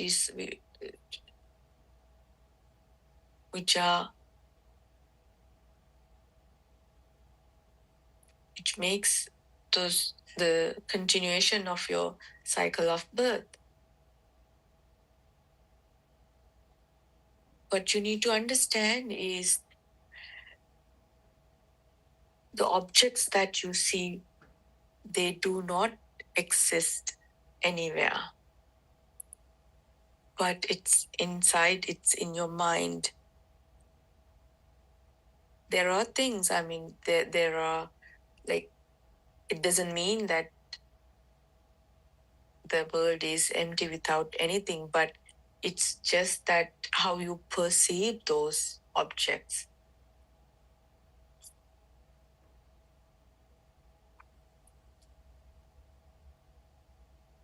So if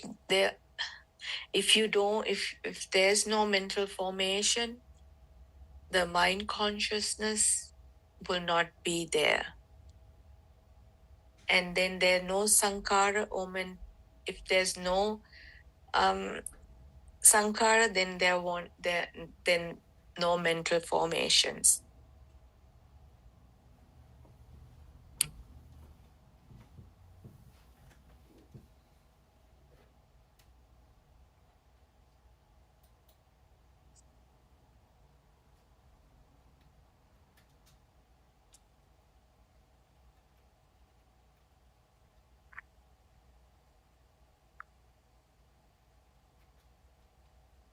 So we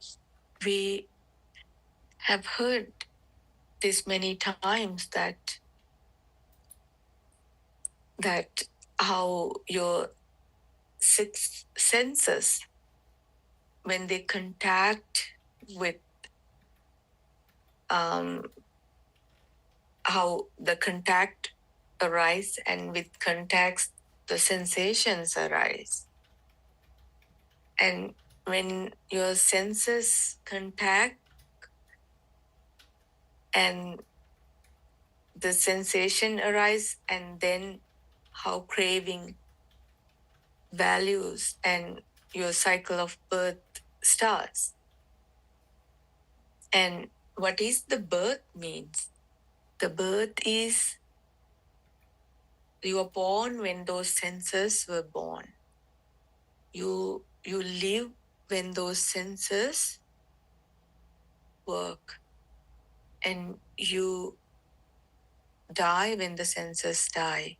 Does it mean that the physical birth and physical death, the body? No, they are all the senses, that your six senses that keep you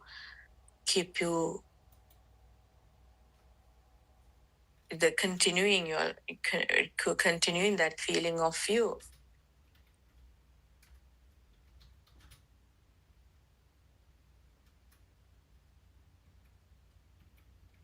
So when the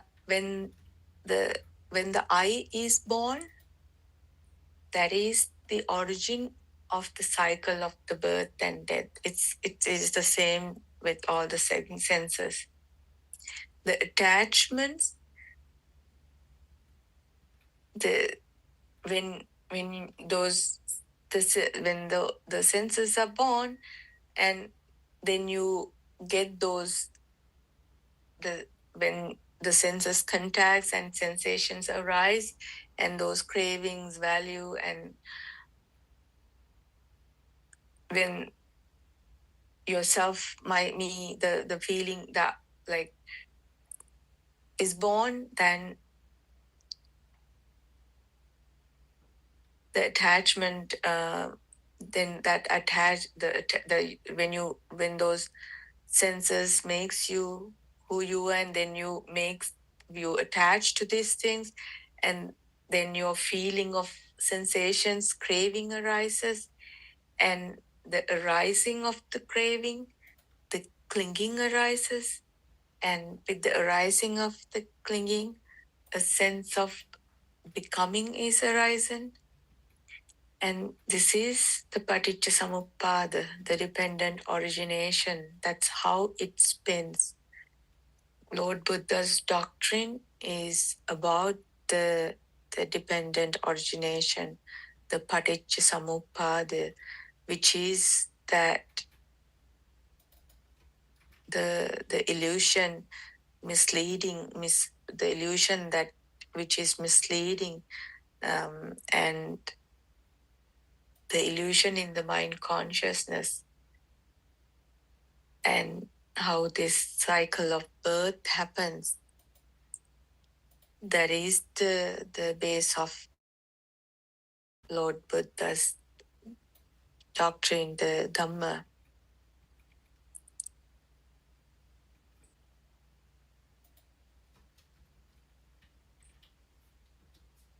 So you have that choice of what whether you want to continue in this samsaric journey, or whether you want to end this cycle of birth. It is all in individual. Everyone has that choice, and that is we are born with that choice. And I invite everyone to ask yourself whether you want to continue in this samsaric journey, or whether you want to end this samsaric journey. And it's all depending on individual expectations. And I invite everyone to listen to Buddothpada Deshana, and the Lord Buddha's pure Dhamma is you can hear, and this is the journey. This is an individual journey, and so this is a journey within you. And with that invitation, I'm going to conclude my talk today. And may you all be happy and peaceful, and bless you all. Triple Jam bless you, and Teruan Saranai. And I worship our Vanse, our noble friend, for his guidance. Teruan Saranai.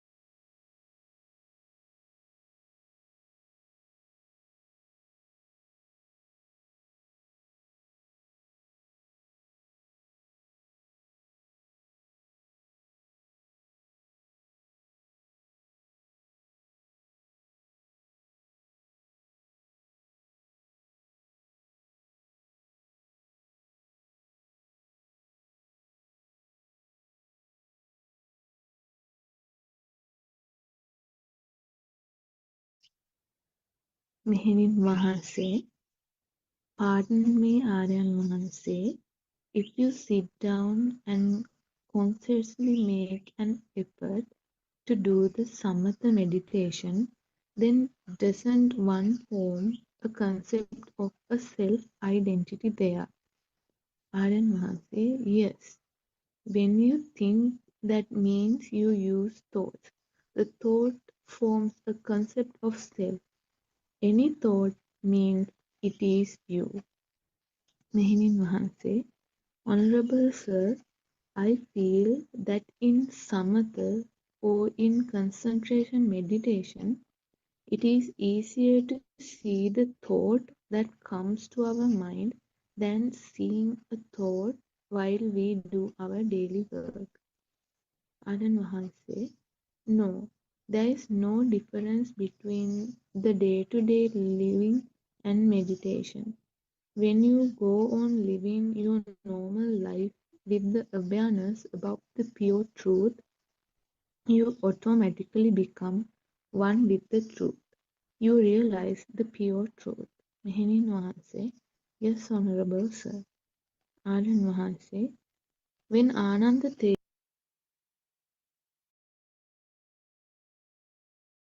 Dhamma to the world out of immense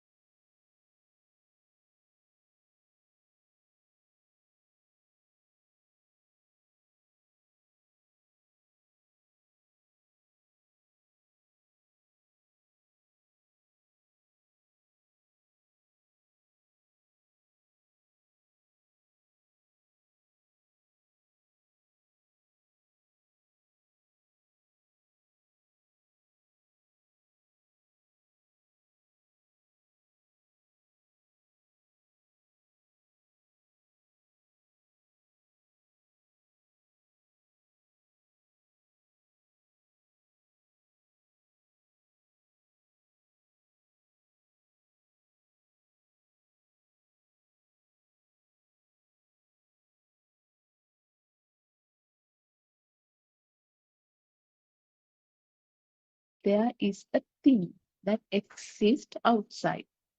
Also, there is another sermon of mine which is called Lovama Didarai, meaning the world explodes. These sermons will explain to you that there is nothing as the past. Many people get stuck at this point because they believe that there is a past, and this belief about a past stops them from progressing on their path to realize the pure truth. Another point where people get stuck at and cannot proceed on their path is because they think that the four elements exist. If they won't clear their doubts about these 2 points, they will not be able to proceed on the path and realize the pure truth. They are tricked by the Vijnana Maya. The Maya means the illusion that the past exists. One has to be very clear about how to proceed on the path. You have to develop the Patisankha so one does not get tricked by the illusion of the mind. Also, you have to develop the Kanka Vitara Visuddhi.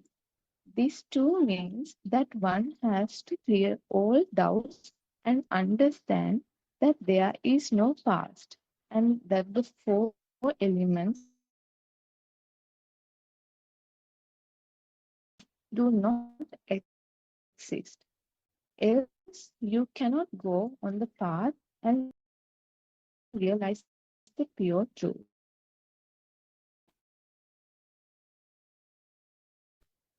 Sign everybody. There was some arrangements.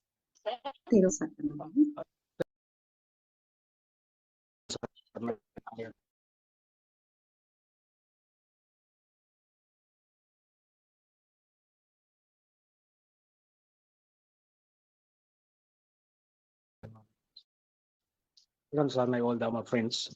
Here in this forum, we discuss non-soul Dharma, pure truth. It is also a continuation from tomorrow's the tenses time. Is there something called past? So, past, present, and future exist when there is something. You have to start from the beginning.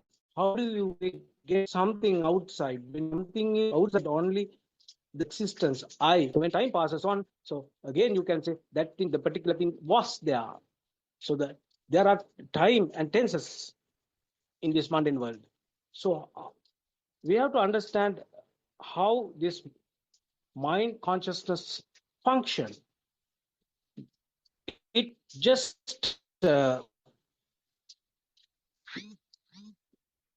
like a lightning, it appears and disappears. So that is how it works. So it is a spark.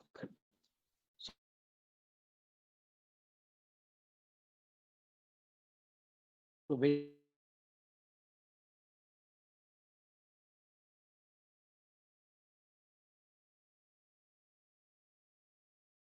you see something, that means your eyes is what you see.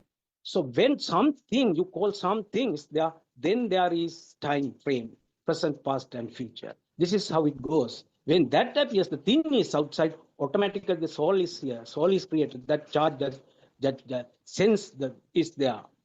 So this remains only for a shorter time. Then another thought will come into your mind. That is how mind works. But we think that someone called I am existing for such a long time. So this is a false view. This is a wrong notion. So this is what this main Nancy asks: is there something past? Whenever this stimulus starts, so you get the mind consciousness gives you the idea that you see this particular thing. Then and there, your existence appear and that charge, that power gives some kind of feeling that you are living there. Then it disappears, diminish itself. There is no someone called I here, no self. This is non-soul Dhamma. So we'll start our discussion. So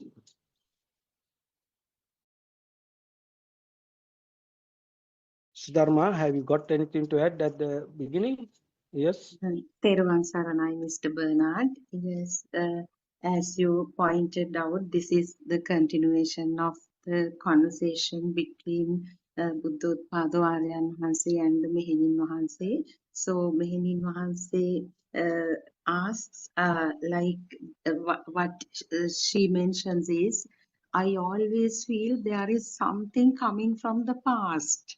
So this past, present and future. So as Aryan has very well explained, and even in the 6 characteristics of Dhamma, in that when we chant Swakato Bhagavato, it is clearly mentioned, it's Akaliko and Sandittika and Akalika are 2 main qualities, attributes of this Dhamma. It becomes self-evident and it's timeless. It transcends time. So it's very clear. That is the main point that Aryan Mahanse highlights in his sermons. And it's very easy. It becomes self-evident to us also.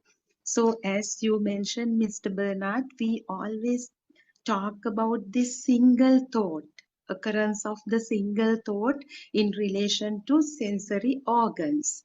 And in actually Abhidhamma, that the duration of a thought has been kind of, it's incalculable or it cannot be detected, but still they say in a blink of an eye, the billions of thoughts can occur. So that when we translate it into English, Chittakshana as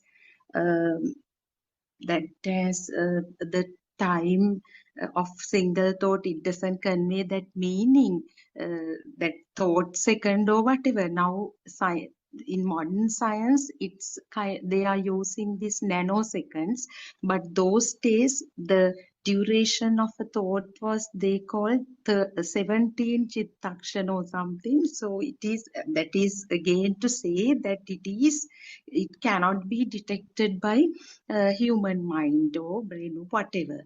So what we understand from this is, Arana's explanation is, now just when we think of our childhood, it's actually a thought. That thought arises at this split second, and then and there it ceases or it passes away. It leaves nothing without leaving a trace. It passes away or fades away. So the so-called past, if we take this label past, these abstract concepts like patience, beauty, knowledge, wisdom, whatever, past, present, future, all these abstract concepts are also labels, like these combinations of name and form. Some form arises. I mean, those are just concepts, abstract, intangible. So that way, that is one way to say that past is just a label. And the beauty of this is actually, the moment this thought arises, can we talk about the present at least? If billions of thoughts occur in a blink of an eye, that present is also undetectable. It also dies out. So it becomes again, so we can't actually talk about, probably Dr. Kokila will further elaborate on this. This is what I actually could understand from this. So here, can't talk about the present also. And the future now, next week, what we are going to do. I'm going to go to a concert or whatever. That is the thought that arises right now. This is so future becomes again this single thought. So it becomes when we contemplate, when we actually, Aryan Mahansi always say you have to explore, you have to be vigilant, vimansava, you have to delve into this, then these little self realizations happen. And so that is the point, as I understand what is being highlighted here. And if this Pali term also, avutva sambhutang uttanang bhavisati, means that the meaning is given here. Everything happens at that moment. Nothing comes from the past. Nothing goes somewhere. It is, we are talking about uh, timeless or akalika Dhamma. It is evident because when we, through this Aryan Mahansi's sermons, does it make sense, Mr. Bernard? Is it others can also add to the discussion? Teruvan Saranai.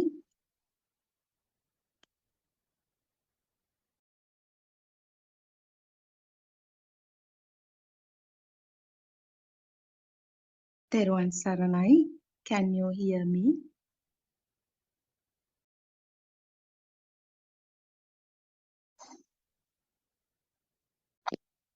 Looks like there is a signal issue.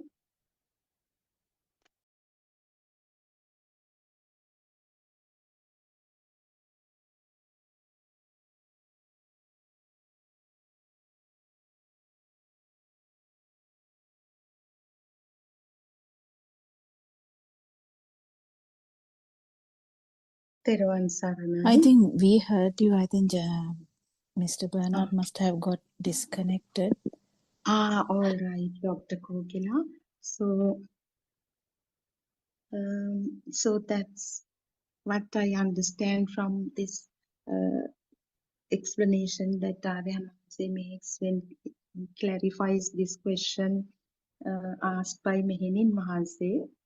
And then again, if Actually, the time yeah. time is related. Like time, we interpret time as a thought, but it is something that we have interpreted because of the speedy vibrations which happens so fast that we feel as like everything is connected.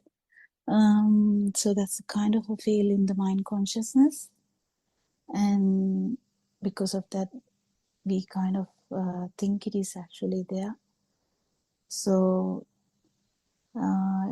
everyone thought that the time and the space is fundamental, but everyone is shifting that to various other things now in the world, the scientists.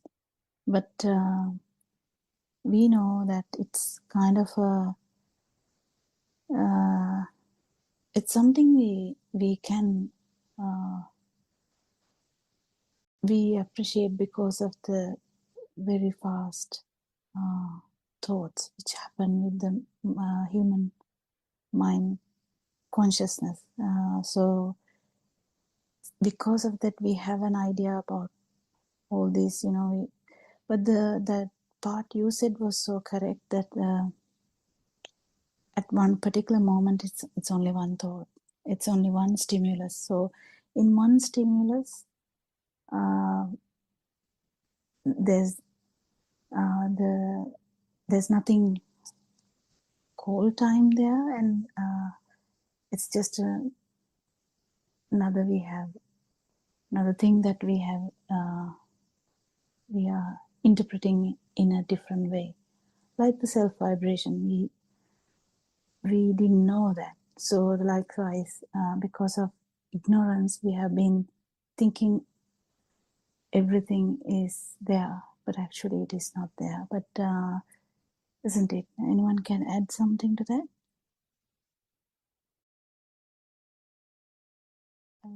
Saranai, please correct me if I am uh, getting anything incorrect, because for this word called akalika, something I thought of adding is that actually that means you cannot apply a time to this Buddha's teaching. That means everything that happens at this moment is a result of telepathization of a similar vibration which happened in the past. So those two becomes equal. It may be now, for example, any thought. It may be uh, uh, like about a tree or a person or some action. Any thought is a result of repetition or equalization of another thought which happened in the past. So that means it could be something happened just few minutes ago, few hours, few days, or maybe in a previous birth. So equalization of the two, or you call it resonance or telepathization, means that becomes this. Both are same. So you cannot call it as two things, and you cannot give a time difference, time gap between the two sparks. That also, in that way also, I thought the word akalika can be described. Uh, can you correct me? I don't know that this is what I felt, but what you all explained so far is also very correct. Like this moment, a thought at this moment uh, could be something from the past, could be something from the present. So it always comes as a fresh thought at this moment. So what happened in the past is, if you say, I remembered something happened in the past just now, it is just a fresh thought happening at this time. Or if you say that I am planning something for tomorrow, it is a thought again happened at this time related to the future. So always it is a thought at this moment. So that moment that this thought happened as a result of the telepathization of either past or present. So there is no time gap in between. Dr. Kokila, Can I add something? Yes, please. I'll add something to that. Actually, that's beautiful. That's okay. I'll add something to that. Actually, Dhamma is the truth. So the truth is that that there is no self, and it is how it happens, and the actual, even for the self vibration. So the sentences that you told, even for the self vibration, it is true. So it is very important to incorporate that into the understanding of the self vibration, because self vibration also, if there's no self throughout, as someone is feeling the time as something which is consistent, the same problem appears with the self vibration. Someone feels that there is someone from the day that you are born to now. It is very important to remember that even the self vibration, it is not a constant thing. It is there with the stimulus. So it is there with the stimulus means even that is at this moment. So that means if the stimulus is real, there is the same effect that Dr. Sakuntala said, the resonance will happen and the self vibration will be there anyway. So that that particular thing keeps happening. That's why we feel, because it happens so fast, because that happens so fast, because stimuluses are happening so fast, because of that, anyway, we feel like there's underlying someone there, or underlying time. The time itself is a mirage of self vibration. So how it happens is because of the mind consciousness. If someone is in mind consciousness, that is how it is felt. But then when you know the truth, when you understand this non-self vibration in one particular moment, one particular stimulus, then you realize that whatever you feel when you are using your thoughts is actually not true. That it is happening only in one particular moment, and there's no time in that particular moment. There's nothing like that. It's just a notion that you feel with the fast occurrence of consciousness, like eye consciousness, that keeps changing, but it's all so as for a human, it is all interpreted by the mind consciousness. So when anyone is living, that means mind consciousness is there, isn't it? Because if mind consciousness is not there, then we declare them as dead anyway. So if the mind consciousness is there, it will be felt like that. But what happens is, this particular moment, even the self vibration, the same thing happens. Self vibration is also not a thing that is continuous, but we feel like that because of the very speedy occurrence of these consciousnesses, like how the thoughts. So the speediest thing in the world is the mind. So anyone else, what do you think about that addition? Just to add, so we can keep adding. Anything, Surangika, you want to add, or anyone else? Teruvan Saranai, both of you clarified the next point. It's very important that Amehenin Wahanse's next question is, okay, now I understand that, but then now take this book as an example. So how does this book comes to me when I see this shape of light? So that is where we discuss telepathization and this scenario of this mechanism of six consciousnesses. Yes, Miss Surangika and Miss Lalana and others, would you like to add to this discussion? Thiruvan Saranai. Sarada, everyone.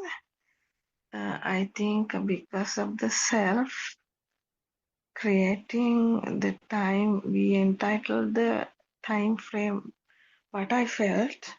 So if your experience is non-soul, you are not entitled to the time frame, like Dr. Kokila, Dr. Sakuntala explained nicely. So I also felt when we are born, there is a time we think I live this, I did it, I will do this. Likewise, the thoughts are coming, but at this moment, every thoughts are generating. This moment also not true. So the pure truth is everything we got tangled with the time frame because of the self that because we didn't know earlier that is the illusion. The thoughts are not real. It is an illusion. Because of the illusion and the ignorance, we think about the time. But now we know the time is also not true. That is also a thought. That's what I want to add. Thiruvan Saranai. If there are any mistake, you can correct me. Thank Thiruvan Saranai.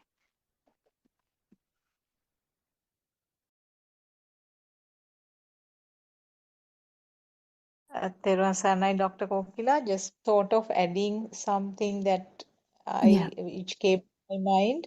And now time is another thought, isn't it? Because we now if we have been sleeping for a long, long time in an unusual way, or maybe a person has been anesthetized and wakes up, there is no clue about the time, and the time is something that comes as another thought. And now for a small baby there is no idea about the time, so time is another concept that is introduced as a thought which gets sort of I think it is a mirage of the mind consciousness, because now in mind time. consciousness, like in when the as you said, when we have like pineapple, we have we have so many stuff happening, we have some thoughts happening all the time. The stimulus has a like a different entity always. It's not about an experience, it's always about the things. Like I ate rice in the morning, I went to work, and then I did this, and then I came back, and I slept, something like that. So Sudharma, yeah. So I think we kind of tend to interpret this problem like it's not a problem to us before. Like we tend to interpret things in such a way because of the telepathization. We never took it as telepathization before. I mean, we never thought about even telepathization before. We never thought about it resonance before. So it was that I who ate the breakfast in the morning, I who went to work, it's me that who came back home, something like that. The timeline is actually in thoughts. It's true what you said, timeline is in the thoughts, but the actual scenario is here is what actually binds them. What actually binds them is the self problem. If that is not the case, it will be difficult to come into one line. So you would be like, there was breakfast, and then you will be like, what happened next? That's not how it happens to a timeline. Like we did this, we did the like some exams maybe 5 years ago. I did exam, and now I'm doing this. I'll be doing another exam in another 5 years, whatever. I'm just telling an example. So in that way, we are trying to give a timeline because one reason is to explain things to the others, to give an idea to others. It is true. We do it every time, even now. Even if it is like 10 arahants, when they would be talking in the same way. Like in next 3 months, we would be in one place because it's the rainy season. Then after that, we'll go and give this dhamma to everyone. Two of us will not go in one path. We will go in different paths. I'm just telling another example. So they will tell the same thing. But what is important here is the understanding of how these things occurred. So it is a thought, yes, but time is a thought, space is a thought. It's all thoughts. But how it is happening is because the resonance, we don't see the actual resonance without knowing Dhamma. We can't see a resonance part. We can't see how the self vibration occurs each time when it is taken as real, when the stimulus is taken as real. So that is what is actually connecting all the dots. So the connection part is felt as the timeline, isn't it? What do you think, Sakuntala? Yes, actually, yeah, it's some form of connection of the events which happens in the life. Yeah, those events are actually separate. But connected through the time, yes. Connected through the time and connected through the self vibration, I feel. Vibration, yes. Because if there is no self vibration connection, the even though we talk about time, like we will be in one place for the rainy season. Does that mean that it is taken as real? No, but we communicate in such a way. It is okay. It's just that knowing that this is not the case. It is knowing that there is no self vibration. It is to feel that also in one thought would be really nice to feel that also that there is no kind of if there is no mind consciousness, if there is a particular moment that you are beyond the self, like the mind, then you will understand there is no sense of time.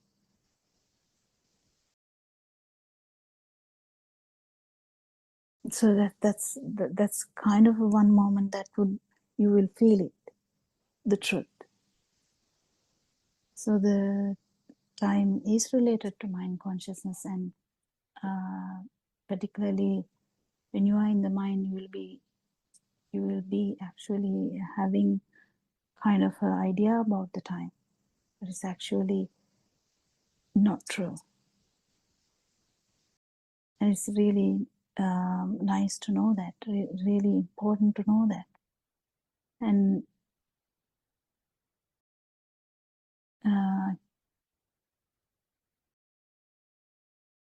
every thought, like even the pineapple, we have never had pineapple. We have never experienced pineapple, but we feel that I have eaten pineapple. That kind of mirage is here. We have never experienced, what can we take?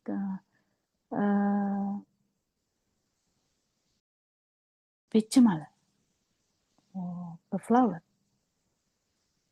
But we feel that we have experienced pichamala. If someone says this pichamala is so, this flower is so beautiful, you definitely have the picture in your mind at this moment. That if I just the fraction of a second, if the word is told, you will have the photo of that.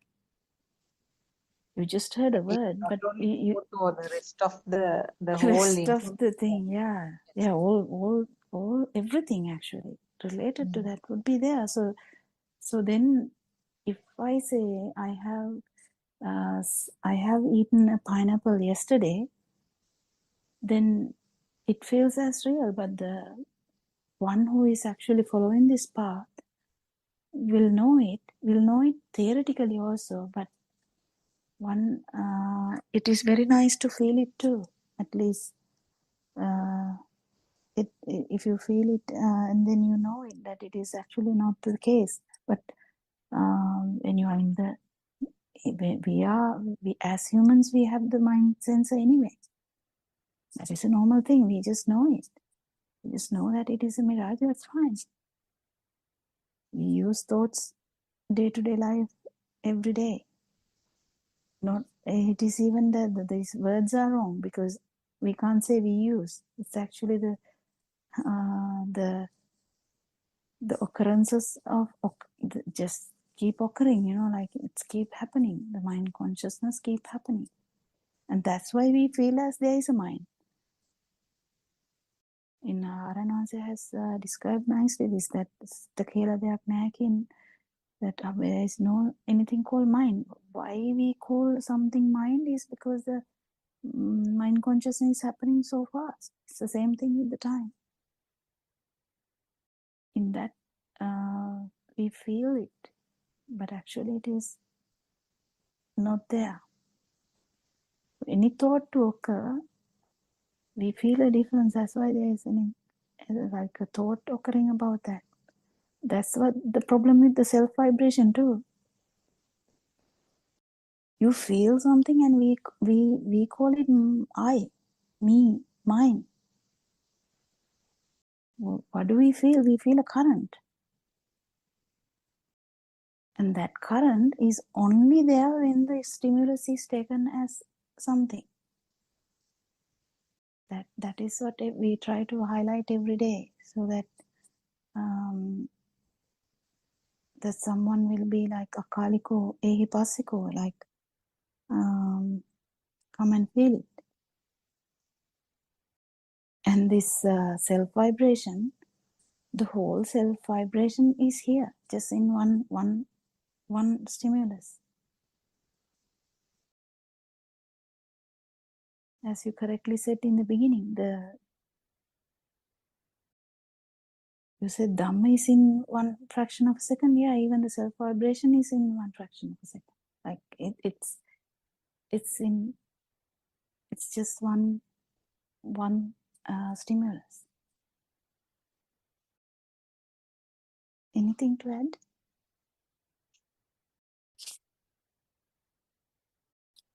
I think moral. Yes. Sakuntala, yeah, go ahead. Yes. Yes, Dr. Sakuntala, people interpret this time frame, present and past. Is Yes. it because of this Abhisankarna, volitional formation? Is it so?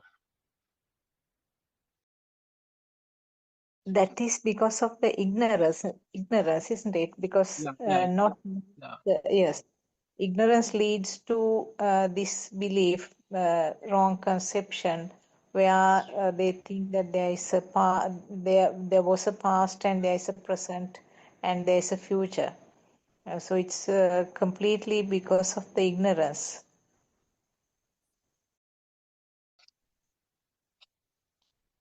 When you do not, Dhamma yes, friends.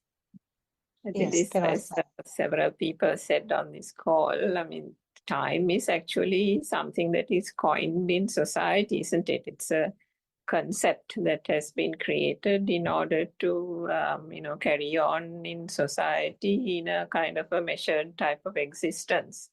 Otherwise, time has no meaning as such. I mean, I suppose back in the day, long years ago, people just got about their activities when they saw the sun rising, and then they did their activities during the day, and when it fell dark and the sun set, they went to sleep, and so it went on. So like over time, this whole concept of time has been created, but I think Haran Manse also has said several times that, I mean, if you think about how the clock is set back in some countries for summer and winter and so on, so then what is the time, isn't it? Because in England, it can be one time. In Australia, it can be another time. Sri Lanka, another time. So what's the correct time in that case? So, and if you go to one of these travel agency firms, you will see on the wall, you will have the UK time, US time, because they are booking flights for different people. And depending on where the destination is, they have all these clocks on the wall, and that's the way they kind of give the customers a view of, okay, if you are arriving on your flight on in UK or Heathrow Airport, this is going to be your time, type of thing. So from that, even you realize that this whole time thing, is there a truth in it? Because for some country people, the time is something else. For us, it's something else. For Sri Lanka, it's something else. And it's the same thing like how you describe the sensory perceptions. For humans, it's a different perception from one human to the other. For animals, it's a different sensory perception. So which world that gets manifested or created through those sensory perceptions is the correct world, isn't it? And if you think about the whole telepathization, Dr. Sakuntala, that you mentioned as well, I mean, again, Aryan Vahansib has brought forward that tuning fork example. And through that, what he was also propounding was that if that frequency matches, something of an equal frequency will telepathize and spark. And it is that spark that is occurring only in this moment, as you quite rightly said, that is being experienced, and that spark occurring in this moment contains the sparks or the vibrations of a countless number of, as long as it's of matching frequency, it will match the frequency of a vibration occurring even 2,500 years ago, at the time the Buddha was proclaiming this Dhamma. And again, to quote Aryan Vahanse, and we are, of course, just explaining just a very small bit of what Aryan Vahanse has been explaining to us in the last 5 years. And I'm not sure whether we are even doing justice to it.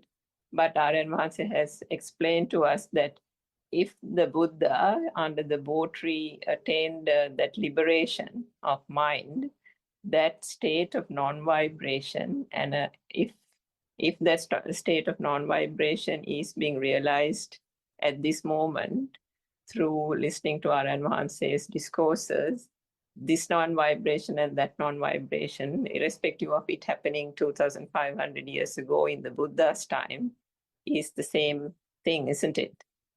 So that itself, and even just mundane occurrences of a childhood event and something happening now, telepathizing at that very moment, not even in this lifetime, things that can have happened in past lifetimes can telepathize at this moment, and the thought that you have is shot of all those vibrations put together. And Dr. Kokila, I think you brought out that very good point about the self-perception. Also in that moment is the thing that is kind of bringing that in and giving this false attribution to a self, isn't it? Because when people who don't have access to the true Dhamma, if they think about their own memory, they'll say, oh, I had a childhood memory of, visiting Dunghinda or Peradeniya or something like that. And it's always attributed to the me or my, isn't it? And even if you have a good memory, or even if you don't have a good memory, you'll say, oh, I am forgetful now when, I am old, I can't remember things. Everything is attributed to the I. So despite time being a concept, still for all, even the concept is taken to be real, just like my other objects like mother, father, chair, and table. The concept of time is also taken to be real. And even to that concept, because it is coming about through a thought, and the I creation is within that thought through falsely believing that there is an I or a self here, one then thinks that, oh, I can't remember things, or I don't have a good memory, and so on. So it's quite important to tie it down to the self-perception, but certainly time and the akalika, or the timelessness, is proven true by understanding the true Dhamma, that whole concept is false or is a fallacy, isn't it? Thiruvan Saranai. Yeah, it is nicely said. Yeah. Anyone else adding anything to that?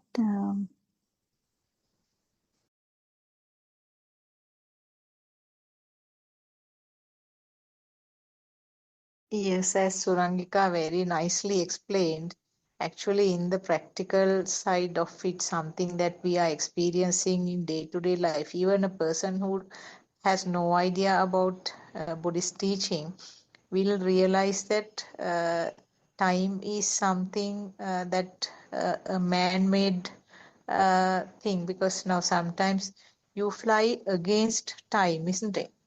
Now, when you are flying to a certain direction, you feel that you spent a shorter time and reached the destination within a shorter period. And you feel that you are flying against time. And it happens vice versa also.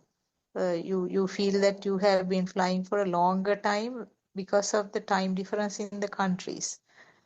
So it's actually funny, because it's something, all of you said very correctly, something man-made concept.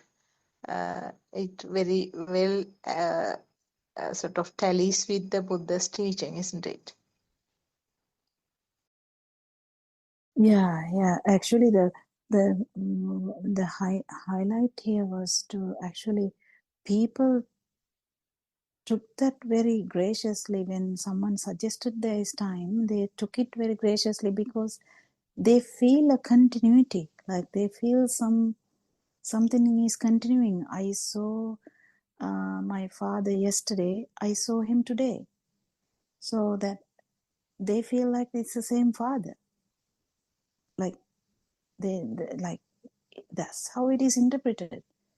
So they definitely have like something exactly similar happening, or even something not exactly similar, but even a different. I have never seen that person before, we would say.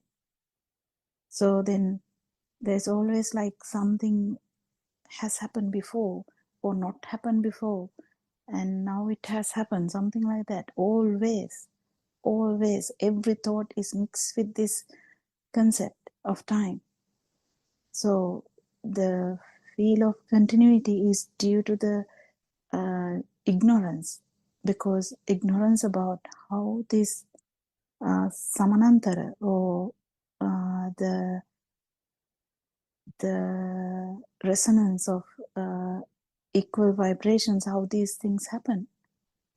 So because of the ignorance of that, the all the occurrences, or all the stuff that happen, we have I think we have put the concept of time nicely, because of that. So it is, and it is proven all the time, like someone tells the same thing, other one also tells the same thing. If they hear, I missed the train yesterday, and the other person would say, no, I actually went early and I actually was able to catch the train. Then they both feel that they are talking about one incident which happened yesterday. So they both feel that it is like, yes, it happened. How are you going to tell that it didn't happen yesterday? No, it happened in that frame. So that's what the difficulty is. Like, yes, you feel like it's happening. It happened at the same time, but even the two vibrations are different. The interpretation, when you try to talk about something, because we use the same language, but if it's a different language, then we will feel the difference, because the other person will never so if it's a Chinese person standing there, he will never know what we are talking about. So he will stare at the sky. But the problem is, if someone talks in Chinese, then he will understand how they are talking about the train. That which whatever the accident that happened yesterday. Yes, Nancy. I think it's a spark. Yes. Yeah. Same spark. What's the meaning? No time is here. The language is also Chinese also. Oh, this is it's they don't know what we are talking. It's okay. But this language also is spark. Yes. Yeah. This it's okay. That's animals. How is given this message as others?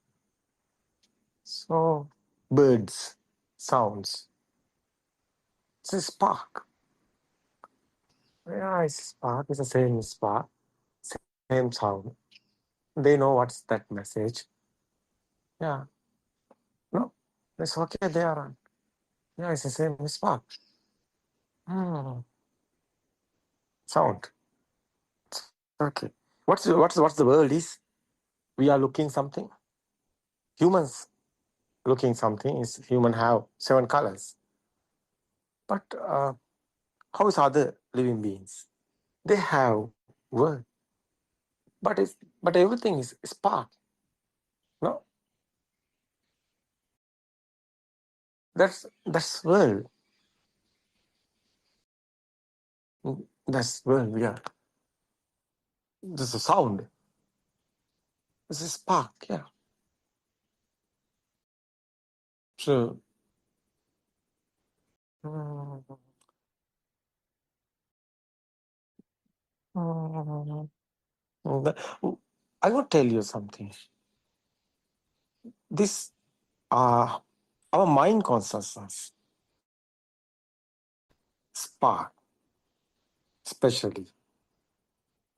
You know what is this? What is this eye consciousness spark? So, given the light, no? The ear conscious spark given the sound. It's a sensor. This ear sensor is, It's a vibration. yeah, vibration, yeah. But that vibration is same vibration, no? Same Everybody is hearing, vibration. humans, everybody hearing, same vibration, no? So, this, what is this consciousness? Mind consciousness, especially ear consciousness and the eye consciousness and the other consciousness, five consciousness. And together coming, this one consciousness is the happening. That's one spark. It's a one spark.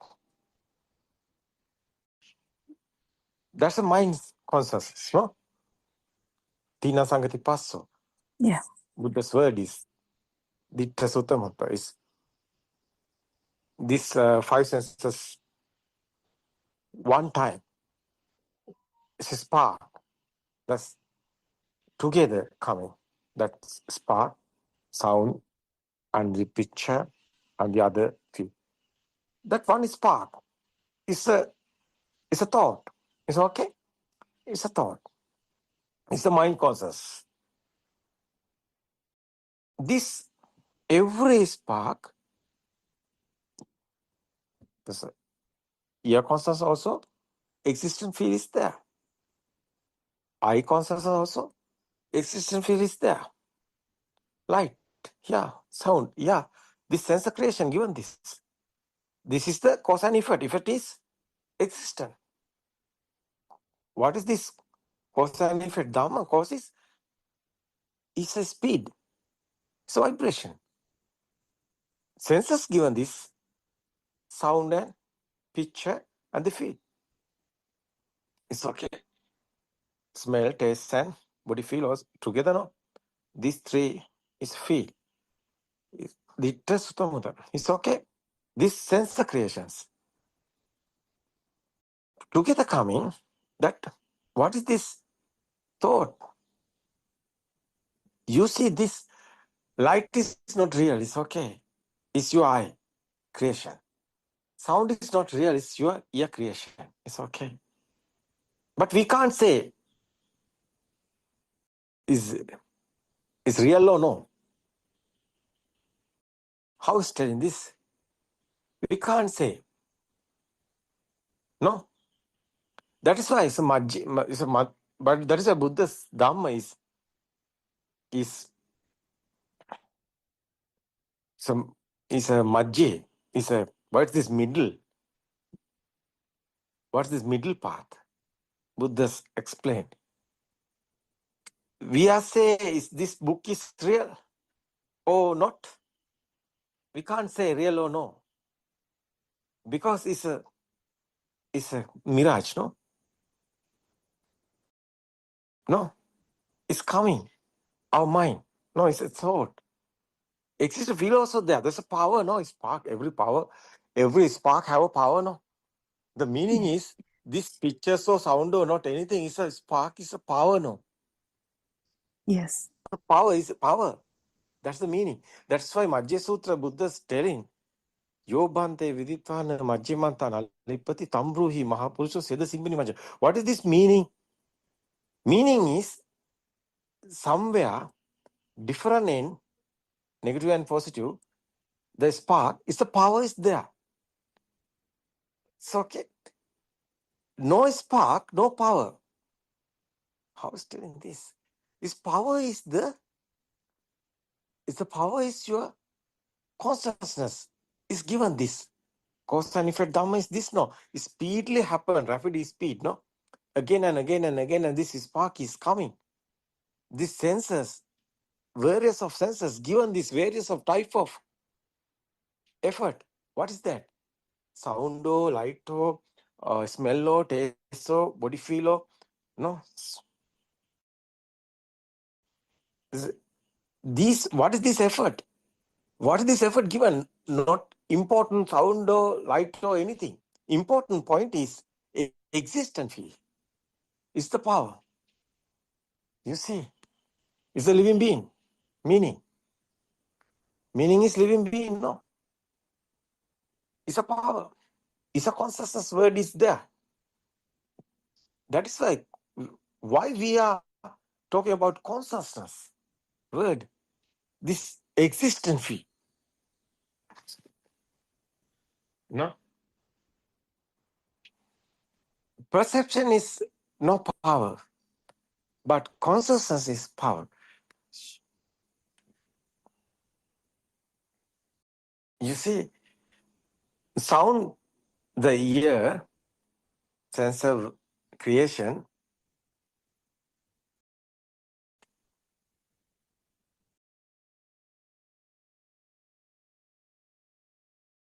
yes, sense of creation, given the sound. But this sound, what is Buddha's 5 aggregates talking? Rupa, Vedana, Sanya, Sankara, Vinyan. What is this? Rupa is spark, vibration, no? Yeah, sensor, it's a vibration. It's a Rupa. Rupa, it's okay. It's a Vedana, it's a Vedana, Vedana is a vibration there. What is this vibration? How is this? How is that indicating? It's a vibration. What is that indicating? It's a sound. I drum inside our ear drum, no? Inside, what is the creation is vibration, no? What is this vibration? Is a sound. Perception. What is this perception? It's a feel, it's a pain, no, it's a feel. What is this? How is telling this? Indicating the sound feel. That's why Vedana Sanya. That's the feel, is perception is there. Talking about the perception. Again and again, the sound is coming, the power is there. That is the consciousness. Perception converting the consciousness. The sound perception converting the sound consciousness. Consciousness. That's the word. That's a process is. How is this process? This process we are talking about Sankara. Creation. Mechanism. That is why 5 aggregates we are talking. Rupa, Vedana, Sanya, Sankara, Vinyana. What is this effort? Consciousness. Existent feel is there. That existent feel is there. Alive feel is there. Otherwise the alive feel is coming. That one is the alive feel. It's another step. Again and again, and sound is there. Yeah. Who's hearing sound? Who have this sound? That's like a spring. Power is generating automatically. Spring is automatically powerfully coming. Is automatically powerfully coming. That type of is the consciousness. It's a power. Otherwise, that one is the Itta Sanya, is a Atma Sanya. It's a living being. There is living being. What is this living being? It says the creations. So, living being, every living being has senses. That is why. Senses there. That is why living being is there. So many secrets inside we can explain. searching. What is this secret? Yeah. Sinhala Dhamma discourses, I explain many things inside this mechanism. So Buddha also explained this. The sutras, the Tripitaka. How is this process is creating? How is this living being free? You see this thought, no? It's okay. Sound is existent field, and light same. It's five senses. It's okay. Smell, it's your nose, creations coming, smell, and your tongue, your mouth, no tongue, given the taste, it's a feel, and your body is smooth, rough, and hot and cool, given this, no sense of creations. So your eye, especially eye, given the light, and the ear, given the sound, and this feel. These five feel spark together coming. That's the mind consciousness. It's okay. Now mind conscious, what is these thoughts? What is this thought? You know, every living being like this, they have thoughts. What is that thought? Existent feel, no? Chair, you have chair. Table, mother, father, sun, moon, everything. It's your world. Where's your world? It's your mind. It's your thoughts. Existent feel also there. Who are you? You are also thinking, no? Thoughts, no? Yeah, me, my mind. It's thoughts. But feel is inside. Power. But you know, what is this power finally? Is thought have this power. These thoughts existent is the power. Itta sanya. Perception. Is what is this? Existent feel. Is consciousness. Given this. But inside the perception, consciousness somewhere, perception is there. What is this perception? Itta sanya. Existent perception. What is this existent perception? It's a dream like that. It's your world. What's you are looking? What's your hearing? Who are you? What's your feel? How is Ella feel? Ella feel. This existent feel is the Ella feel. It's a power. You know what is this power? Is thinking power. Thought have the power. What is this thought? Chair. What is this chair? You have chair. You have gold. You have you have sons, daughters, you have family, you have house, you have you also. Look in the mirror. Brother, sister, mother, father. Oh, this is me. Going to mirror and looking. There's a picture. And sound is Samano, Nimalo, Sumito, anything. It's a sound and from together coming. That's the thoughts. You also thoughts. What is this other? It's everything you are thinking. Beautiful, yeah, nice. Beautiful and bad, oh good, oh everything is thoughts. That's right. How is this thoughts? Now what finally? You know how is these thoughts are creating? You know it's not real. Thought is not real. So what is this existent feel? What is this existent? You are thinking. This chair is real, you are thinking. But finally, that chair is not real. Chair is real is the existent, no? But you know the truth. Chair is not real. The value is gone. No, finally the value is there. Value is there. Existent feel also value is there. But You know, the chair is not real, value is not there. You see, value is not there. Because chair is not real. Normally you can see. You can see, you can hear, everything is normally. You can think, everything system is working. Senses are working. Normally everything is happening. But your inside not coming any pain. Your inside not coming any pain. You haven't any problems. No matter what happens, it's okay. You know, everything is your mind. It's your understanding. No, this Dhamma is very important, understand. Someone understood this. This tranquility is there. Because who are you?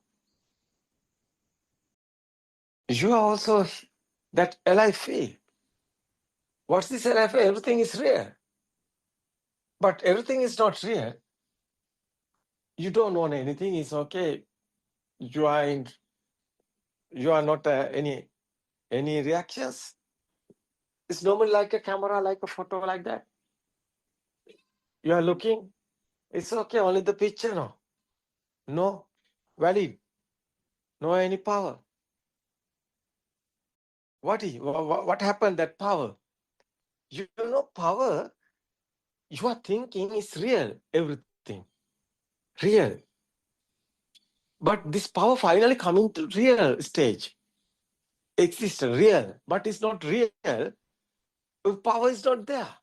But you are thinking it's a real, power is there. But you are not thinking it's not real. You know it's not real. Power is not there. Final stage is this one. Final stage. What is this final stage? Finally, it's happening, this understanding. That is why Buddha's words. Chakkuncha paticca rupecha upaja chakku viññāna tinna sangati passo passa pacca vedana yam vedeti tan sanjanati yam sanjanatam vitakketi. This is Buddha's word. Yam vedeti tan sanjanatam sanjanatam vitakketi. This is important, this one. Yam vedeti tan sanjanatam sanjanatam vitakketam vijanati. Vijanati is the word. Pajanati.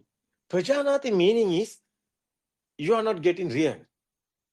It's a pajanati. Someone is getting this, everything is real, is a vijanati. Someone know this Dhamma, someone know this science, someone know this truth. Is pajanati. He know the truth. Is don't know the truth, is a vijanati. Is in world.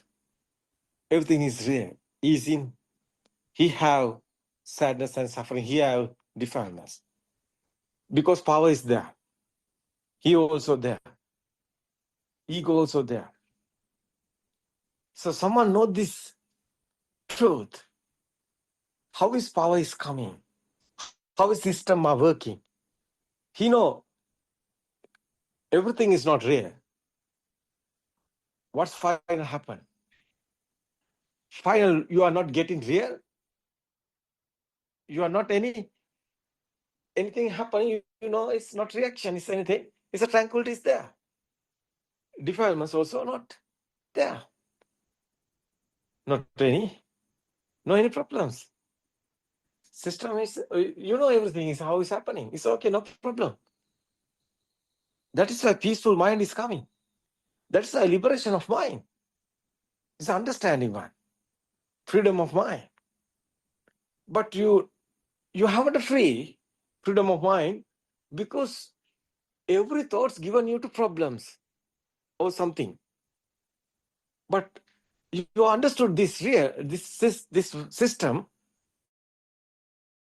How is this thoughts is coming? How is this thoughts is happening? You haven't any problems because it's not real. nothingness. It's understanding. That's the insight meditation. It's not concentration meditation. It's insight meditation. It's especially, it's very different in those concentration meditation. The 5 teachers also did this concentration meditation. It's a Nigantas. Siddhartha Tapasa also did that. But it's not real way. It's not ending the suffering or sadness. It's not happening defilements, fading. That's why Buddha left that. That's why Siddhartha Tapasa is left the 5 teachers and find the truth again. That's why after different origination explained, is how is our mind creating. Siddhartha Tapasa understand the mind. And after explain the truth. Mind is not real. It's illusion.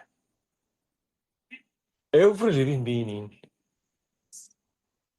their own mind, their own simulation world, their own dream, not real world. It's a dream. Awaken to the moment, awaken to the dream.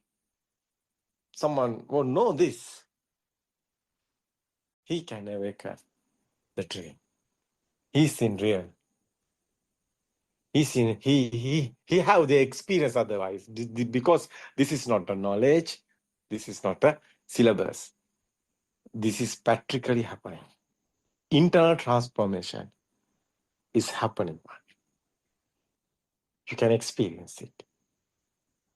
That is why Buddothpada Dhamma discourses today very important, because we have this experience.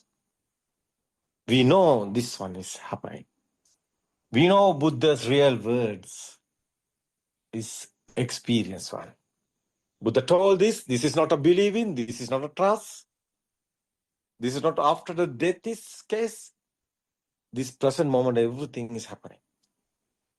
You know how nice this. You know, memory of past things or future things, so everything is destroyed. Your mind is given the everything. Someone understood this truth, everything is nothingness. This present moment, what is the thought?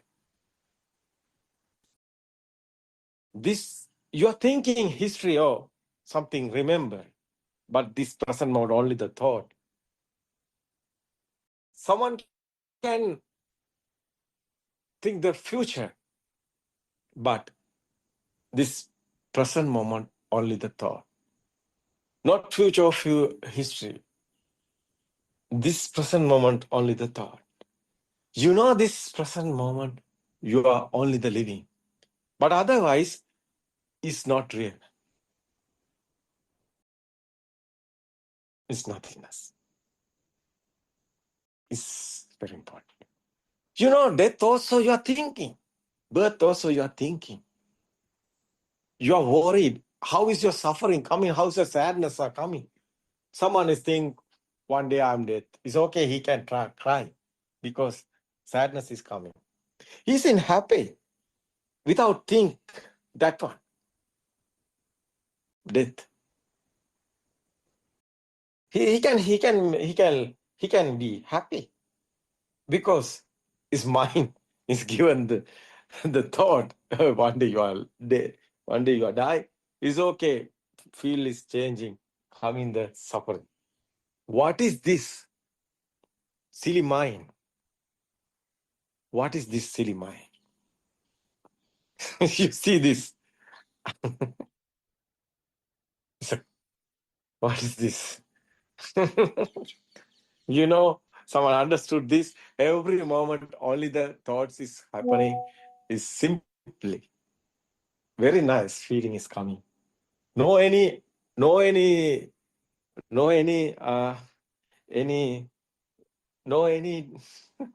how's telling? No any tight feelings, no any tight actions because no, it's a cool mind. It's a peaceful mind. No, because everybody is same now. Everything is nothingness. We are thinking someone is good, someone is bad. Good or bad, where? Not outside. It's your mind. You are thinking. Data. Someone thinks, someone thinks the good data is okay. Bad data is okay, bad. No, bad or good. It's your mind. You are thinking. Finally, you are like the nature. What's the happen is the best. Because nobody is here. Like a trees. Branches also, wing is coming, branches some. No problem anywhere.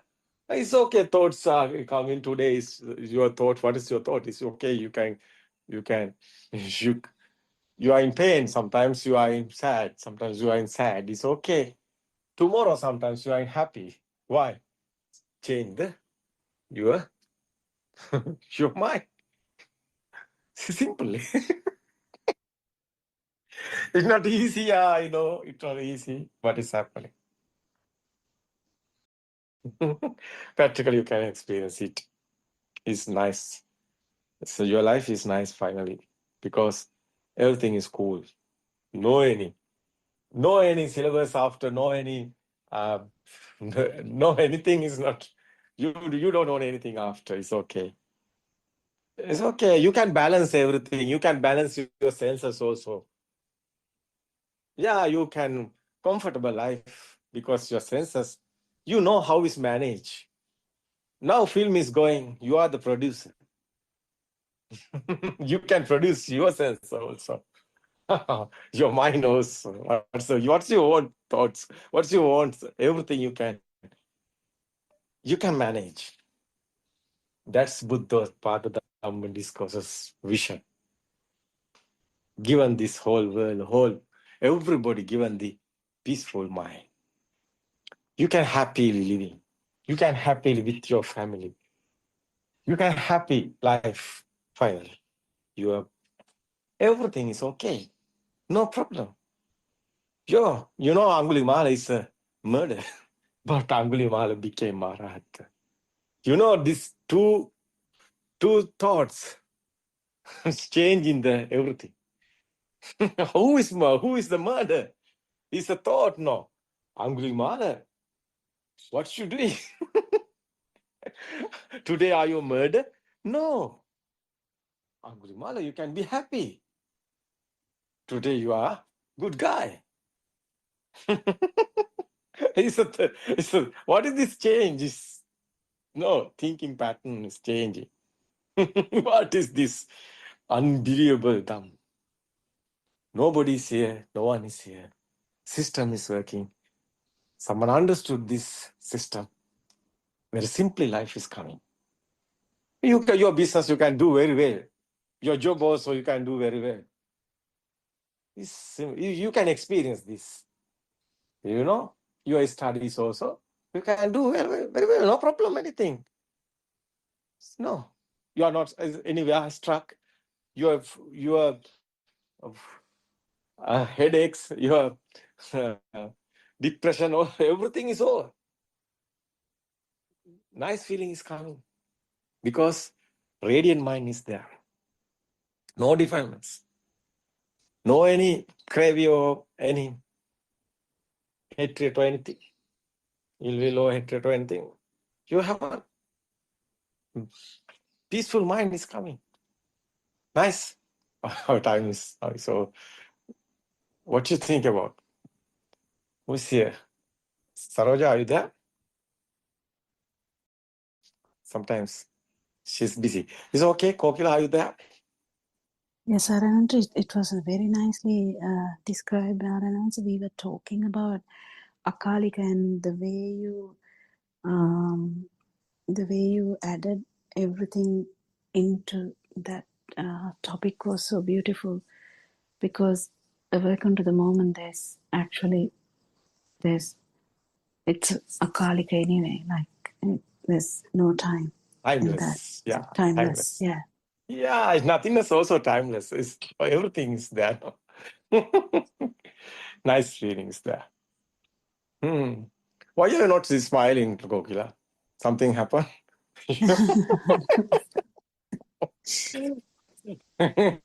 I always tell it to you, especially Kokil. Why are you not smiling? Because you are doctor, no? Very heavy weight your mind. Not really. No, it's okay. It's okay.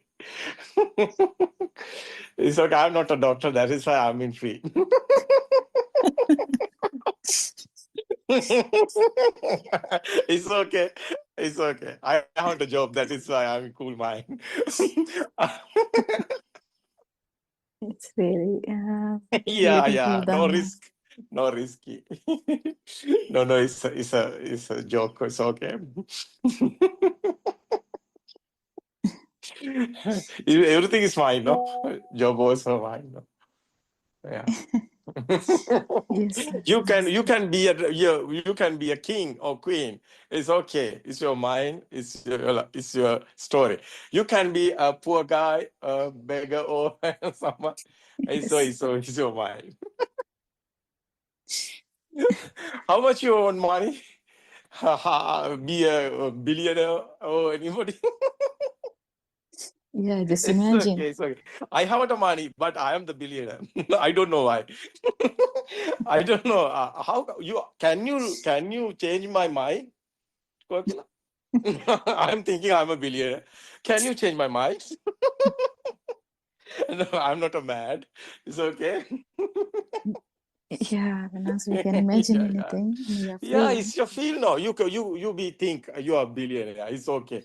It's okay. You get the taxi also. It's okay. No problem. Billionaire can go taxi. No. Yes, Sarana. Where are you want to go? A hospital is okay. What's the vehicle is no problem. Hospital you are in no. It's okay. Now you are telling others, yeah, it's okay. I have cool mind. Everything I have, I am the queen. Yeah. What is this? Silly mind. What is Yes, this really Sarana. mind? Yeah, it's okay. What you think about Doctor? Are you there? I didn't see It's Ravi okay. It's there. okay. It's okay. Suranka also there, no? Yes, Ravika, Yeah, it's okay. Sakuntala, Sudharma. Sakuntala. Sudharma. Suranka, what do you think about? Suranka, I have more questions. Suranka is in sleepy time now, in the No, bed. Aaron Vansa, that was a very beautiful sermon that you gave, Aaron Vansa. But what I was about to say was Dr. Kokila treats the body, meaning, body ailments of patients, but Aaron Vansa treats the mind like the Buddha, because we are all suffering in the mind. Aaron Vansa treats us that way to eradicate suffering. So it's very beautiful, Aaron Vansa. Yeah, it's nice. I know this Dhamma is very nice. Everybody can be happy with this Dhamma. No, Suranka? Yes, Aaron. Yeah, it's very important. It's okay, everybody. Today time is over. Kokila, you are very worth, everybody, because you explain. I heard it's very nice. And our Chandani doctor and the Suranka, especially everybody is very nice. They are very good. My friends, you are encouraged day by day. I'm happy, everyone. Understand this truth because you have now the profit. What is that profit? Is tranquility. No, Buddha's word that no is the valuable price is tranquility. No, so it's a good mind. Is nisato nijio sunyo. So meaning is no being, no living being, nothing existent. Is freedom of mind. It's okay, everybody. Terwan sana today. Tomorrow we can join again. It's okay. Terwan sana. Namaskar, Veo. Terwan sana. Terima kasih. Terwan sana.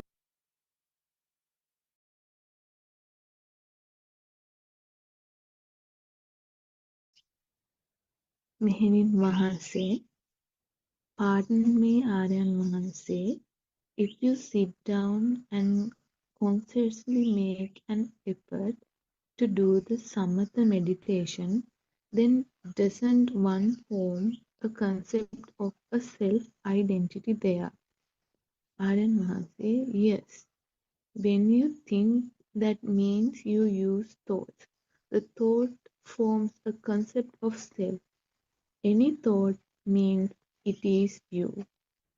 මෙහෙණින් වහන්සේ, Honorable Sir, I feel that in samatha or in concentration meditation, it is easier to see the thought that comes to our mind than seeing a thought while we do our daily work.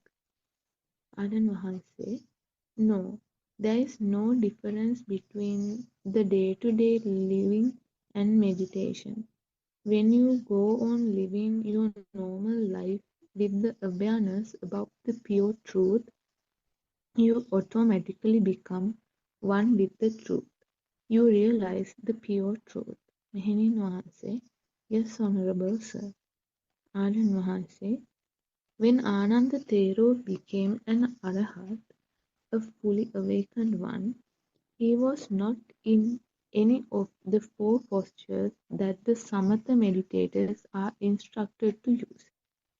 Don't you have only 4 bodily positions in which to do the concentration meditation? On the day Anandathero realized Nibbana, he had just finished his walking meditation and he was just about to keep his head on the pillow to sleep when he became enlightened. Anandathero attained the state of Arahat, a fully awakened one. That posture in which he achieved enlightenment was not any of the 4 postures given for a meditator. මෙහෙණින් වහන්සේ, yes, ආර්යයන් වහන්සේ. ආර්යයන් වහන්සේ, then how did Anandathero realize nirvana? There is no particular posture for the vidarshana meditation. When you experience anything like seeing, hearing, smelling, tasting, touching, and thoughts from your mind, you have to be mindful that it is only a thought. You have to be aware that the outside you see and the inside you feel is an illusion, and that even the thought is a lie. This is seeing the pure truth in everything we experience. The method to eradicate ignorance and to break the cycle of rebirth. Another reason why we cannot assign a posture of the body for the meditation is because is there a mind? If you think that you can release yourself from the mind, where is the mind? If the mind does not exist anywhere, is there a position in which we can find the mind? No, we cannot assign a position. මෙහෙණින් වහන්සේ, I understand, Aryan Mahansa. Another question I have is that when I receive a thought in my mind, I would like to be aware that it is a thought that came from the past, that this thought did not come at this present moment but from the past. I find it difficult to maintain that awareness at all times. Aryan Mahansa, but why do you want to do that? If you think that you have had a past, that you existed in the past, that will only strengthen your concept of self, your concept of me. That is called drushtiya. It is a false view that you existed now and that you existed in the past. මෙහෙණින් වහන්සේ, true honorable sir. Aryan Mahansa, the truth is that there is nothing as a past. At the beginning of the teaching of the Dhamma, we speak about things made up of the 4 elements. But as the teaching progresses, Towards the end of the teaching, we use sutras to explain to you how these states of four elements don't exist. Words too are all alive. Even though we talk about the past, there is no such thing. Even now we can use words, but you have to have a deep and clear understanding about the Dhamma when you speak. From what I gather, you believe that the parts exist. There are sign everybody. Everyone Saranai Aryan answer. We pay homage to Aryan answer. And Thiruvan Saranai, all the Dhamma friend, all our Dhamma friends. So today also we are discussing about meditation. So basically the main Invansi or the Nan asked about concentration meditation. We discussed this yesterday also, but there is a continuation. So here, as far as concentration meditation is concerned, it needs postures. They basically uh, name four postures, and they also there is a person who is practicing or doing meditation, and the next thing is they focus. Their main idea is to focus on something and keep on concentration. And all these things are based on their principle, that is on law of action and effect. So this is not Buddhism. In Buddhism, we always emphasize cause and effect philosophy. So the Mehenin asks whether she can get any kind of progress by this. So she kept asking how this concentration meditation helps to develop the form of concept, the self identity. And if there is any way of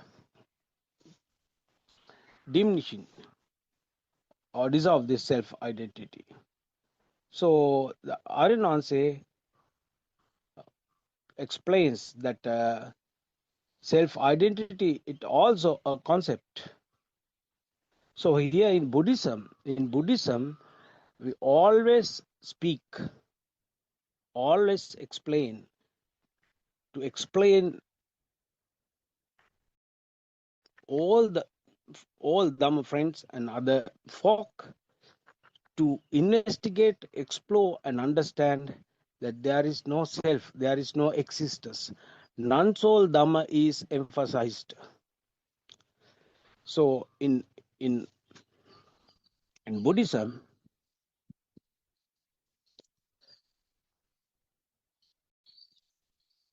basically we use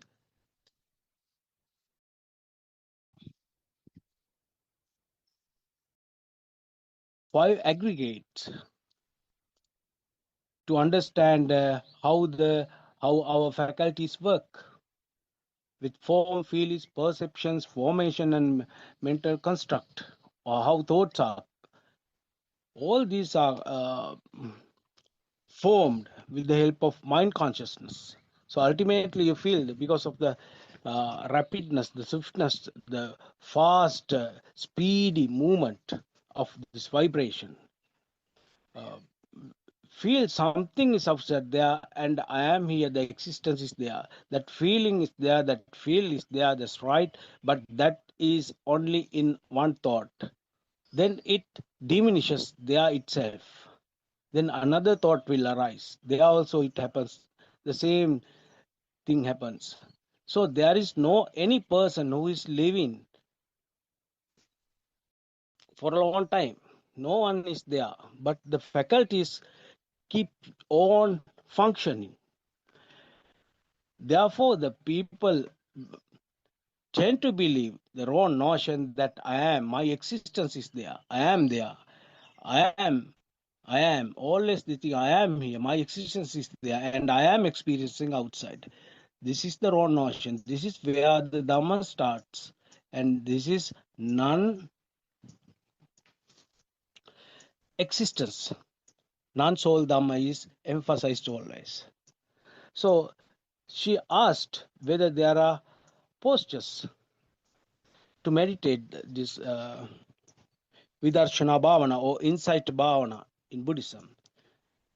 So the Aryanas explains that there is no particular uh, posture.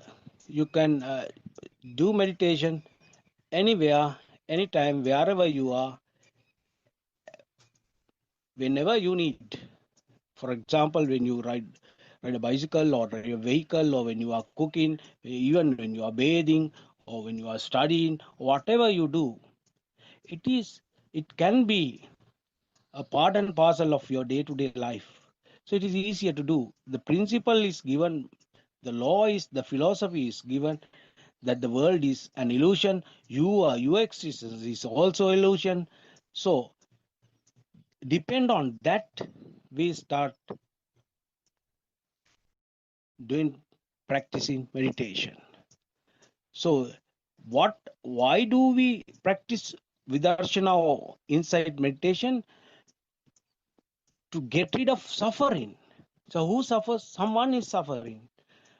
Someone is suffering. So someone, we want to investigate whether there is someone who is experiencing suffering, the continuous suffering. Actually, there is no one is suffering. We have a belief, a concept that we are suffering. So in order to understand, we always point out that how the mind works, how a thought is generated. So when you realize this, you automatically feel that meditation also easier. So it is easy to do. So concentration, meditation totally emphasizes that there is no one, there is no body, no existence. Non-soul Dhamma is always explained here. Teruvan Saranai.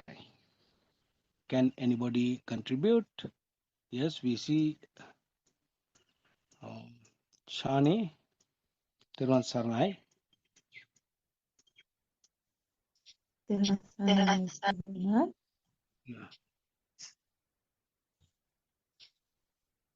Yeah, I mean, Surangika also has joined.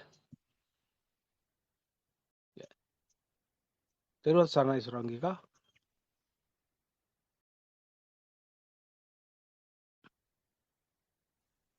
Thiruvaan Saranai, Mr. Bernard, and Thiruvaan Saranai to all Dhamma friends, and I pay homage to Buddothpada and Mahansa.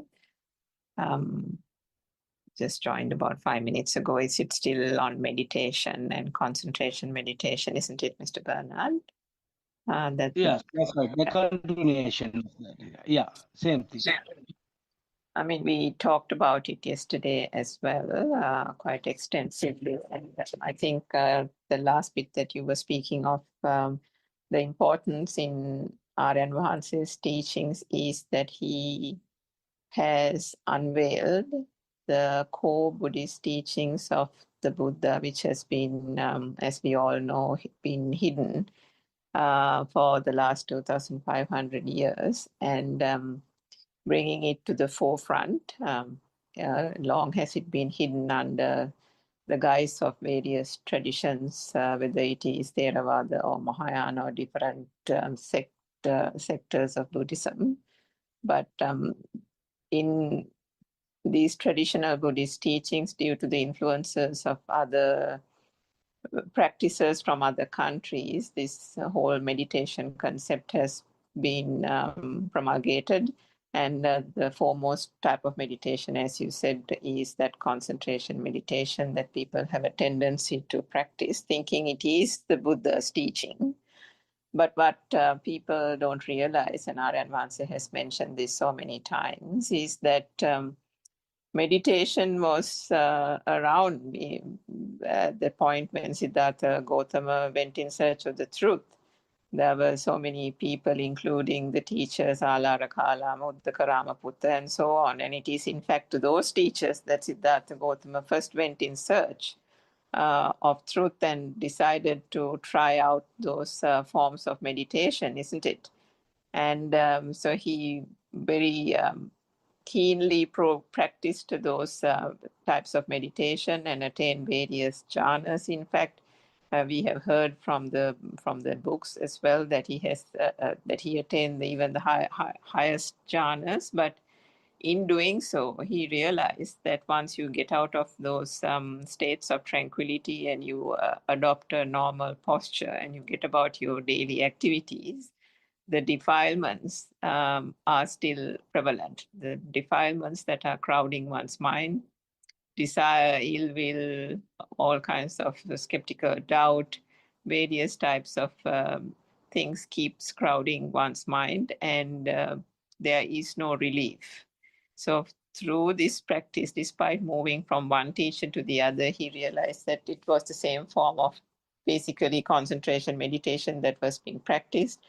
Those teachers also were in search of the truth, but unfortunately they were also unable to find what was the core reason for the suffering that mankind was experiencing, which is why the Gautama went in search of the truth, and in that point of liberation understood that it was the mind that was the cause of the suffering, and discovered and promulgated the law of cause and effect, as you said, and not the action and effect Dhamma that was action and effect law that was existing in that time as well. So the beauty of the Vidarshana teaching, coming back to Aryan Vahansa's unveiling of the pure truth and the pure Dhamma, is that I think we discussed it yesterday as well, understanding how this mind works, understanding, and this is being now put into the practical program, which is being practiced all over different temples and monasteries in Sri Lanka as well, that in order to understand the mind, there is a program where we've broken it up into different stages, where first we talk about this so-called external reality that has been believed to be true, which is the fundamental tenet of being caught up in this samsaric cycle, that one believes that there are objects and that there's a world outside, and that external world has been taken to be a reality. So one has to break that down and understand how these mind objects occur, how through the vibration, the so-called light and sound, touch, taste, and smell consciousnesses combine to form what is called the mind consciousness. And these objects, labels, brands, and names that have been given to various objects, persons, and so on, are nothing but labels and names given by the mind and the mind consciousness alone. Without the mind consciousness naming the so-called sensation that arises when vibration manifests a particular kind of sensory perception, there won't be any object. There won't be a mother. There won't be a chair. There won't be a world. There won't be my favorite car. There won't be a job. There won't be my, favorite people around me and my children and so on. All these concepts have been coined over the years, and with these names and places, we have created the so-called world, which we then believe to be true. And with that, the duality is formed, and the self-perception also arises on this side. And from that whole sense of duality gets created, the sense of existence gets created, and with that sense of existence, I would even say that the sense of existence and the self-perception are almost two sides of the same coin. when that world becomes real, and then the world with this mother, father, children, car, house, all these things become real, and one feels those things exist. With that existence itself, it's a spin-off, an evolution of that is that whole concept of self or ego, which comes about. And the more one believes through ignorance that that illusion is true, not knowing it is an illusion, more one believes that that external world is true, that this sense of self-existence that the person is feeling is true, then the ignorance is there, the suffering is there, and that power that underlies that so-called vibration, which is the starting point of this whole process, keeps on getting powerful, keeps on getting strong, and it is that current or the undercurrent that one then actually is the self perception and the egoistic kind of feeling that one that is there, which is the thing that again gets caused through ignorance. So the Vidarshana teachings, through understanding the true Dhamma philosophy, shines a light on this so-called illusion, how this illusion is formed, and then points out how these so-called mind objects are a fallacy, and that there is nothing in those of substance, and this whole self-perception itself is a fallacy. There was never a self here, and that it is only a misconception. And to understand that, one has to break down the whole process in which the sensory perceptions combine to form this so-called external world, and discover through the penetrative insight that this world itself is not true. And that is the first stage of that practical program that one embarks on. And once that external world is realized to be not true, it is just a thought. And then one turns to the thought and understands that the thought itself is only made up of combinations of light, sound, touch, taste, and smell, and so on. So there is nothing of substance there as well. It is a vibration that has happened, that is telepathizing at that moment to cause various impressions to occur, and therefore that there is no substance in that thought as well. And when one realizes that there is still the activity, there is still the walking, the daily activities that has to be gotten about.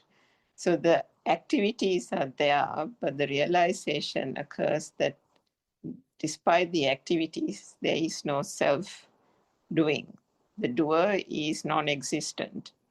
And with that realization comes the whole awakening, or embarking on the path to awakening, which brings out that inner transformation and paves the way.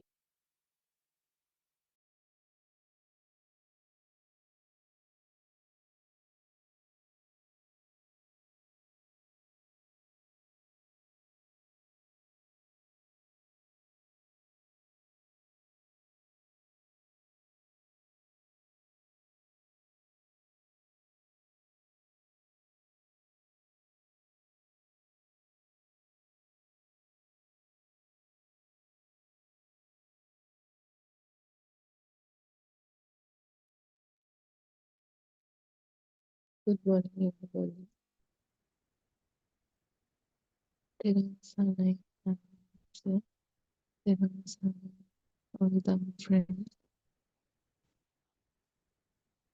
So we'll start our morning on our Dhamma discourse.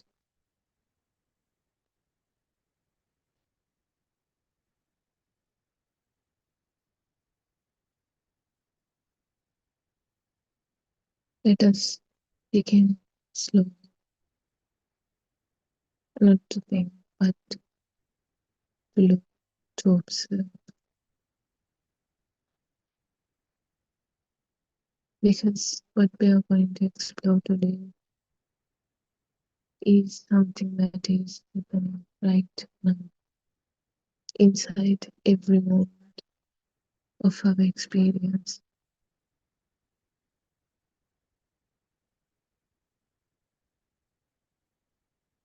We are not going to believe anything. We are not going to assume anything. We are simply going to observe very carefully, very gently.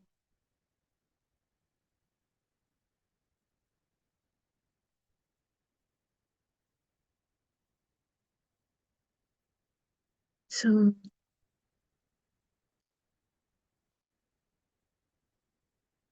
let us begin with something simple, a thought. Even right now, a thought may appear. We don't know what it will be. We don't choose it. We don't own it. And we can't control it either. It simply comes, simply appears.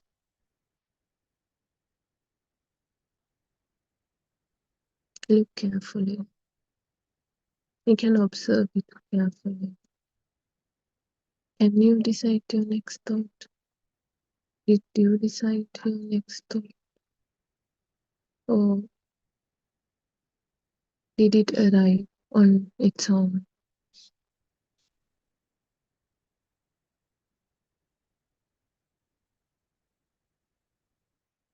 That thought may also comes as a word or an image or any familiar taste, smell, any feeling.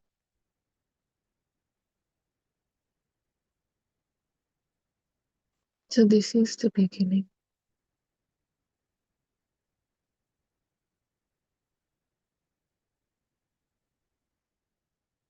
So if we ask something deeper, like where did that thought come from? Every time when a sound is heard, immediately a related thought appears. Let's say you hear a name, and right instant a face comes to your mind.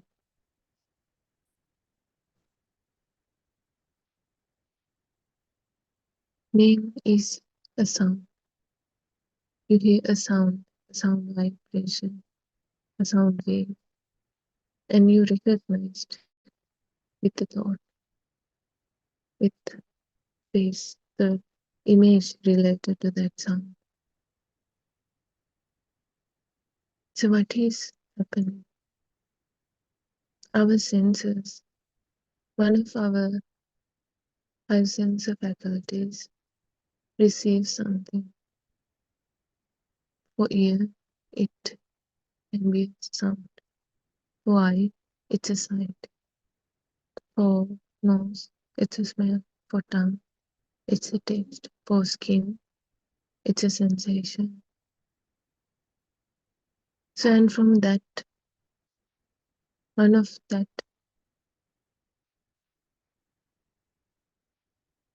the mind produces, or the mind telepathizes a thought that related to that whichever sense content.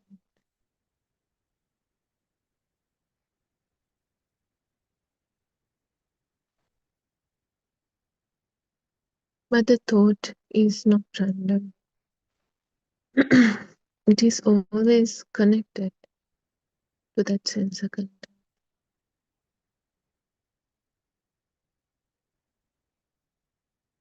So when a sound is heard, the mind automatically telepathizes the thought that related that was created with that sound vibration.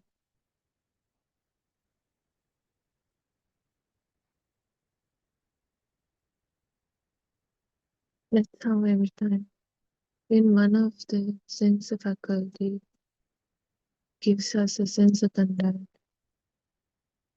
we get that thought appears, the thought that related to that contact appears, telepathizes. It is not stored anywhere. It is not in the brain. It is not in the mind. It is telepathizing when those right conditions are met.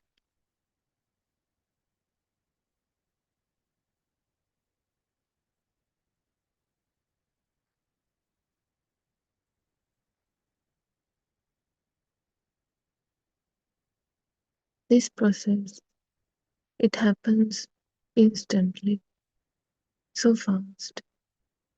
We never see it. So we think, I am thinking. But actually, there is no owner for this. We cannot think. It happens automatically. Thinking is happening. You can't control it. You cannot own it. It is happening automatically.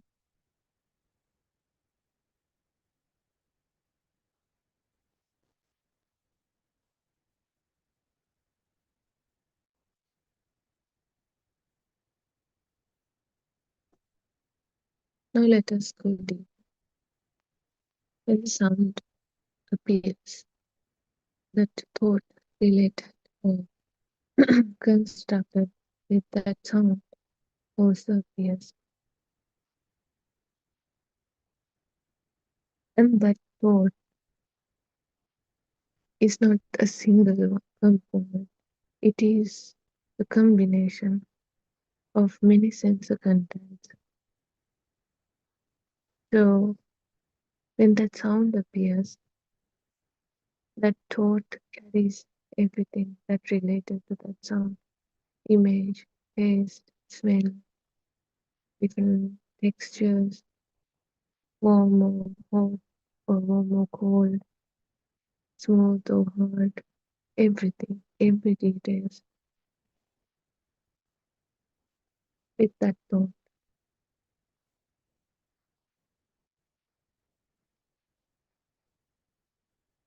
But they don't come separately, they come all together as a single thought. And it doesn't stop there. That same thought can televise other thoughts. So then, once the one thought appears, another thought follows, then another, then another. So likewise, there is a chain of thoughts. Very quickly, a chain begins.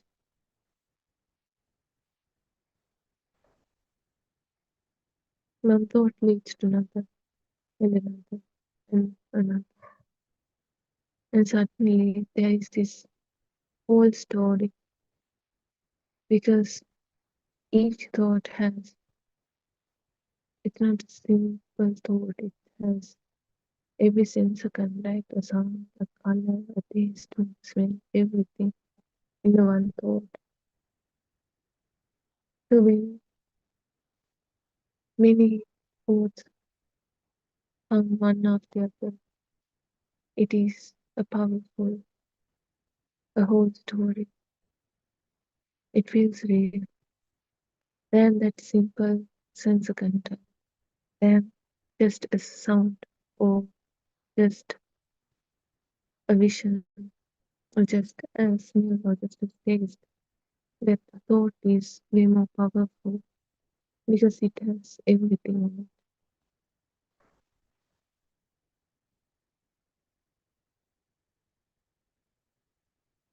So at the beginning, we only get just a sense of contact. Let's say just a sound vibration. Then this recognition occurs. Then that thought comes. And that thought doesn't stop there. It creates more thoughts. It creates more emotions, more meanings, more data, more stories. This is how this simple sense of contact, simple experience becomes complete.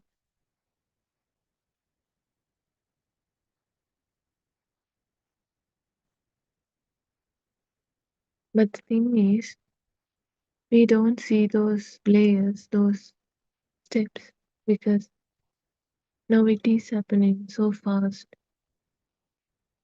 because we've been using it in that way, the mind, the thoughts, in that way for long time. So it's hard to see that that's not the truth. It's hard to see that because we are so used to it. Like it's happening automatically, without any effort. Because we are so used to it. It happens so fast as well. So we only see the final result, just the thought. We don't see how it started, how it feels, how it feels. We just see the thought. So it feels real. It feels solid. It feels the truth as the truth.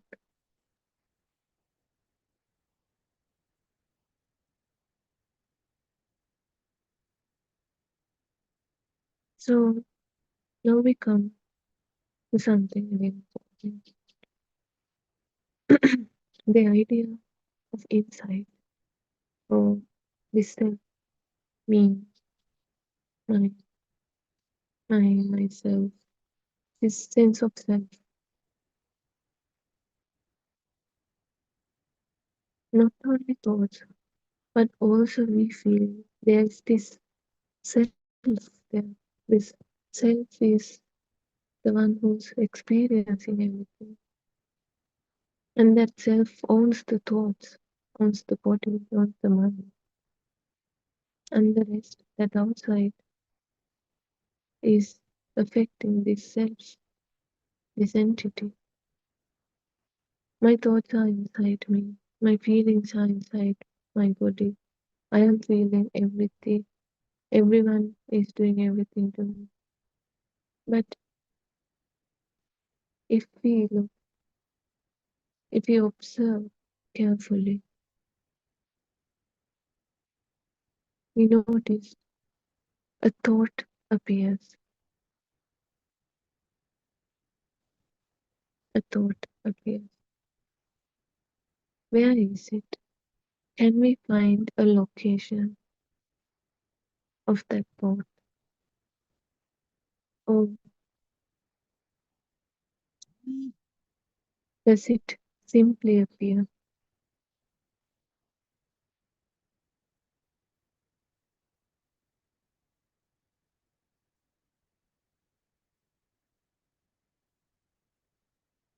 Can we really find a location of a thought?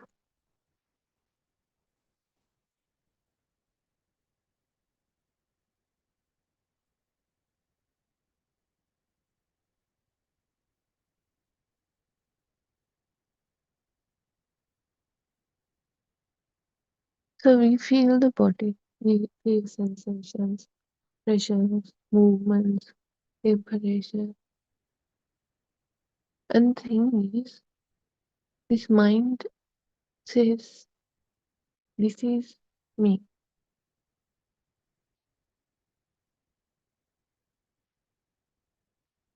And everything associated with it.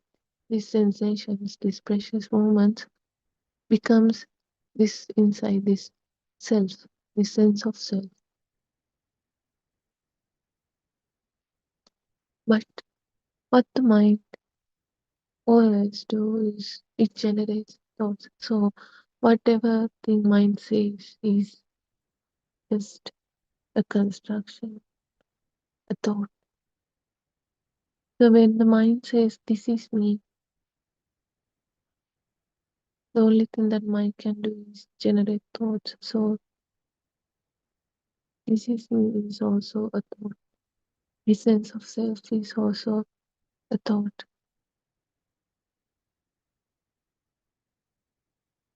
So now something subtle happens. A thought appears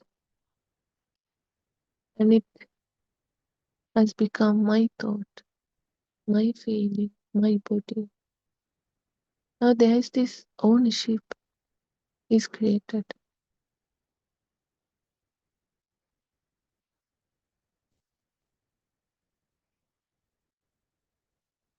But before that thought, was there an owner?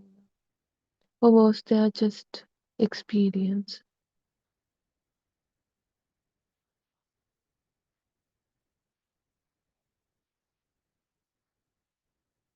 Just a thought.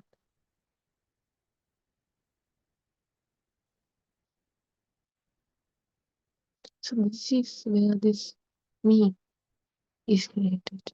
Not as something physical, but as a thought, a center, a reference point.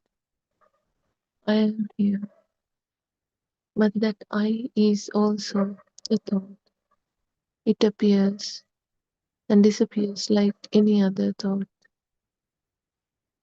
So the first thought of self that was created when we were little. We were taught not once but many times till that thought was created, thought was solid. Every time, like when we were little, always our parents or teachers or anyone tell us this is your nose, this is your eyes, and they point out everything as yours, as your own it and your body. And then they take you in front of the mirror and show that reflection and say, this is you. It doesn't happen in one moment. They repeat it for a long time. And at one point, this thought was created, this thought was solidified. And now there is this thought of the self. That self has an image, the name, and that feelings,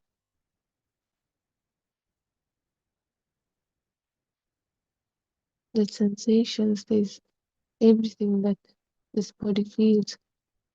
Now they are considered as the self, that self on it, that self feeling.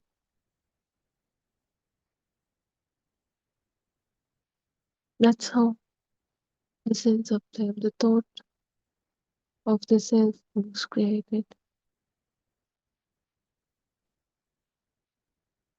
And afterwards, whatever thing is happening, now that child taken it as it's happening to this constructed self.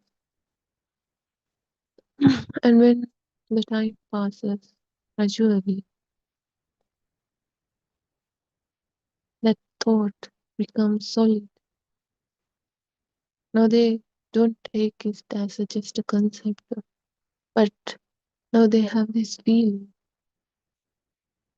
There is this person existing. Now they don't have to learn anymore, but they have this feeling, that illusion created by the mind. It has solidified them. Now there is this person. They feel it. They consider every feeling, every sense of contact belong to this self, every thought, every reaction, movement belong to this self. With that self, there is another thing created, the outside. Now let us look at the outside. So we feel the world is out there. We feel there is this self who's experiencing the world out there. But what is actually experienced? Just a scene, just some colors, just some shapes and hearing, sounds, some taste, smells, and sensations. That is all. Only five sensing, because we only have five senses. So those are the only ways we can experience, whether it's seeing or hear or taste or smell, or these sensations on our skin.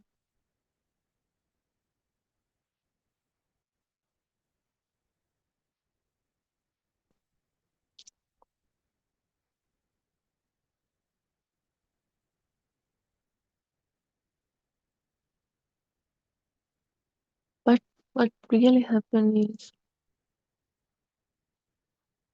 let's take the eye sensor, the vision.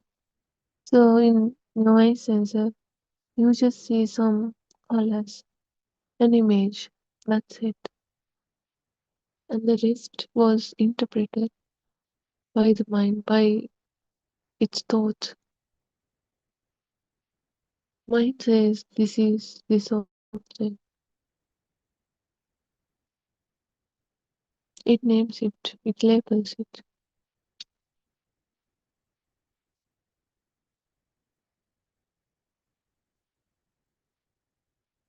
And that thought also not generated right at this moment. It is constructed in the past. But we are using that past constructed thought to see right at this moment. So we are always looking through an old glass to interpret this moment, this new moment as well. Not only that, but when you see something, when your eye perceives those colors, those images, the mind interprets them as that is far, that is near. But can you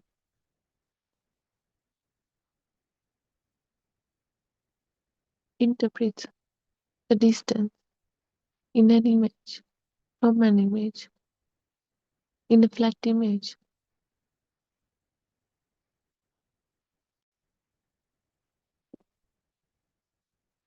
But what is actually seen? It's a flat image. Then the distance. I didn't say distance. That image, it's a flat image. It can't show distance. Then where did distance come? Like other thoughts, this distance also came from the mind. Those are also another thoughts.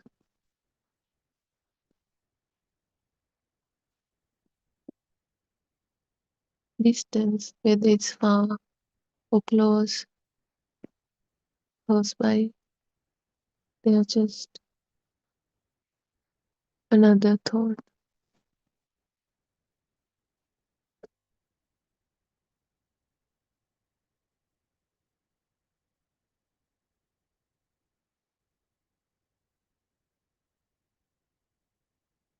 But we feel it's real.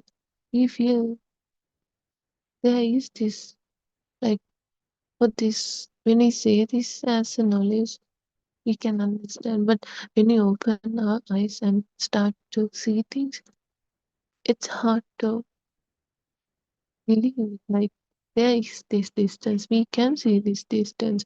There is this something near me, and there is this something far away.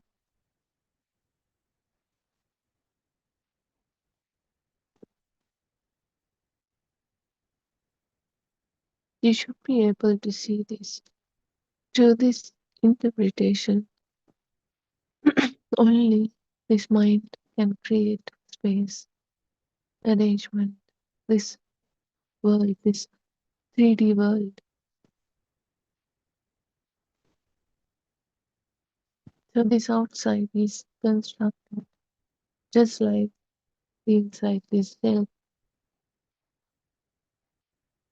And this distance, you see this far or near, that's also interpreted. That's how, that's a habit you use for a long time. But you can see colors, you interpret, you objectify things, and then you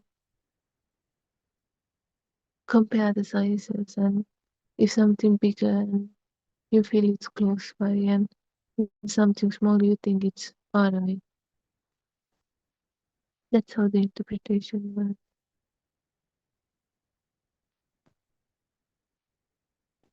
This whole outside world is constructed, but not within one day.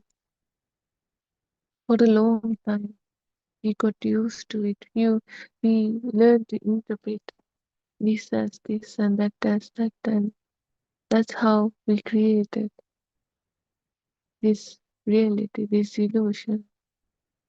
So now we have this 3D world.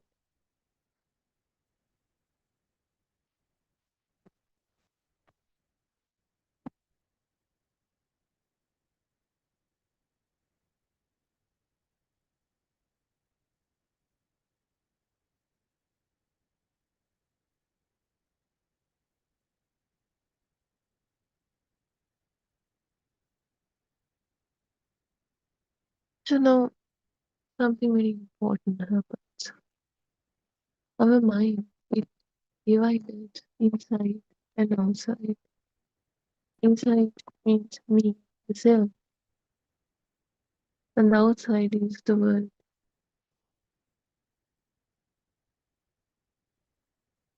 And that division, that also feels real. We feel like we don't feel, we feel like it exists itself, and that it if we feel is affected or it is outside world.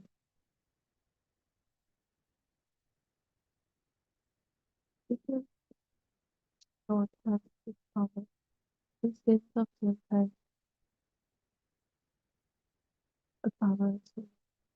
Because we have used it for a long time, it has way more power. Now it gives this real existence, real. But it is not the truth.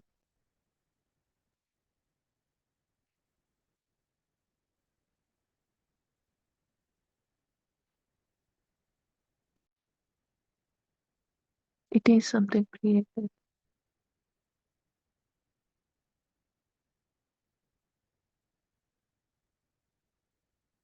So if we look at this direct experience, this direct sense of contact, can we find the exact line where this inside ends and this outside begins? Or do we only find just a seeing occurring, just a hearing occurring, just feeling occurring, just a smell occurring, a taste occurring.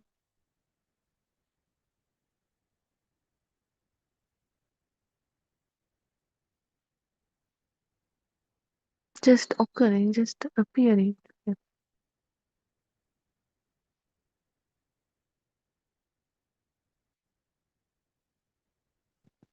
These experience, these sense contacts, they are continuous, not divided.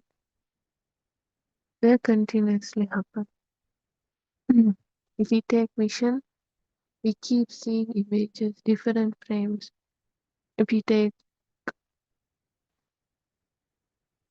hearing, we keep hear things non-stop, different sounds, different sound waves, sound vibrations. Likewise, the other senses also. They are continuous, but they are not divided.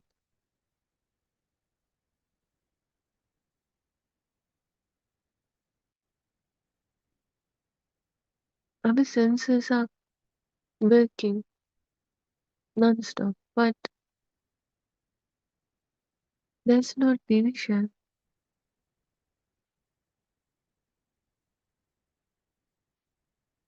Whether it's me or outside, that's not in there. But that division is added by the thought.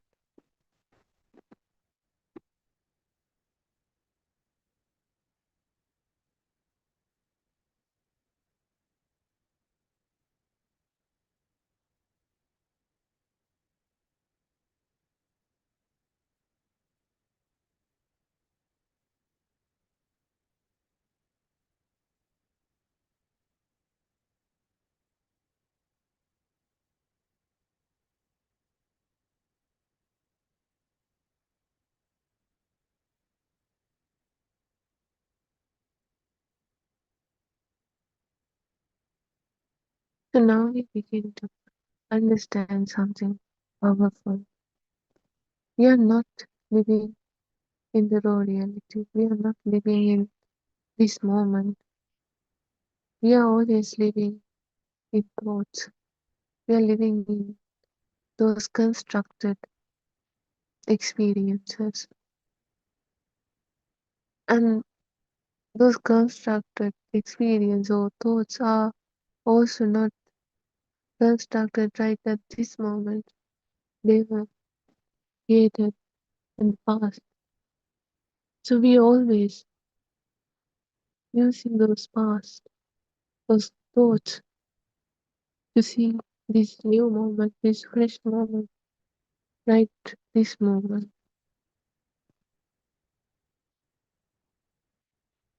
Thoughts create meanings, identity, world, separation, and we take it as the reality we believe in. That's our ignorance of the truth.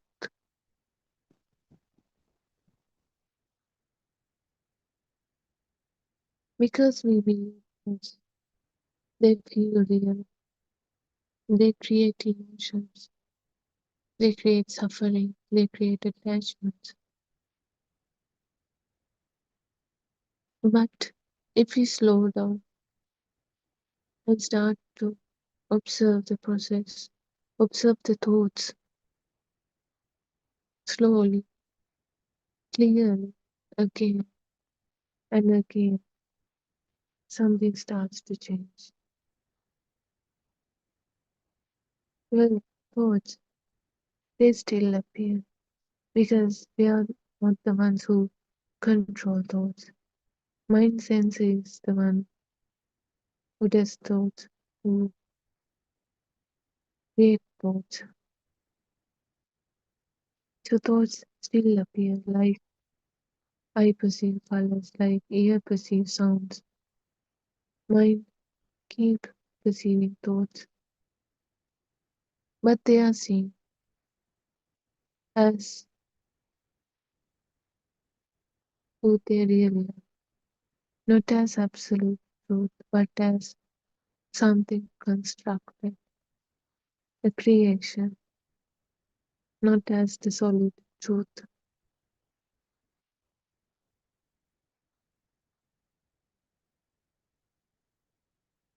So now let us come to something very quiet. If thought is not building, not labeling, and not dividing, what remains? Just this: see, hearing, feeling. It's simple, it's immediate. There's no inside, there's no outside. Just this simple experience.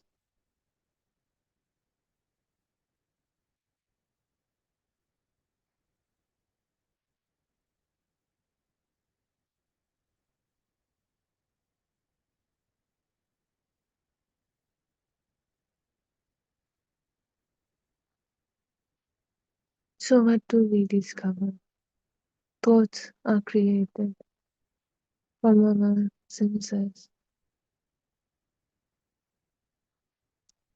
from thoughts, from the mind center. Nobody does it, nobody owns it. It happens automatically. It's a natural phenomenon. So from those thoughts, layers are built.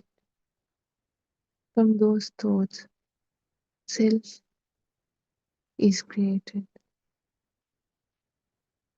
From those, world is created.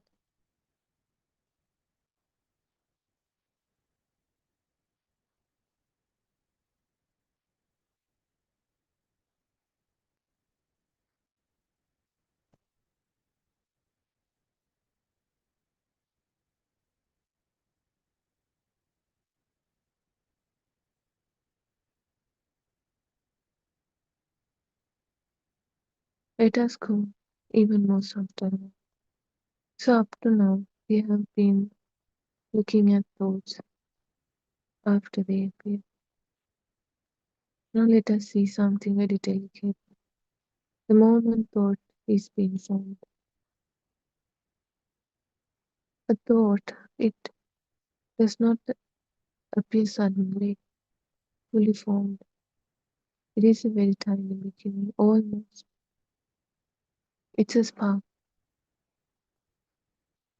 Before a full sentence is appeared in the mind, there is this small moment, a hint, a trickle, formation. We usually miss it because we only notice the thought, the finished thought, the final thought.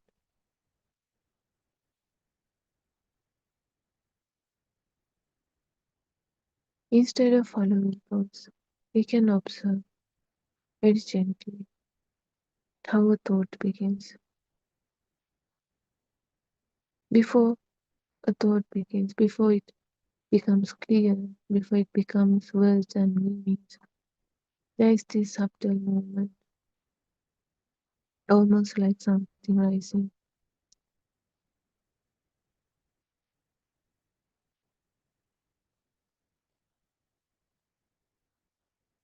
It always happens right after a sensor contact.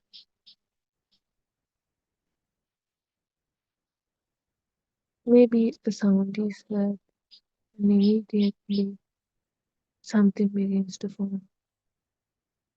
A thought, it telepathizes. Maybe a sight, a vision appears and then something begins to move and a thought is telepathized again. Or it's another thought itself. The thought is not separate, it is always responding. It is a telepathization from the mind. and it was triggered by one of the sensor content that is related to that certain thought. So if we are very quiet, we may begin to notice a tiny gap, a sound, then silence, then this thought, this spark happening.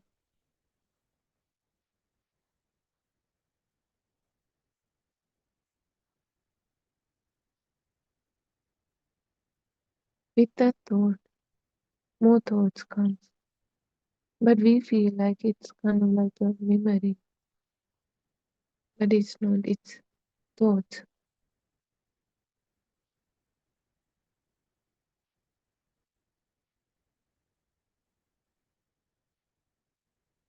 When the thought appears, this recognition happens.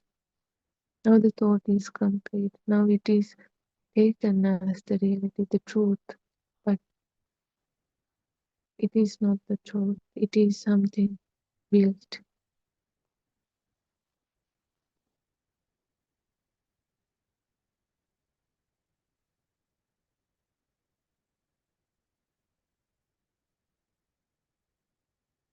And also thoughts is very instant, right? Just only the thought.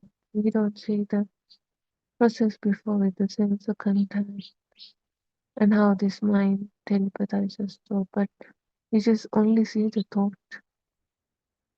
But actually it is just very fast. Every time before a thought appears, something that triggers is like a sense of contact, like a sound or image or taste or smell or another thought itself. If we slow down enough, we see those stages, like this sense of contact, then this recognition, this thought appearing.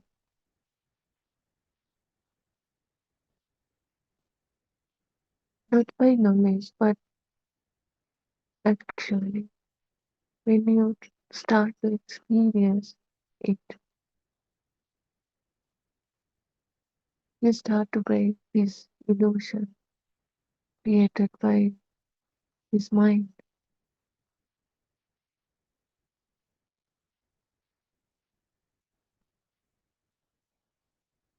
When this is seen, thought loses its power because for now people believe thoughts are the truth, thoughts are the reality. When they taken them as the reality, it has more power. But when you see the thought as something constructed, it loses its power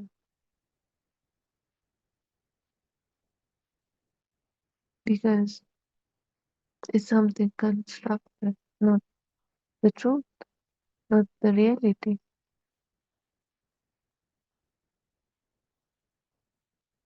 Then we no longer feel a thought as something solid. We begin to feel, not think, but feel this is something created, constructed.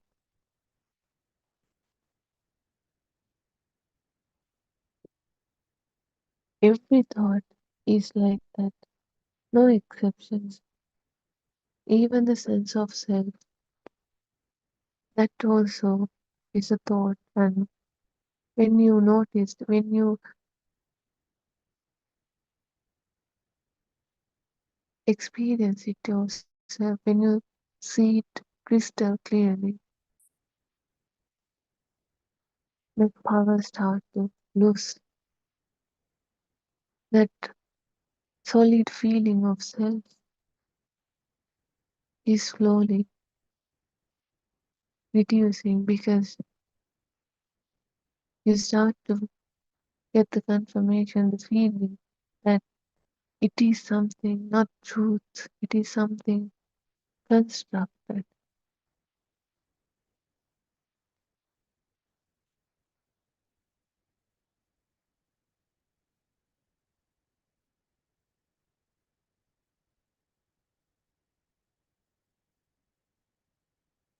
This sense of self is also has its power like that. Let's say a thought appears, says, I don't like this, and that I is also formed in the same way. It is not always there, it appears with the thought. So even me is being created, not in one moment, but moment by moment. There's no continuous self. If you look carefully, there is no continuous me. This me is also a thought. It's not continuing, but our mind is linking those, and it says there is this continuous me, but that's not the truth. That's a part of the illusion. It's just only repeated thoughts appeared, just only repeated appearances. I, I, I, so fast that it feels continuous. Just one thought appears and it disappears. Then another thought appears and that also disappears. But they are happening so fast, so it feels continuous. So when you see this, like not taking it as knowledge, but experience it yourself. When this is seen, this self, this identity becomes lighter, less really, less fixed, less heavy, less powerful, not something we have to hold on to because it is something constructed. Now something interesting happens. If we don't immediately form thoughts, this experience feels different. The sound appears, but no immediate label, just a sound vibration. The sensation appears, no immediate reaction, just a sense of the vibration. Everything feels more open, more direct. If we use a thought, then again we are using us to judge this fresh moment, but without immediate thought, this each moment feels new, not filtered, not defined, just appearing, just some feelings, some vibrations, sensor contacts. But we don't have to, we don't need to stop thoughts, stop thinking, but only to see them clearly. Clearly see as it is, that they are not the truth, that they are something constructed, not by blindly believing, but by get the confirmation yourself, by experiencing yourself.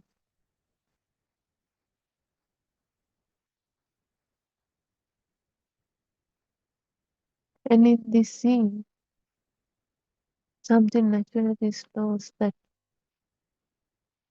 power a thought has slowly, gradually starting to reduce,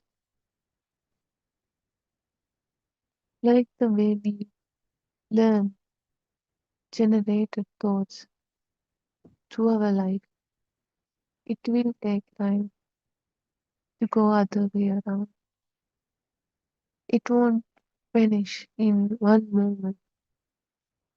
It will slowly, gradually reduce this sense of self, this power the self has.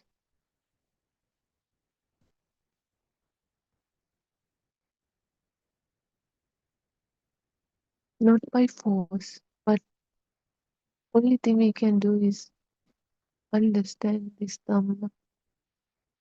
We cannot force it.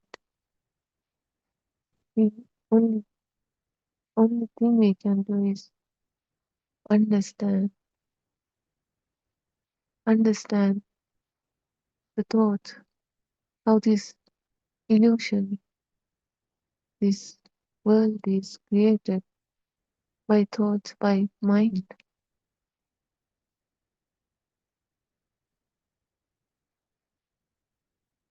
Even right now, you can notice a sound, a vibration. And before naming it, before labeling it,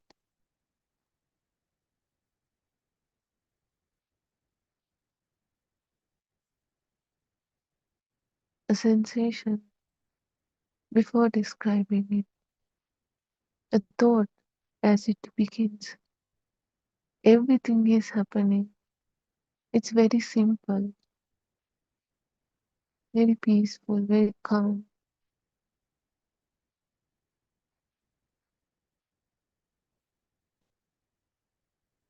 And there's no power for those thoughts. The self also reduces its power slowly, gradually.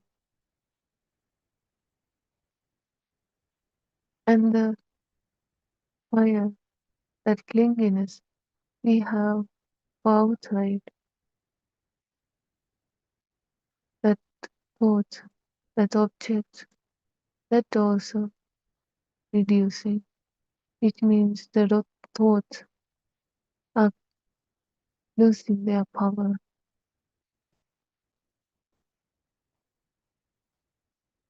Then slowly we reach to this calmness, this peacefulness. There's no power, there's no burning fire inside. So when this creation, when these thoughts are seen, when they are seen as the illusion itself, that illusion loses its power, its weight, and what remains is something simple, something silent, something calm, something peaceful and free. So we stop starting, taken the thoughts as the reality. Because now we know the thoughts are not real, they are something constructed. With the sense of self and what we call outside, everything loses that power. Those thoughts loses their power. So this fire, this burning that we want to keep things from outside, that also loosens, but not in one moment. Slowly, like how this power will build years after years. Likewise, it takes time to reduce those powers. But now we know the truth. Every time we see something, every time a powerful thought arises, we can take help from this Dhamma. So then, this sense of self, it starts to lose this power. So we'll end our Dhamma discourse for today. Perum Samaya Everybody.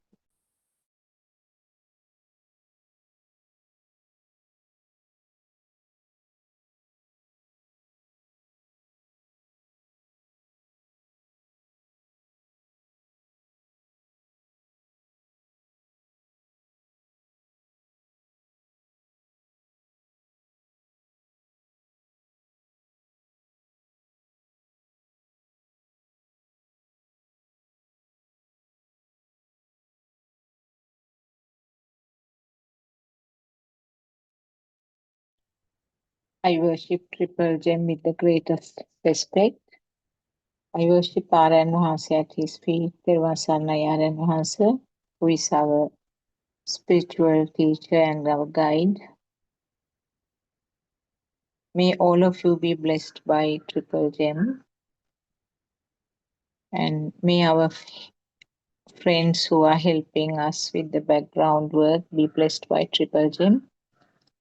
So this is yet another session of Buddothpada POTV English channel, which is conducted round the clock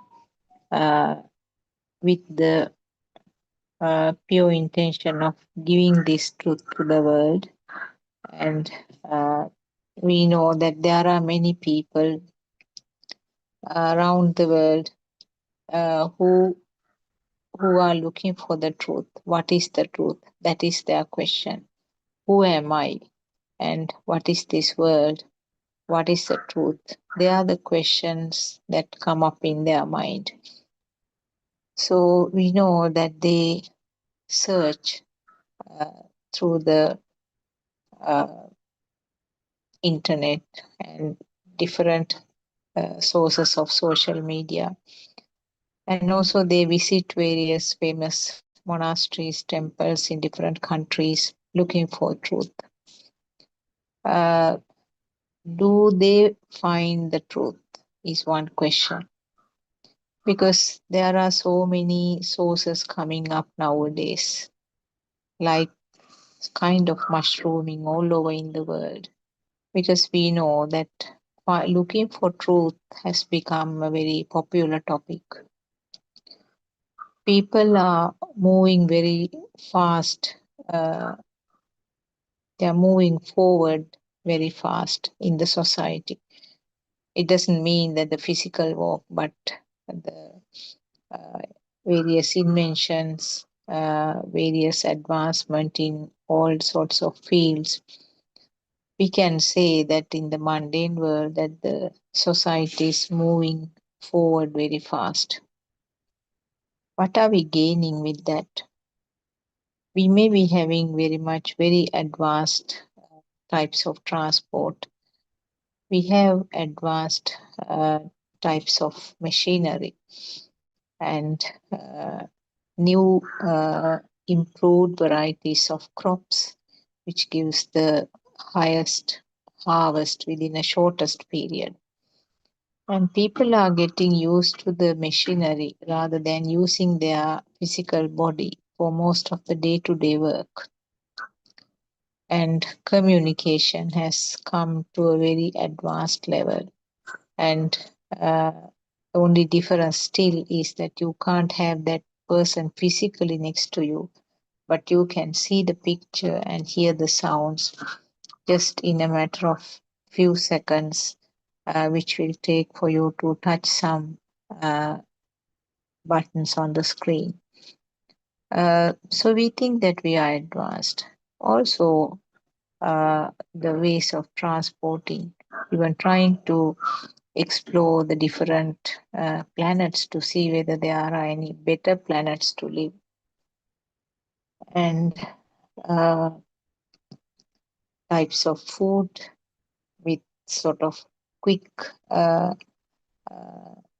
cooking, or what's called ready-made, ready-to-eat type of food is readily available. So you do not need to learn how to prepare those things. And you find more and more advanced and improved types of trees and plants, which are replacing actually the natural ones. And in this competition, some of the animals who can't fight in this competition, they become extinct.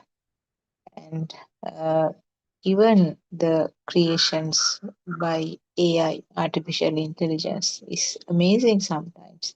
The way that it gives the answers to your questions, the way that it helps to trace people. Using the human brain, more advanced things are being invented.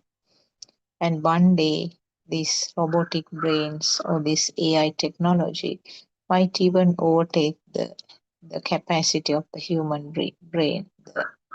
The, it's actually not certainly the spiritual thing. Spiritual understanding is capable only with the human brain, not with the artificial intelligence. And more advanced weapons are being used, weapons are being invented, and people themselves use them to destroy each others. So, where are we going now? So, when you see these changes, a small fraction of people feel that this is not what I have been looking for. I want to find the truth. So, I would say just a handful of people who will turn to this side, unfortunately. So, the others will take all these uh, mundane world things, physical things as true.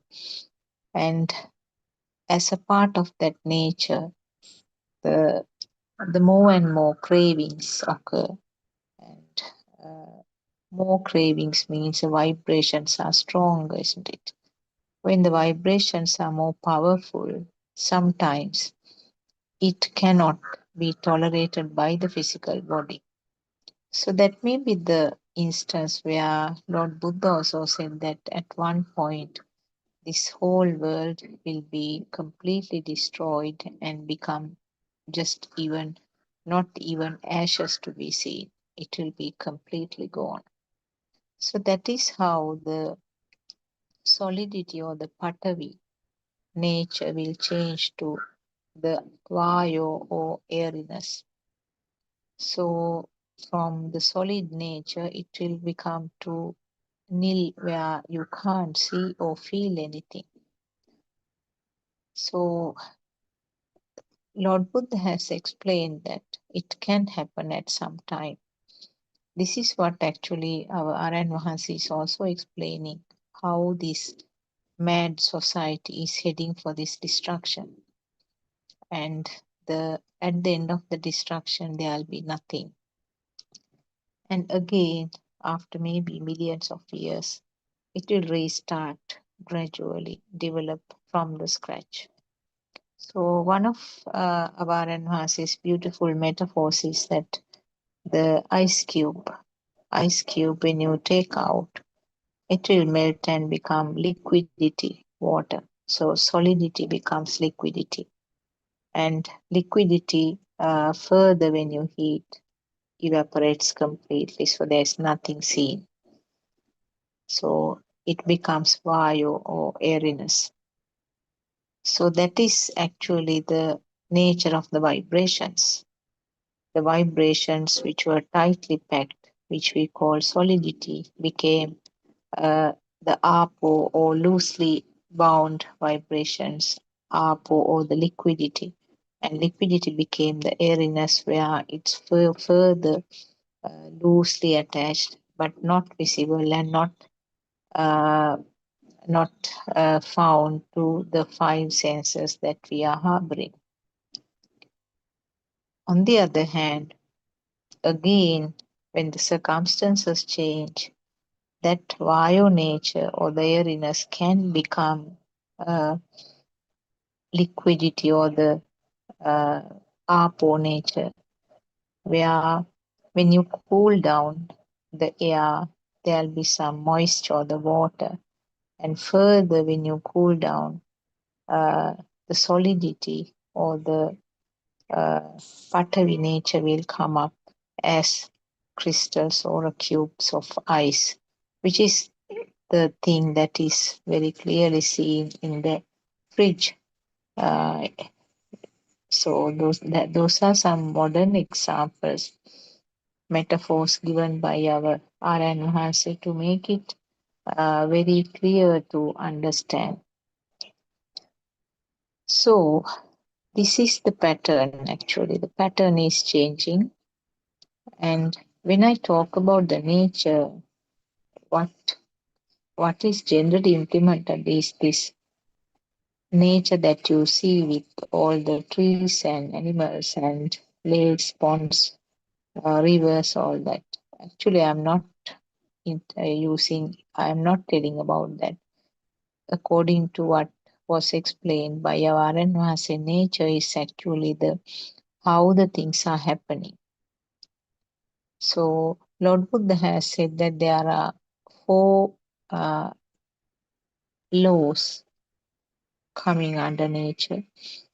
Chitta Niyame, or the uh, law of the mind, the natural law of the mind, is the most important thing.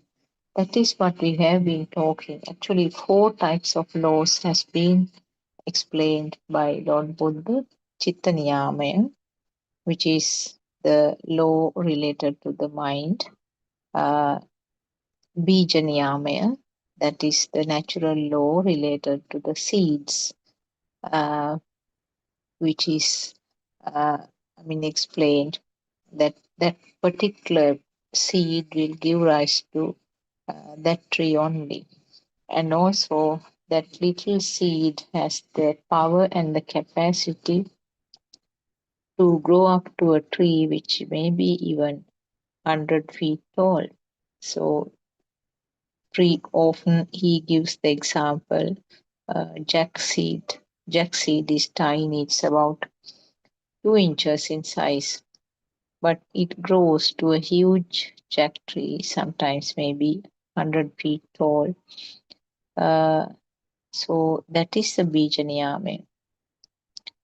So that power or that ability or that nature is hidden in that tiny seed to bring up such a huge tree. Chitta Niyame, Bija Niyame, then the Ritu Niyame is also another nature's law that Lord Buddha explained.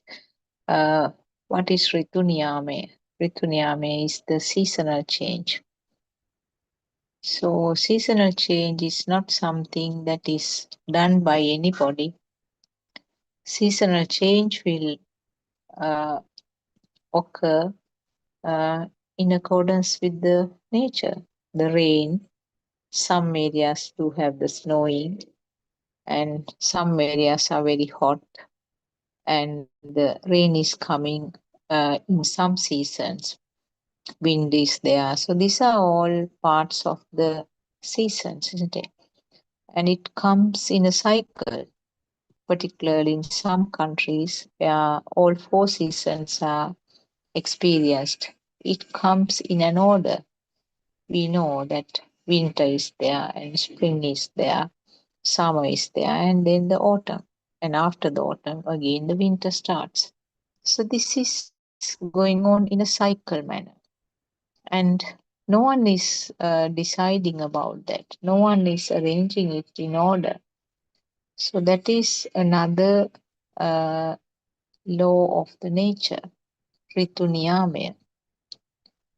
Kamma Niyamaya, or Kamma Niyamaya is the it's about the action. Karma is the action. So this is actually the action and effect, or the cause and effect cycle, whichever, depending on the person's vision.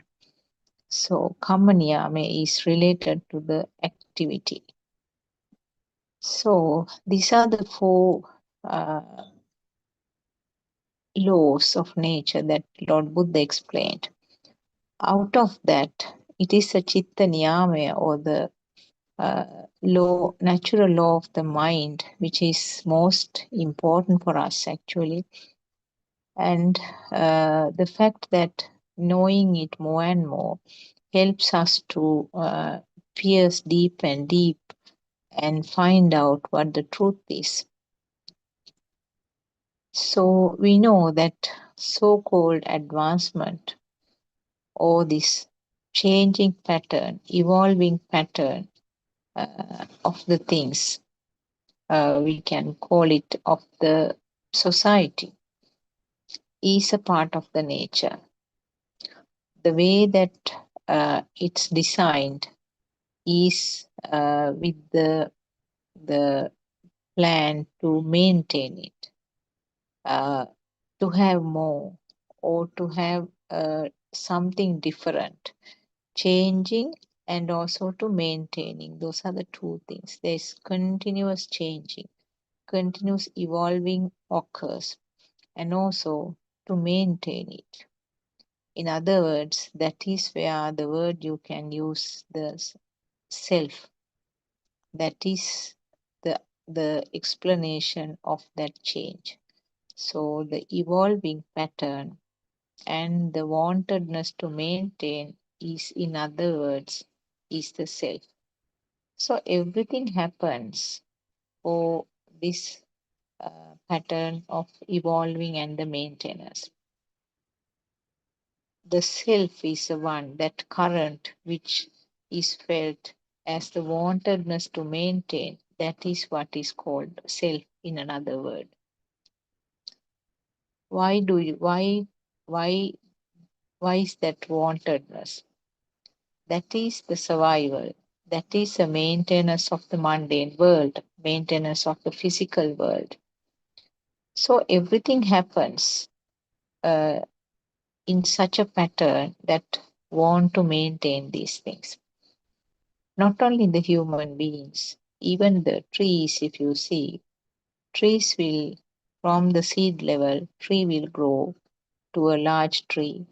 It will have branches, growing tall, and then having flowers, fruits, and the fruits will be spreaded in some natural ways with the help of the animals, or sometimes with the help of the wind, whatever. So they are all part of this nature, and it will fall somewhere and then come up as a new plant.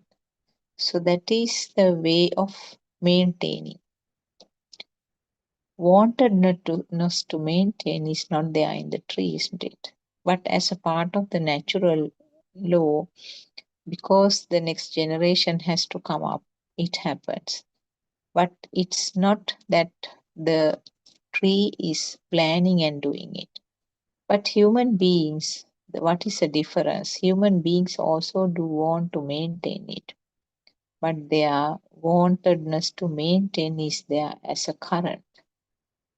The trees do not have that current. But in human beings and the other living beings, other animals, do have this common feature, what we call consciousness or vijnana, where more and more things are craved or wanted to maintain. So we are doing all these things to maintain that so-called life. We are trying to study. We want to do a good job, marry, have children, and then look after the children. Not only that, grow, let them, see them growing and arrange the life for them for the next generation. And then not only that, look after the grandchildren also. So these are the things that automatically happens in the human beings as well as the other animals. But of course, the animals, there's a difference. Beyond looking after the young ones, they do not have any further cravings for that generation.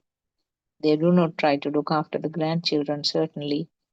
Even the young ones, when they are coming to a certain level, they are sent to the society, sent to the world, but no follow up thereafter.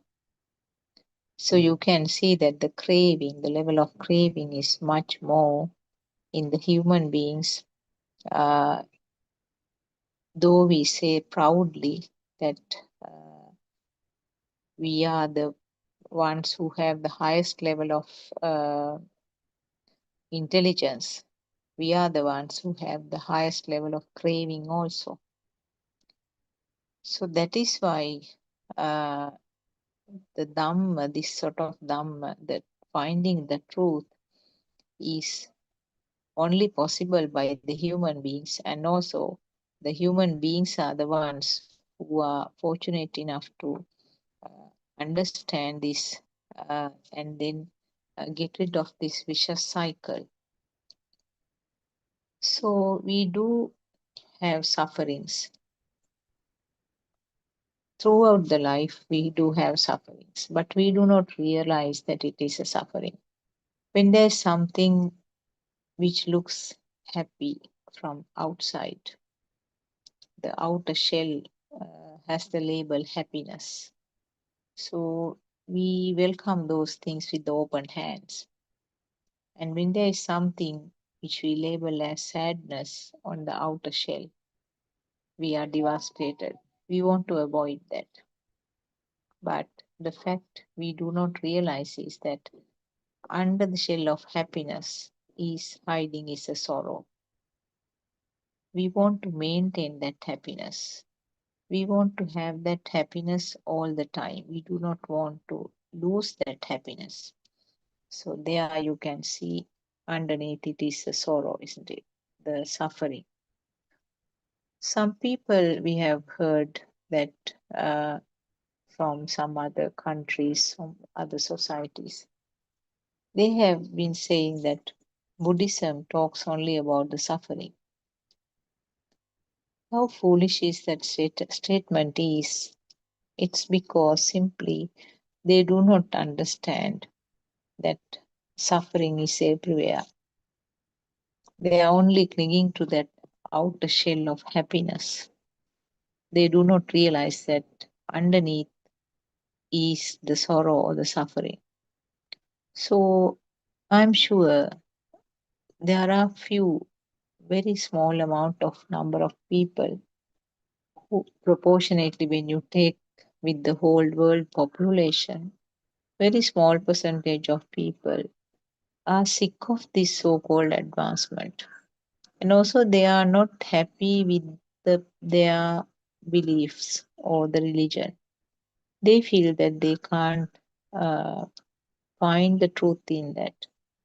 So such people browse the various social type of links and then try to find what is meant by truth. So truth is actually common to any person. Truth is common even to animals, but animals are unfortunately unable to understand this truth. So therefore, you and me, who have been born as human beings, are very lucky to hear that there is something called truth, and we are hearing that. And also, we have the ability to understand also. So most of these places, particularly the famous places in some other countries where people are flocking around from all over the world looking for truth, they are mostly doing the concentration meditation, which is just a temporary solution for the problem. What is done is types of meditations uh, which help to calm down the vibrations uh, temporarily. So this type of meditations have been there even at the time that the Lord Buddha was born. So that time, that era, people were very keen to find out what is the truth.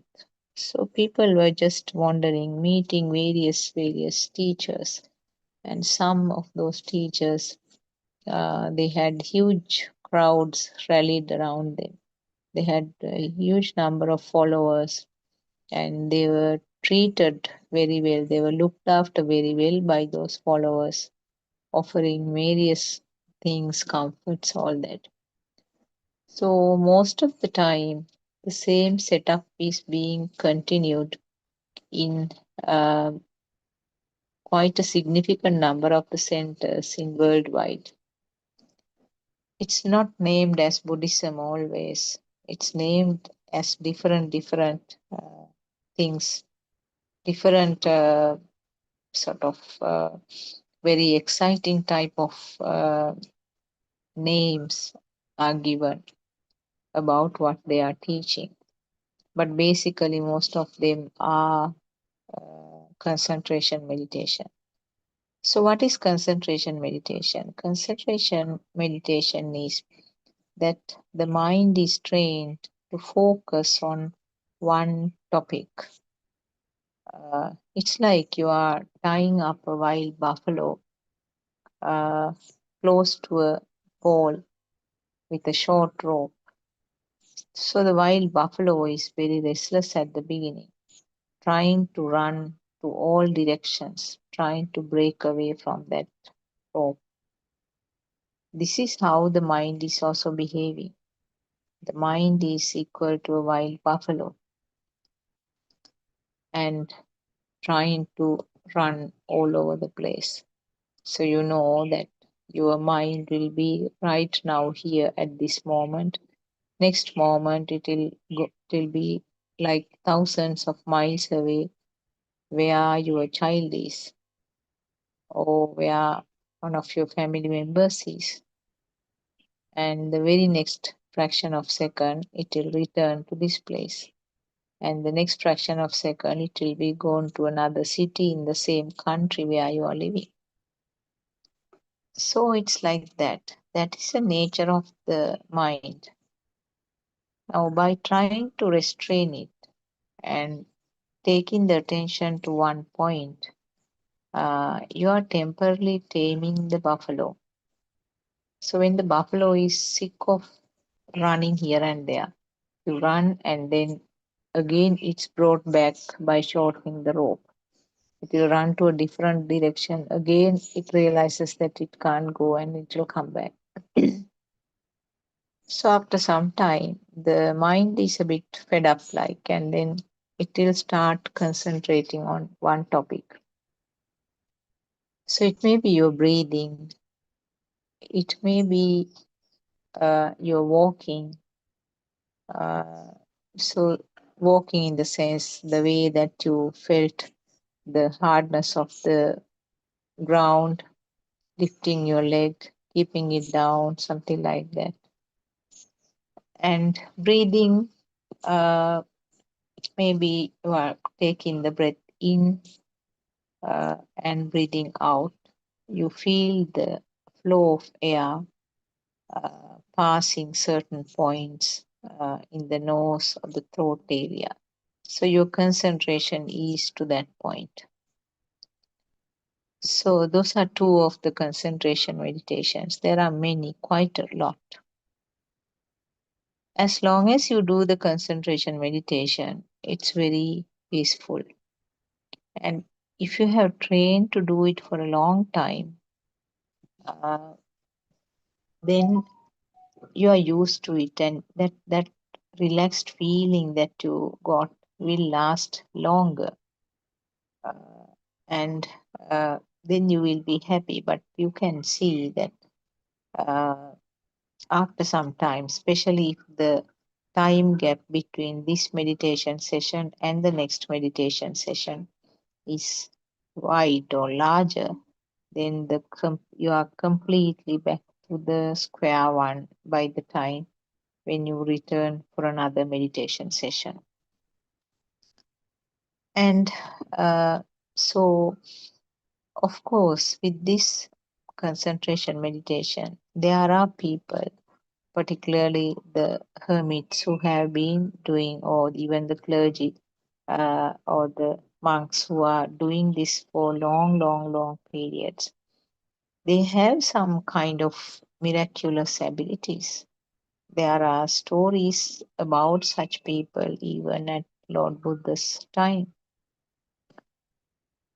There is something, a nice story about a hermit who was meditating for a long time in Himalaya mountains. I know that still there are many hermits who are meditating in this Himalaya region.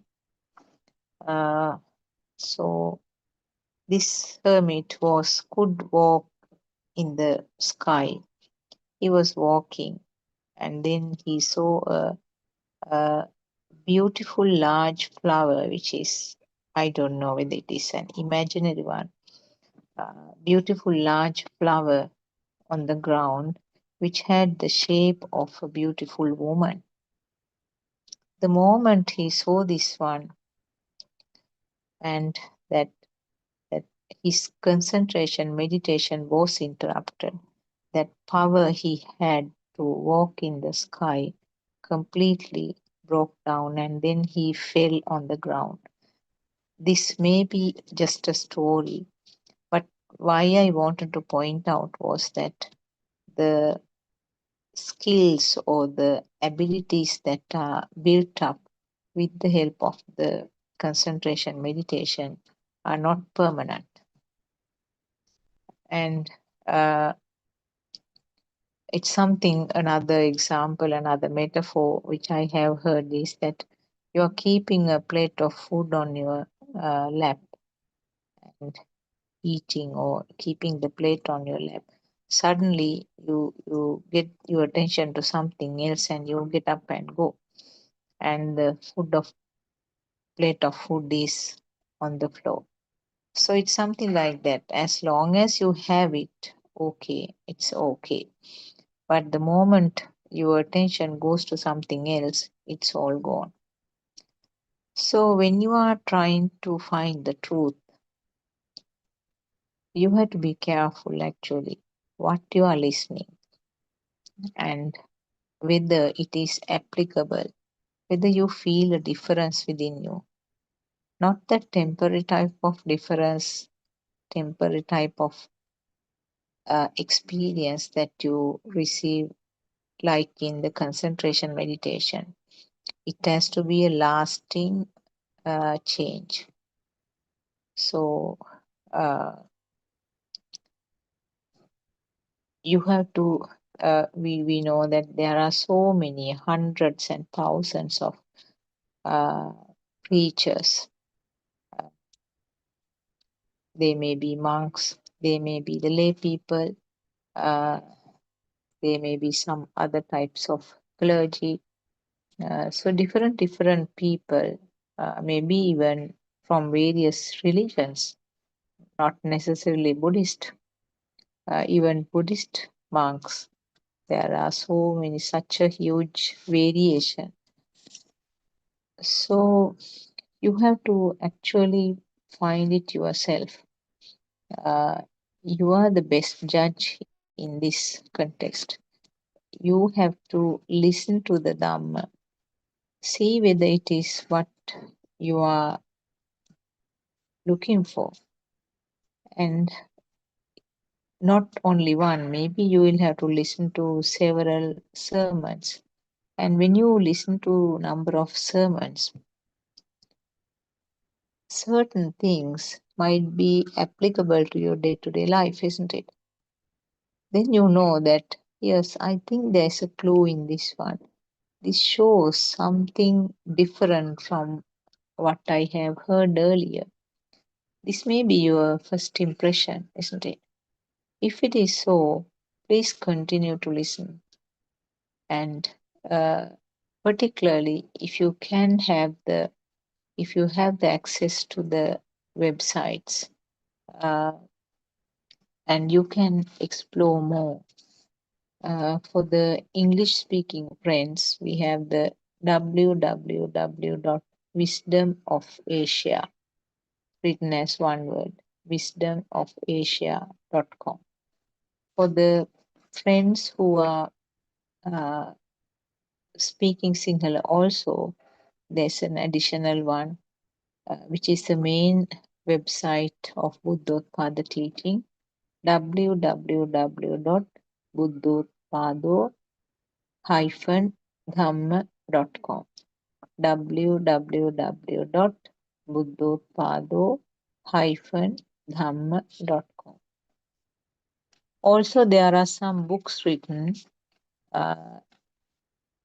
You can get the details about these books from these websites also, because there are centers in different countries in about 4 or 5 countries, I think.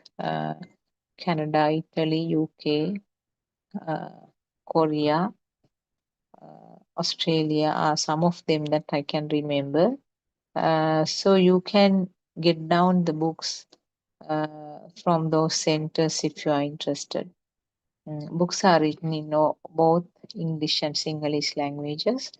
Sinhalese languages, there are quite a lot, I think about 40 or more books. English, about 6 or 7 books are there.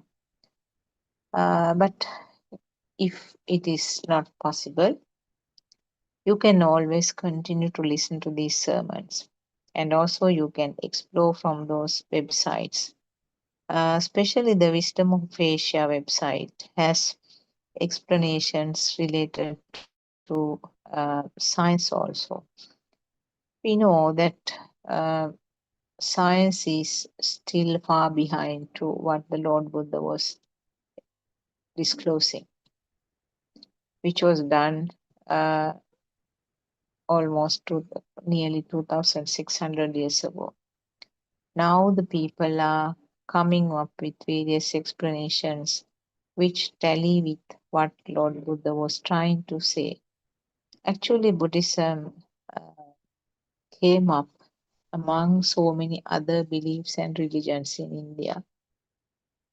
Other religions were very strong, and Lord Buddha had to face so many challenges because there was a significant resistance from the other spiritual leaders because they were losing their crowd when Lord Buddha started preaching this. And at one point, Buddhism became very sort of spreaded throughout the India. Not only India, so many countries. It went up to even the Middle Eastern countries, and then countries like China, all the Asian countries, and Maldives. All those countries were actually Buddhist countries. And things have changed quite significantly thereafter. Now, Buddhism is limited to a lesser number of countries, and even that, the pure truth or the pure Lord Buddha's teachings are occurring in only in the limited resources, in the limited setups. And so therefore, when you are looking for the truth,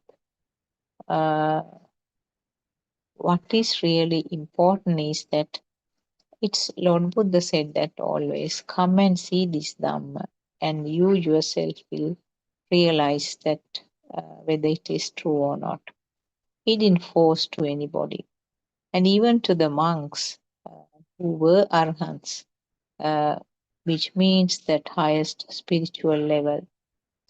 So the arhant, he was asking, arhants means the monks who reach that highest spiritual level. And do you preach this Dhamma simply because I told you? Then the monks vehemently said, no, Venerable Sir, no, we have understood it ourselves. That is why we are preaching. So as he said, as Lord Buddha said, that this is something you yourself will understand. Yourself will realize that this is something that causes some change in the pattern of life.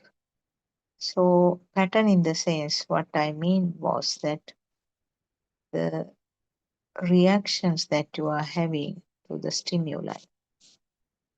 So reactions, what do you mean by reactions? In gross form, I would say all defilements come under this group. Actually, the word defilements, the anger, happiness, sadness, those things are at the very gross level.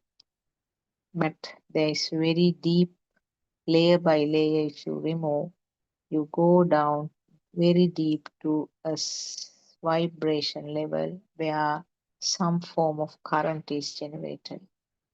So this is all a part of a natural process. That is the most important thing that we have to understand. It is a part of a natural process. And along with that, the other truth is that there is no person in this one. So the two important golden rules are that there is no person, there is no self called myself, and all are creations depending on the ability of the senses. Now you can take so many animals and insects who are around you.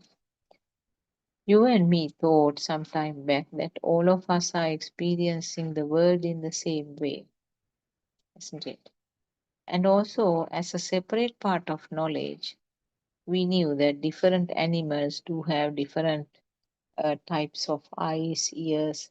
Some of them do not have eyes, some of them do not have ears, and their body parts were different.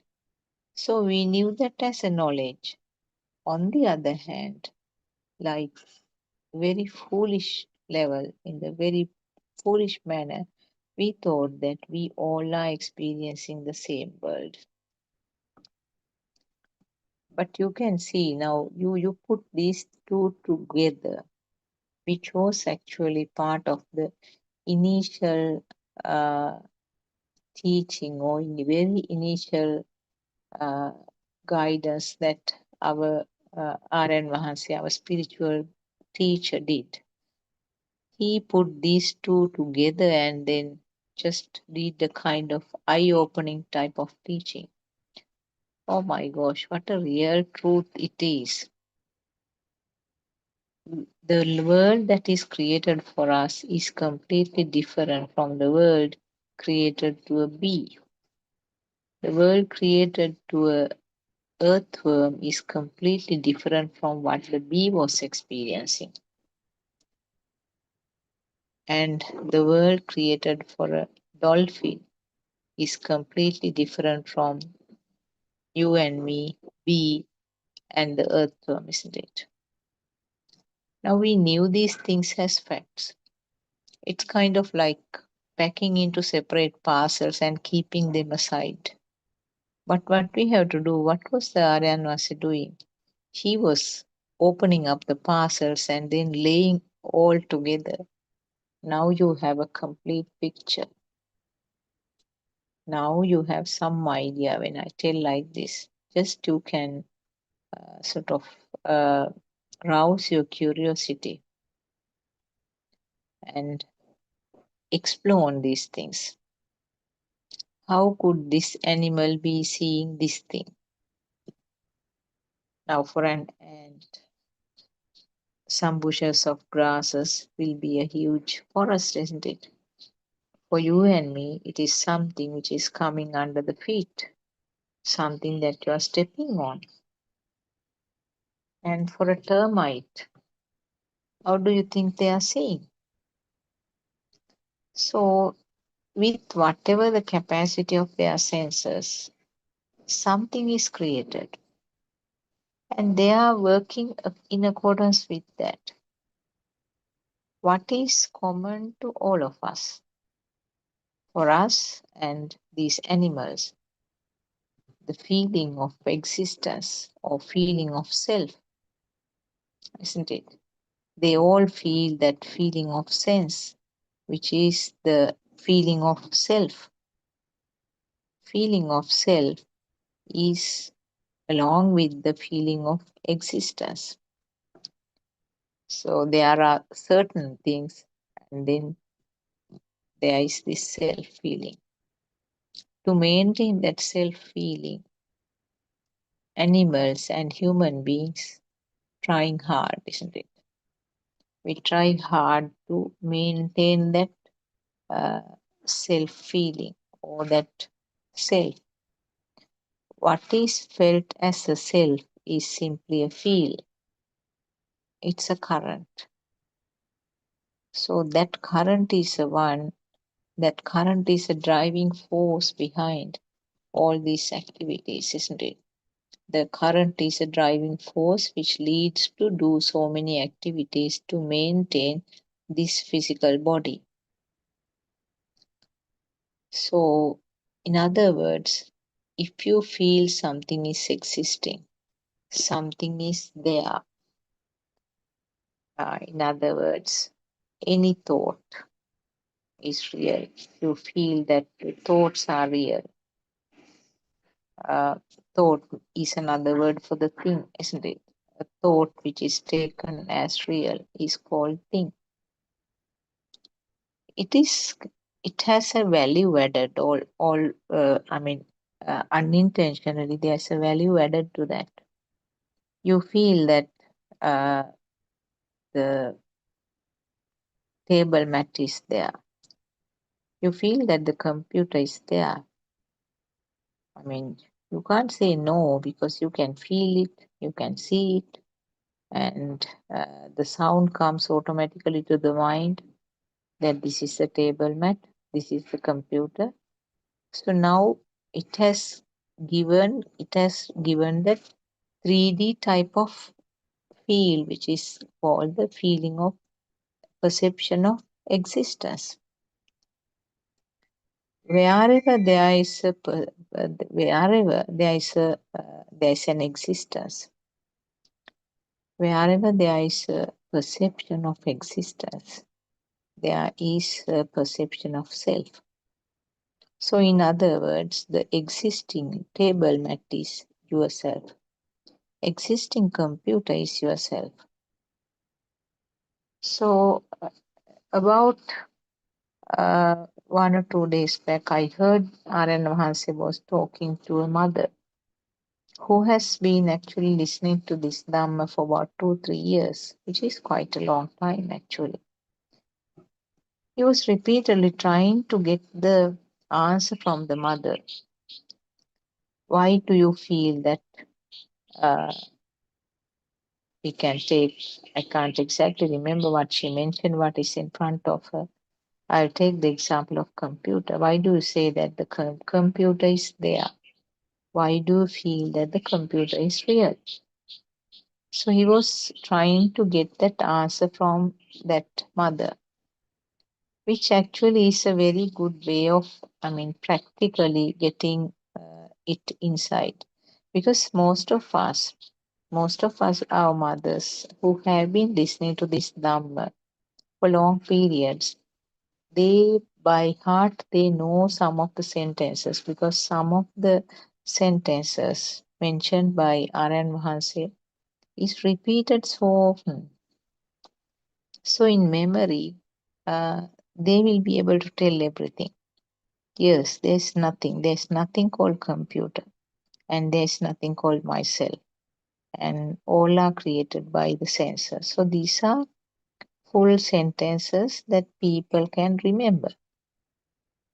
But that is only the knowledge, isn't it? The person has to get it drilled inside, which means inner transformation. The deeper understanding should be there, not as a memory. So, in that case, the way that it's explained is quite different.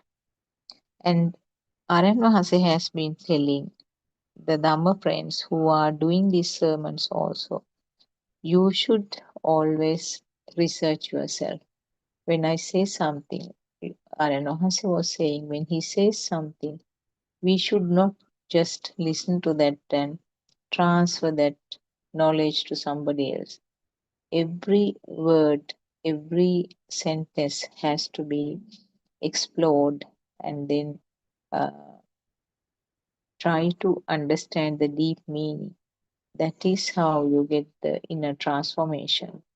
And when there is inner transformation only, you will be able to exactly explain that thing to another person. So, which was a very important message to all of us actually. So, why do we feel the computer is real? So we will just go along. Well, these are the truth true facts. This is the truth, actually. This is what we are looking for. This is the part of the nature, the nature part of the nature. What is meant by that is that naturally we tend to feel what is around us, what we are experiencing are true, really existing, and they are true.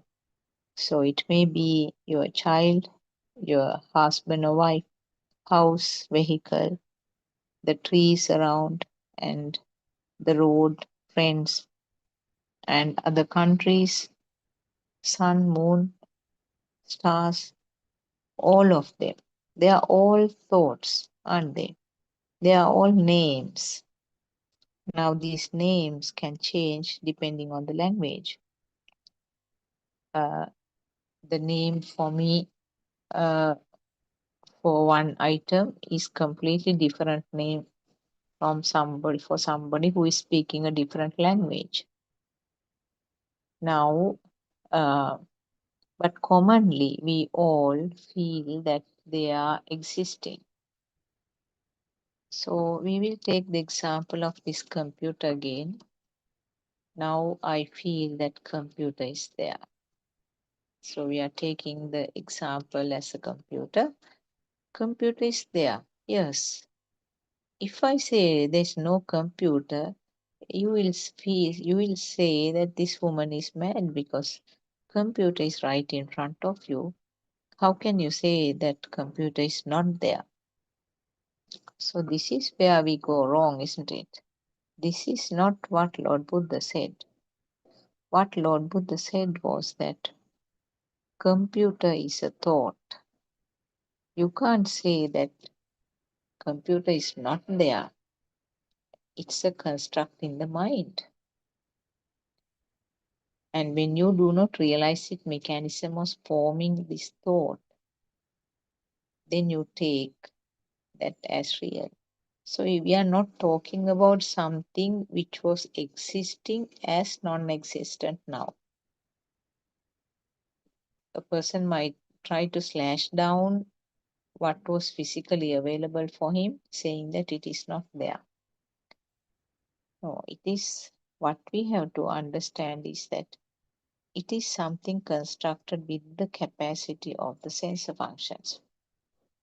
What we experience, not 100%, 200, 300%, depends on the capacity of the sensor function. Something created at the sensor level. The real truth is we do not exactly know what is really there in the outside world. There is no way of finding. With all sorts of technology, all sorts of very advanced types of equipment, we think that we experience the world in a better way. We think that we know quite a lot about the galaxy and the space. But no one has realized that whatever this advanced equipment gathers is screened through the sensors that we are having. So we know exactly whether this advanced equipment is giving us a correct picture? We don't know. What is experienced at our eye level, what is vibrated at the eye level is what we experience. This is common to all five senses. So we are happy inside that shell, so-called our mind bubble. We feel safe and we feel contented and we think that what we are experiencing is exactly what is there outside.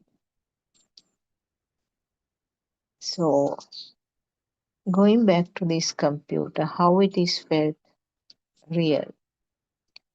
Now we know that the five senses have the ability to create something at that level, but no description about it. The eye will function as a camera and capture